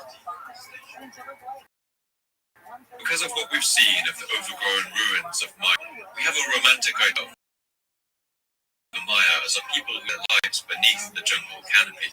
But by the end of the period, the Maya lowland more or less completely deforested. Studies of pollen samples found in lake beds and swamps in the region show that by the end of the 8th century, hardly any forest remained in the Yucatan Peninsula. The Maya cut down the trees, not only in their cities, but between them as well. So if you stood on top of one of the great temples of Tikal or Calakmul around the year 800, you wouldn't see the thick forest canopy you see today. You would have seen houses and streets stretching out in every direction in the fields. We used some trees for construction, especially the extremely hard wood sapodilla, which is naturally resistant to termites. In order to create lime and mortar for the construction of their great temples, and the plaster that lavishly coated them, the Maya burned limestone in great pits.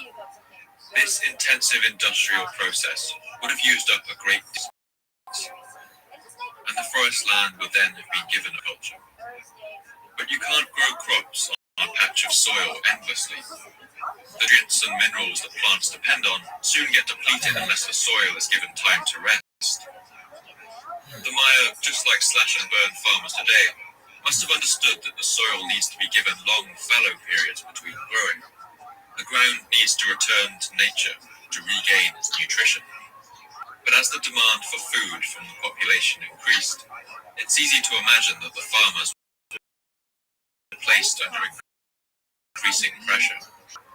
With the population growing, farmers to grow crops on the same soil again, it's allowed. It would have been a short-sighted strategy, a courted disaster in exchange. But at this point, the Maya may have had little choice. Another huge factor is the role of drought. As we've discussed, challenges the Maya faced were collection and storage of water. And the climate of the Yucatan is such that variations in annual rainfall can be enormous. Droughts were a common fact of life, and in fact a large part of Mayan infrastructure was designed around and mitigating their effects. But every system has its limits. Archaeologists who've looked at sediment in the region estimate that in the year 760, the Yucatan Peninsula suffered its worst drought in 7,000 years. This was caused, it seems, by something the Maya would have appreciated all too well: the awesome power of the sun. As the Maya knew, the sun, God, the radiation it gives out is not constant. It's subject to variation going through peaks and troughs. Ice cores taken in Greenland confirmed that levels of solar radiation around this time reached lows that hadn't been seen for millennia. This caused harsh, dry cold to descend over the north. Global weather systems shifted northwards. All the rain that around the Mayan lowlands comes from the Atlantic on the trade wind that moved across the Atlantic Ocean. With a northward drought would descend on the Maya. This event coincides neatly with the Great Collapse. Archaeologist Betty Megas has combined physics and anthropology to propose a fascinating theory. She asks us to think about human societies as simple thermodynamic systems. For Megas, our societies are like machines or organisms. They require a form of energy to flow through them, and she argues that this energy is what allows this increasingly complex forms. Increased complexity allows greater collection of energy, and so the society grows. But if the strong flow of energy is cut off to a system, that system then collapses to a level of organization that can be supported with the energy that remains. She's theory in simple terms. Or their control results in complexity. A decline in energy resources should result in a decline in cultural complexity. If the solar radiation theory is correct, it might be worth us putting Mega's theories to work. Mayan society was suddenly unable to maintain its complexity as a result of the sun's sudden drop in radiation, and it imploded. In some places, the collapse was so drastic that the entire area was abandoned. In the Chilam Balam, a surviving Mayan text from the post-contact era, you can almost hear the echoes of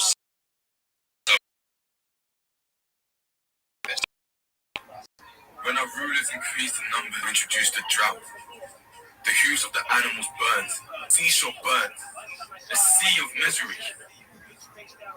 So it was said on high, that the face of the sun was eaten. Then the face of the sun darkened, then its face was extinguished. One site where we have a detailed understanding of exactly what happened during the collapse is the city of Copan, now in western Honduras. Copan Copan was a small but densely populated city, sided river valley lined pine forests. Its people loved sports. It had the largest ball court of any classical Maya city, and it used the symbol of the leaf-nosed bat as its emblem on inscriptions. For much of its history, it was a close ally of Tikal, and fought wars on its behalf. Copan was a trading outpost, perfectly positioned to profit jade and quetzal feathers coming down from the hills. Revealed silt of the valley floor, the Mayans could feed themselves on a thriving agriculture of corn, beans, and chilies. But the soil around Copan is less fertile. It's more acidic and pro-erosion if cultivated for long periods. Even today, modern farmers grow barely a third of the amount of corn in the hills when compared to the valley floor. From the 5th century onwards, fueled by this fertile soil and trade, the population of Copan boomed. By the year 800, it may have reached as much as 30,000 people, living in this small area of only about 10 square miles. Between the years 650 and 750, construction of royal palaces and monuments was especially frenzied, and nobles other than the king even began erecting their own palaces. This all points to a period of thriving economic success, but the opulent life of the nobles supported by the hard work of Copan's farmers. As Copan grew, six came around, space was beginning to run out. Their homes on the valley sides looked a little like a Brazilian favela today.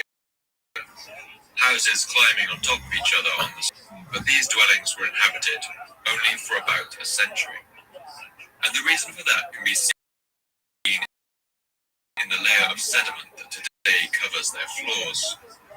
As they up the mountainsides, the ground was a pollen samples taken around this time show that the pine forests once covered these hills had been gradually cut down. As these trees disappeared, their roots no longer held together the fragile soils on the valley's sides, and the earth would now be swept away by the rains. This acidic, low-nutrient soil would have leached down to the valley bottom, reducing its fertility as well.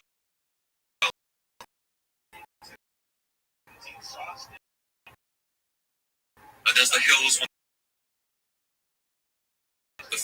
to avoid famine,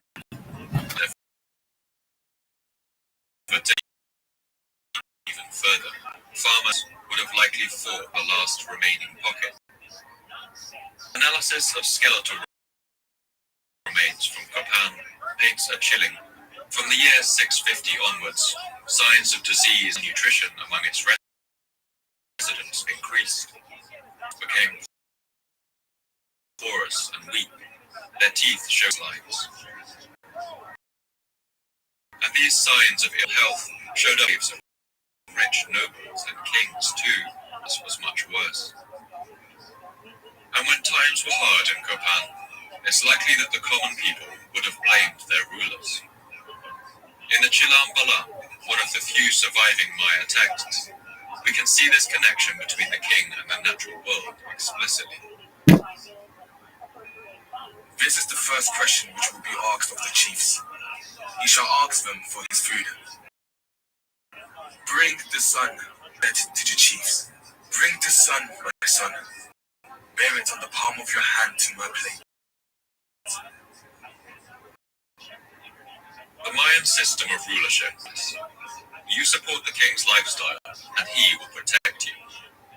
He will keep the gods happy, the sun shining, and the crops growing. If the king was seen to, the people may have decided that he had to go. The last we hear from a king of Copan is in the year 822, with a single inscription. It was carved when Copan's last known king, a man called Bukit Tuk, came to the throne. A apparently during a period of violence and chaos. He began the carving of a four-sided monument, just like his predecessors, but it was never finished.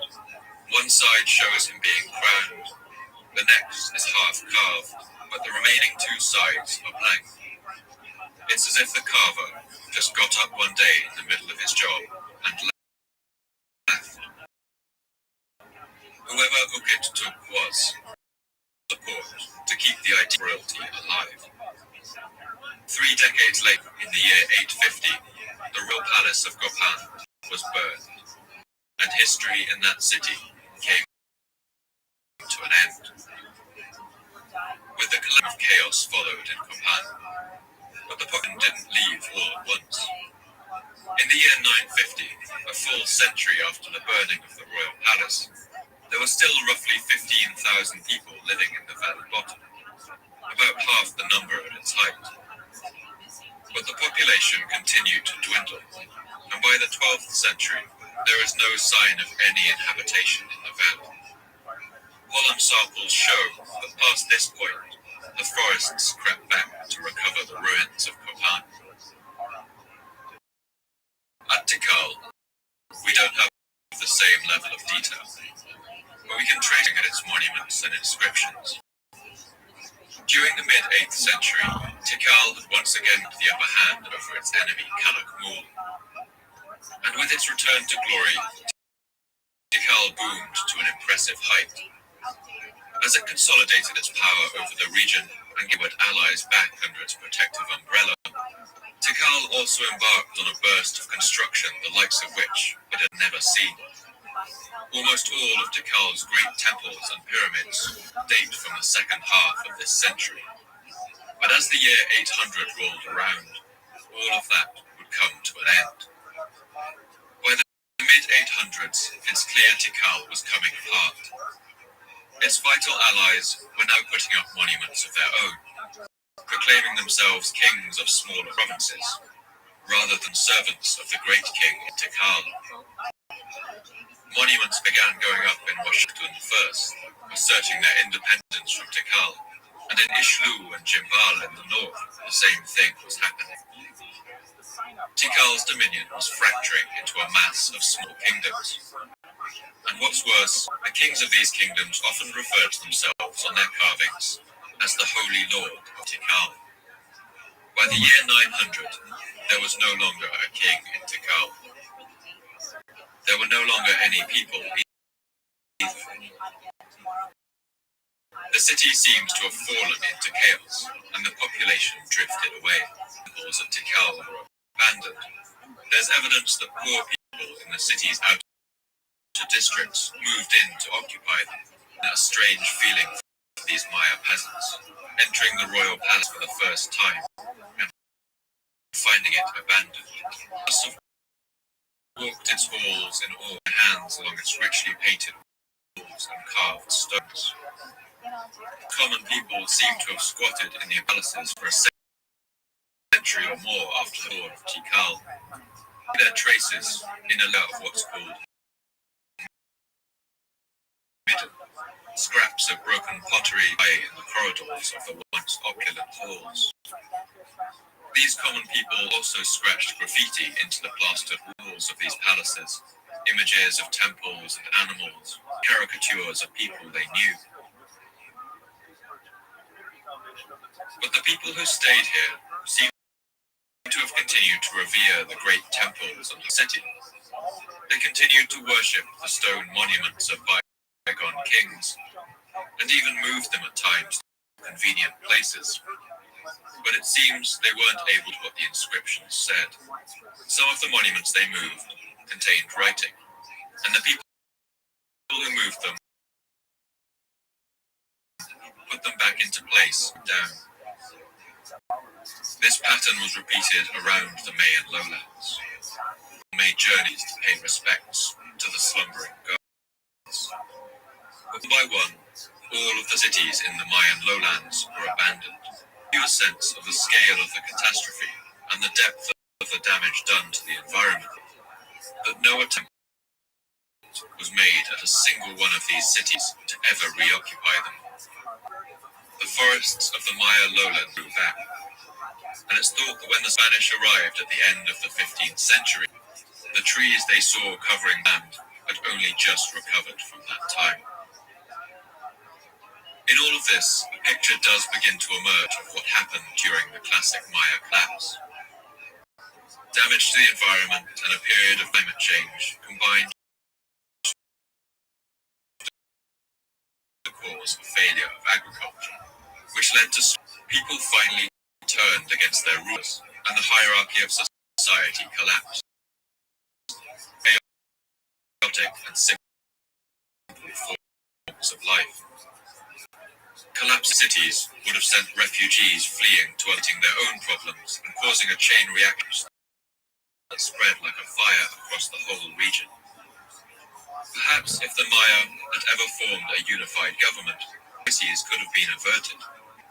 But as the large empires of Tikal and Akmul atomized and came apart, each city became its own. And with agriculture failing everywhere, the only way for some of these kingdoms to survive was to take what they needed from their neighbors. Against the backdrop of drought and famine, 100 bitter wars over scarce resources began. At the site of Piedras Negras, archaeologists have found evidence of buildings being burned during this time and monuments vandalized. At Yaxchilan, the central part of the city was hastily fortified with rough stone walls. Built using stones taken from the surrounding temples and palaces, it was a large defense. Javelin heads have also been found here, littering the ground in great numbers, pointing to a fire. It seems that as the fabric of Mayan society came apart, its people turned against one another, and a violence for survival turned the Mayan lowlands into a bloodbath. Today, the crumbling pyramids and cities of the Maya are being uncovered. In 2015, a geographical feature in Tonina that was near a hill turned out to be a Mayan pyramid. And recent measurements have shown it to be one of the largest. At 70 meters tall, it rivaled the Pyramid of the Sun in Teotihuacan to be the tallest pre-Columbian building in the Americas. And the ongoing battle to decipher the Mayan inscriptions continues. Today we understand a great deal of what we read on the stones of the Mayan temples, but so much more remains untranslated. One thing I find particularly moving is to read the texts of the post-contact Maya, who had been invaded and ravaged by European settlers, whose lands were language and history erased. In the time after the Spanish arrival, Mayan people tried to hold together some were secret, and some survive to this day.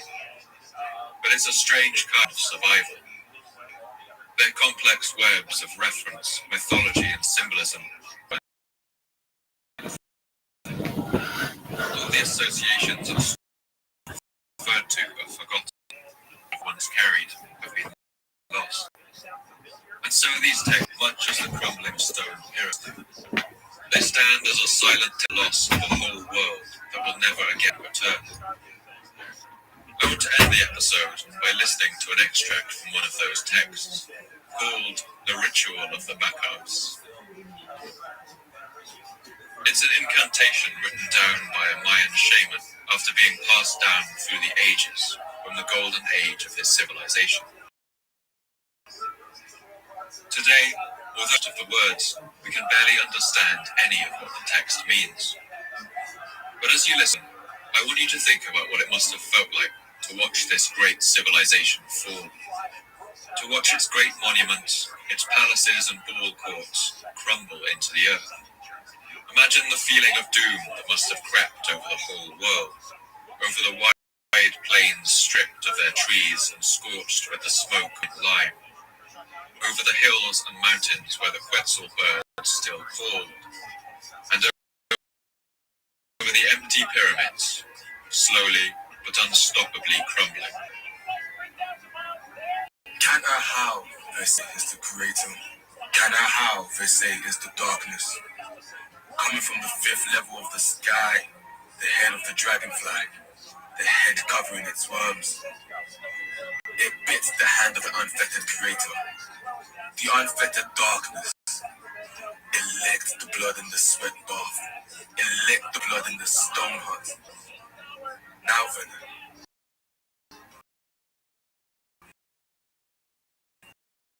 throw it to the demented creator, to the demented darkness.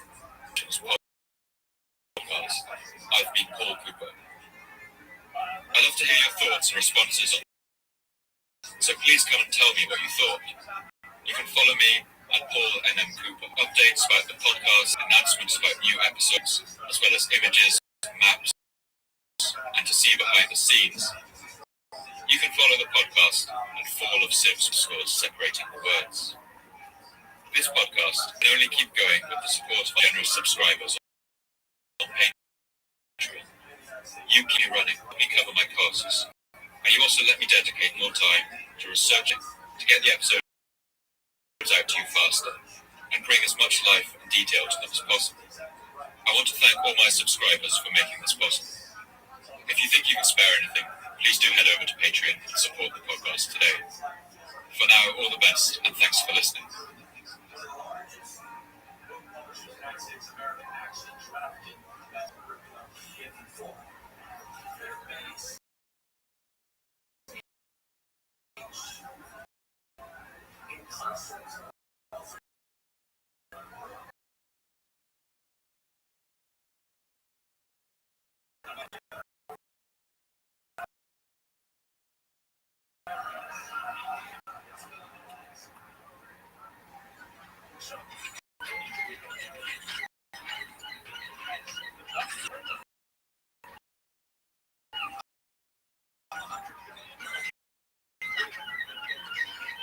Around the year, the dangerous voyage to Iceland, a frozen island in the middle of the North Atlantic. It was a notoriously dangerous voyage, and when they saw dark storm clouds begin to brew on the horizon, in trouble. Their boat was lashed by wind and rain and tossed around like a cork on the towering waves. The storm went on for days, blowing them far off their course with no idea where they were heading. Finally, when all seemed lost, the storm lessened a little, and they sighted land in the distance. They managed to beach their boats through the rough waters in a small cove choked with ice. And there they waited for the remainder of the storm to blow over. They did them right across the Atlantic Ocean. Now sheltered on was in Greenland, a bleak and icy waste on the north of the American continent. These days, Greenland was an icy tundra where no sensible European would ever think to venture. But as the men waited for the storm to die down, they spotted something not far from their boat. It was a man, face down, dead in the snow. They saw his cloak from seal skins and the fur in his hood, and they thought it must be an Inuit, one of the indigenous inhabitants of Greenland. But as they approached, something didn't look right. They turned the man over and saw with surprise that he had red hair and pale skin. He was a Norseman, just like them, but he was dressed in the clothes of an Inuit hunter. On his head was a hood, well made.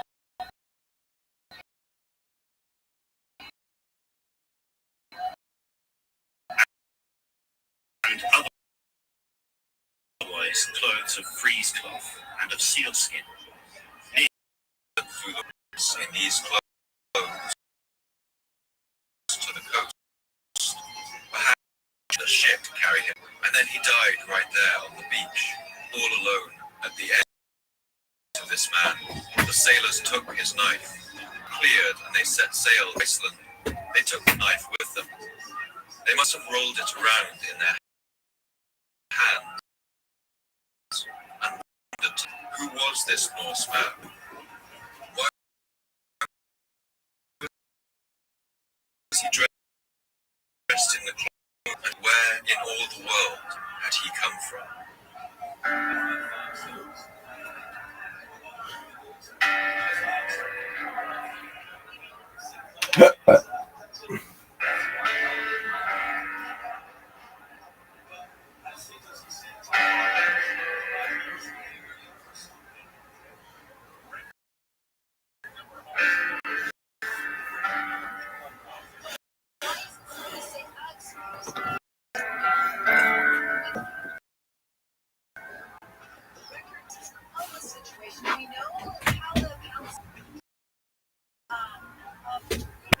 Why are you here when you have so many problems in California?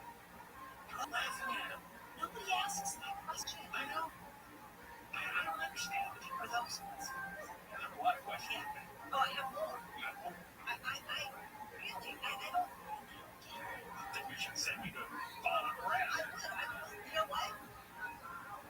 I think we got to do something like that. So I would ask them those questions.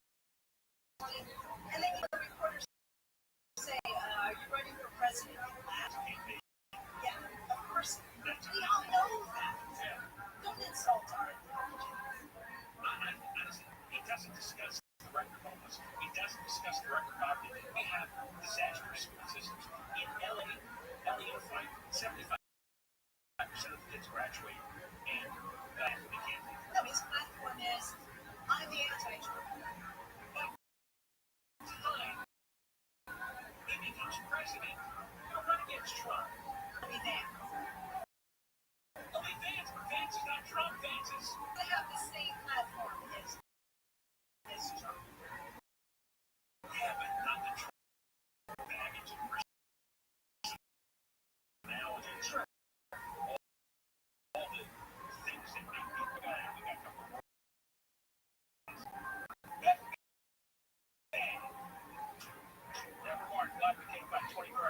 Here's the latest. LA Metro's new board chair is taking the gavel, and President Trump has threatened to take over of New York City.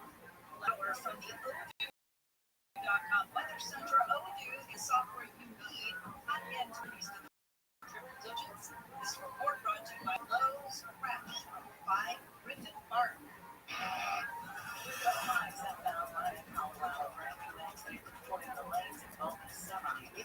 All the way to downtown LA. Paramount 105 East of Paramount Boulevard got that crash clearing to the shoulder. Get Corona 91 East 115 degrees in the lanes. And then on the other side, 91 West. 15 North connected. Got some rush on fire. The left lane, that transition is going to be blocked. With some California's most accurate traffic reports, I'm Jenny Harmon. The devastating Texas floods have been countless residents and families have lost their homes and lives have been shattered, and children are still missing. The Community Foundation of the Texas Health Group has launched county flood relief to support response, relief, and long. All donations will go directly to trusted local organizations, shelter, healthcare. Join us today and donate to the Kirk County Flood Relief Foundation. It's easy to tell if you've had one minute to drive, or if you've had just 1 too bad to drive.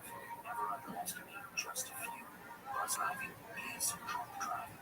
Public service announcement brought to you by the U.S. Department of Transportation, the Ad Council, and the station. The free iHeartRadio app is #1 for music, radio, and podcasts all in one.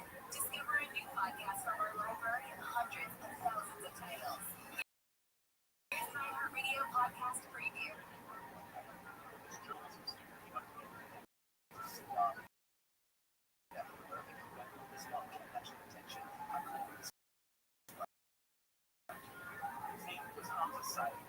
He wanted to put a mystery in his hometown that no one had ever told.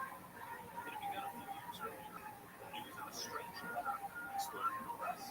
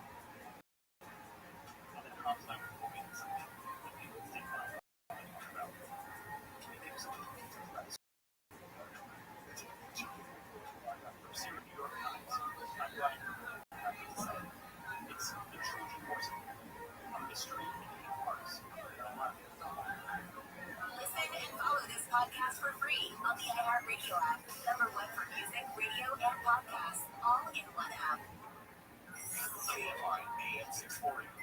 More stimulating talk. On the next Bill Handel show, the Trump administration is hanging out on the LGBTQ life line, putting suicide hotline fight. That's coming up after 7 tomorrow morning on the next Bill Handel show. By 640, more stimulating talk radio. Try to stay in reality here after 3 o'clock. State Senator Tony Strickland from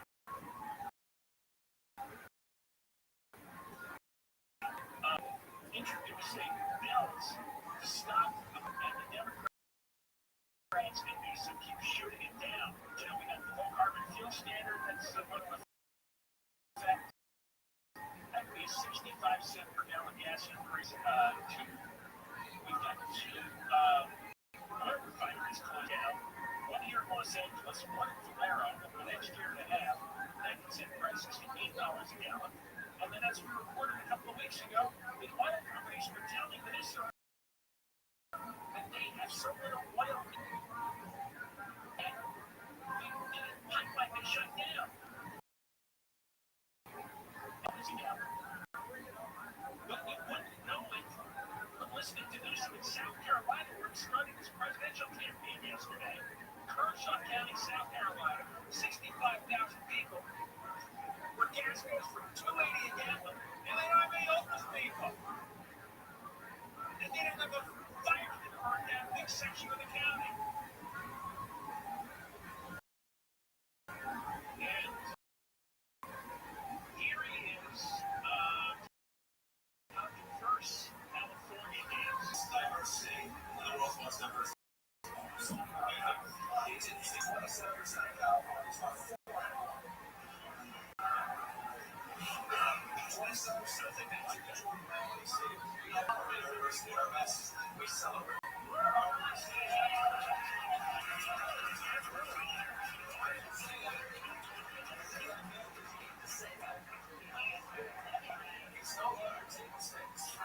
You can't take things for granted.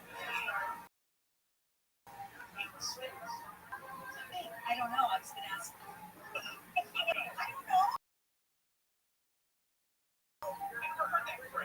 Maybe you have. Table steaks. Some of these things. Ribeye steaks, I know.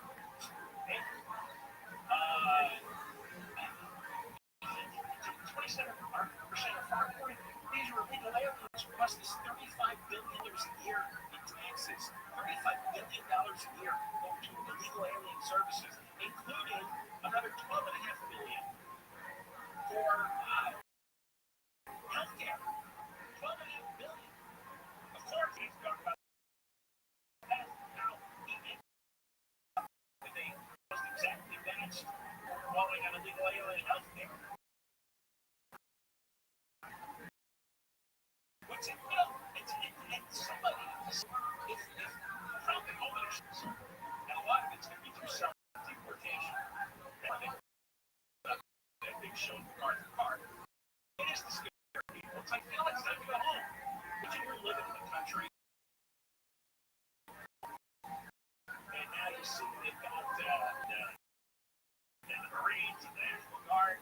You're thinking, you know what? I just pushed it as far as it can go. I'm here illegally. They don't want to put up with it anymore. A lot of people are going to go home. And that tax money, that ought to be given back to us as a rebate. Why are we spending $35 billion? $35 billion is more than 10% of the budget. We should get 10% of our tax money back. Instead, he's bragging about it in South Carolina and calling it diversity. What the F? Who asked for diversity that we got to pay $35 billion for? $35 billion. You go look it up. Federation for American Immigration Reform did a study a couple of years ago. At the time, it was about $22 billion. This was before legal alien out there, which added another $12.5 billion. So drop $35 billion. That's a real number. That's more than 10% of our budget.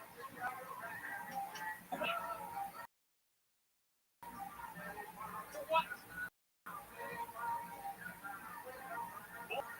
Alright, so he was talking about book banning a few years ago, and now he's talking about interracial marriage, which is not a bunch of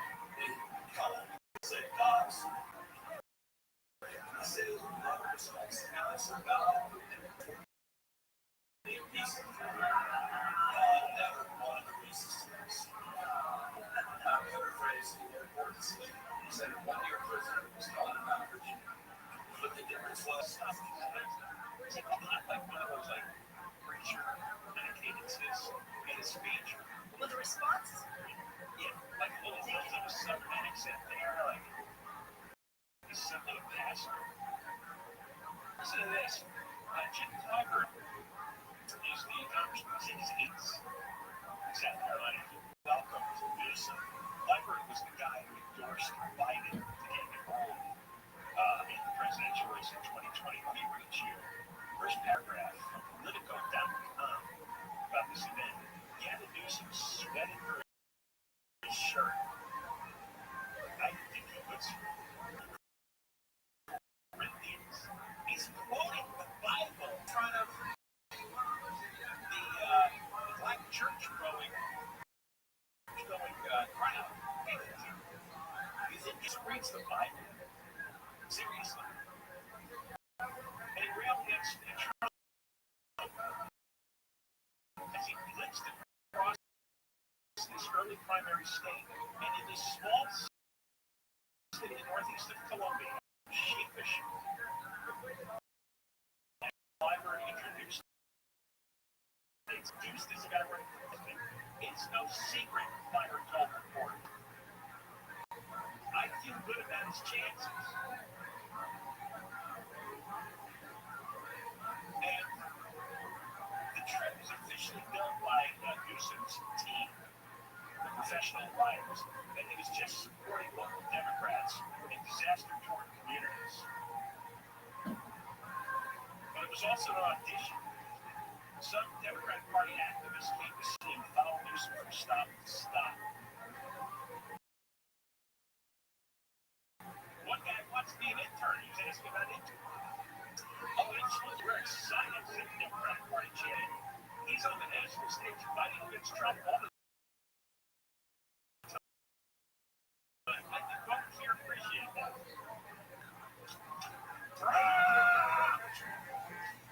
Well, what's going to happen? Excuse me, Mr. Governor, we asked so many times if you were running for president on South Carolina, you laughed. You kind of, stop, guys, stop. You say yes and you weren't lying. Some fans don't care that they're wrong. They'll make some, a little bit, funny comment, and change the subject. He knows he's lying. Of course he is. We all know. Everybody knows. So just come out and say, you know what? I mean, again, I would respect him so much more if he said, you know what? I'm testing the waters. Okay, I'm not 100% sure, but I'm thinking about it. Why doesn't he just say that? Really? I guess he's afraid. Like what you announced that. He's not announced. I'm testing the waters. I'm thinking about it. I don't think he's capable of telling the truth. I think something catches in his throat every time he's about to say something true. He's one weird guy. It's really strange. I don't know what happened in his childhood. Maybe he's a Jordan sociopath. Well, he's handsome. Yeah. More coming up. We're going to talk to Jimmy Strick. He and other Republicans are trying to get the gas prices lower. But the Democratic legislature in Newsom and nobody in South Carolina. I guess they wouldn't know that we're paying almost $5 a gallon here. But they're paying almost equal. South Carolina paying $2.80 a gallon. We're paying $5. Deborah Lawrence, live to K5 24-hour news. KS5 KOST HD2 Los Angeles Orange County overstimulating talk. Arrested for allegedly interfering. Deborah Lawrence live from the KFI That 24-hour news report, 4 people have been arrested for allegedly trying to disable U.S. Border Patrol vehicles in the San Fernando Valley. Tuesday, during an immigration enforcement operation at a Depot store in Van Nuys, Border Patrol officials say the suspects improvised devices will show large or metal strips with nails attached that project into a tie. Suspects are each facing felony charges. KFI News. As Daniel just alluded to, a Home Depot store in Van Nuys has seen federal immigration enforcement activity. Multiple people were detained. Attorney Cal Soto with the National Day Labor Organizing Network says he wants the agents to know that their actions will be consistently met with protests. Stop running over the rights of our neighbors and ourselves, and to understand that we're going to respond every single time you violate these rights, and it doesn't end today or tomorrow. This is an ongoing battle to assert these constitutional rights. Home Depot stores across Southern California have been targeted by federal immigration agents since enforcement efforts ramped up here in early June. The bishop of the Diocese of San Bernardino has told parishioners that they don't have to attend church.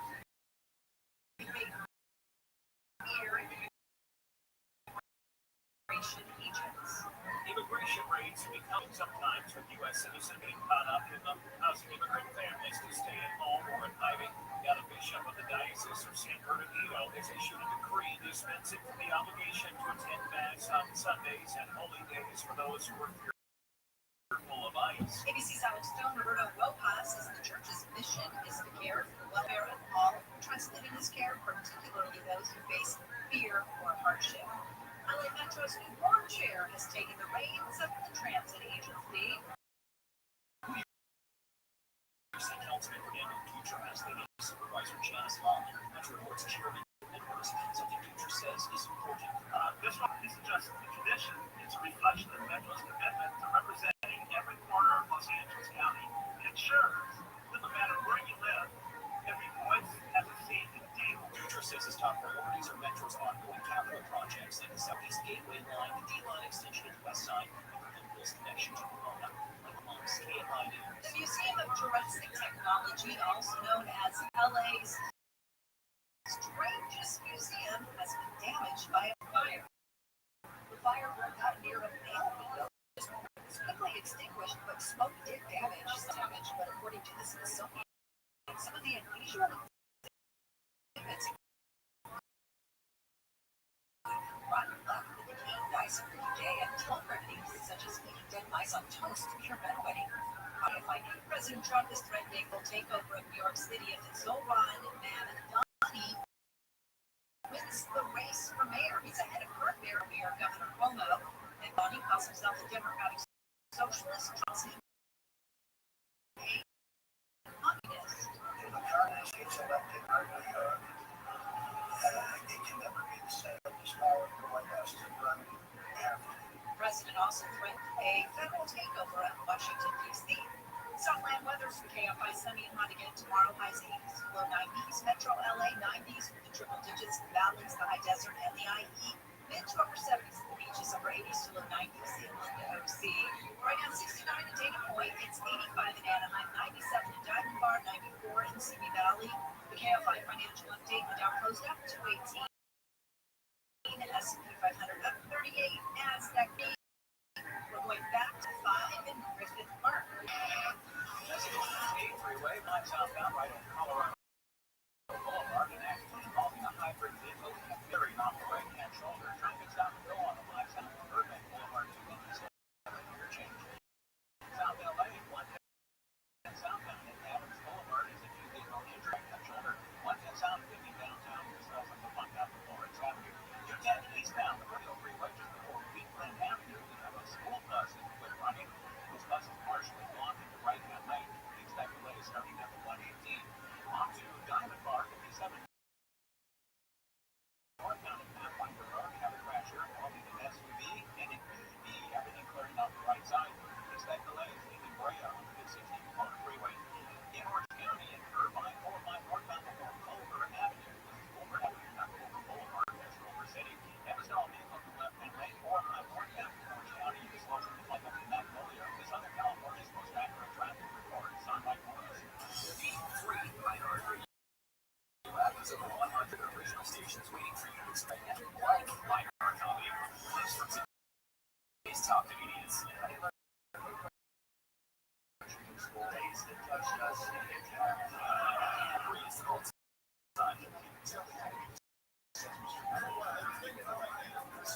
buy something. Our common women are gatherers who like to gather information about you, and then we hunt you. Yeah, the big guy our common reset now.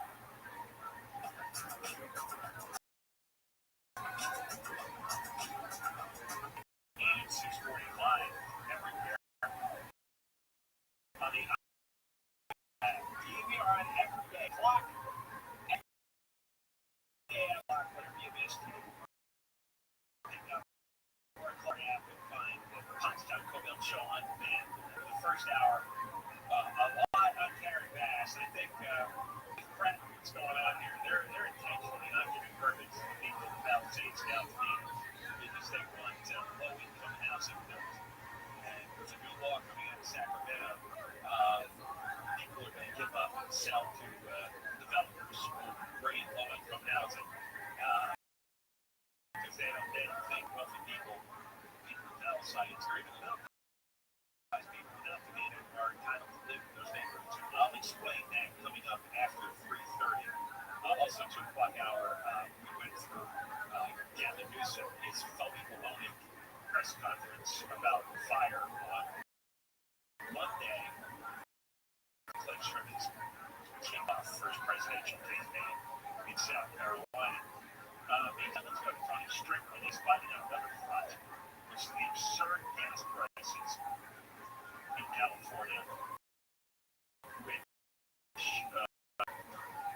480 money.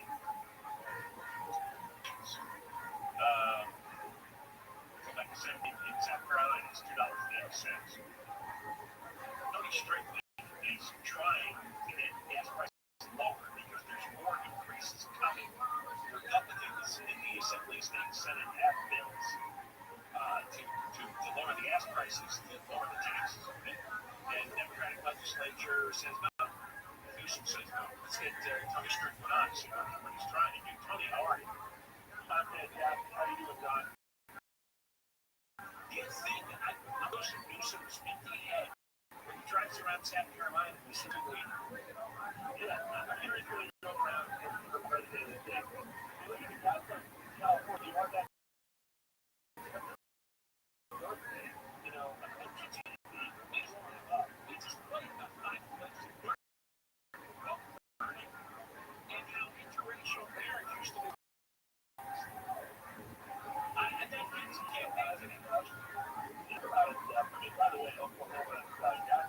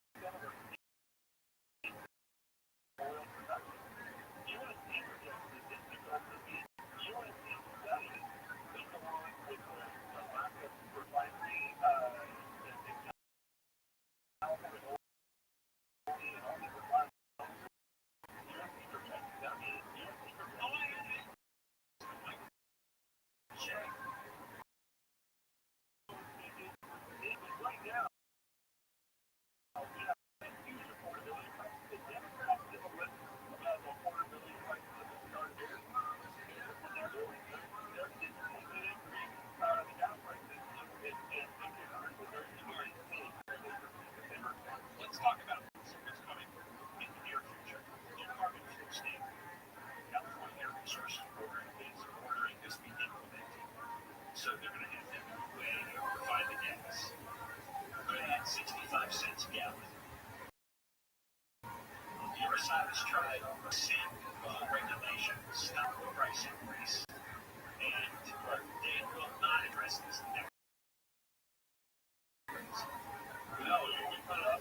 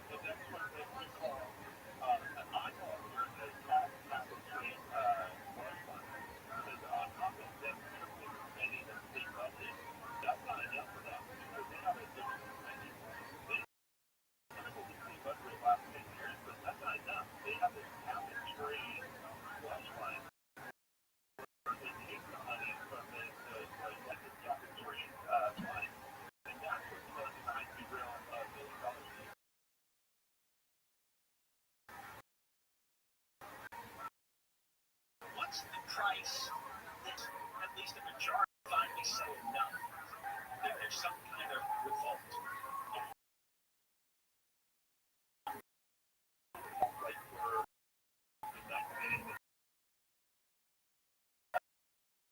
early 1970s, this kind of property taxes that people were being taxed out of, and then Howard Jarvis and Tina came together with the Trump in 1978. I kind of see a lot of similarities to what's going on now and what went on back then. You had a government, a church now at the time that was out of step with the people of California, didn't understand that they were taxing people out of their homes through the high property tax. And a revolt, I just believe there's gas revolt and a revolt in general about the affordability crisis itself. All the money they're getting in. Is this all about corruption? Is this all about all these nonprofits or these scam green companies that the Democrats might be connected to? They're their friends or family, donors are connected to. This has got to be a financial racket. When you look at the budget, there's so many nonprofits that get their funding, leftist nonprofits, they get their funding from the taxpayer. You saw a little bit of that happen in the federal government when they were on the USAID. There's a lot of these nonprofits get funded by us, the people in California, the government. And what we need to do is to lower the size of the government and have limited government, and that will totally destroy the Democratic Party in California because they rely on government spending to help them get reelected. I mean, the nonprofit nonsense is so out of control. I mean, well, in LA, you're probably aware. Turns out we spent $34 million on Charla, which is a leading organization for illegal alien rights, and they're funding the riot that we just had. Absolutely. And that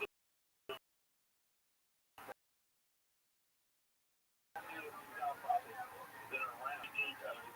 We need a lot of new leadership all the way around the top of the board. Audit the state budget. So, I'm not going to, if you want the state board, well, we got to get rid of these guys. I mean, we got to get rid of these people who are in office with everyday citizens, right? I want them to even wake up and they understand that the people who say they're for you in South Carolina, they thought I was saying, you could check out for money. Like, I serve with 5 different governors. I've never seen a governor that is less involved in what goes on in Sacramento. We don't have a governor. We have a guy who says he's governor, but every morning he wakes up and looks at the mirror and thinks he's the president of the United States. He really, really, really wants to be president, but he's not. And he's not. We don't have a governor today. We have someone that's in that office that's on the run the president. How's he going to run if the gas is $8 again? There is no way. Campbell was there to be the lieutenant governor in California, the governor. Usually, you have to do a good job to move up in the political, only in politics can you do a terrible job and try to like else. That's what he's trying to do now. He's had 3 or 4 years of COVID after the state budget. He's trying to blame the whole Trump.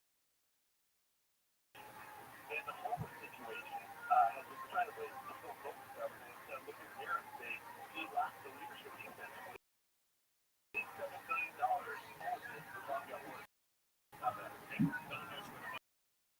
Thank you very much, Governor Strickland. And let's go. Trying to practice all the bodyguards. All right, Governor Strickland is state senator out of Huntington Beach, Republican. He introduced bills to lower the gas prices. We're paying, $1.50, $2 more than anybody else in the country. And I mean, Newsom's in the state where they're selling gas for $2.80 right now. $2.80. What this?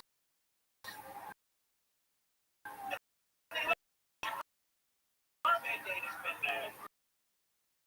been canceled by Trump. They're not going to force us into electric cars. They'll never go now. Nobody wants them, and now nobody has to get them. Again, by 24-hour edition.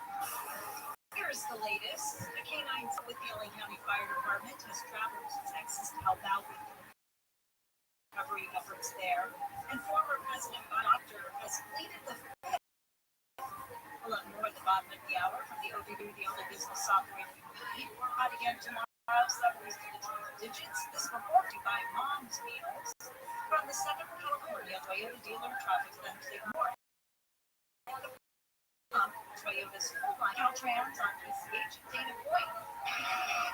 Crews are likely to work in another 45 minutes, give or take, in Dana Point on the northbound side of Pacific Coast Highway, where the left-hand lane is shut down for repairs at Dominion Park Road. Expect delays on the northbound side of Highway 1.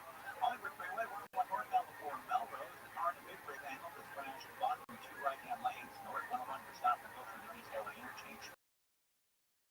Lankershim, 210 eastbound before a school bus splintered from the right lane.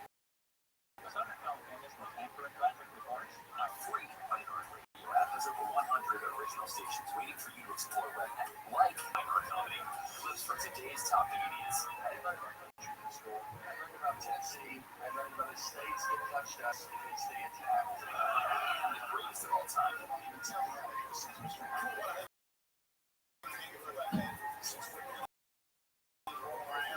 Try something different. iHeart Comedy, the value, and then we let you open the app. They iHeart Comedy preset now. Princess of South Beach comes a romantic comedy podcast starring Harvey Ian and Christian Navarro. A set of those one man search for love at the big apple. The thing is that I connect with I opened it, I got hit with this wave of nausea, and then my heart started beating like so fast. Meet Juan, the lonely museum curator. His true love, art, his biggest fear, everything. It's important to step out of the place.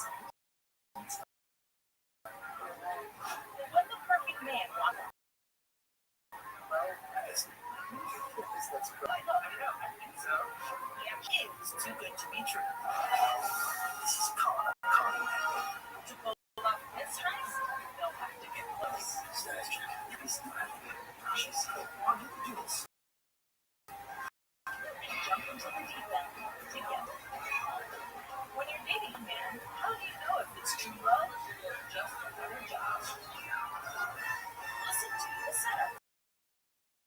Listen on America's #1 podcast network, iHeart. App and listen now. iHeart is America's podcast network.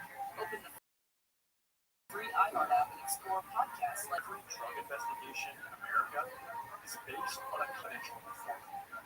People with their own troubles see a path forward by telling someone else. The CI system is based on blind trust. It can have deadly consequences. I'm Duke Arnett, reporter with the Boston Globe Spotlight.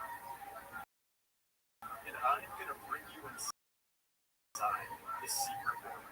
The story of one secret of America's blood.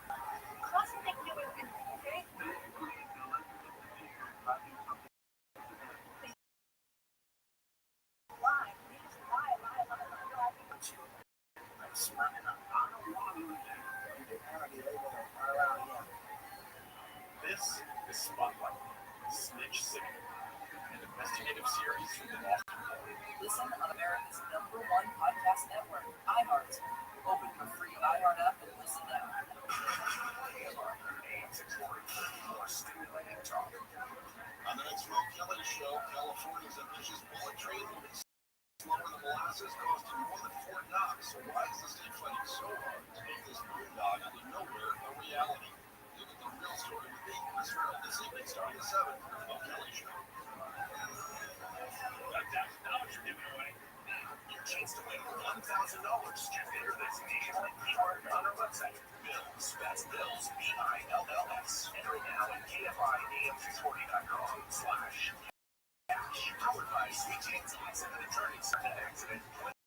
Is everything. Call the winning attorneys at Sweet James.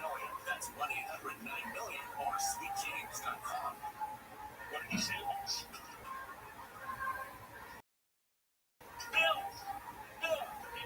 You did. I mean, the word bills at KFIA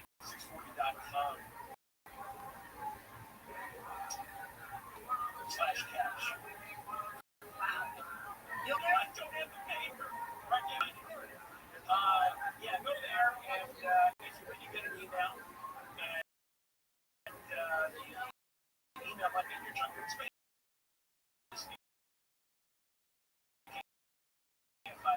Keyword every hour, every weekday from 9 Mark Thompson's Mark coming in. Thanks that we're coming in. So we see this stuff all. I don't often play TikToker clips, but this is something special. There is a gun. I mean, I can't imagine how many hundreds of thousands of internet podcasts there are, video podcasts, audio podcasts, TikTok, little clips. There's a guy, Korean Rama, and he has a TikTok series called Subway Tapes. I guess that's right. Yeah, it's actually quite fascinating. And well-known people come on and they give a hot take on some odd little issue, some little theme they have. And so, going to have Kamala Harris come on. And but her hot take was about bacon, and it was really weird. And maybe she was stoned that day. And somebody suggested what her thing is big shit she loves. And that's why like is that she was smoking hot. And then somebody was or spilled the story over it. Slipping a lot of gummies. So by the time she gets on stage, I'm sure she's nervous. You don't want to be like stage fright or nervous speaking publicly. She's in a position she has no business being inside and see her nodding up all the time before she goes on TV or goes and gives a speech. And she overloads up the gummies and then she makes her sense. Well, this was so that both Harris decided we shouldn't air this. Let's do something else. He tells that story. This email me. Email from the DNC. Interesting shots of that's nice, man. Well, I'll stick to tell my daughter that I'm not the potential president. And so I said yes, based on the fact that also they both have good taste. What happened with politics? It was really confusing. Mutually agreed that and I got one for team was that bad. It was really, really bad. And it was like that. It was something we can tell you. There's something bacon as a spice. Bacon as a spice. Bacon as a spice. Bacon was her opinion. She got a research group for the trial years. Research it because originally the team that I was pitched was written. And it was that she does not like to keep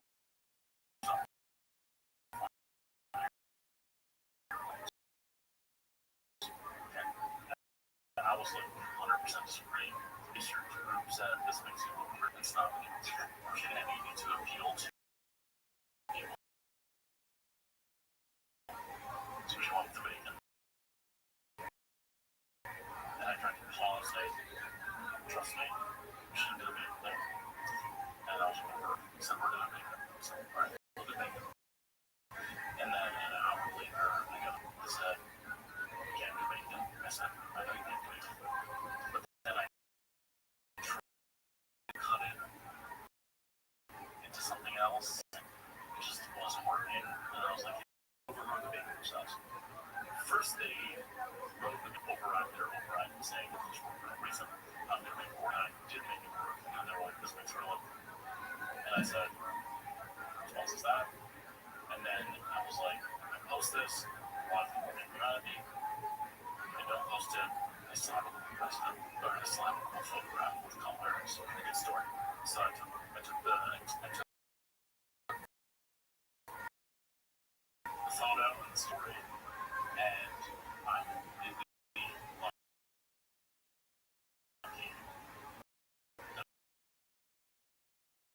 understand. One, talk about how bacon is a spice. Eat on an airplane. That was the original. She changed her mind and said bacon is a spice. Now, I read that Mama is Muslim doesn't even work. And so he was really into discussing bacon. pure flavor. And she explained how Benson's cooked bacon could be used to enhance a meal like a Caesar. Use beef or turkey instead. Then asked if we could do the other set, taking shoes off on her airplane. Then she wanted to do a topic about how much she loves anchovies on pizza after speaking to an advisor. Sounds like she was really hungry when she was talking. Got there. So they went from shoot plane, a big spice, to anchovies and pizza, and he's got a cool picture. He says, that's you make money doing this on CNN, kind of following where he's money. Yeah, his stuff gets hundreds of thousands of views. Well, good. Okay, we need to go on. Let's talk about bacon and shoes. We'll go on about shoes. Sure. Go on and on about hamburgers. Yeah. So, hamburgers. I don't like bacon. You're not even Story of the day. no, vegetarians are artisans and violins and vegans, all this. I'm so glad. You know, I used to, at first we saw Kamala do her thing, and it's like, oh, maybe it's a bad image. I think that's her, and I think part of the reason is she's sucking up nuts. And I know she has to take every day before your brain gets permanently flushed. But I'm going to say, I mean, sometimes it doesn't have the desired effect anymore, right? You become tolerant. That makes sense. Yes. Because somebody was pushing me. Drug pushing just because then I understood why you can't sleep. Hello, I take them to help me sleep. Maybe once every few weeks I take one gummy. And the options until they the room split. Oh, that happens to me too. Oh, I mean, chocolate videos. I know. Finish your gummy virgin. Your body was supposed to be You took my virginity. That part is life. There's your guy. Well, this story's allowed now. Take a call. A K-9 team with the LA County Fire Department has traveled to Texas to help with search and recovery efforts. Deadly floods killed at least 118 people. Selena Serrano with LA Fire's K-9 search rescue team tells KTLA that K-9 partners are honored. This is what we worked hard for. He's worked hard for all these years, and just keep going out there. And whatever the family members need, the other team agencies need, we're there to support. The team is expected to be deployed for a couple of weeks. 160 people are still missing following the flooding that happened over the weekend. People in Whittier are calling for the removal of City Planning Commissioner Richard Burr over an immigration lawsuit. Video taken at a costume party in April shows work and his husband dressed up as an ICE agent and undocumented him. On Tuesday, Mayor Council member Marianne Sheffield held a news conference. She called for Work's resignation or immediate removal. The coalition of residents known as Mayor Change is also demanding action in response to the video. Daniel Martindale, KFI News. More money is being allocated to protect law enforcement from impaired drivers. Governor Newsom has announced over $35 million in grants to nearly 150 agencies to fight impaired driving in California. He says from cannabis sales will support DUI and public education and toxicology lab upgrades to help keep roads safer statewide. The funds will be administered by the CHP, and City Commissioner Sean Dury says this is a big step forward in their ongoing mission to save lives and prevent impaired driving. Heather Brooker, KFI News. Former President Biden's White House doctor has pleaded the fifth, refusing to answer questions from a House committee that is now formally investigating Biden's health while he was in office. What Dr. O'Connor did today, all we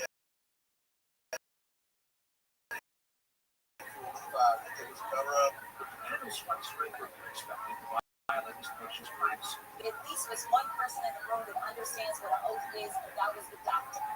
ABC's Stephen Portnoy reports the decision, citing the Fifth Amendment against self-incrimination and doctor-patient confidentiality, and refusing to question it. And vegetarians are apparently power-hungry overachievers. All right, maybe not, but a new study says vegetarians may care about animal welfare and the environment, but the reason is about independent thinking and standing apart from the crowd. Society of eaters has compassion. It's also prioritized kindness, harmony, and caring for others. Research from the U.S. and Poland shows they don't care for friends and family, stability and safety, and following social norms like meat eaters do. Respondents were a bit more extreme in rejecting conformity than Americans, but all vegetarians care more about power than carnivores. Michael Trojan, KFI News. Power, yes. About power. The Polish vegetarians are crazier than the Americans. That explains it, even though you're not vegetarian. No,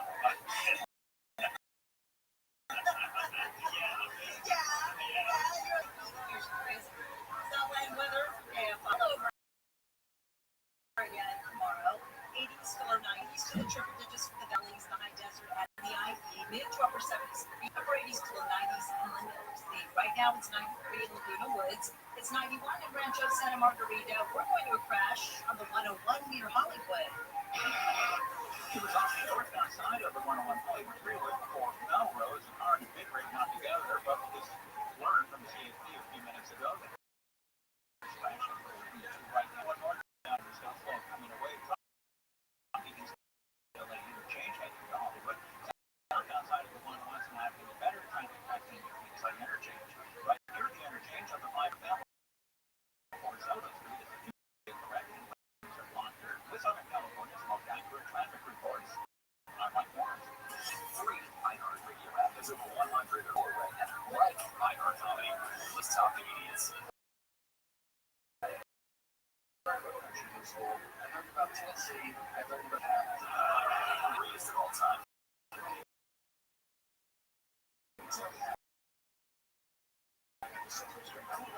iHeart Comedy. We're going to gather information about you, and then we hunt you. Open the app and make iHeart Comedy a preset.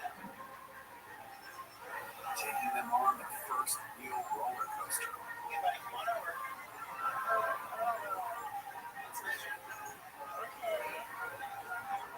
Just tall enough. Getting back to the moments we miss starts with video. Get the latest info about COVID-19 vaccines at vaccineanswers.org.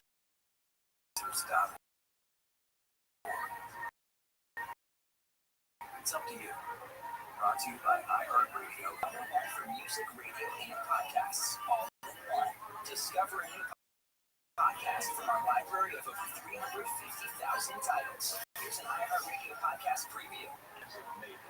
Now we can report on a mid-explosion. All that is known this morning. British Columbia air disaster, which estimates temperature to rise. I really want to know what happened. I'm angry. It's always been a big secret. The four leading suspects. Gambler, unemployed, insured for $125,000 returns. Murder charges against him was acquitted of a lie. To be a fairly normal boy, Sam didn't have any friends. He was wrong. And I wasn't sure even if he did. But Joe, I found him today. Like the guy? The guy. So, do you know what we did? He said, we have a very good idea who the responsible person was. From CBC Podcasts, it's been action. Hosted by me, Ian Evans, and Joe. Largest unsolved mass murder in Canada. Canadian Flight 21. Uncover Season 2 on board. Listen and follow this podcast for free on the iHeartRadio app. #1 for music, radio, and podcasts all in one. KFI and iHeartRadio station for students.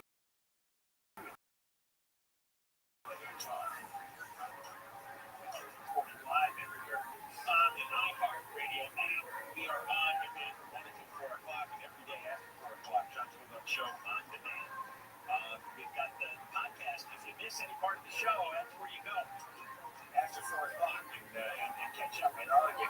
yesterday about Bass and her lack of interest in rebuilding the Palisades.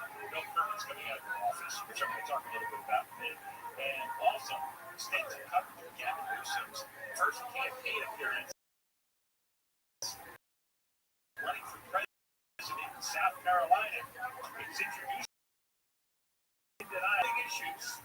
All clips in the 2 o'clock hour podcast was book burning and interracial marriage in the 1960s. Those were the president. There was no discussion, let's see, having the highest income tax in the country, the highest gas tax in the country, the highest sales tax in the country, the homeless population in the country, the highest welfare case load in the country, the most money blown on unemployment insurance during COVID, the most money on homelessness, the money blown on high-speed rail. That didn't come up in the discussion in South Carolina. Not that that might go on for like 12 more minutes. None of that's discussed. Instead, he talks about book burning and interracial marriage in the 1960s. And they were allowed to get a flood of it. Woke up one morning, I'm thinking, maybe I'm imagining things. Maybe they were coming in.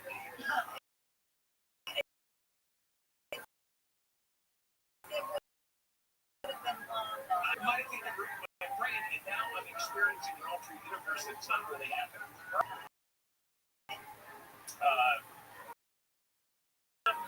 This is what I woke up. Newsom can devote $101 billion to rebuilding the Palisades, except it's low housing for residents. And I was touching on this yet, talking with Rabbi Rothschild on the air about it, and now I saw this and I go, I'm right. There's 7,000 homes that burn down in the Palisades. There's about 100 permits that were approved. In Altadena, there's 7,000 plus homes, 100 permits. There's also another 1,000, 2,000 homes burning in Malibu, adjacent areas. Tornadoes.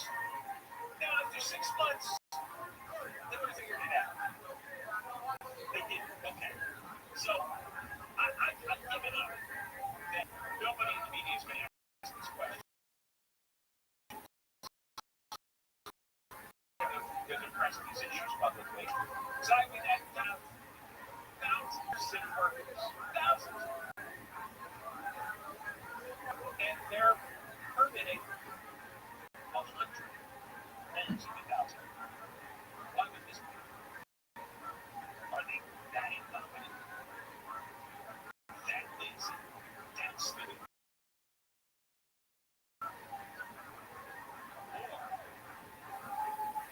This caravan is not there, and she has said, hey, don't worry about it, don't bother. Here's the second piece of the puzzle. Three. First piece is Naz doesn't care. She's not bothering anybody to press the permits, or she's told them slow walk. And you say why? Well, piece number 2. Zach Wiener has been expression hard. It's Senate Bill 79. You know, look this up. There'd be a lot of suburban neighborhoods, local zoning, will be gone. The state, Scott Wiener, wants to get rid of local zoning so that the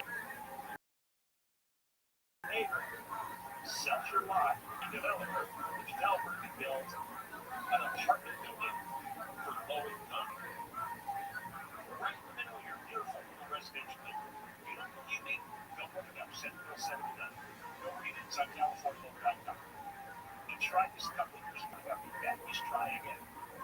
That's puzzle piece number 2. Puzzle piece number 3. The Gavin Newsom story. $101 million to rebuild affordable housing in Pasadena.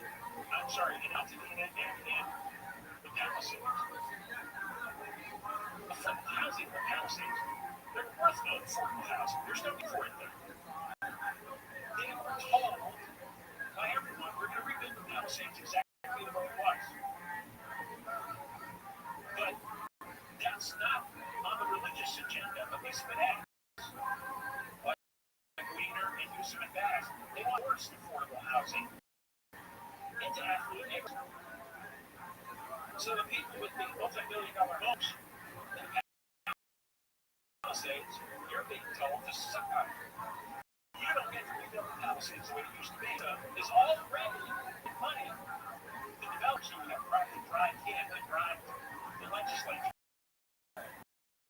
to start building affordable housing for the poor. That's too busy frustrating everyone who can't build permits. You can't get permits to rebuild. So if you can't get your insurance money permits, eventually you're going to have to help. You're going to disperse. There's more Palisades. Palisades will be taken over by the owners. We're going to get these sweet deals like Newsom for $100 million a year. And there you go. Apartment buildings everywhere filled with poor people and homeless people, because why should they have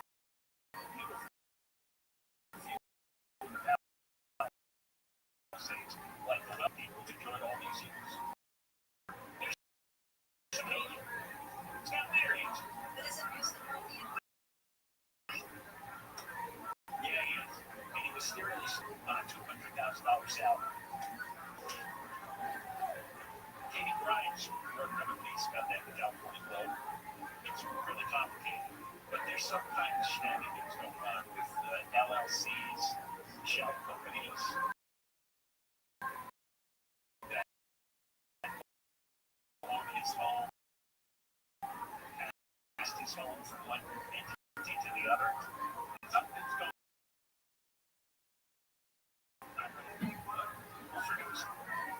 Let me just tell you this. If you're in the Palisades, you're in Malibu, you're in Altadena. Altadena is much more middle class.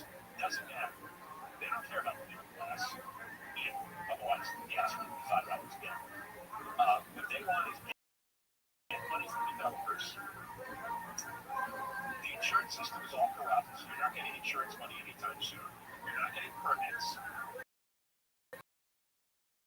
Give up the developers affordable housing for the poor and homeless by the religious belief that we should not have people living comfortably.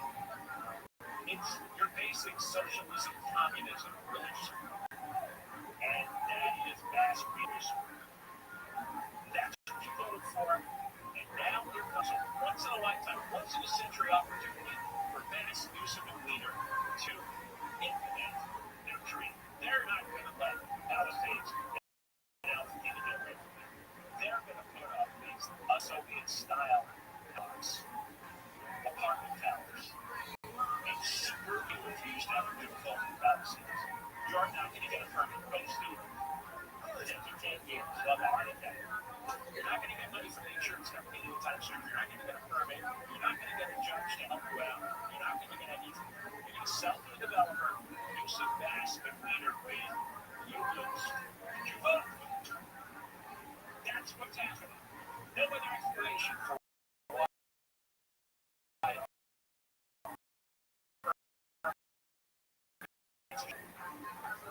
As bad as I do, I don't do that. I think that covered. I think that hurts. What else can it be?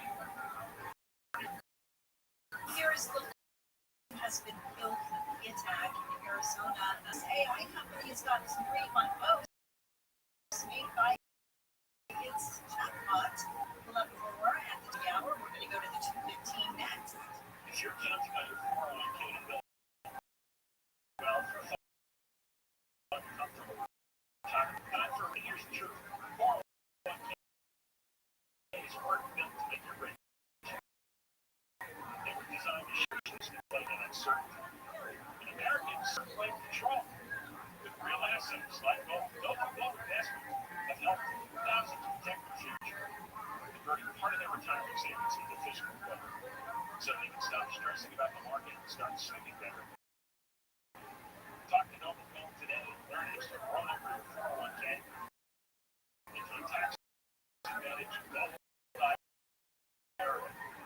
penalties or added. When Noble leaves step-by-step guide to get started. It's noblefielడింvestments.com. Your money.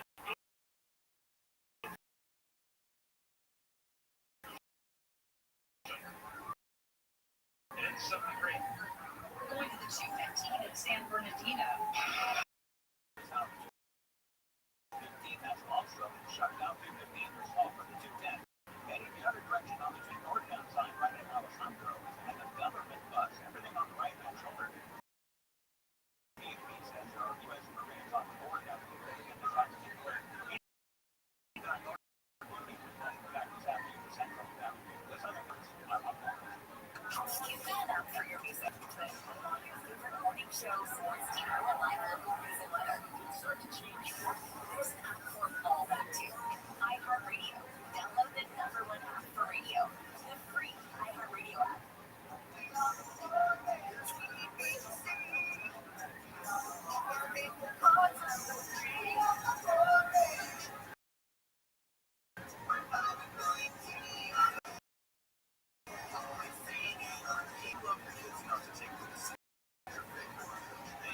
love them enough to make sure they're buckled up with the show we love.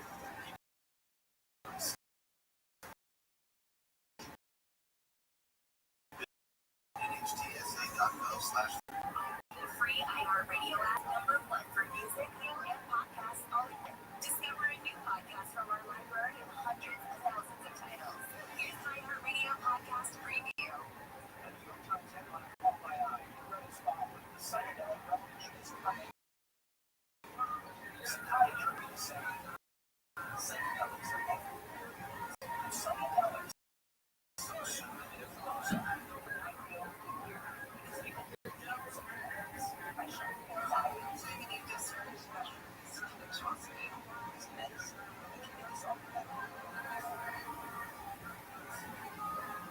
But there's a dark side.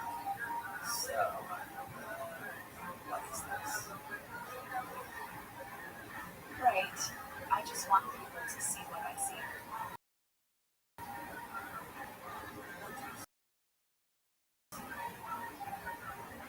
Cover-ups in the sea.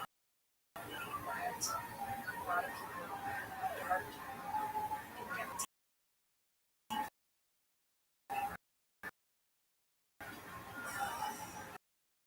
I'm Io to Season 1, Power Trip.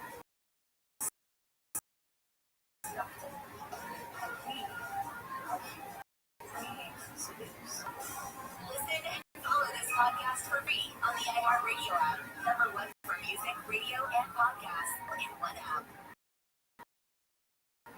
Rescue operations still after catastrophic flash floodings. Vehicles made it past Tuesday and floodwater surged over 20 feet. Also sits in border known to meteorologists as flash flood alley. That's also around the site of the Texas flooding cameras. And it's not over yet. The flooding threat continues in central Texas into tomorrow. By Thursday and Friday, the summer swelter will roll on with temperatures well into Trip City, Omaha, Dallas, Houston, Jacksonville, Montgomery, and Atlanta. High temperatures in valleys to New Mexico may enter the low 100s. The desert over upward extreme heat warning. See the mini heat wave end in the front. Some scattered showers. Some section of the Pacific Northwest is still under a red flag fire. That's your national forecast. Find your iHeartRadio ways to experience our radio at home and on the go beyond the iPhone and Android and at iHeartRadio.com. iHeartRadio. Visit TVs. iHeartRadio is coming into your living room on your Vizio TV. Check your TV remote for the iHeartRadio buttons or visit the Vizio Smartcast App Store and make sure you log in with your iHeartRadio account so all your favorites are there and ready for you instantly. Congratulations, favorite podcast available for you on the biggest screen in your home. iHeartRadio and Vizio. Check it out for free now. iHeartRadio. Anywhere you want.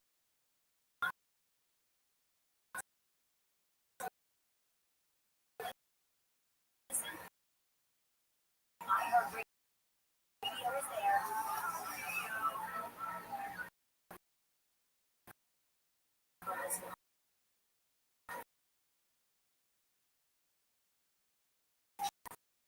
Cancer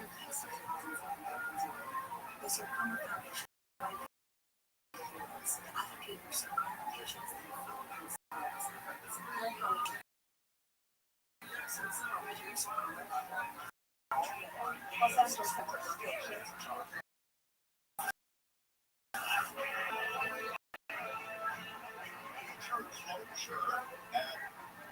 In Southern California, you wouldn't think it for the summer that they would love it, but it's going to.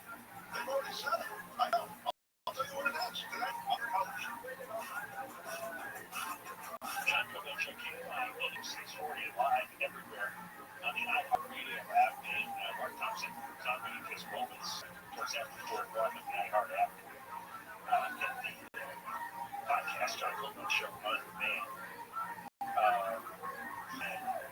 Tomorrow we're going to have Dr. J. Banachira, the show Institute Director, St. John and Anthony National. And Dr. Banachira was critical of the COVID policies during the early years of the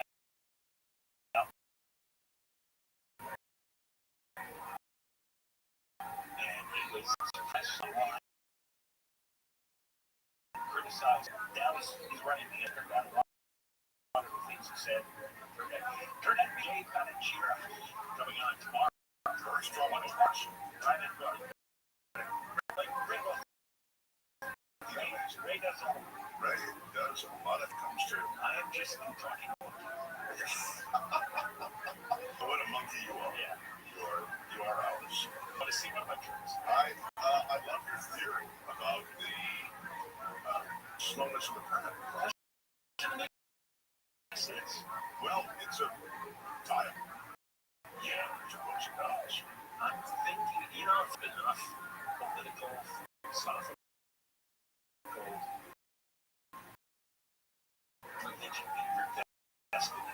They've been talking evils of the wealthy, and why should they have that?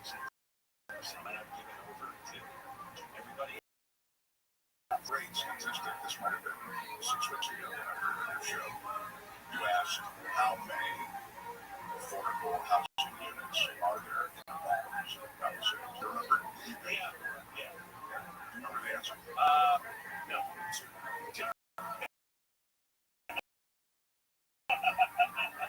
And you couldn't be that.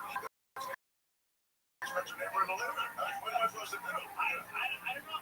I lived in lower middle class. I told you this. And I was a factory worker. And occasionally on a Sunday after church, he would take us to go see where rich people. Well, let's go see where big shots are. That's what he'd say. Wow. So we'd go up to the Upper Saddle River, New Jersey, with Richard Nixon.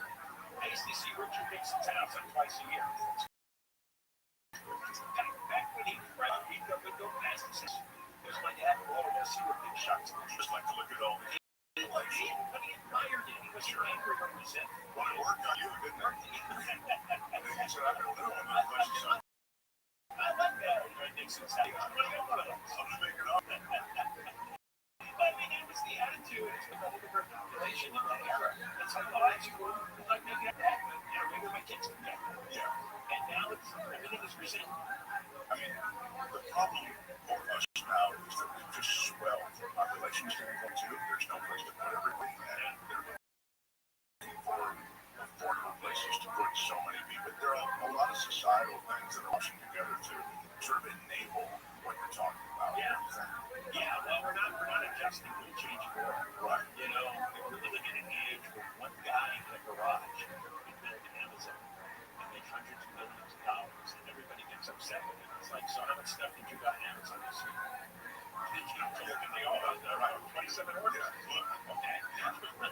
What's the problem? What's he supposed to do? Not take your money? You're sending him your money, so he's taking it. He's buying it, bearing more sanctions. And what do you do?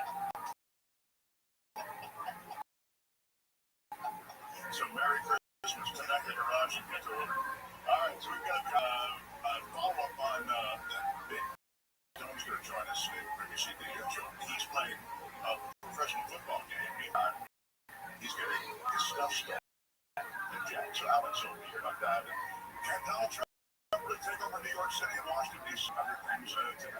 And LA next. Yeah, well, I'd like to think maybe first. That's the big show. I mean, he's not here. Who is the guy? We've got Michael the news jumps in for Conway next. KFI in. KOST Los Angeles, Orange County. More Steel Talk. Chill out. It's out. I'm Michael Rothschild live from the KFI 24-hour newsroom. It's trying to help people stay cool during this heat wave. The temps at 9 days cooling centers across the city are now open. Los Angeles has hundreds of locations for relief, including recreational arts facilities, pools, and library branches. You can sign up for heat and weather alerts at notifyla.org.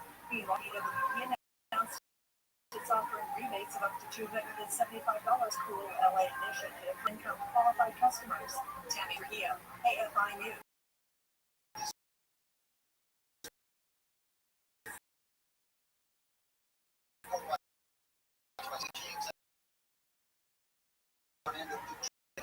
Projects underway and they need to be delivered on budget. Hey, that's the foundation of the trust that we built. Standard, arrive, inspect, principle of it. It's the only way we meet the needs of a growing, diverse future. Metro is currently extending the line that runs from down LA to Koreatown and also west side. It's also developing a Foothills extension on the Gateway line to cities like Downey and Arco. K9 teams, the LA County Fire Department, and our this team for task with helping with search and recovery efforts in the deadly flood that have killed more than 100 people. Some 27 teams in Texas, and now this deployment to assist in the largest search and recovery effort in Texas history.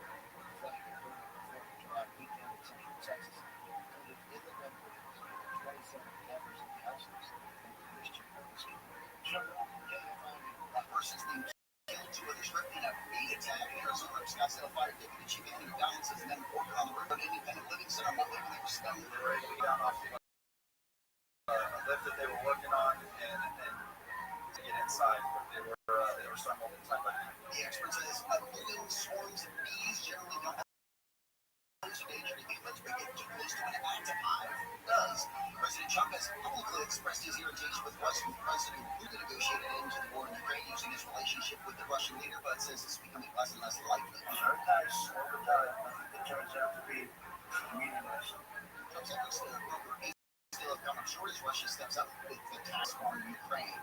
And initial intelligence chatbot known as Grok has had many of its posts deleted after making derogatory anti-Semitic Nazi-like remarks.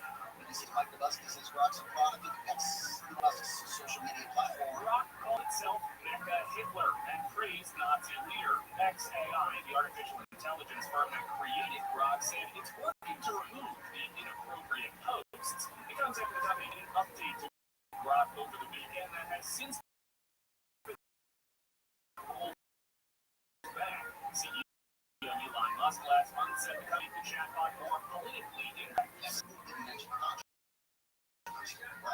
South under the cloudy overnight, lows above 50 degrees, clearing up tomorrow, which is 90 and up Metro LA 18. Further out, Palm Springs, Inland Empire,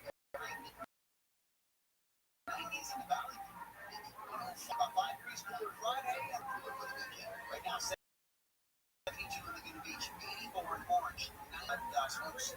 KFI Financial Report down was up 218 today. NASDAQ was up 193. S&P was up 38. This crash in commerce.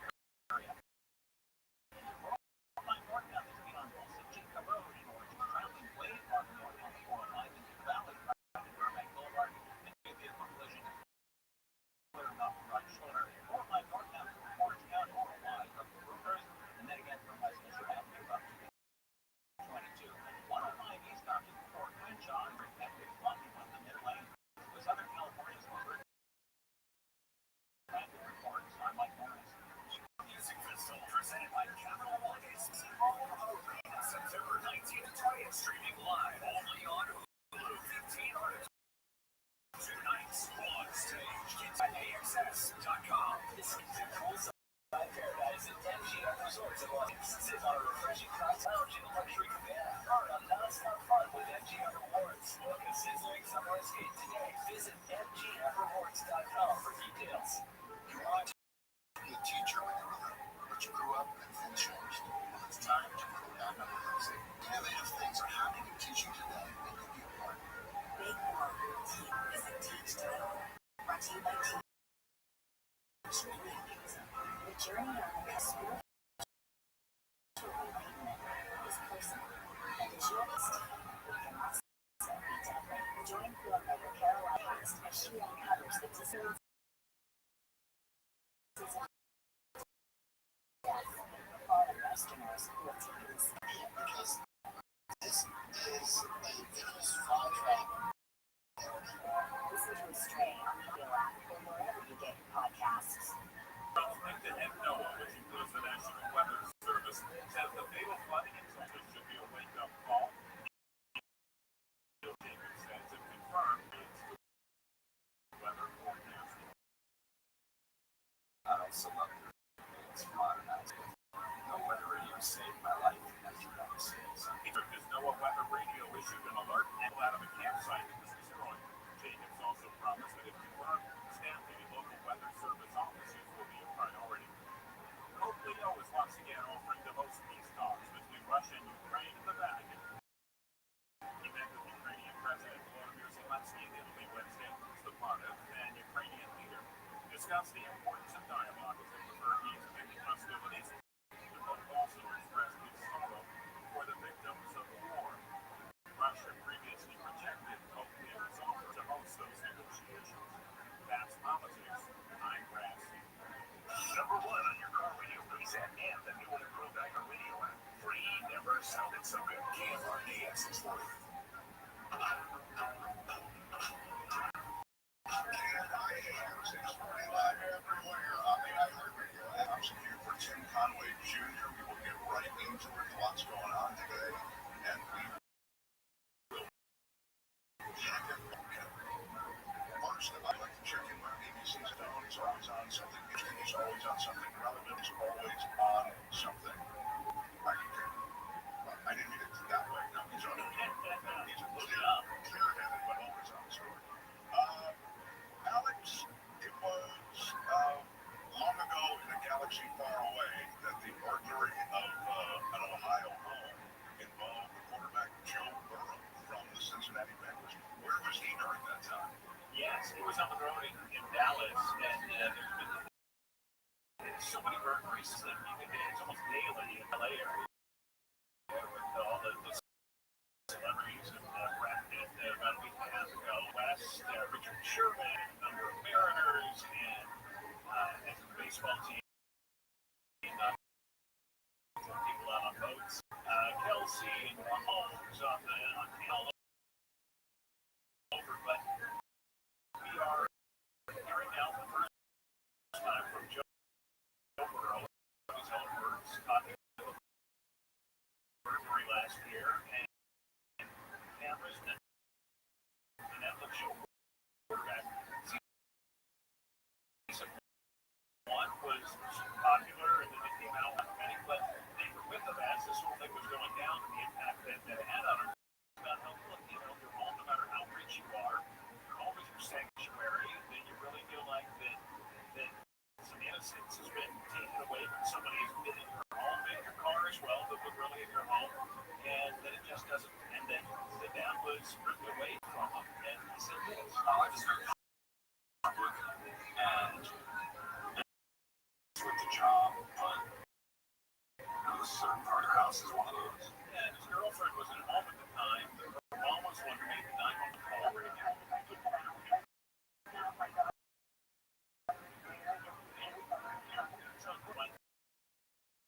All of this as he learned about it, and they were on the road in Dallas. People I know that the bad guys know that they're away, that they're live on television, and that their home is going to be mostly empty. Somebody's been home and considered for arrest ones. Quite a few of them, a wife or a girlfriend, children have been there as the rings have come in. But he walked into the told his home had been burglarized and kind of put all that together and something like that. And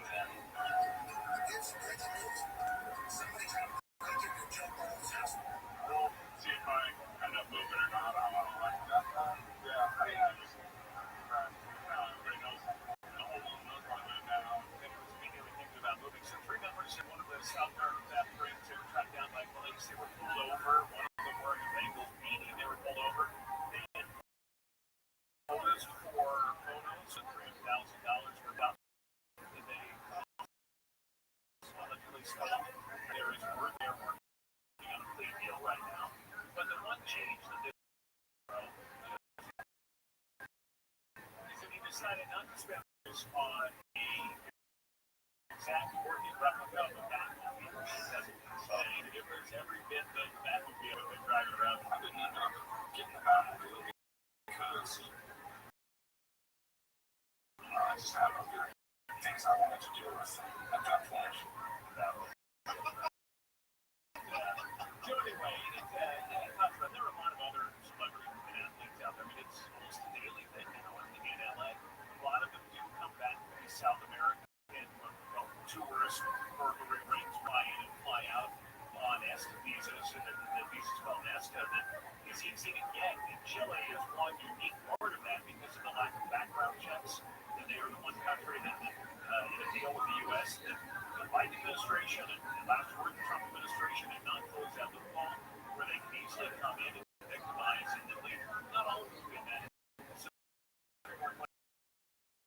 Richard Sherman, that was a local young man on their arrest going on to the South American that brings maybe up there too. But, and they're operating in Southern California nonstop in Orange County and then elsewhere, including Medellin. That's wild. Just that you mentioned as an aside that the new administration now, 6 months or whatever, hasn't closed that immigration. I mean, that one, and they seem to be focused on the big values of immigration. And I'm surprised that loophole exists, especially given Orange County and a number of them said, look, this is something that needs to be taken. All of these efforts are operating out of Chile. It wasn't that long ago, maybe 6 months ago, a year ago, that essentially car rental business in Santa Clarita was shut down, where these members of these rings would land and they would go there to get a high-end car that was given to them. It would be a Beamer or a Mercedes or, an Aston Martin, something that would fit in with these neighborhoods that they're going to go into and victimize. So they would stand out and then they would return to a whole fencing operation to hand over the goods. They get paid for that amount. the numbers on how much all the stuff that they got was worth around 300 grand. That's probably not a ton of money. Yeah, but a lot of it was symbolic rings and different things that he won over the years. But this was more about, of course. And as you sort of suggest, the machine involves, they know things away. They know pretty much at home to me how close they are home game away game.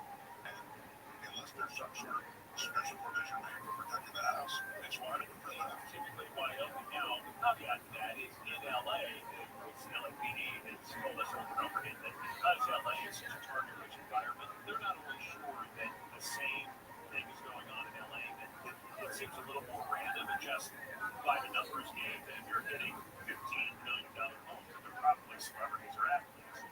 And some of them may be specifically targeted, but they're more targeting the high-end neighborhood and the homes that are in the neighborhood. But if you're in the Kansas City or in the Cincinnati area, you know who you're going after because it's not like LA where the homes are actually.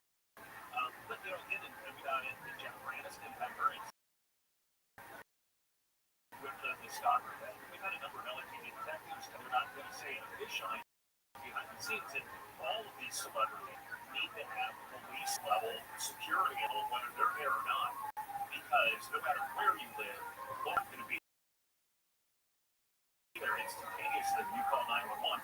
If you're there to stop somebody from yet again, that she did. That may have saved Jennifer Aniston potentially when that guy got in who was trying to get into her a number of weeks ago. That her team, that they weren't just some security guards sitting in line in the car. These are guys who are trained law enforcement with the weapons and with the tactics and cameras and everything else. They jumped in action and stopped that guy.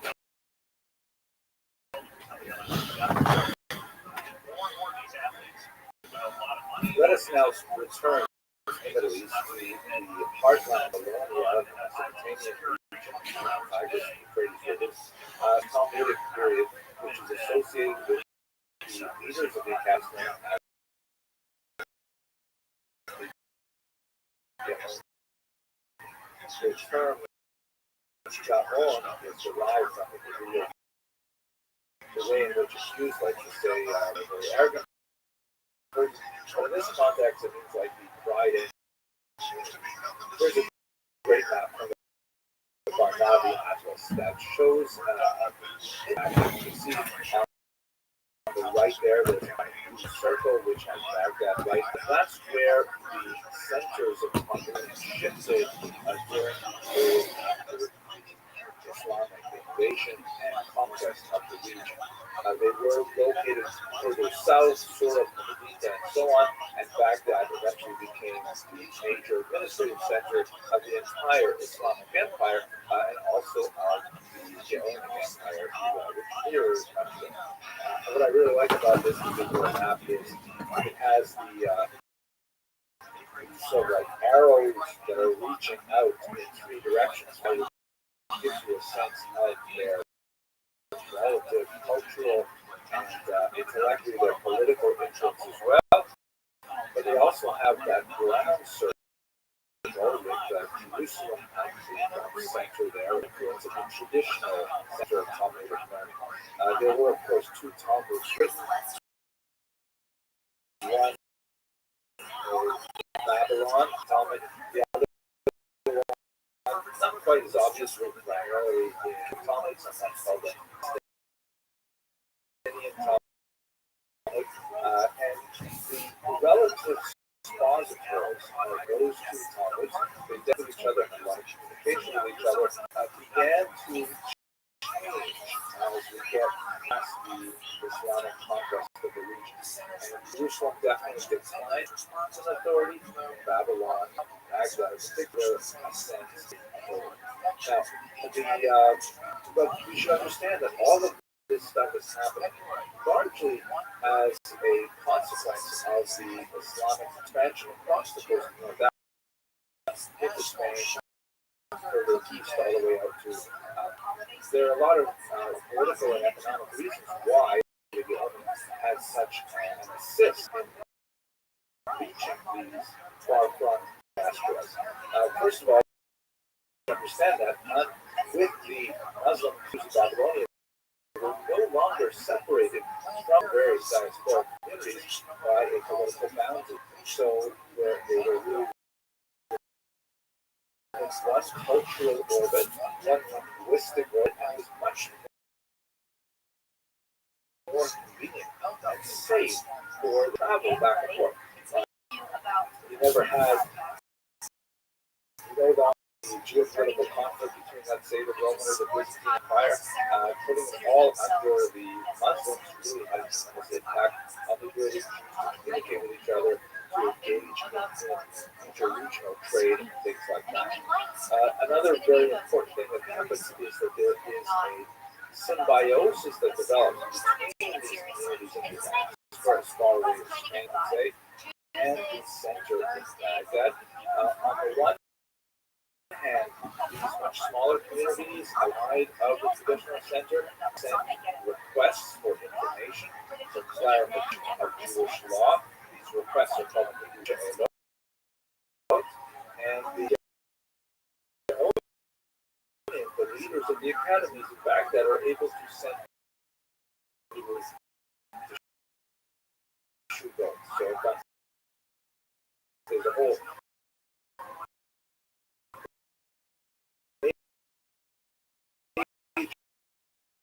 genre of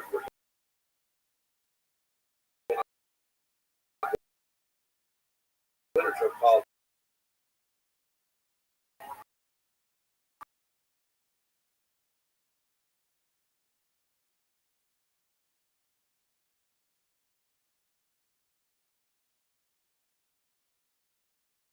Grateful Elon Musk to trust her with the responsibility of protecting free speech, turning the company that's running. It's exactly a free speech. Around and transferring when everything happened, by the way, none of which happened. No reason was given for the departure, but the exodus was for over a week. Both Scott and I thought it was inevitable since the day. And also, both Scott and I thought it was inevitable since the day she took the job. She was a CEO, being only a CEO. I guess. I think it worked for Elon Musk in this regard. I mean, he's in charge the whole time. time. And I think one of the things about work is it's his times they hired John Lemon, which was a really great effort, and he looked at like an interview. All these claims of free speech, of course, are ridiculous. Advertisers to advertise their lawsuits, and also platform a bunch of really heinous people. And at the same time, because isn't exactly a free speech platform, it's a Nazis, so good job. Tune in on Friday to hear about the exit. We're going to join us. It's a free speech. But also, in terms of the way who's talking about their own language, the Arabs regarded Arabic as a holy language, as a language of phenomenal aesthetic appeal, both in terms of its structure, its grammar, its vocabulary, and its calligraphy. And the Jews had a similar kind of feeling about Hebrew. And so this idea of, and of course, Hebrew languages, so there was a lot of cultural give and take there in terms of the absorption of Arabic as an important language. Jews began, of course, writing in Arabic, which he's time. This was called Judeo-Arabic, and it was a very widely used. Another important element that's going on at this time is the very significant shift towards urbanization. Up until now, Jews have largely been, like most people in countries, very conservative. The majority of their economy was associated with the were always at least they were active in culture and commerce and so on in these small cities of the time. It was during the period of the Islamic invasion conquest that Jews really began to shift towards a more urban style. The shift towards trade, crafts, skills, things like that was very prominent in the 7th to the 10th century in particular. One of the reasons for this is the way in which Muslims tax the Jewish population and their gender tax. Jews are, of course, required to pay the full tax that was on the individual head tax, or jizya. We spoke about that and by the way, another aspect of the consult had your receipts that get your paid your full tax, you are much more free to go know you and produce your receipts if necessary to have less difficulty with the local authorities. Another tax called a haraj, which was a tax that was based on individual units of farmland.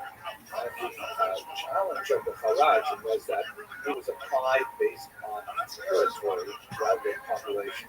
So if you had 100 people living in a particular area and farming a particular section of real estate, and let's say 20 people left that area, that meant that 80 people had to carry the burden that was once carried by 100 another 20 people left, and 60 people had that same tax burden. So kind of like an acceleration factor where the villages, especially the Jews, who saw the cities as much more of living and lighter tax burden. Also, another Jews have various people in synagogue, have a ritual bath, Asian restaurants, things like this. So it kind of fits with their culture. This is Professor Rothschild, very important scholar of Vietnamese, which we'll speak about. And she did one excellent, brilliant analysis of the Welcome. Oh, what's up, Rabbi? You're back. Absolutely. How you living, pimp? Good. I came to check in on you, I would say. Yeah, I went outside, touch grass for a little. How about you? I just got off work not so long ago. So. What's good in your neck of the woods?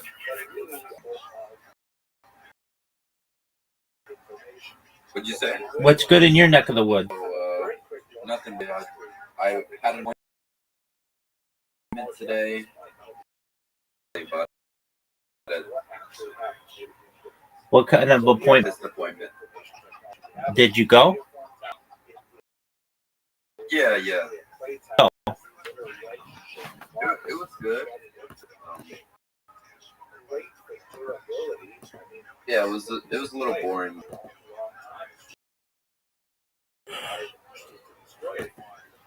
was it successful? Yeah, it's like my last one that I have.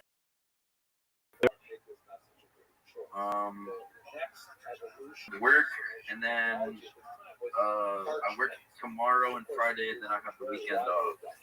Very well. Remind me what you do again. I work on Humvees and Hummers. Oh, very cool. For the military or? No, retired daily drive Hummers and Humvees. Oh, very cool. Well, that's an interesting job. What do you think of the Humvee? The Humvee is a reliable vehicle. I don't think. I mean, it's made for with sport, you know. Right. Problem, Isn't that not being a daily driver for like a vet? Yeah. It shouldn't be usually, but a lot of vets in my area daily drive them. Right. It's caused even more problems. Right. Don't they break down a lot? Yeah, they have a lot of transmission issues. Wow. All right. Well, that keeps you employed, right? Yeah. Very well. What are your hobbies? Art and What kind of art do you like?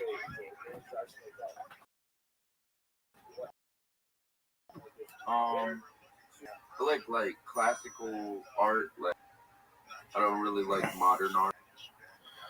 I like real like or pieces that have like a story behind them. Okay. What kind of class?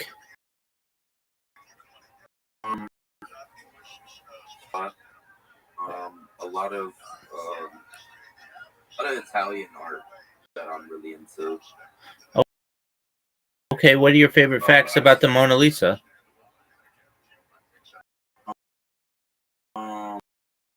It depicts Mona Lisa. Isn't she just sitting?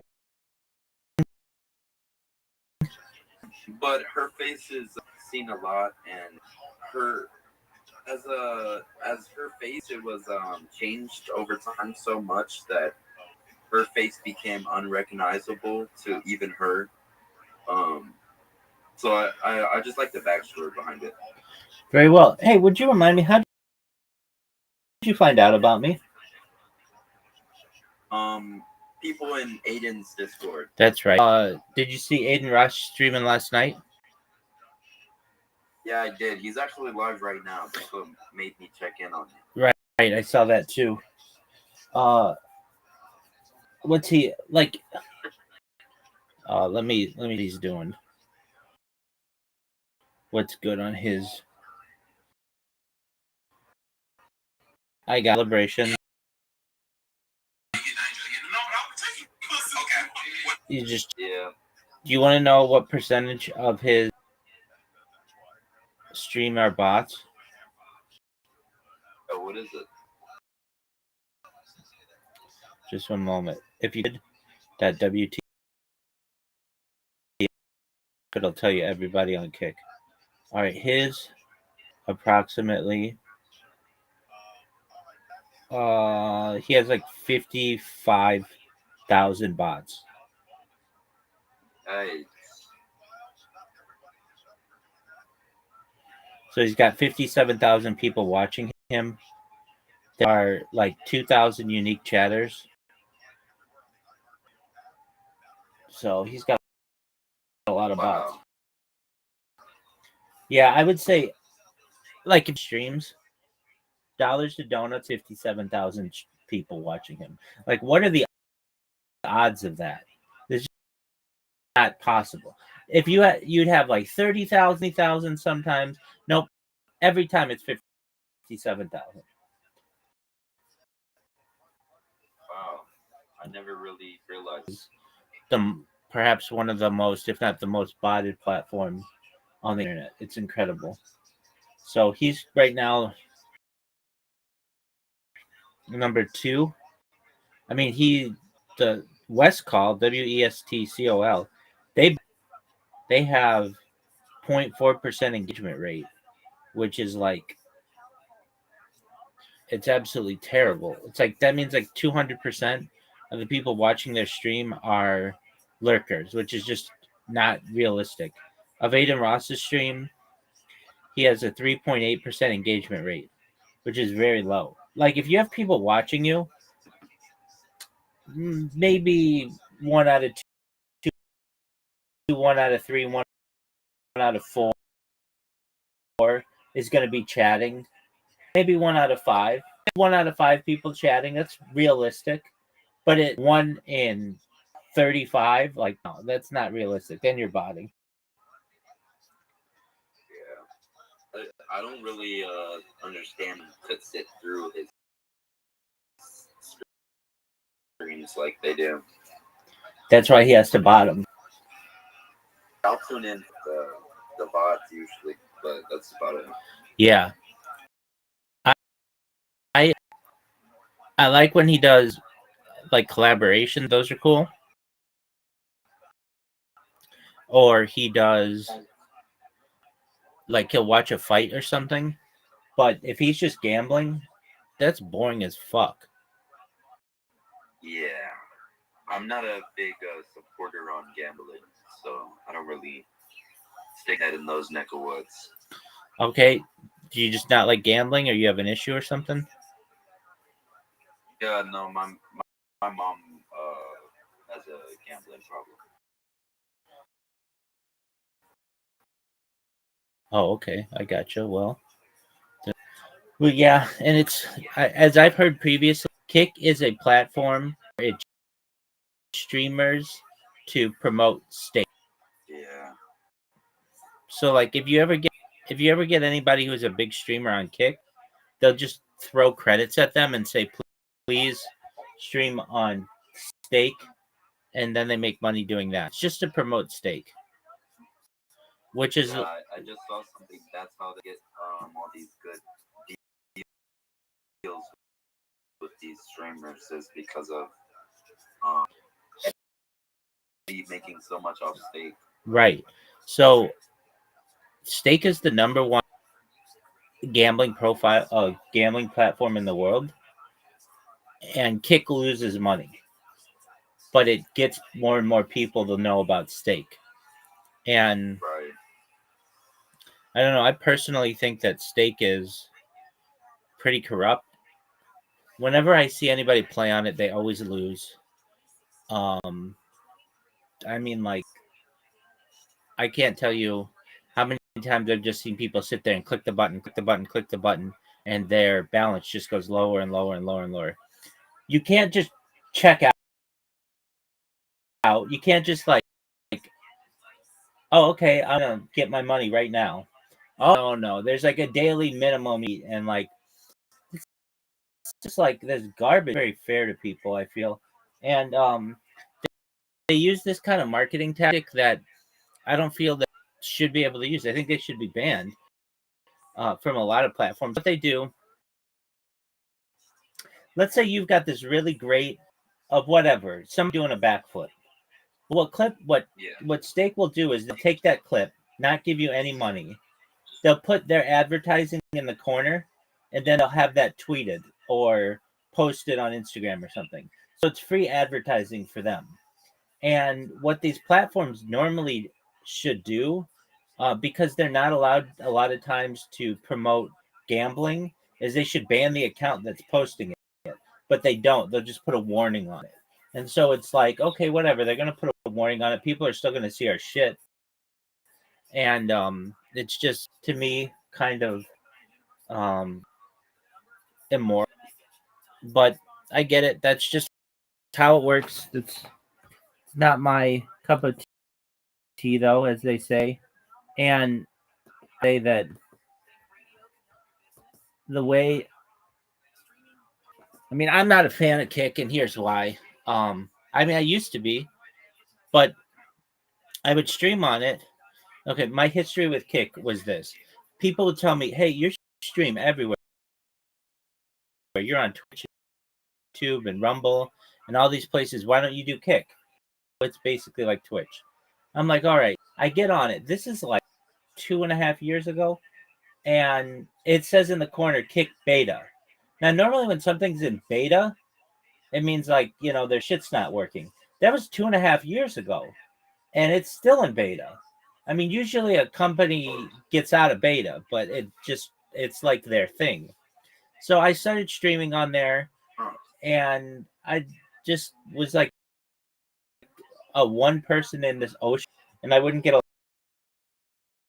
lot of people watching me. So I stopped streaming on the. Then I went back 6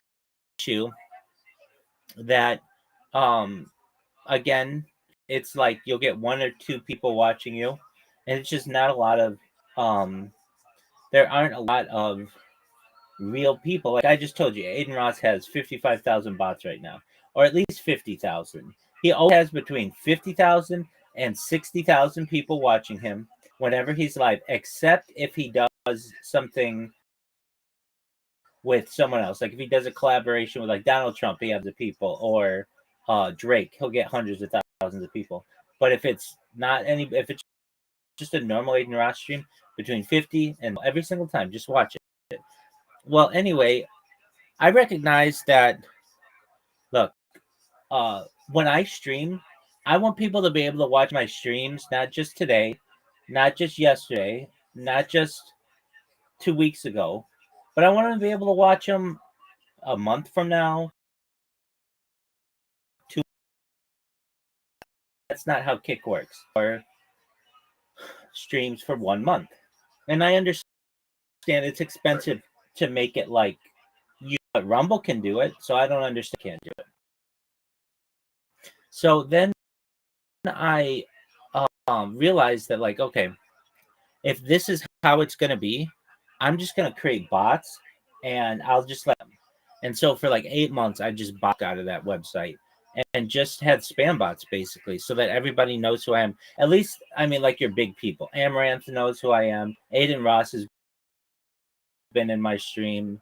Neon knows who I am. I've done interviews with Sam Bond and like I have friends on there like Savage. Like I bet I like became like really well known. What did Aiden think you? He was fascinated. I live streamed my life, and I didn't really know who he was, so I think that kind of offended him. But I mean, there are a lot of people on the internet, and I focus on myself, so it's not like I'm not gonna fucking suck your dick. I don't know who you are, dude. And honestly, if you're not into gambling or like Twitch, like you wouldn't know who Aiden Ross is. He didn't really do anything newsworthy until he did the Donald Trump interview, and even still, that was not that big. It's not like he's a pro athlete or anything like that. Like he's a gamer, and like if you're not really into gaming, especially more than a year ago, you just wouldn't necessarily know who he was. His community alone was very niche as well. Like, I mean, he gained a lot of people when he like left the 2K community, but if you knew him during the 2K community, it was literally like smallest group of people. Exactly. Okay. Perfect example. Guess what? If you're looking to play a pro sports game, 2K isn't the one to play. It's Madden. It's like it was niche. Like and I get that 2K is a big game, but it's not really, like in comparison to Madden or some of the other, like, I don't know. It's like there are a bunch there he was just like not really a blip on my radar. Well, anyway, he came into my Discord. I shouldn't say my Discord, into my YouTube stream, and then they're like, like, you're really live all the time? I'm like, yeah. You want to see my driver's license? They're like, yeah. I show them my driver's license. They're like, I'm like, you want to see my passport? Yeah. Show my passport. I'm like, I'm out there. My whole life is online. Or find someone as doxed as I am, perhaps. And they're like, show us credit card. I'm like, fine. So I show them my debit card. I'm like, dude, I'm like, as out there as you can be. I mean, as you see, I'm always streaming. And so I think that blew his mind, like, wow, this person is really streaming all the time. So then I started streaming in his Discord, and I think we had this conversation, perhaps we didn't, but like he used to have a lot of people in his Discord, and then they started cutting it off, like, and like making everything compartmentalized, and now no one's in there except I'm in there. Okay, so then what happened? So I created bots to just inundate everybody on Kick so that everybody knew about me. So basically December 1st of this year, of last year. And then I thought, okay, I've spammed people enough. Oh, and I also did an interview with one of their creators, Ori, and Kick sign up process that were errors. They were glitches. And so we took that video and we sent it to Craven's. Like he saw it, and he and I became friends on Discord. So yeah, so Eddie and I are friends.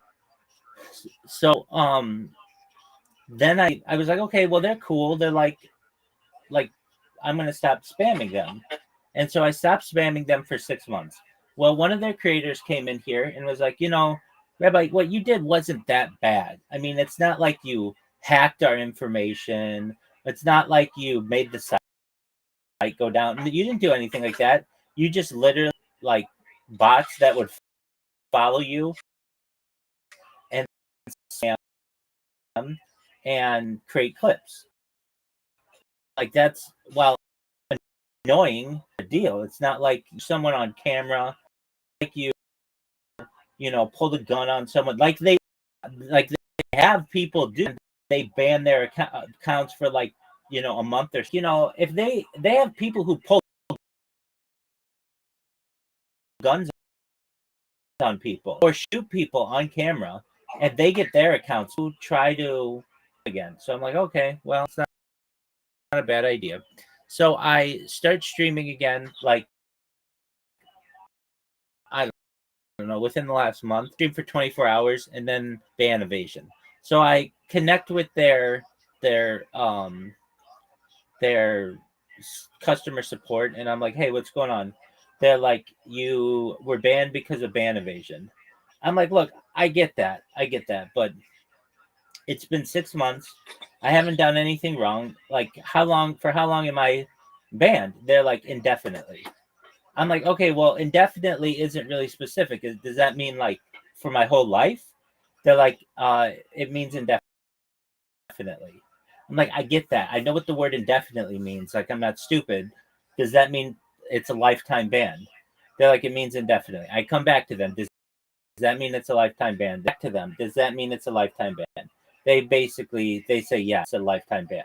I said, okay, so you mean to tell me if Kick is still somehow a website in 50 years, and I'm still alive in 50 years, in the year 2075, you guys will not let me stream anymore? And they're like, that's correct. And I'm like, okay, yeah, whatever. This is just like their customer service team. I could reach out to Eddie and write him a really nice letter and be like, hey, dude, can you please let me back, yada, yada, yada. But I'm not doing that. It's because Kick's never because it doesn't save my streams. My thing is that you can go back to one of my days 3 years ago and know exactly what I did. But with Kick, you can't do that. And I'd like to create like a time capsule of human society. I don't like just this, get a whole bunch of bots and online kind of mentality that they have on Kick. So what I did, I'm like, okay, fine. You want to ban me? That's great. I'm going to create more bots, keep doing my thing. If that's what you want to do, like basically telling me there is no road to peace with you, and if that's how it is, well then that means war. And so, what I did, I've created a kick bot that has been very successful. Actually, just created it like 2 days ago, and of like okay, do you have the Kick app right now? No. Oh, okay. Do you have the Kick? Okay, so you do. I use the website. Okay, so you use the website. Okay, so let me see how I do this on the website. Okay, go to kick.com and let me know when you're on kick.com. Okay, do you see at the very top there's like a little television with a play button?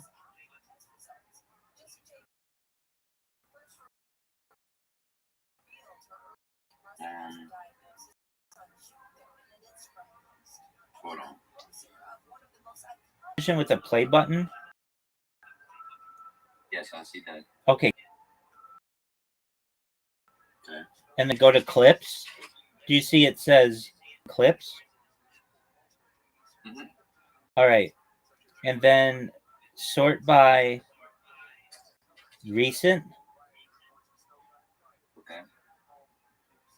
And then just start scrolling down and look for Red Heart. Red Heart? Yeah, in the description. Okay. It should say YouTube, Rabbi Rothschild, and then my Discord link. I see it. Now keep scrolling. How'd you manage to do this? Because I created a bot. Keep scrolling. Oh my. There's a lot of them. Yeah, exactly. And so this thing just works even when I'm touching grass or going to the bathroom or talking with you. It's working 24/7. What happens is it makes people be like, a lot of times people don't clip smaller creators. And so it's just a free advertisement for me for like months. And I'll be like, hey, how'd you find out about me? They're like, Kick. I'm like, oh, okay. How on Kick? And they're like a year and a half ago, you clipped my friend and it had a link to this Discord and now we're here. I'm like, whoa. Basically, it just stays there. Even if they don't, which they occasionally do, the clip stays. It's very important because that means these things don't go away. Right. So that's that to me is very powerful when I'm promoting myself. I mean, normally on a given day with the type of promotions that I do, I'll get 1 or 2 new people in here. But with this bot, I get 10 people a day, new people who stay. I probably get like 15, I don't know, 13 to 15, but not everybody stays. Some people, pardon me?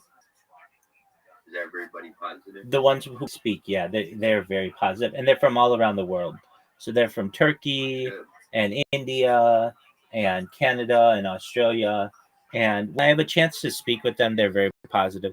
And a lot of, or Mexico or some, and I have translators that I use. Like I have these automatic translators that allow me to be able to communicate with people in any language. So then when they see that I'm making the extra effort to be able to speak with them, I do get people in here who want to troll me back, which is fine. So like they'll wait till I'm asleep and they'll play like, like a sideboard or whatever, and that's fine. I mean, I understand people are going to do that, especially if I'm the one who clipped them. But generally they're very positive. Does it wake you up? Yeah, sometimes, which becomes entertaining to people, which I get, and that's my own fault. I mean, if I want to sleep for the longest time, all I have to do is just mute the computer and sleeping. But sometimes I forget to do that, and when I forget, then it's occasionally that they awake me. but I kind of think it's funny. It's like, got me. That's cool. And then, but I can mute them or do whatever I need to do. But Do you live by yourself? live with other people. About the whole situation. Yeah, they're from all over the world. I would say that we get people who, some University of California, Irvine.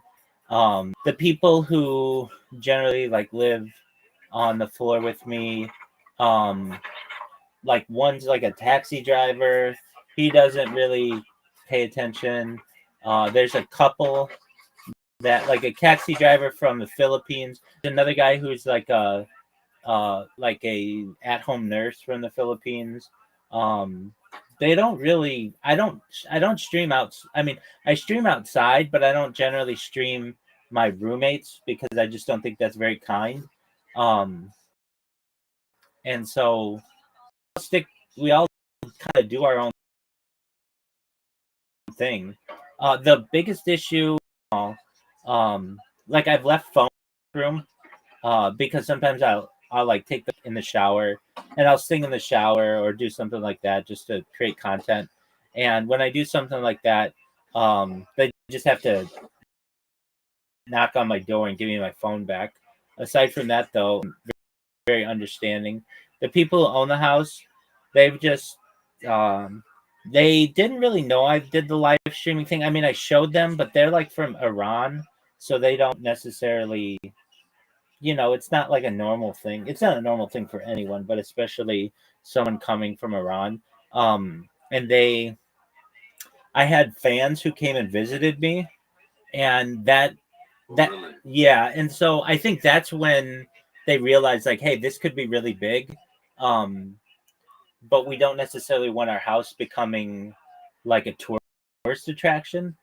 So at least if people who want to visit me, generally like before I would, and we'd go on picnics and like and all kinds of stuff like that. But I've just been telling them recently, just we go viral, we'll do that, but just for the sake of my own housemates and such, just watch from afar and enjoy.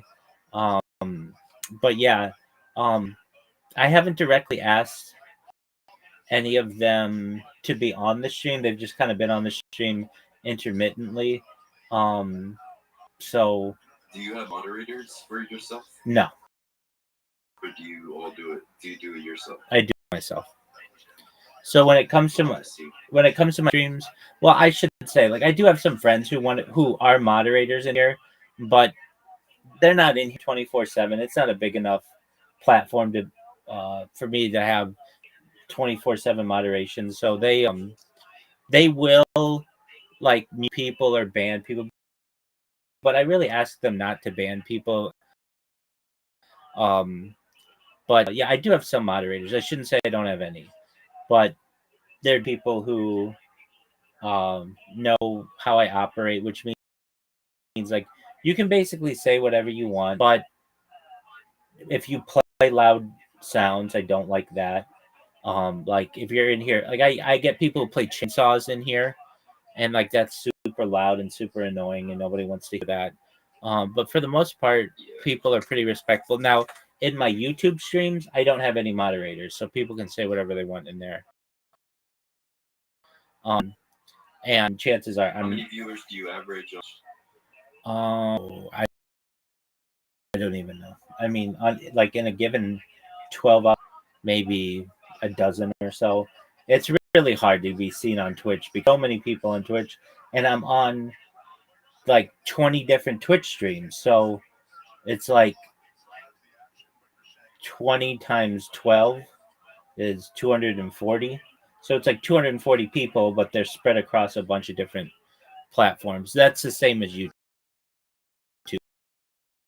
Like I'm live right now. Is it hard to keep track of your chat when you're live on so many? Everybody to come to the Discord. The issue arises where I've got like 12 different streaming me, or so, 11 different devices stream. But you see me on in Discord and all those. But like just the different devices that I have, and how many devices is all together, including the Discord calls and the various streams? 33. 33 devices? Correct. Oh my gosh, you are a legend. Thank you. I mean, just like you can't even see, but I have one here. I have one here. I have one behind you. One here. I have another two here. I have another one here. I have two more here, just in front of me, in that I can touch with my hand right now, not including that one that you're seeing me on. 1, 2, 3, 4, 5, 6, 7. I have 7 devices right here. Like behind me, I've got one, and then I've got another right here. 6, 7. I've got like 7. I've got 7 here and 7 here, and I have another like 7 over there. And the only one. I've got a ceiling one, yeah, and I've got streams. Now you asked a really great question. Yeah, that's the most difficult thing. If I had all of the chat,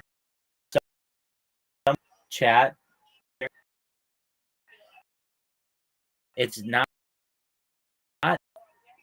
like a streamer. So normal streamer, that means that I can't see the chat. Them to join the Discord. Exactly. And if you want to talk with me, I'd rather talk with people in person. They can say whatever they want to me. I used to let people chat in here. And the only reason why I don't is because I'll get one bad egg or bad apple or whatever you want to call them, and they will spam. I mean, this just happened one time. It happened. It was like, I can't do this. Oh, well, I would get people who would put all kinds of stuff, like Nazi stuff and Hitler stuff. And I get that. If that's your thing, that's cool. That's not very mature. Put a really gory GIF of someone like, oh, I don't want that. It was very bloody. And they put it in literally every single place they could put it in this Discord, which is like 5 different chats. So it took me like, I don't know, to get rid of them all. And then I realized, okay, we're not going to do that. And then I did allow people to say whatever they want in a couple of chats, which was fine. But then I learned that there are people who can be malicious, and what they'll do in order to get rid of people they don't like is they will go to someone's chat, they'll put their address, and then they'll go on another account and report it for doxing, and they'll take down your whole Discord. And so when I realized that people start to do that, I was just like, look, I'll let people in the future say whatever they want when I have 24/7 months. Of right now, I don't have time, and I don't have the ability to monitor like a that's just for people to come in and just spam shit. So basically, if people want to say anything, just say whatever you want. You can say it verbally, and if you want to type something, that's fine.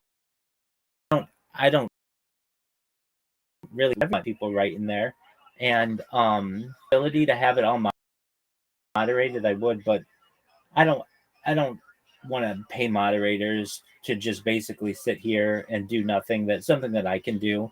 And then the only time that when I'm asleep, and usually people don't want to just sit in a Discord and just where there's nothing going on, and then while someone's sleeping, and then basically just wait until somebody posts something. Now there are moderation bots that are pretty good that I think I'll be able to utilize in the future.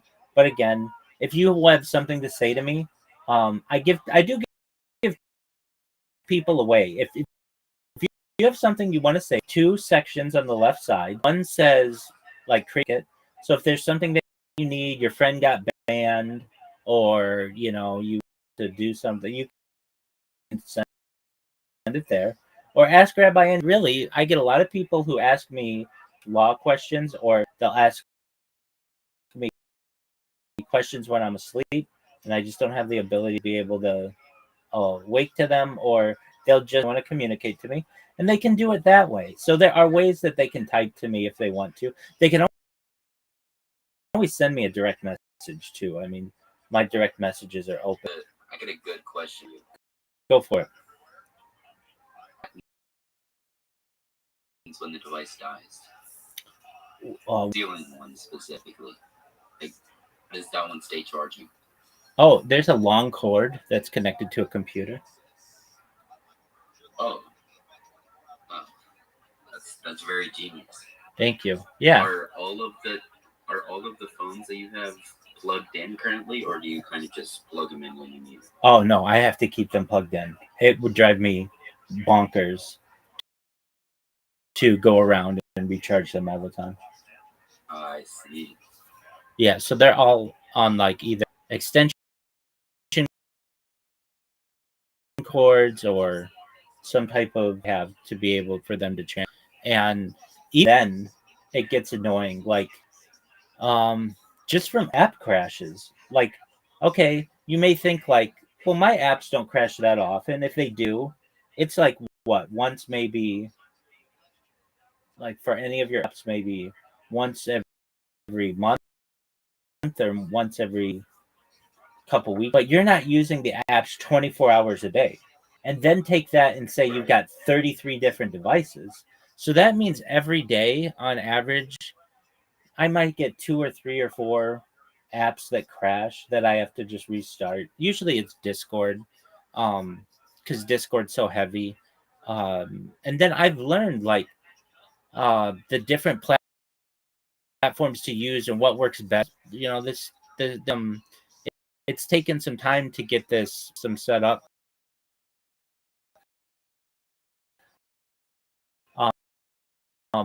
I would have, like when I first started, I would just stream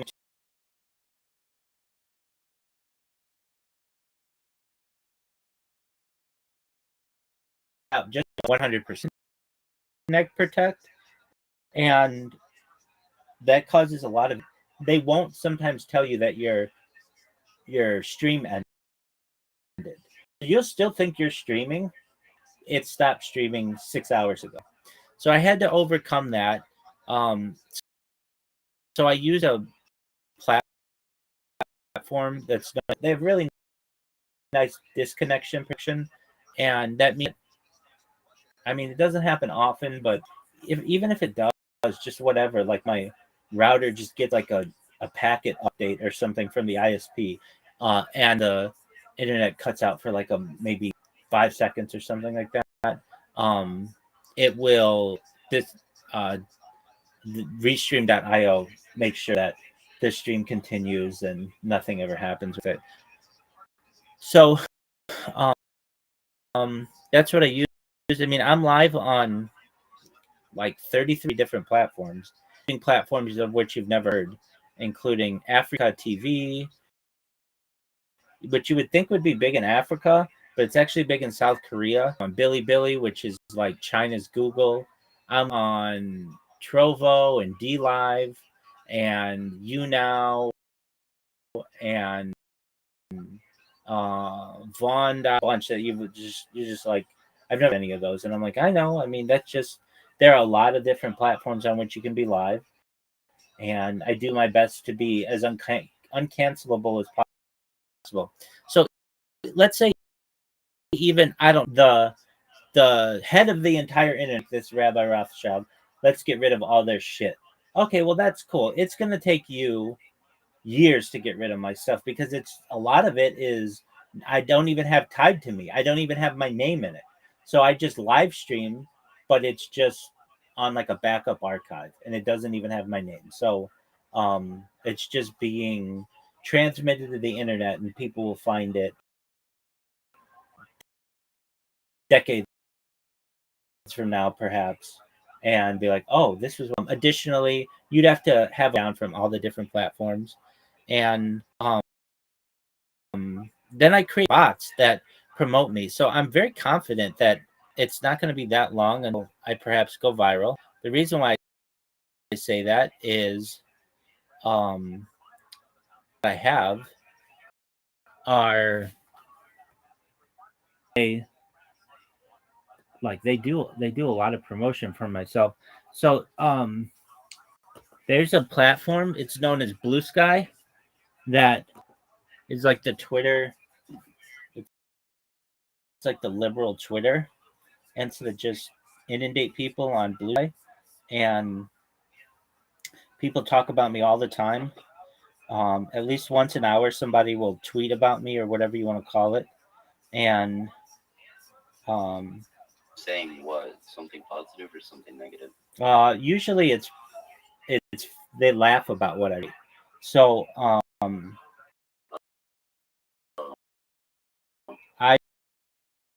will I like name. So at first, I started naming the bots like one or two people a day tweeting about me. I'll call it tweeting, but it's like posting or whatever, which is sexual, and that gets like 4 people a day tweeting about me, meaning like 4 times the amount of people. And so them is called pussy eating until my tongue is raw and mouth gets lockjaw rabbi. Now it's like, well, why would you name funny? And they take a screenshot of it and then they post it, and then that stays on their timeline, and it's a permanent advertisement that like, hey, I'm streaming, and it's got my Discord links in there, and it's got like this thing that I post. Now I also put in there like the message that I put is very like it makes people laugh because it's just so like ridiculous. It says, attention, please read the attached World Peace Manifesto. I have this like whenever anybody hears the word manifesto, they like get like freaked out, which is what I want them to do. I want to get in their head. So I like what I and like I like to talk technology a lot. So then I say the biggest pimp of plus years, please discuss Santa Claus machine, invisibility cloaks, MILFs, and more. Data equals Earth's number share to be a trillionaire. When people make of it, because normally people are so serious online, but when I go in there, like, let's talk about Santa Claus, and they're like, okay, what's that? And it's like, instead of use any element. So it can make whatever you want. It could make a dog, and it could make a jug of milk, whatever you want it to be, it could do. And they think that's really cool. It's part of futurology. It's something that, while we haven't yet invented it, scientists have pondered that it's a possibility, and I talk about it. What about invisibility cloaks? People are like, Potter? I mean, precisely like in Harry Potter. Basically, like a blanket that you can put over yourself that allows you to be invisible. Now, there are different ways to think about this. You like transparent where you can walk through walls. Okay, that's cool. I don't. We can talk about those, but I mean generally just like one that it uses photocells, and the military's already developed these that allow you to basically take a. They currently have them with a shield, so it's a shield that you put in front of yourself, and you can't tell that there's like a shield in front of you. It basically mimics whatever's behind you. So Hold on, I'll be right back. yeah, sure, that's fine.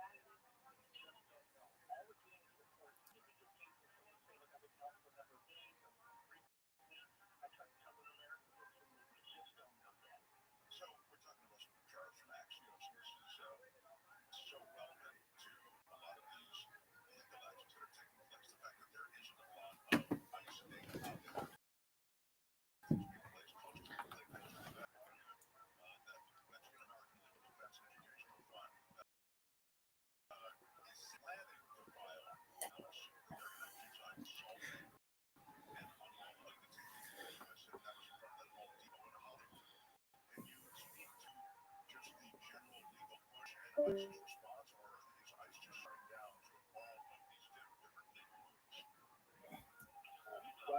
on wrapped parchment, meaning if you learn as an adult, like in your 40s or 50s, something like that,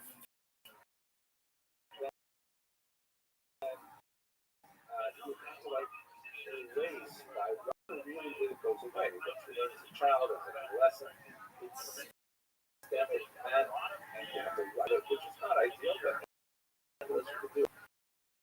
And when you're a child, that has much made writing a fresh parchment, nice fresh contrast. So, anyways, this is parchment, chocolate parchment in a big way.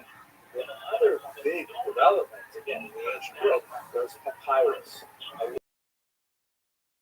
which is a plant product. The place where producing papyrus is in Egypt, where they use lots of the Nile River. And as you can see from this Egyptian document, holds color well, very beautiful, and in fact, it can be made into a square form, unlike parchment, which works really well with scrolls. The papyrus can be cut up into square slices and then bound on one side into what's called a codex or a book. This was actually juicier, crispier.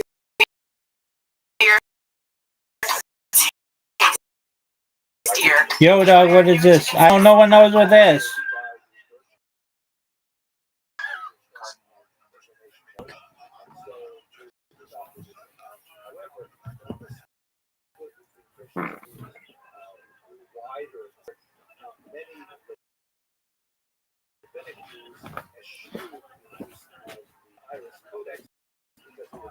So heavily associated with Christian weaknesses. Papyri tend to fray at the edges because it is a fibrous product, and so it tends to be a little bit more fragile in terms of coatings. The next book of mention, which is where we are in our Babylonian period, is of course paper. Paper had been around for several hundred years. The Chinese had developed it significantly, but it was only in the period of the Islamic conquest in the Middle East when the Babylonians began to see the great value of paper and to use it extensively. Paper is cheaper than papyrus. It can be locally produced. It's much more durable than papyrus, and of course, paper an extremely long time. And so in the rapid use of paper as a mode of communication, Jews, the entire diaspora in the world, represented an opportunity for the government to really explore correspondence is happening back and forth, both and also economic and personal. Writings are being produced and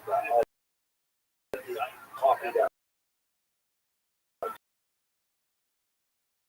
Because, think about it, in order to book that might take 3 years, much more efficient to ship them off to various places. So this is a period of expansion and consolidation of a more unified viewpoint about how to interpret the Torah that you only really are able to capitalize on with the communication methods made possible by paper. At this moment, you don't want to take on personal meditation and think about how this affected my life, not but as a regular person. I have to say that when I was preparing this lecture, I had one of those flashes of momentary inspiration where I sensed in my biography the arc of history. I felt like I was riding a big wave. I'll share this with you. So have a look at this picture here. This is a photograph I took years ago of one of my sons walking out cropping just outside my hometown in northern Canada. And this is a place where I used to hike out in, sit and think about life at the university. Labeled a couple of places to the left.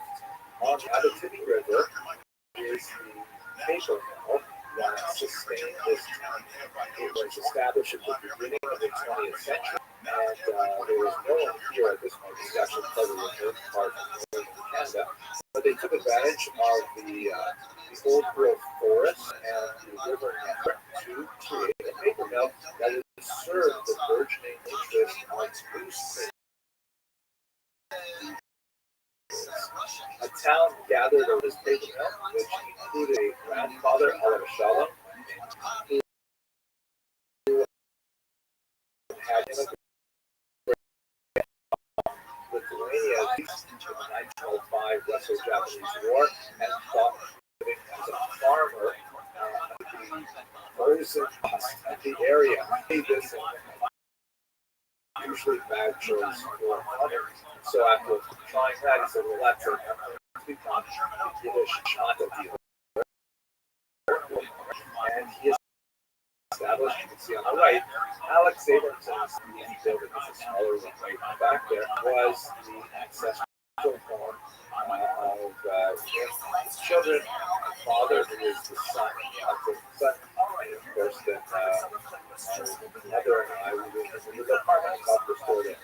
So just for a second here, I talk about how the Babylonians expanded the use of paper to popularize the town. Paper just got more and more popular over the thousands of years.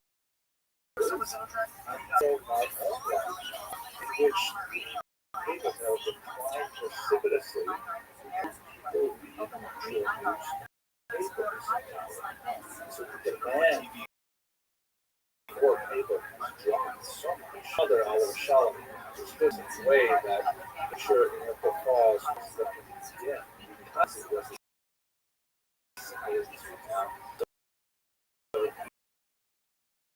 sure the big city Toronto, where ultimately I would say by the government on now I work which is digital. This is real engagement today. Doing and studying history right now is very, very far from paper. There's no way to actually capture this. So we have really come to a grand cycle of technology transfer. I'm very excited to be at this cusp of a great for realization of Talmud, Jewish history, and general. Okay, sorry for that little tangent. The only, of course, are the leaders of the Facebook background. And we actually know a fair bit about them. Interesting. One of these accounts, Gallon is not a surname, it's a title.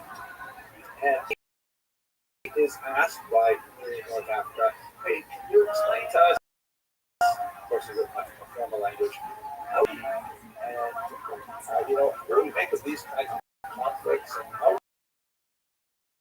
we support so on? And he writes a kind of a pamphlet language responding, explaining a lot about the Talmud as a manuscript, and he goes beyond the period of frozen Talmud, which would be around the year 500, to describe the next 500 years of Jewish history in Babylonia, which in particular describes the institution of the Gaonate and a sister institution called Exelarchy. We have had opportunity in this lecture to speak a little about the earlier period. At this point, we should really talk about the growing conflict between the Gaonate as the intellectual and spiritual, not only of Baghdadi Jewry, but really of Jewry at this time. And the Exelarchy are recognized by the Muslim authorities as the Sassanid Empire and so on as the de jure and de facto leaders of the Jewish minority. Part in Aramaic is Reish Galita, and there's actually a prayer that's recited for the position even today in most synagogues. There's a prayer in the Orthodox liturgy that is still recited today on Saturday mornings for the health and welfare of the Exelarch. The term, of course, Exelarch means leader of the exile. But that's not to say that the Arabian and the Exodus always saw eye to eye with one another. The Arabian, of course, the person who reached the height of being the leader of the academy had to be very proficient in Jewish law and had to be a superior administrator and so on, whereas the Exarch was a descendant of the House of David. That was very important. And there's a lot of politics involved in maintaining that particular position. So what you see frequently is kind of like the occasional moments of friction. There were Exarchs who were much more pious, much more learned, but it seems to be the exception to the rule. The clearest examples of this and the awkwardness that was created was regarding an exarch named Muslim. He was alive at the time of the Muslim conquest. When the Persian king was defeated, the Muslim conqueror took some of his daughters, that was the Persian king's daughters, and put them for himself as a bride, and he created the other one, Jewish exile, Muslimite. Now, Muslimite married her, and he had a number of sons with her, who later went on to become exiles as well. And this created kind of an awkward moment because it doesn't sound like kosher type of wedding. I mean, first of all, she's not Jewish. Second of all, she's poor. Thirdly, it looks a little where the Muslim ruler says, this is your wife. And so the rabbis, the Gaonian, had difficulty dealing with this particular situation way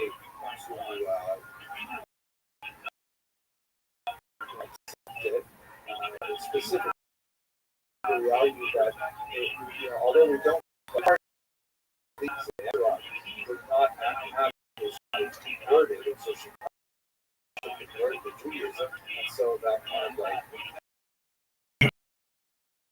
assuaged concerns, but there was always kind of like a little doubt that he says that even though I am also descended from Exarch, I'm not from Muslimite Exarch part of the family, and there's kind of like a long-standing relationship there.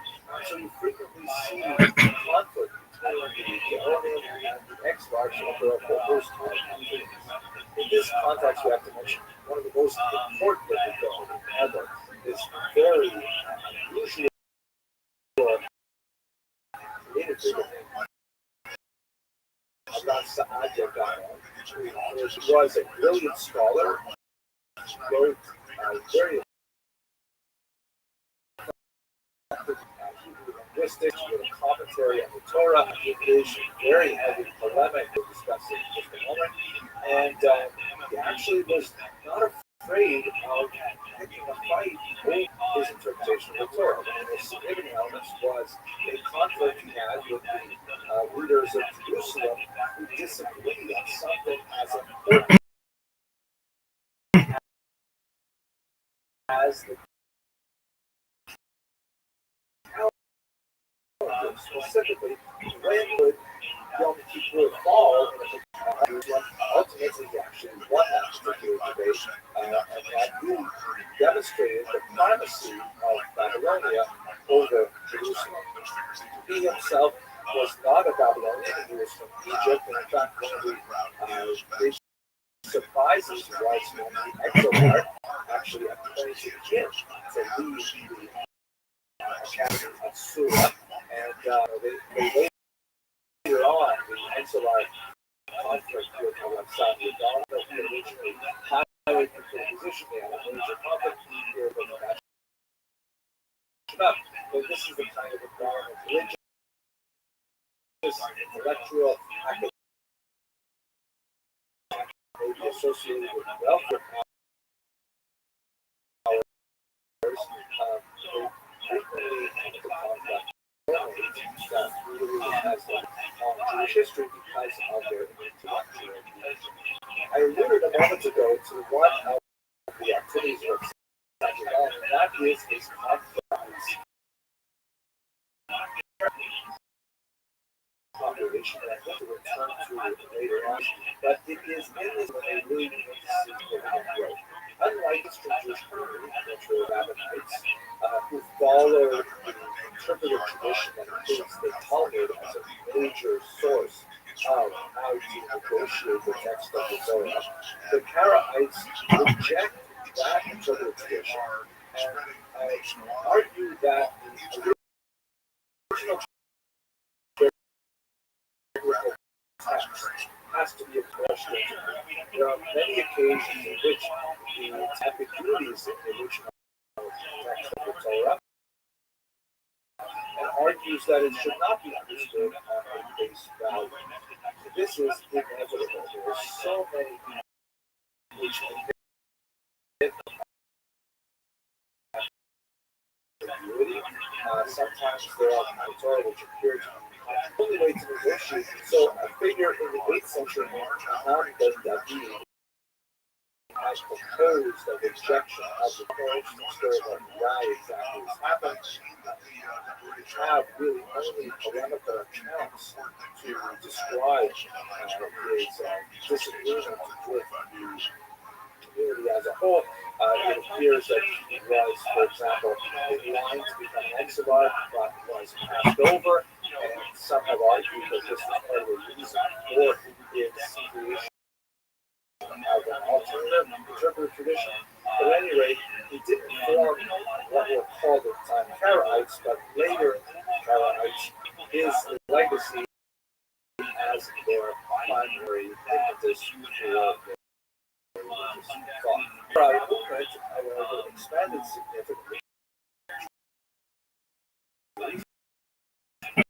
Despite the long term, you can see in this map many centers that, of course, they exist to this very day. Now, when you look at Karite for hundreds of years, historians have been forced to kind of evaluate within the context of the highly polemical religious literature that exists on the topic.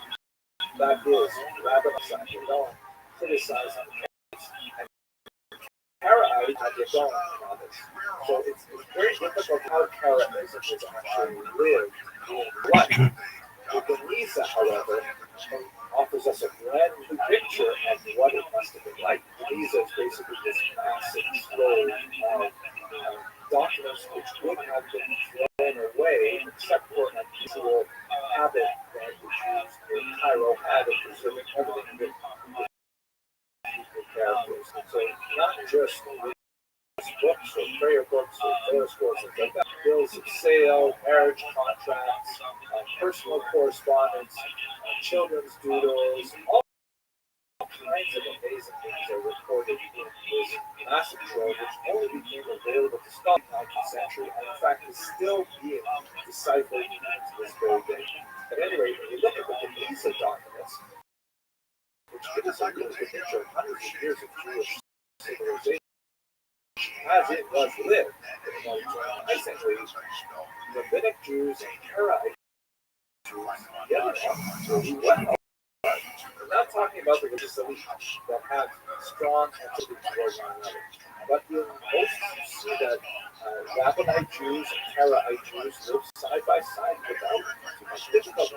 You have the examples of Jews who belong to both communities, Jews who marry between the communities, certainly affect contracts with one another, do business with one another, celebrate their celebrations with another, and by and large, the Geniza portrait of Jewish communities indicate that Rabbinite Karaite Jews are a lot better than we would think they would. We were only looking at polemical literature, religious texts. So we probably have to come back to this again as we go further. But for the time being, we're going to view some of the religious, social, economic, and technological aspects of the 7th through 11th century.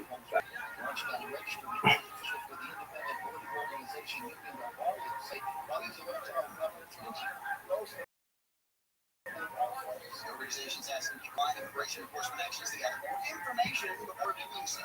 This report brought to you by Solaris. Search and rescue teams in Texas are working to find more than 106 people believed to be missing since the that hit the central part of the state. I've been speaking with EMS officials who are telling me that they are going to scour every single inch of the Guadalupe River all the way down to its terminus at Canyon Lake. That's 125 river miles. So we just finished talking about the January period, and one of the communities that was just really influenced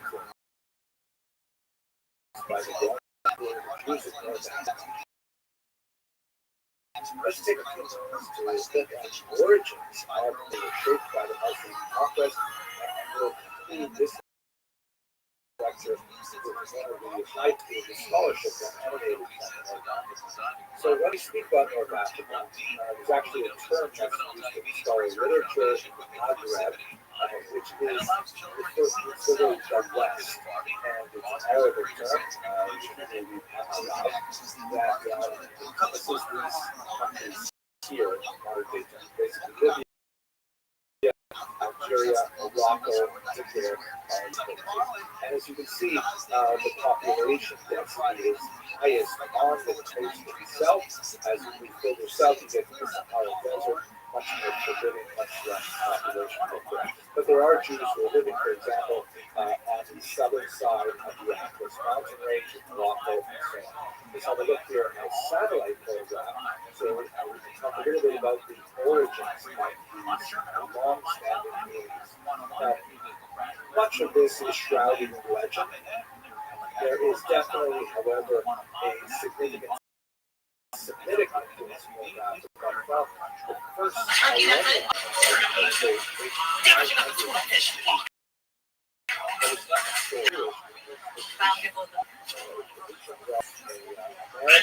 civilization that's take one of these bread out. I like that inside. Instead of bread. I like the whole kind of shit. I'm not weird about it. These sandwiches just a middle. Okay. So that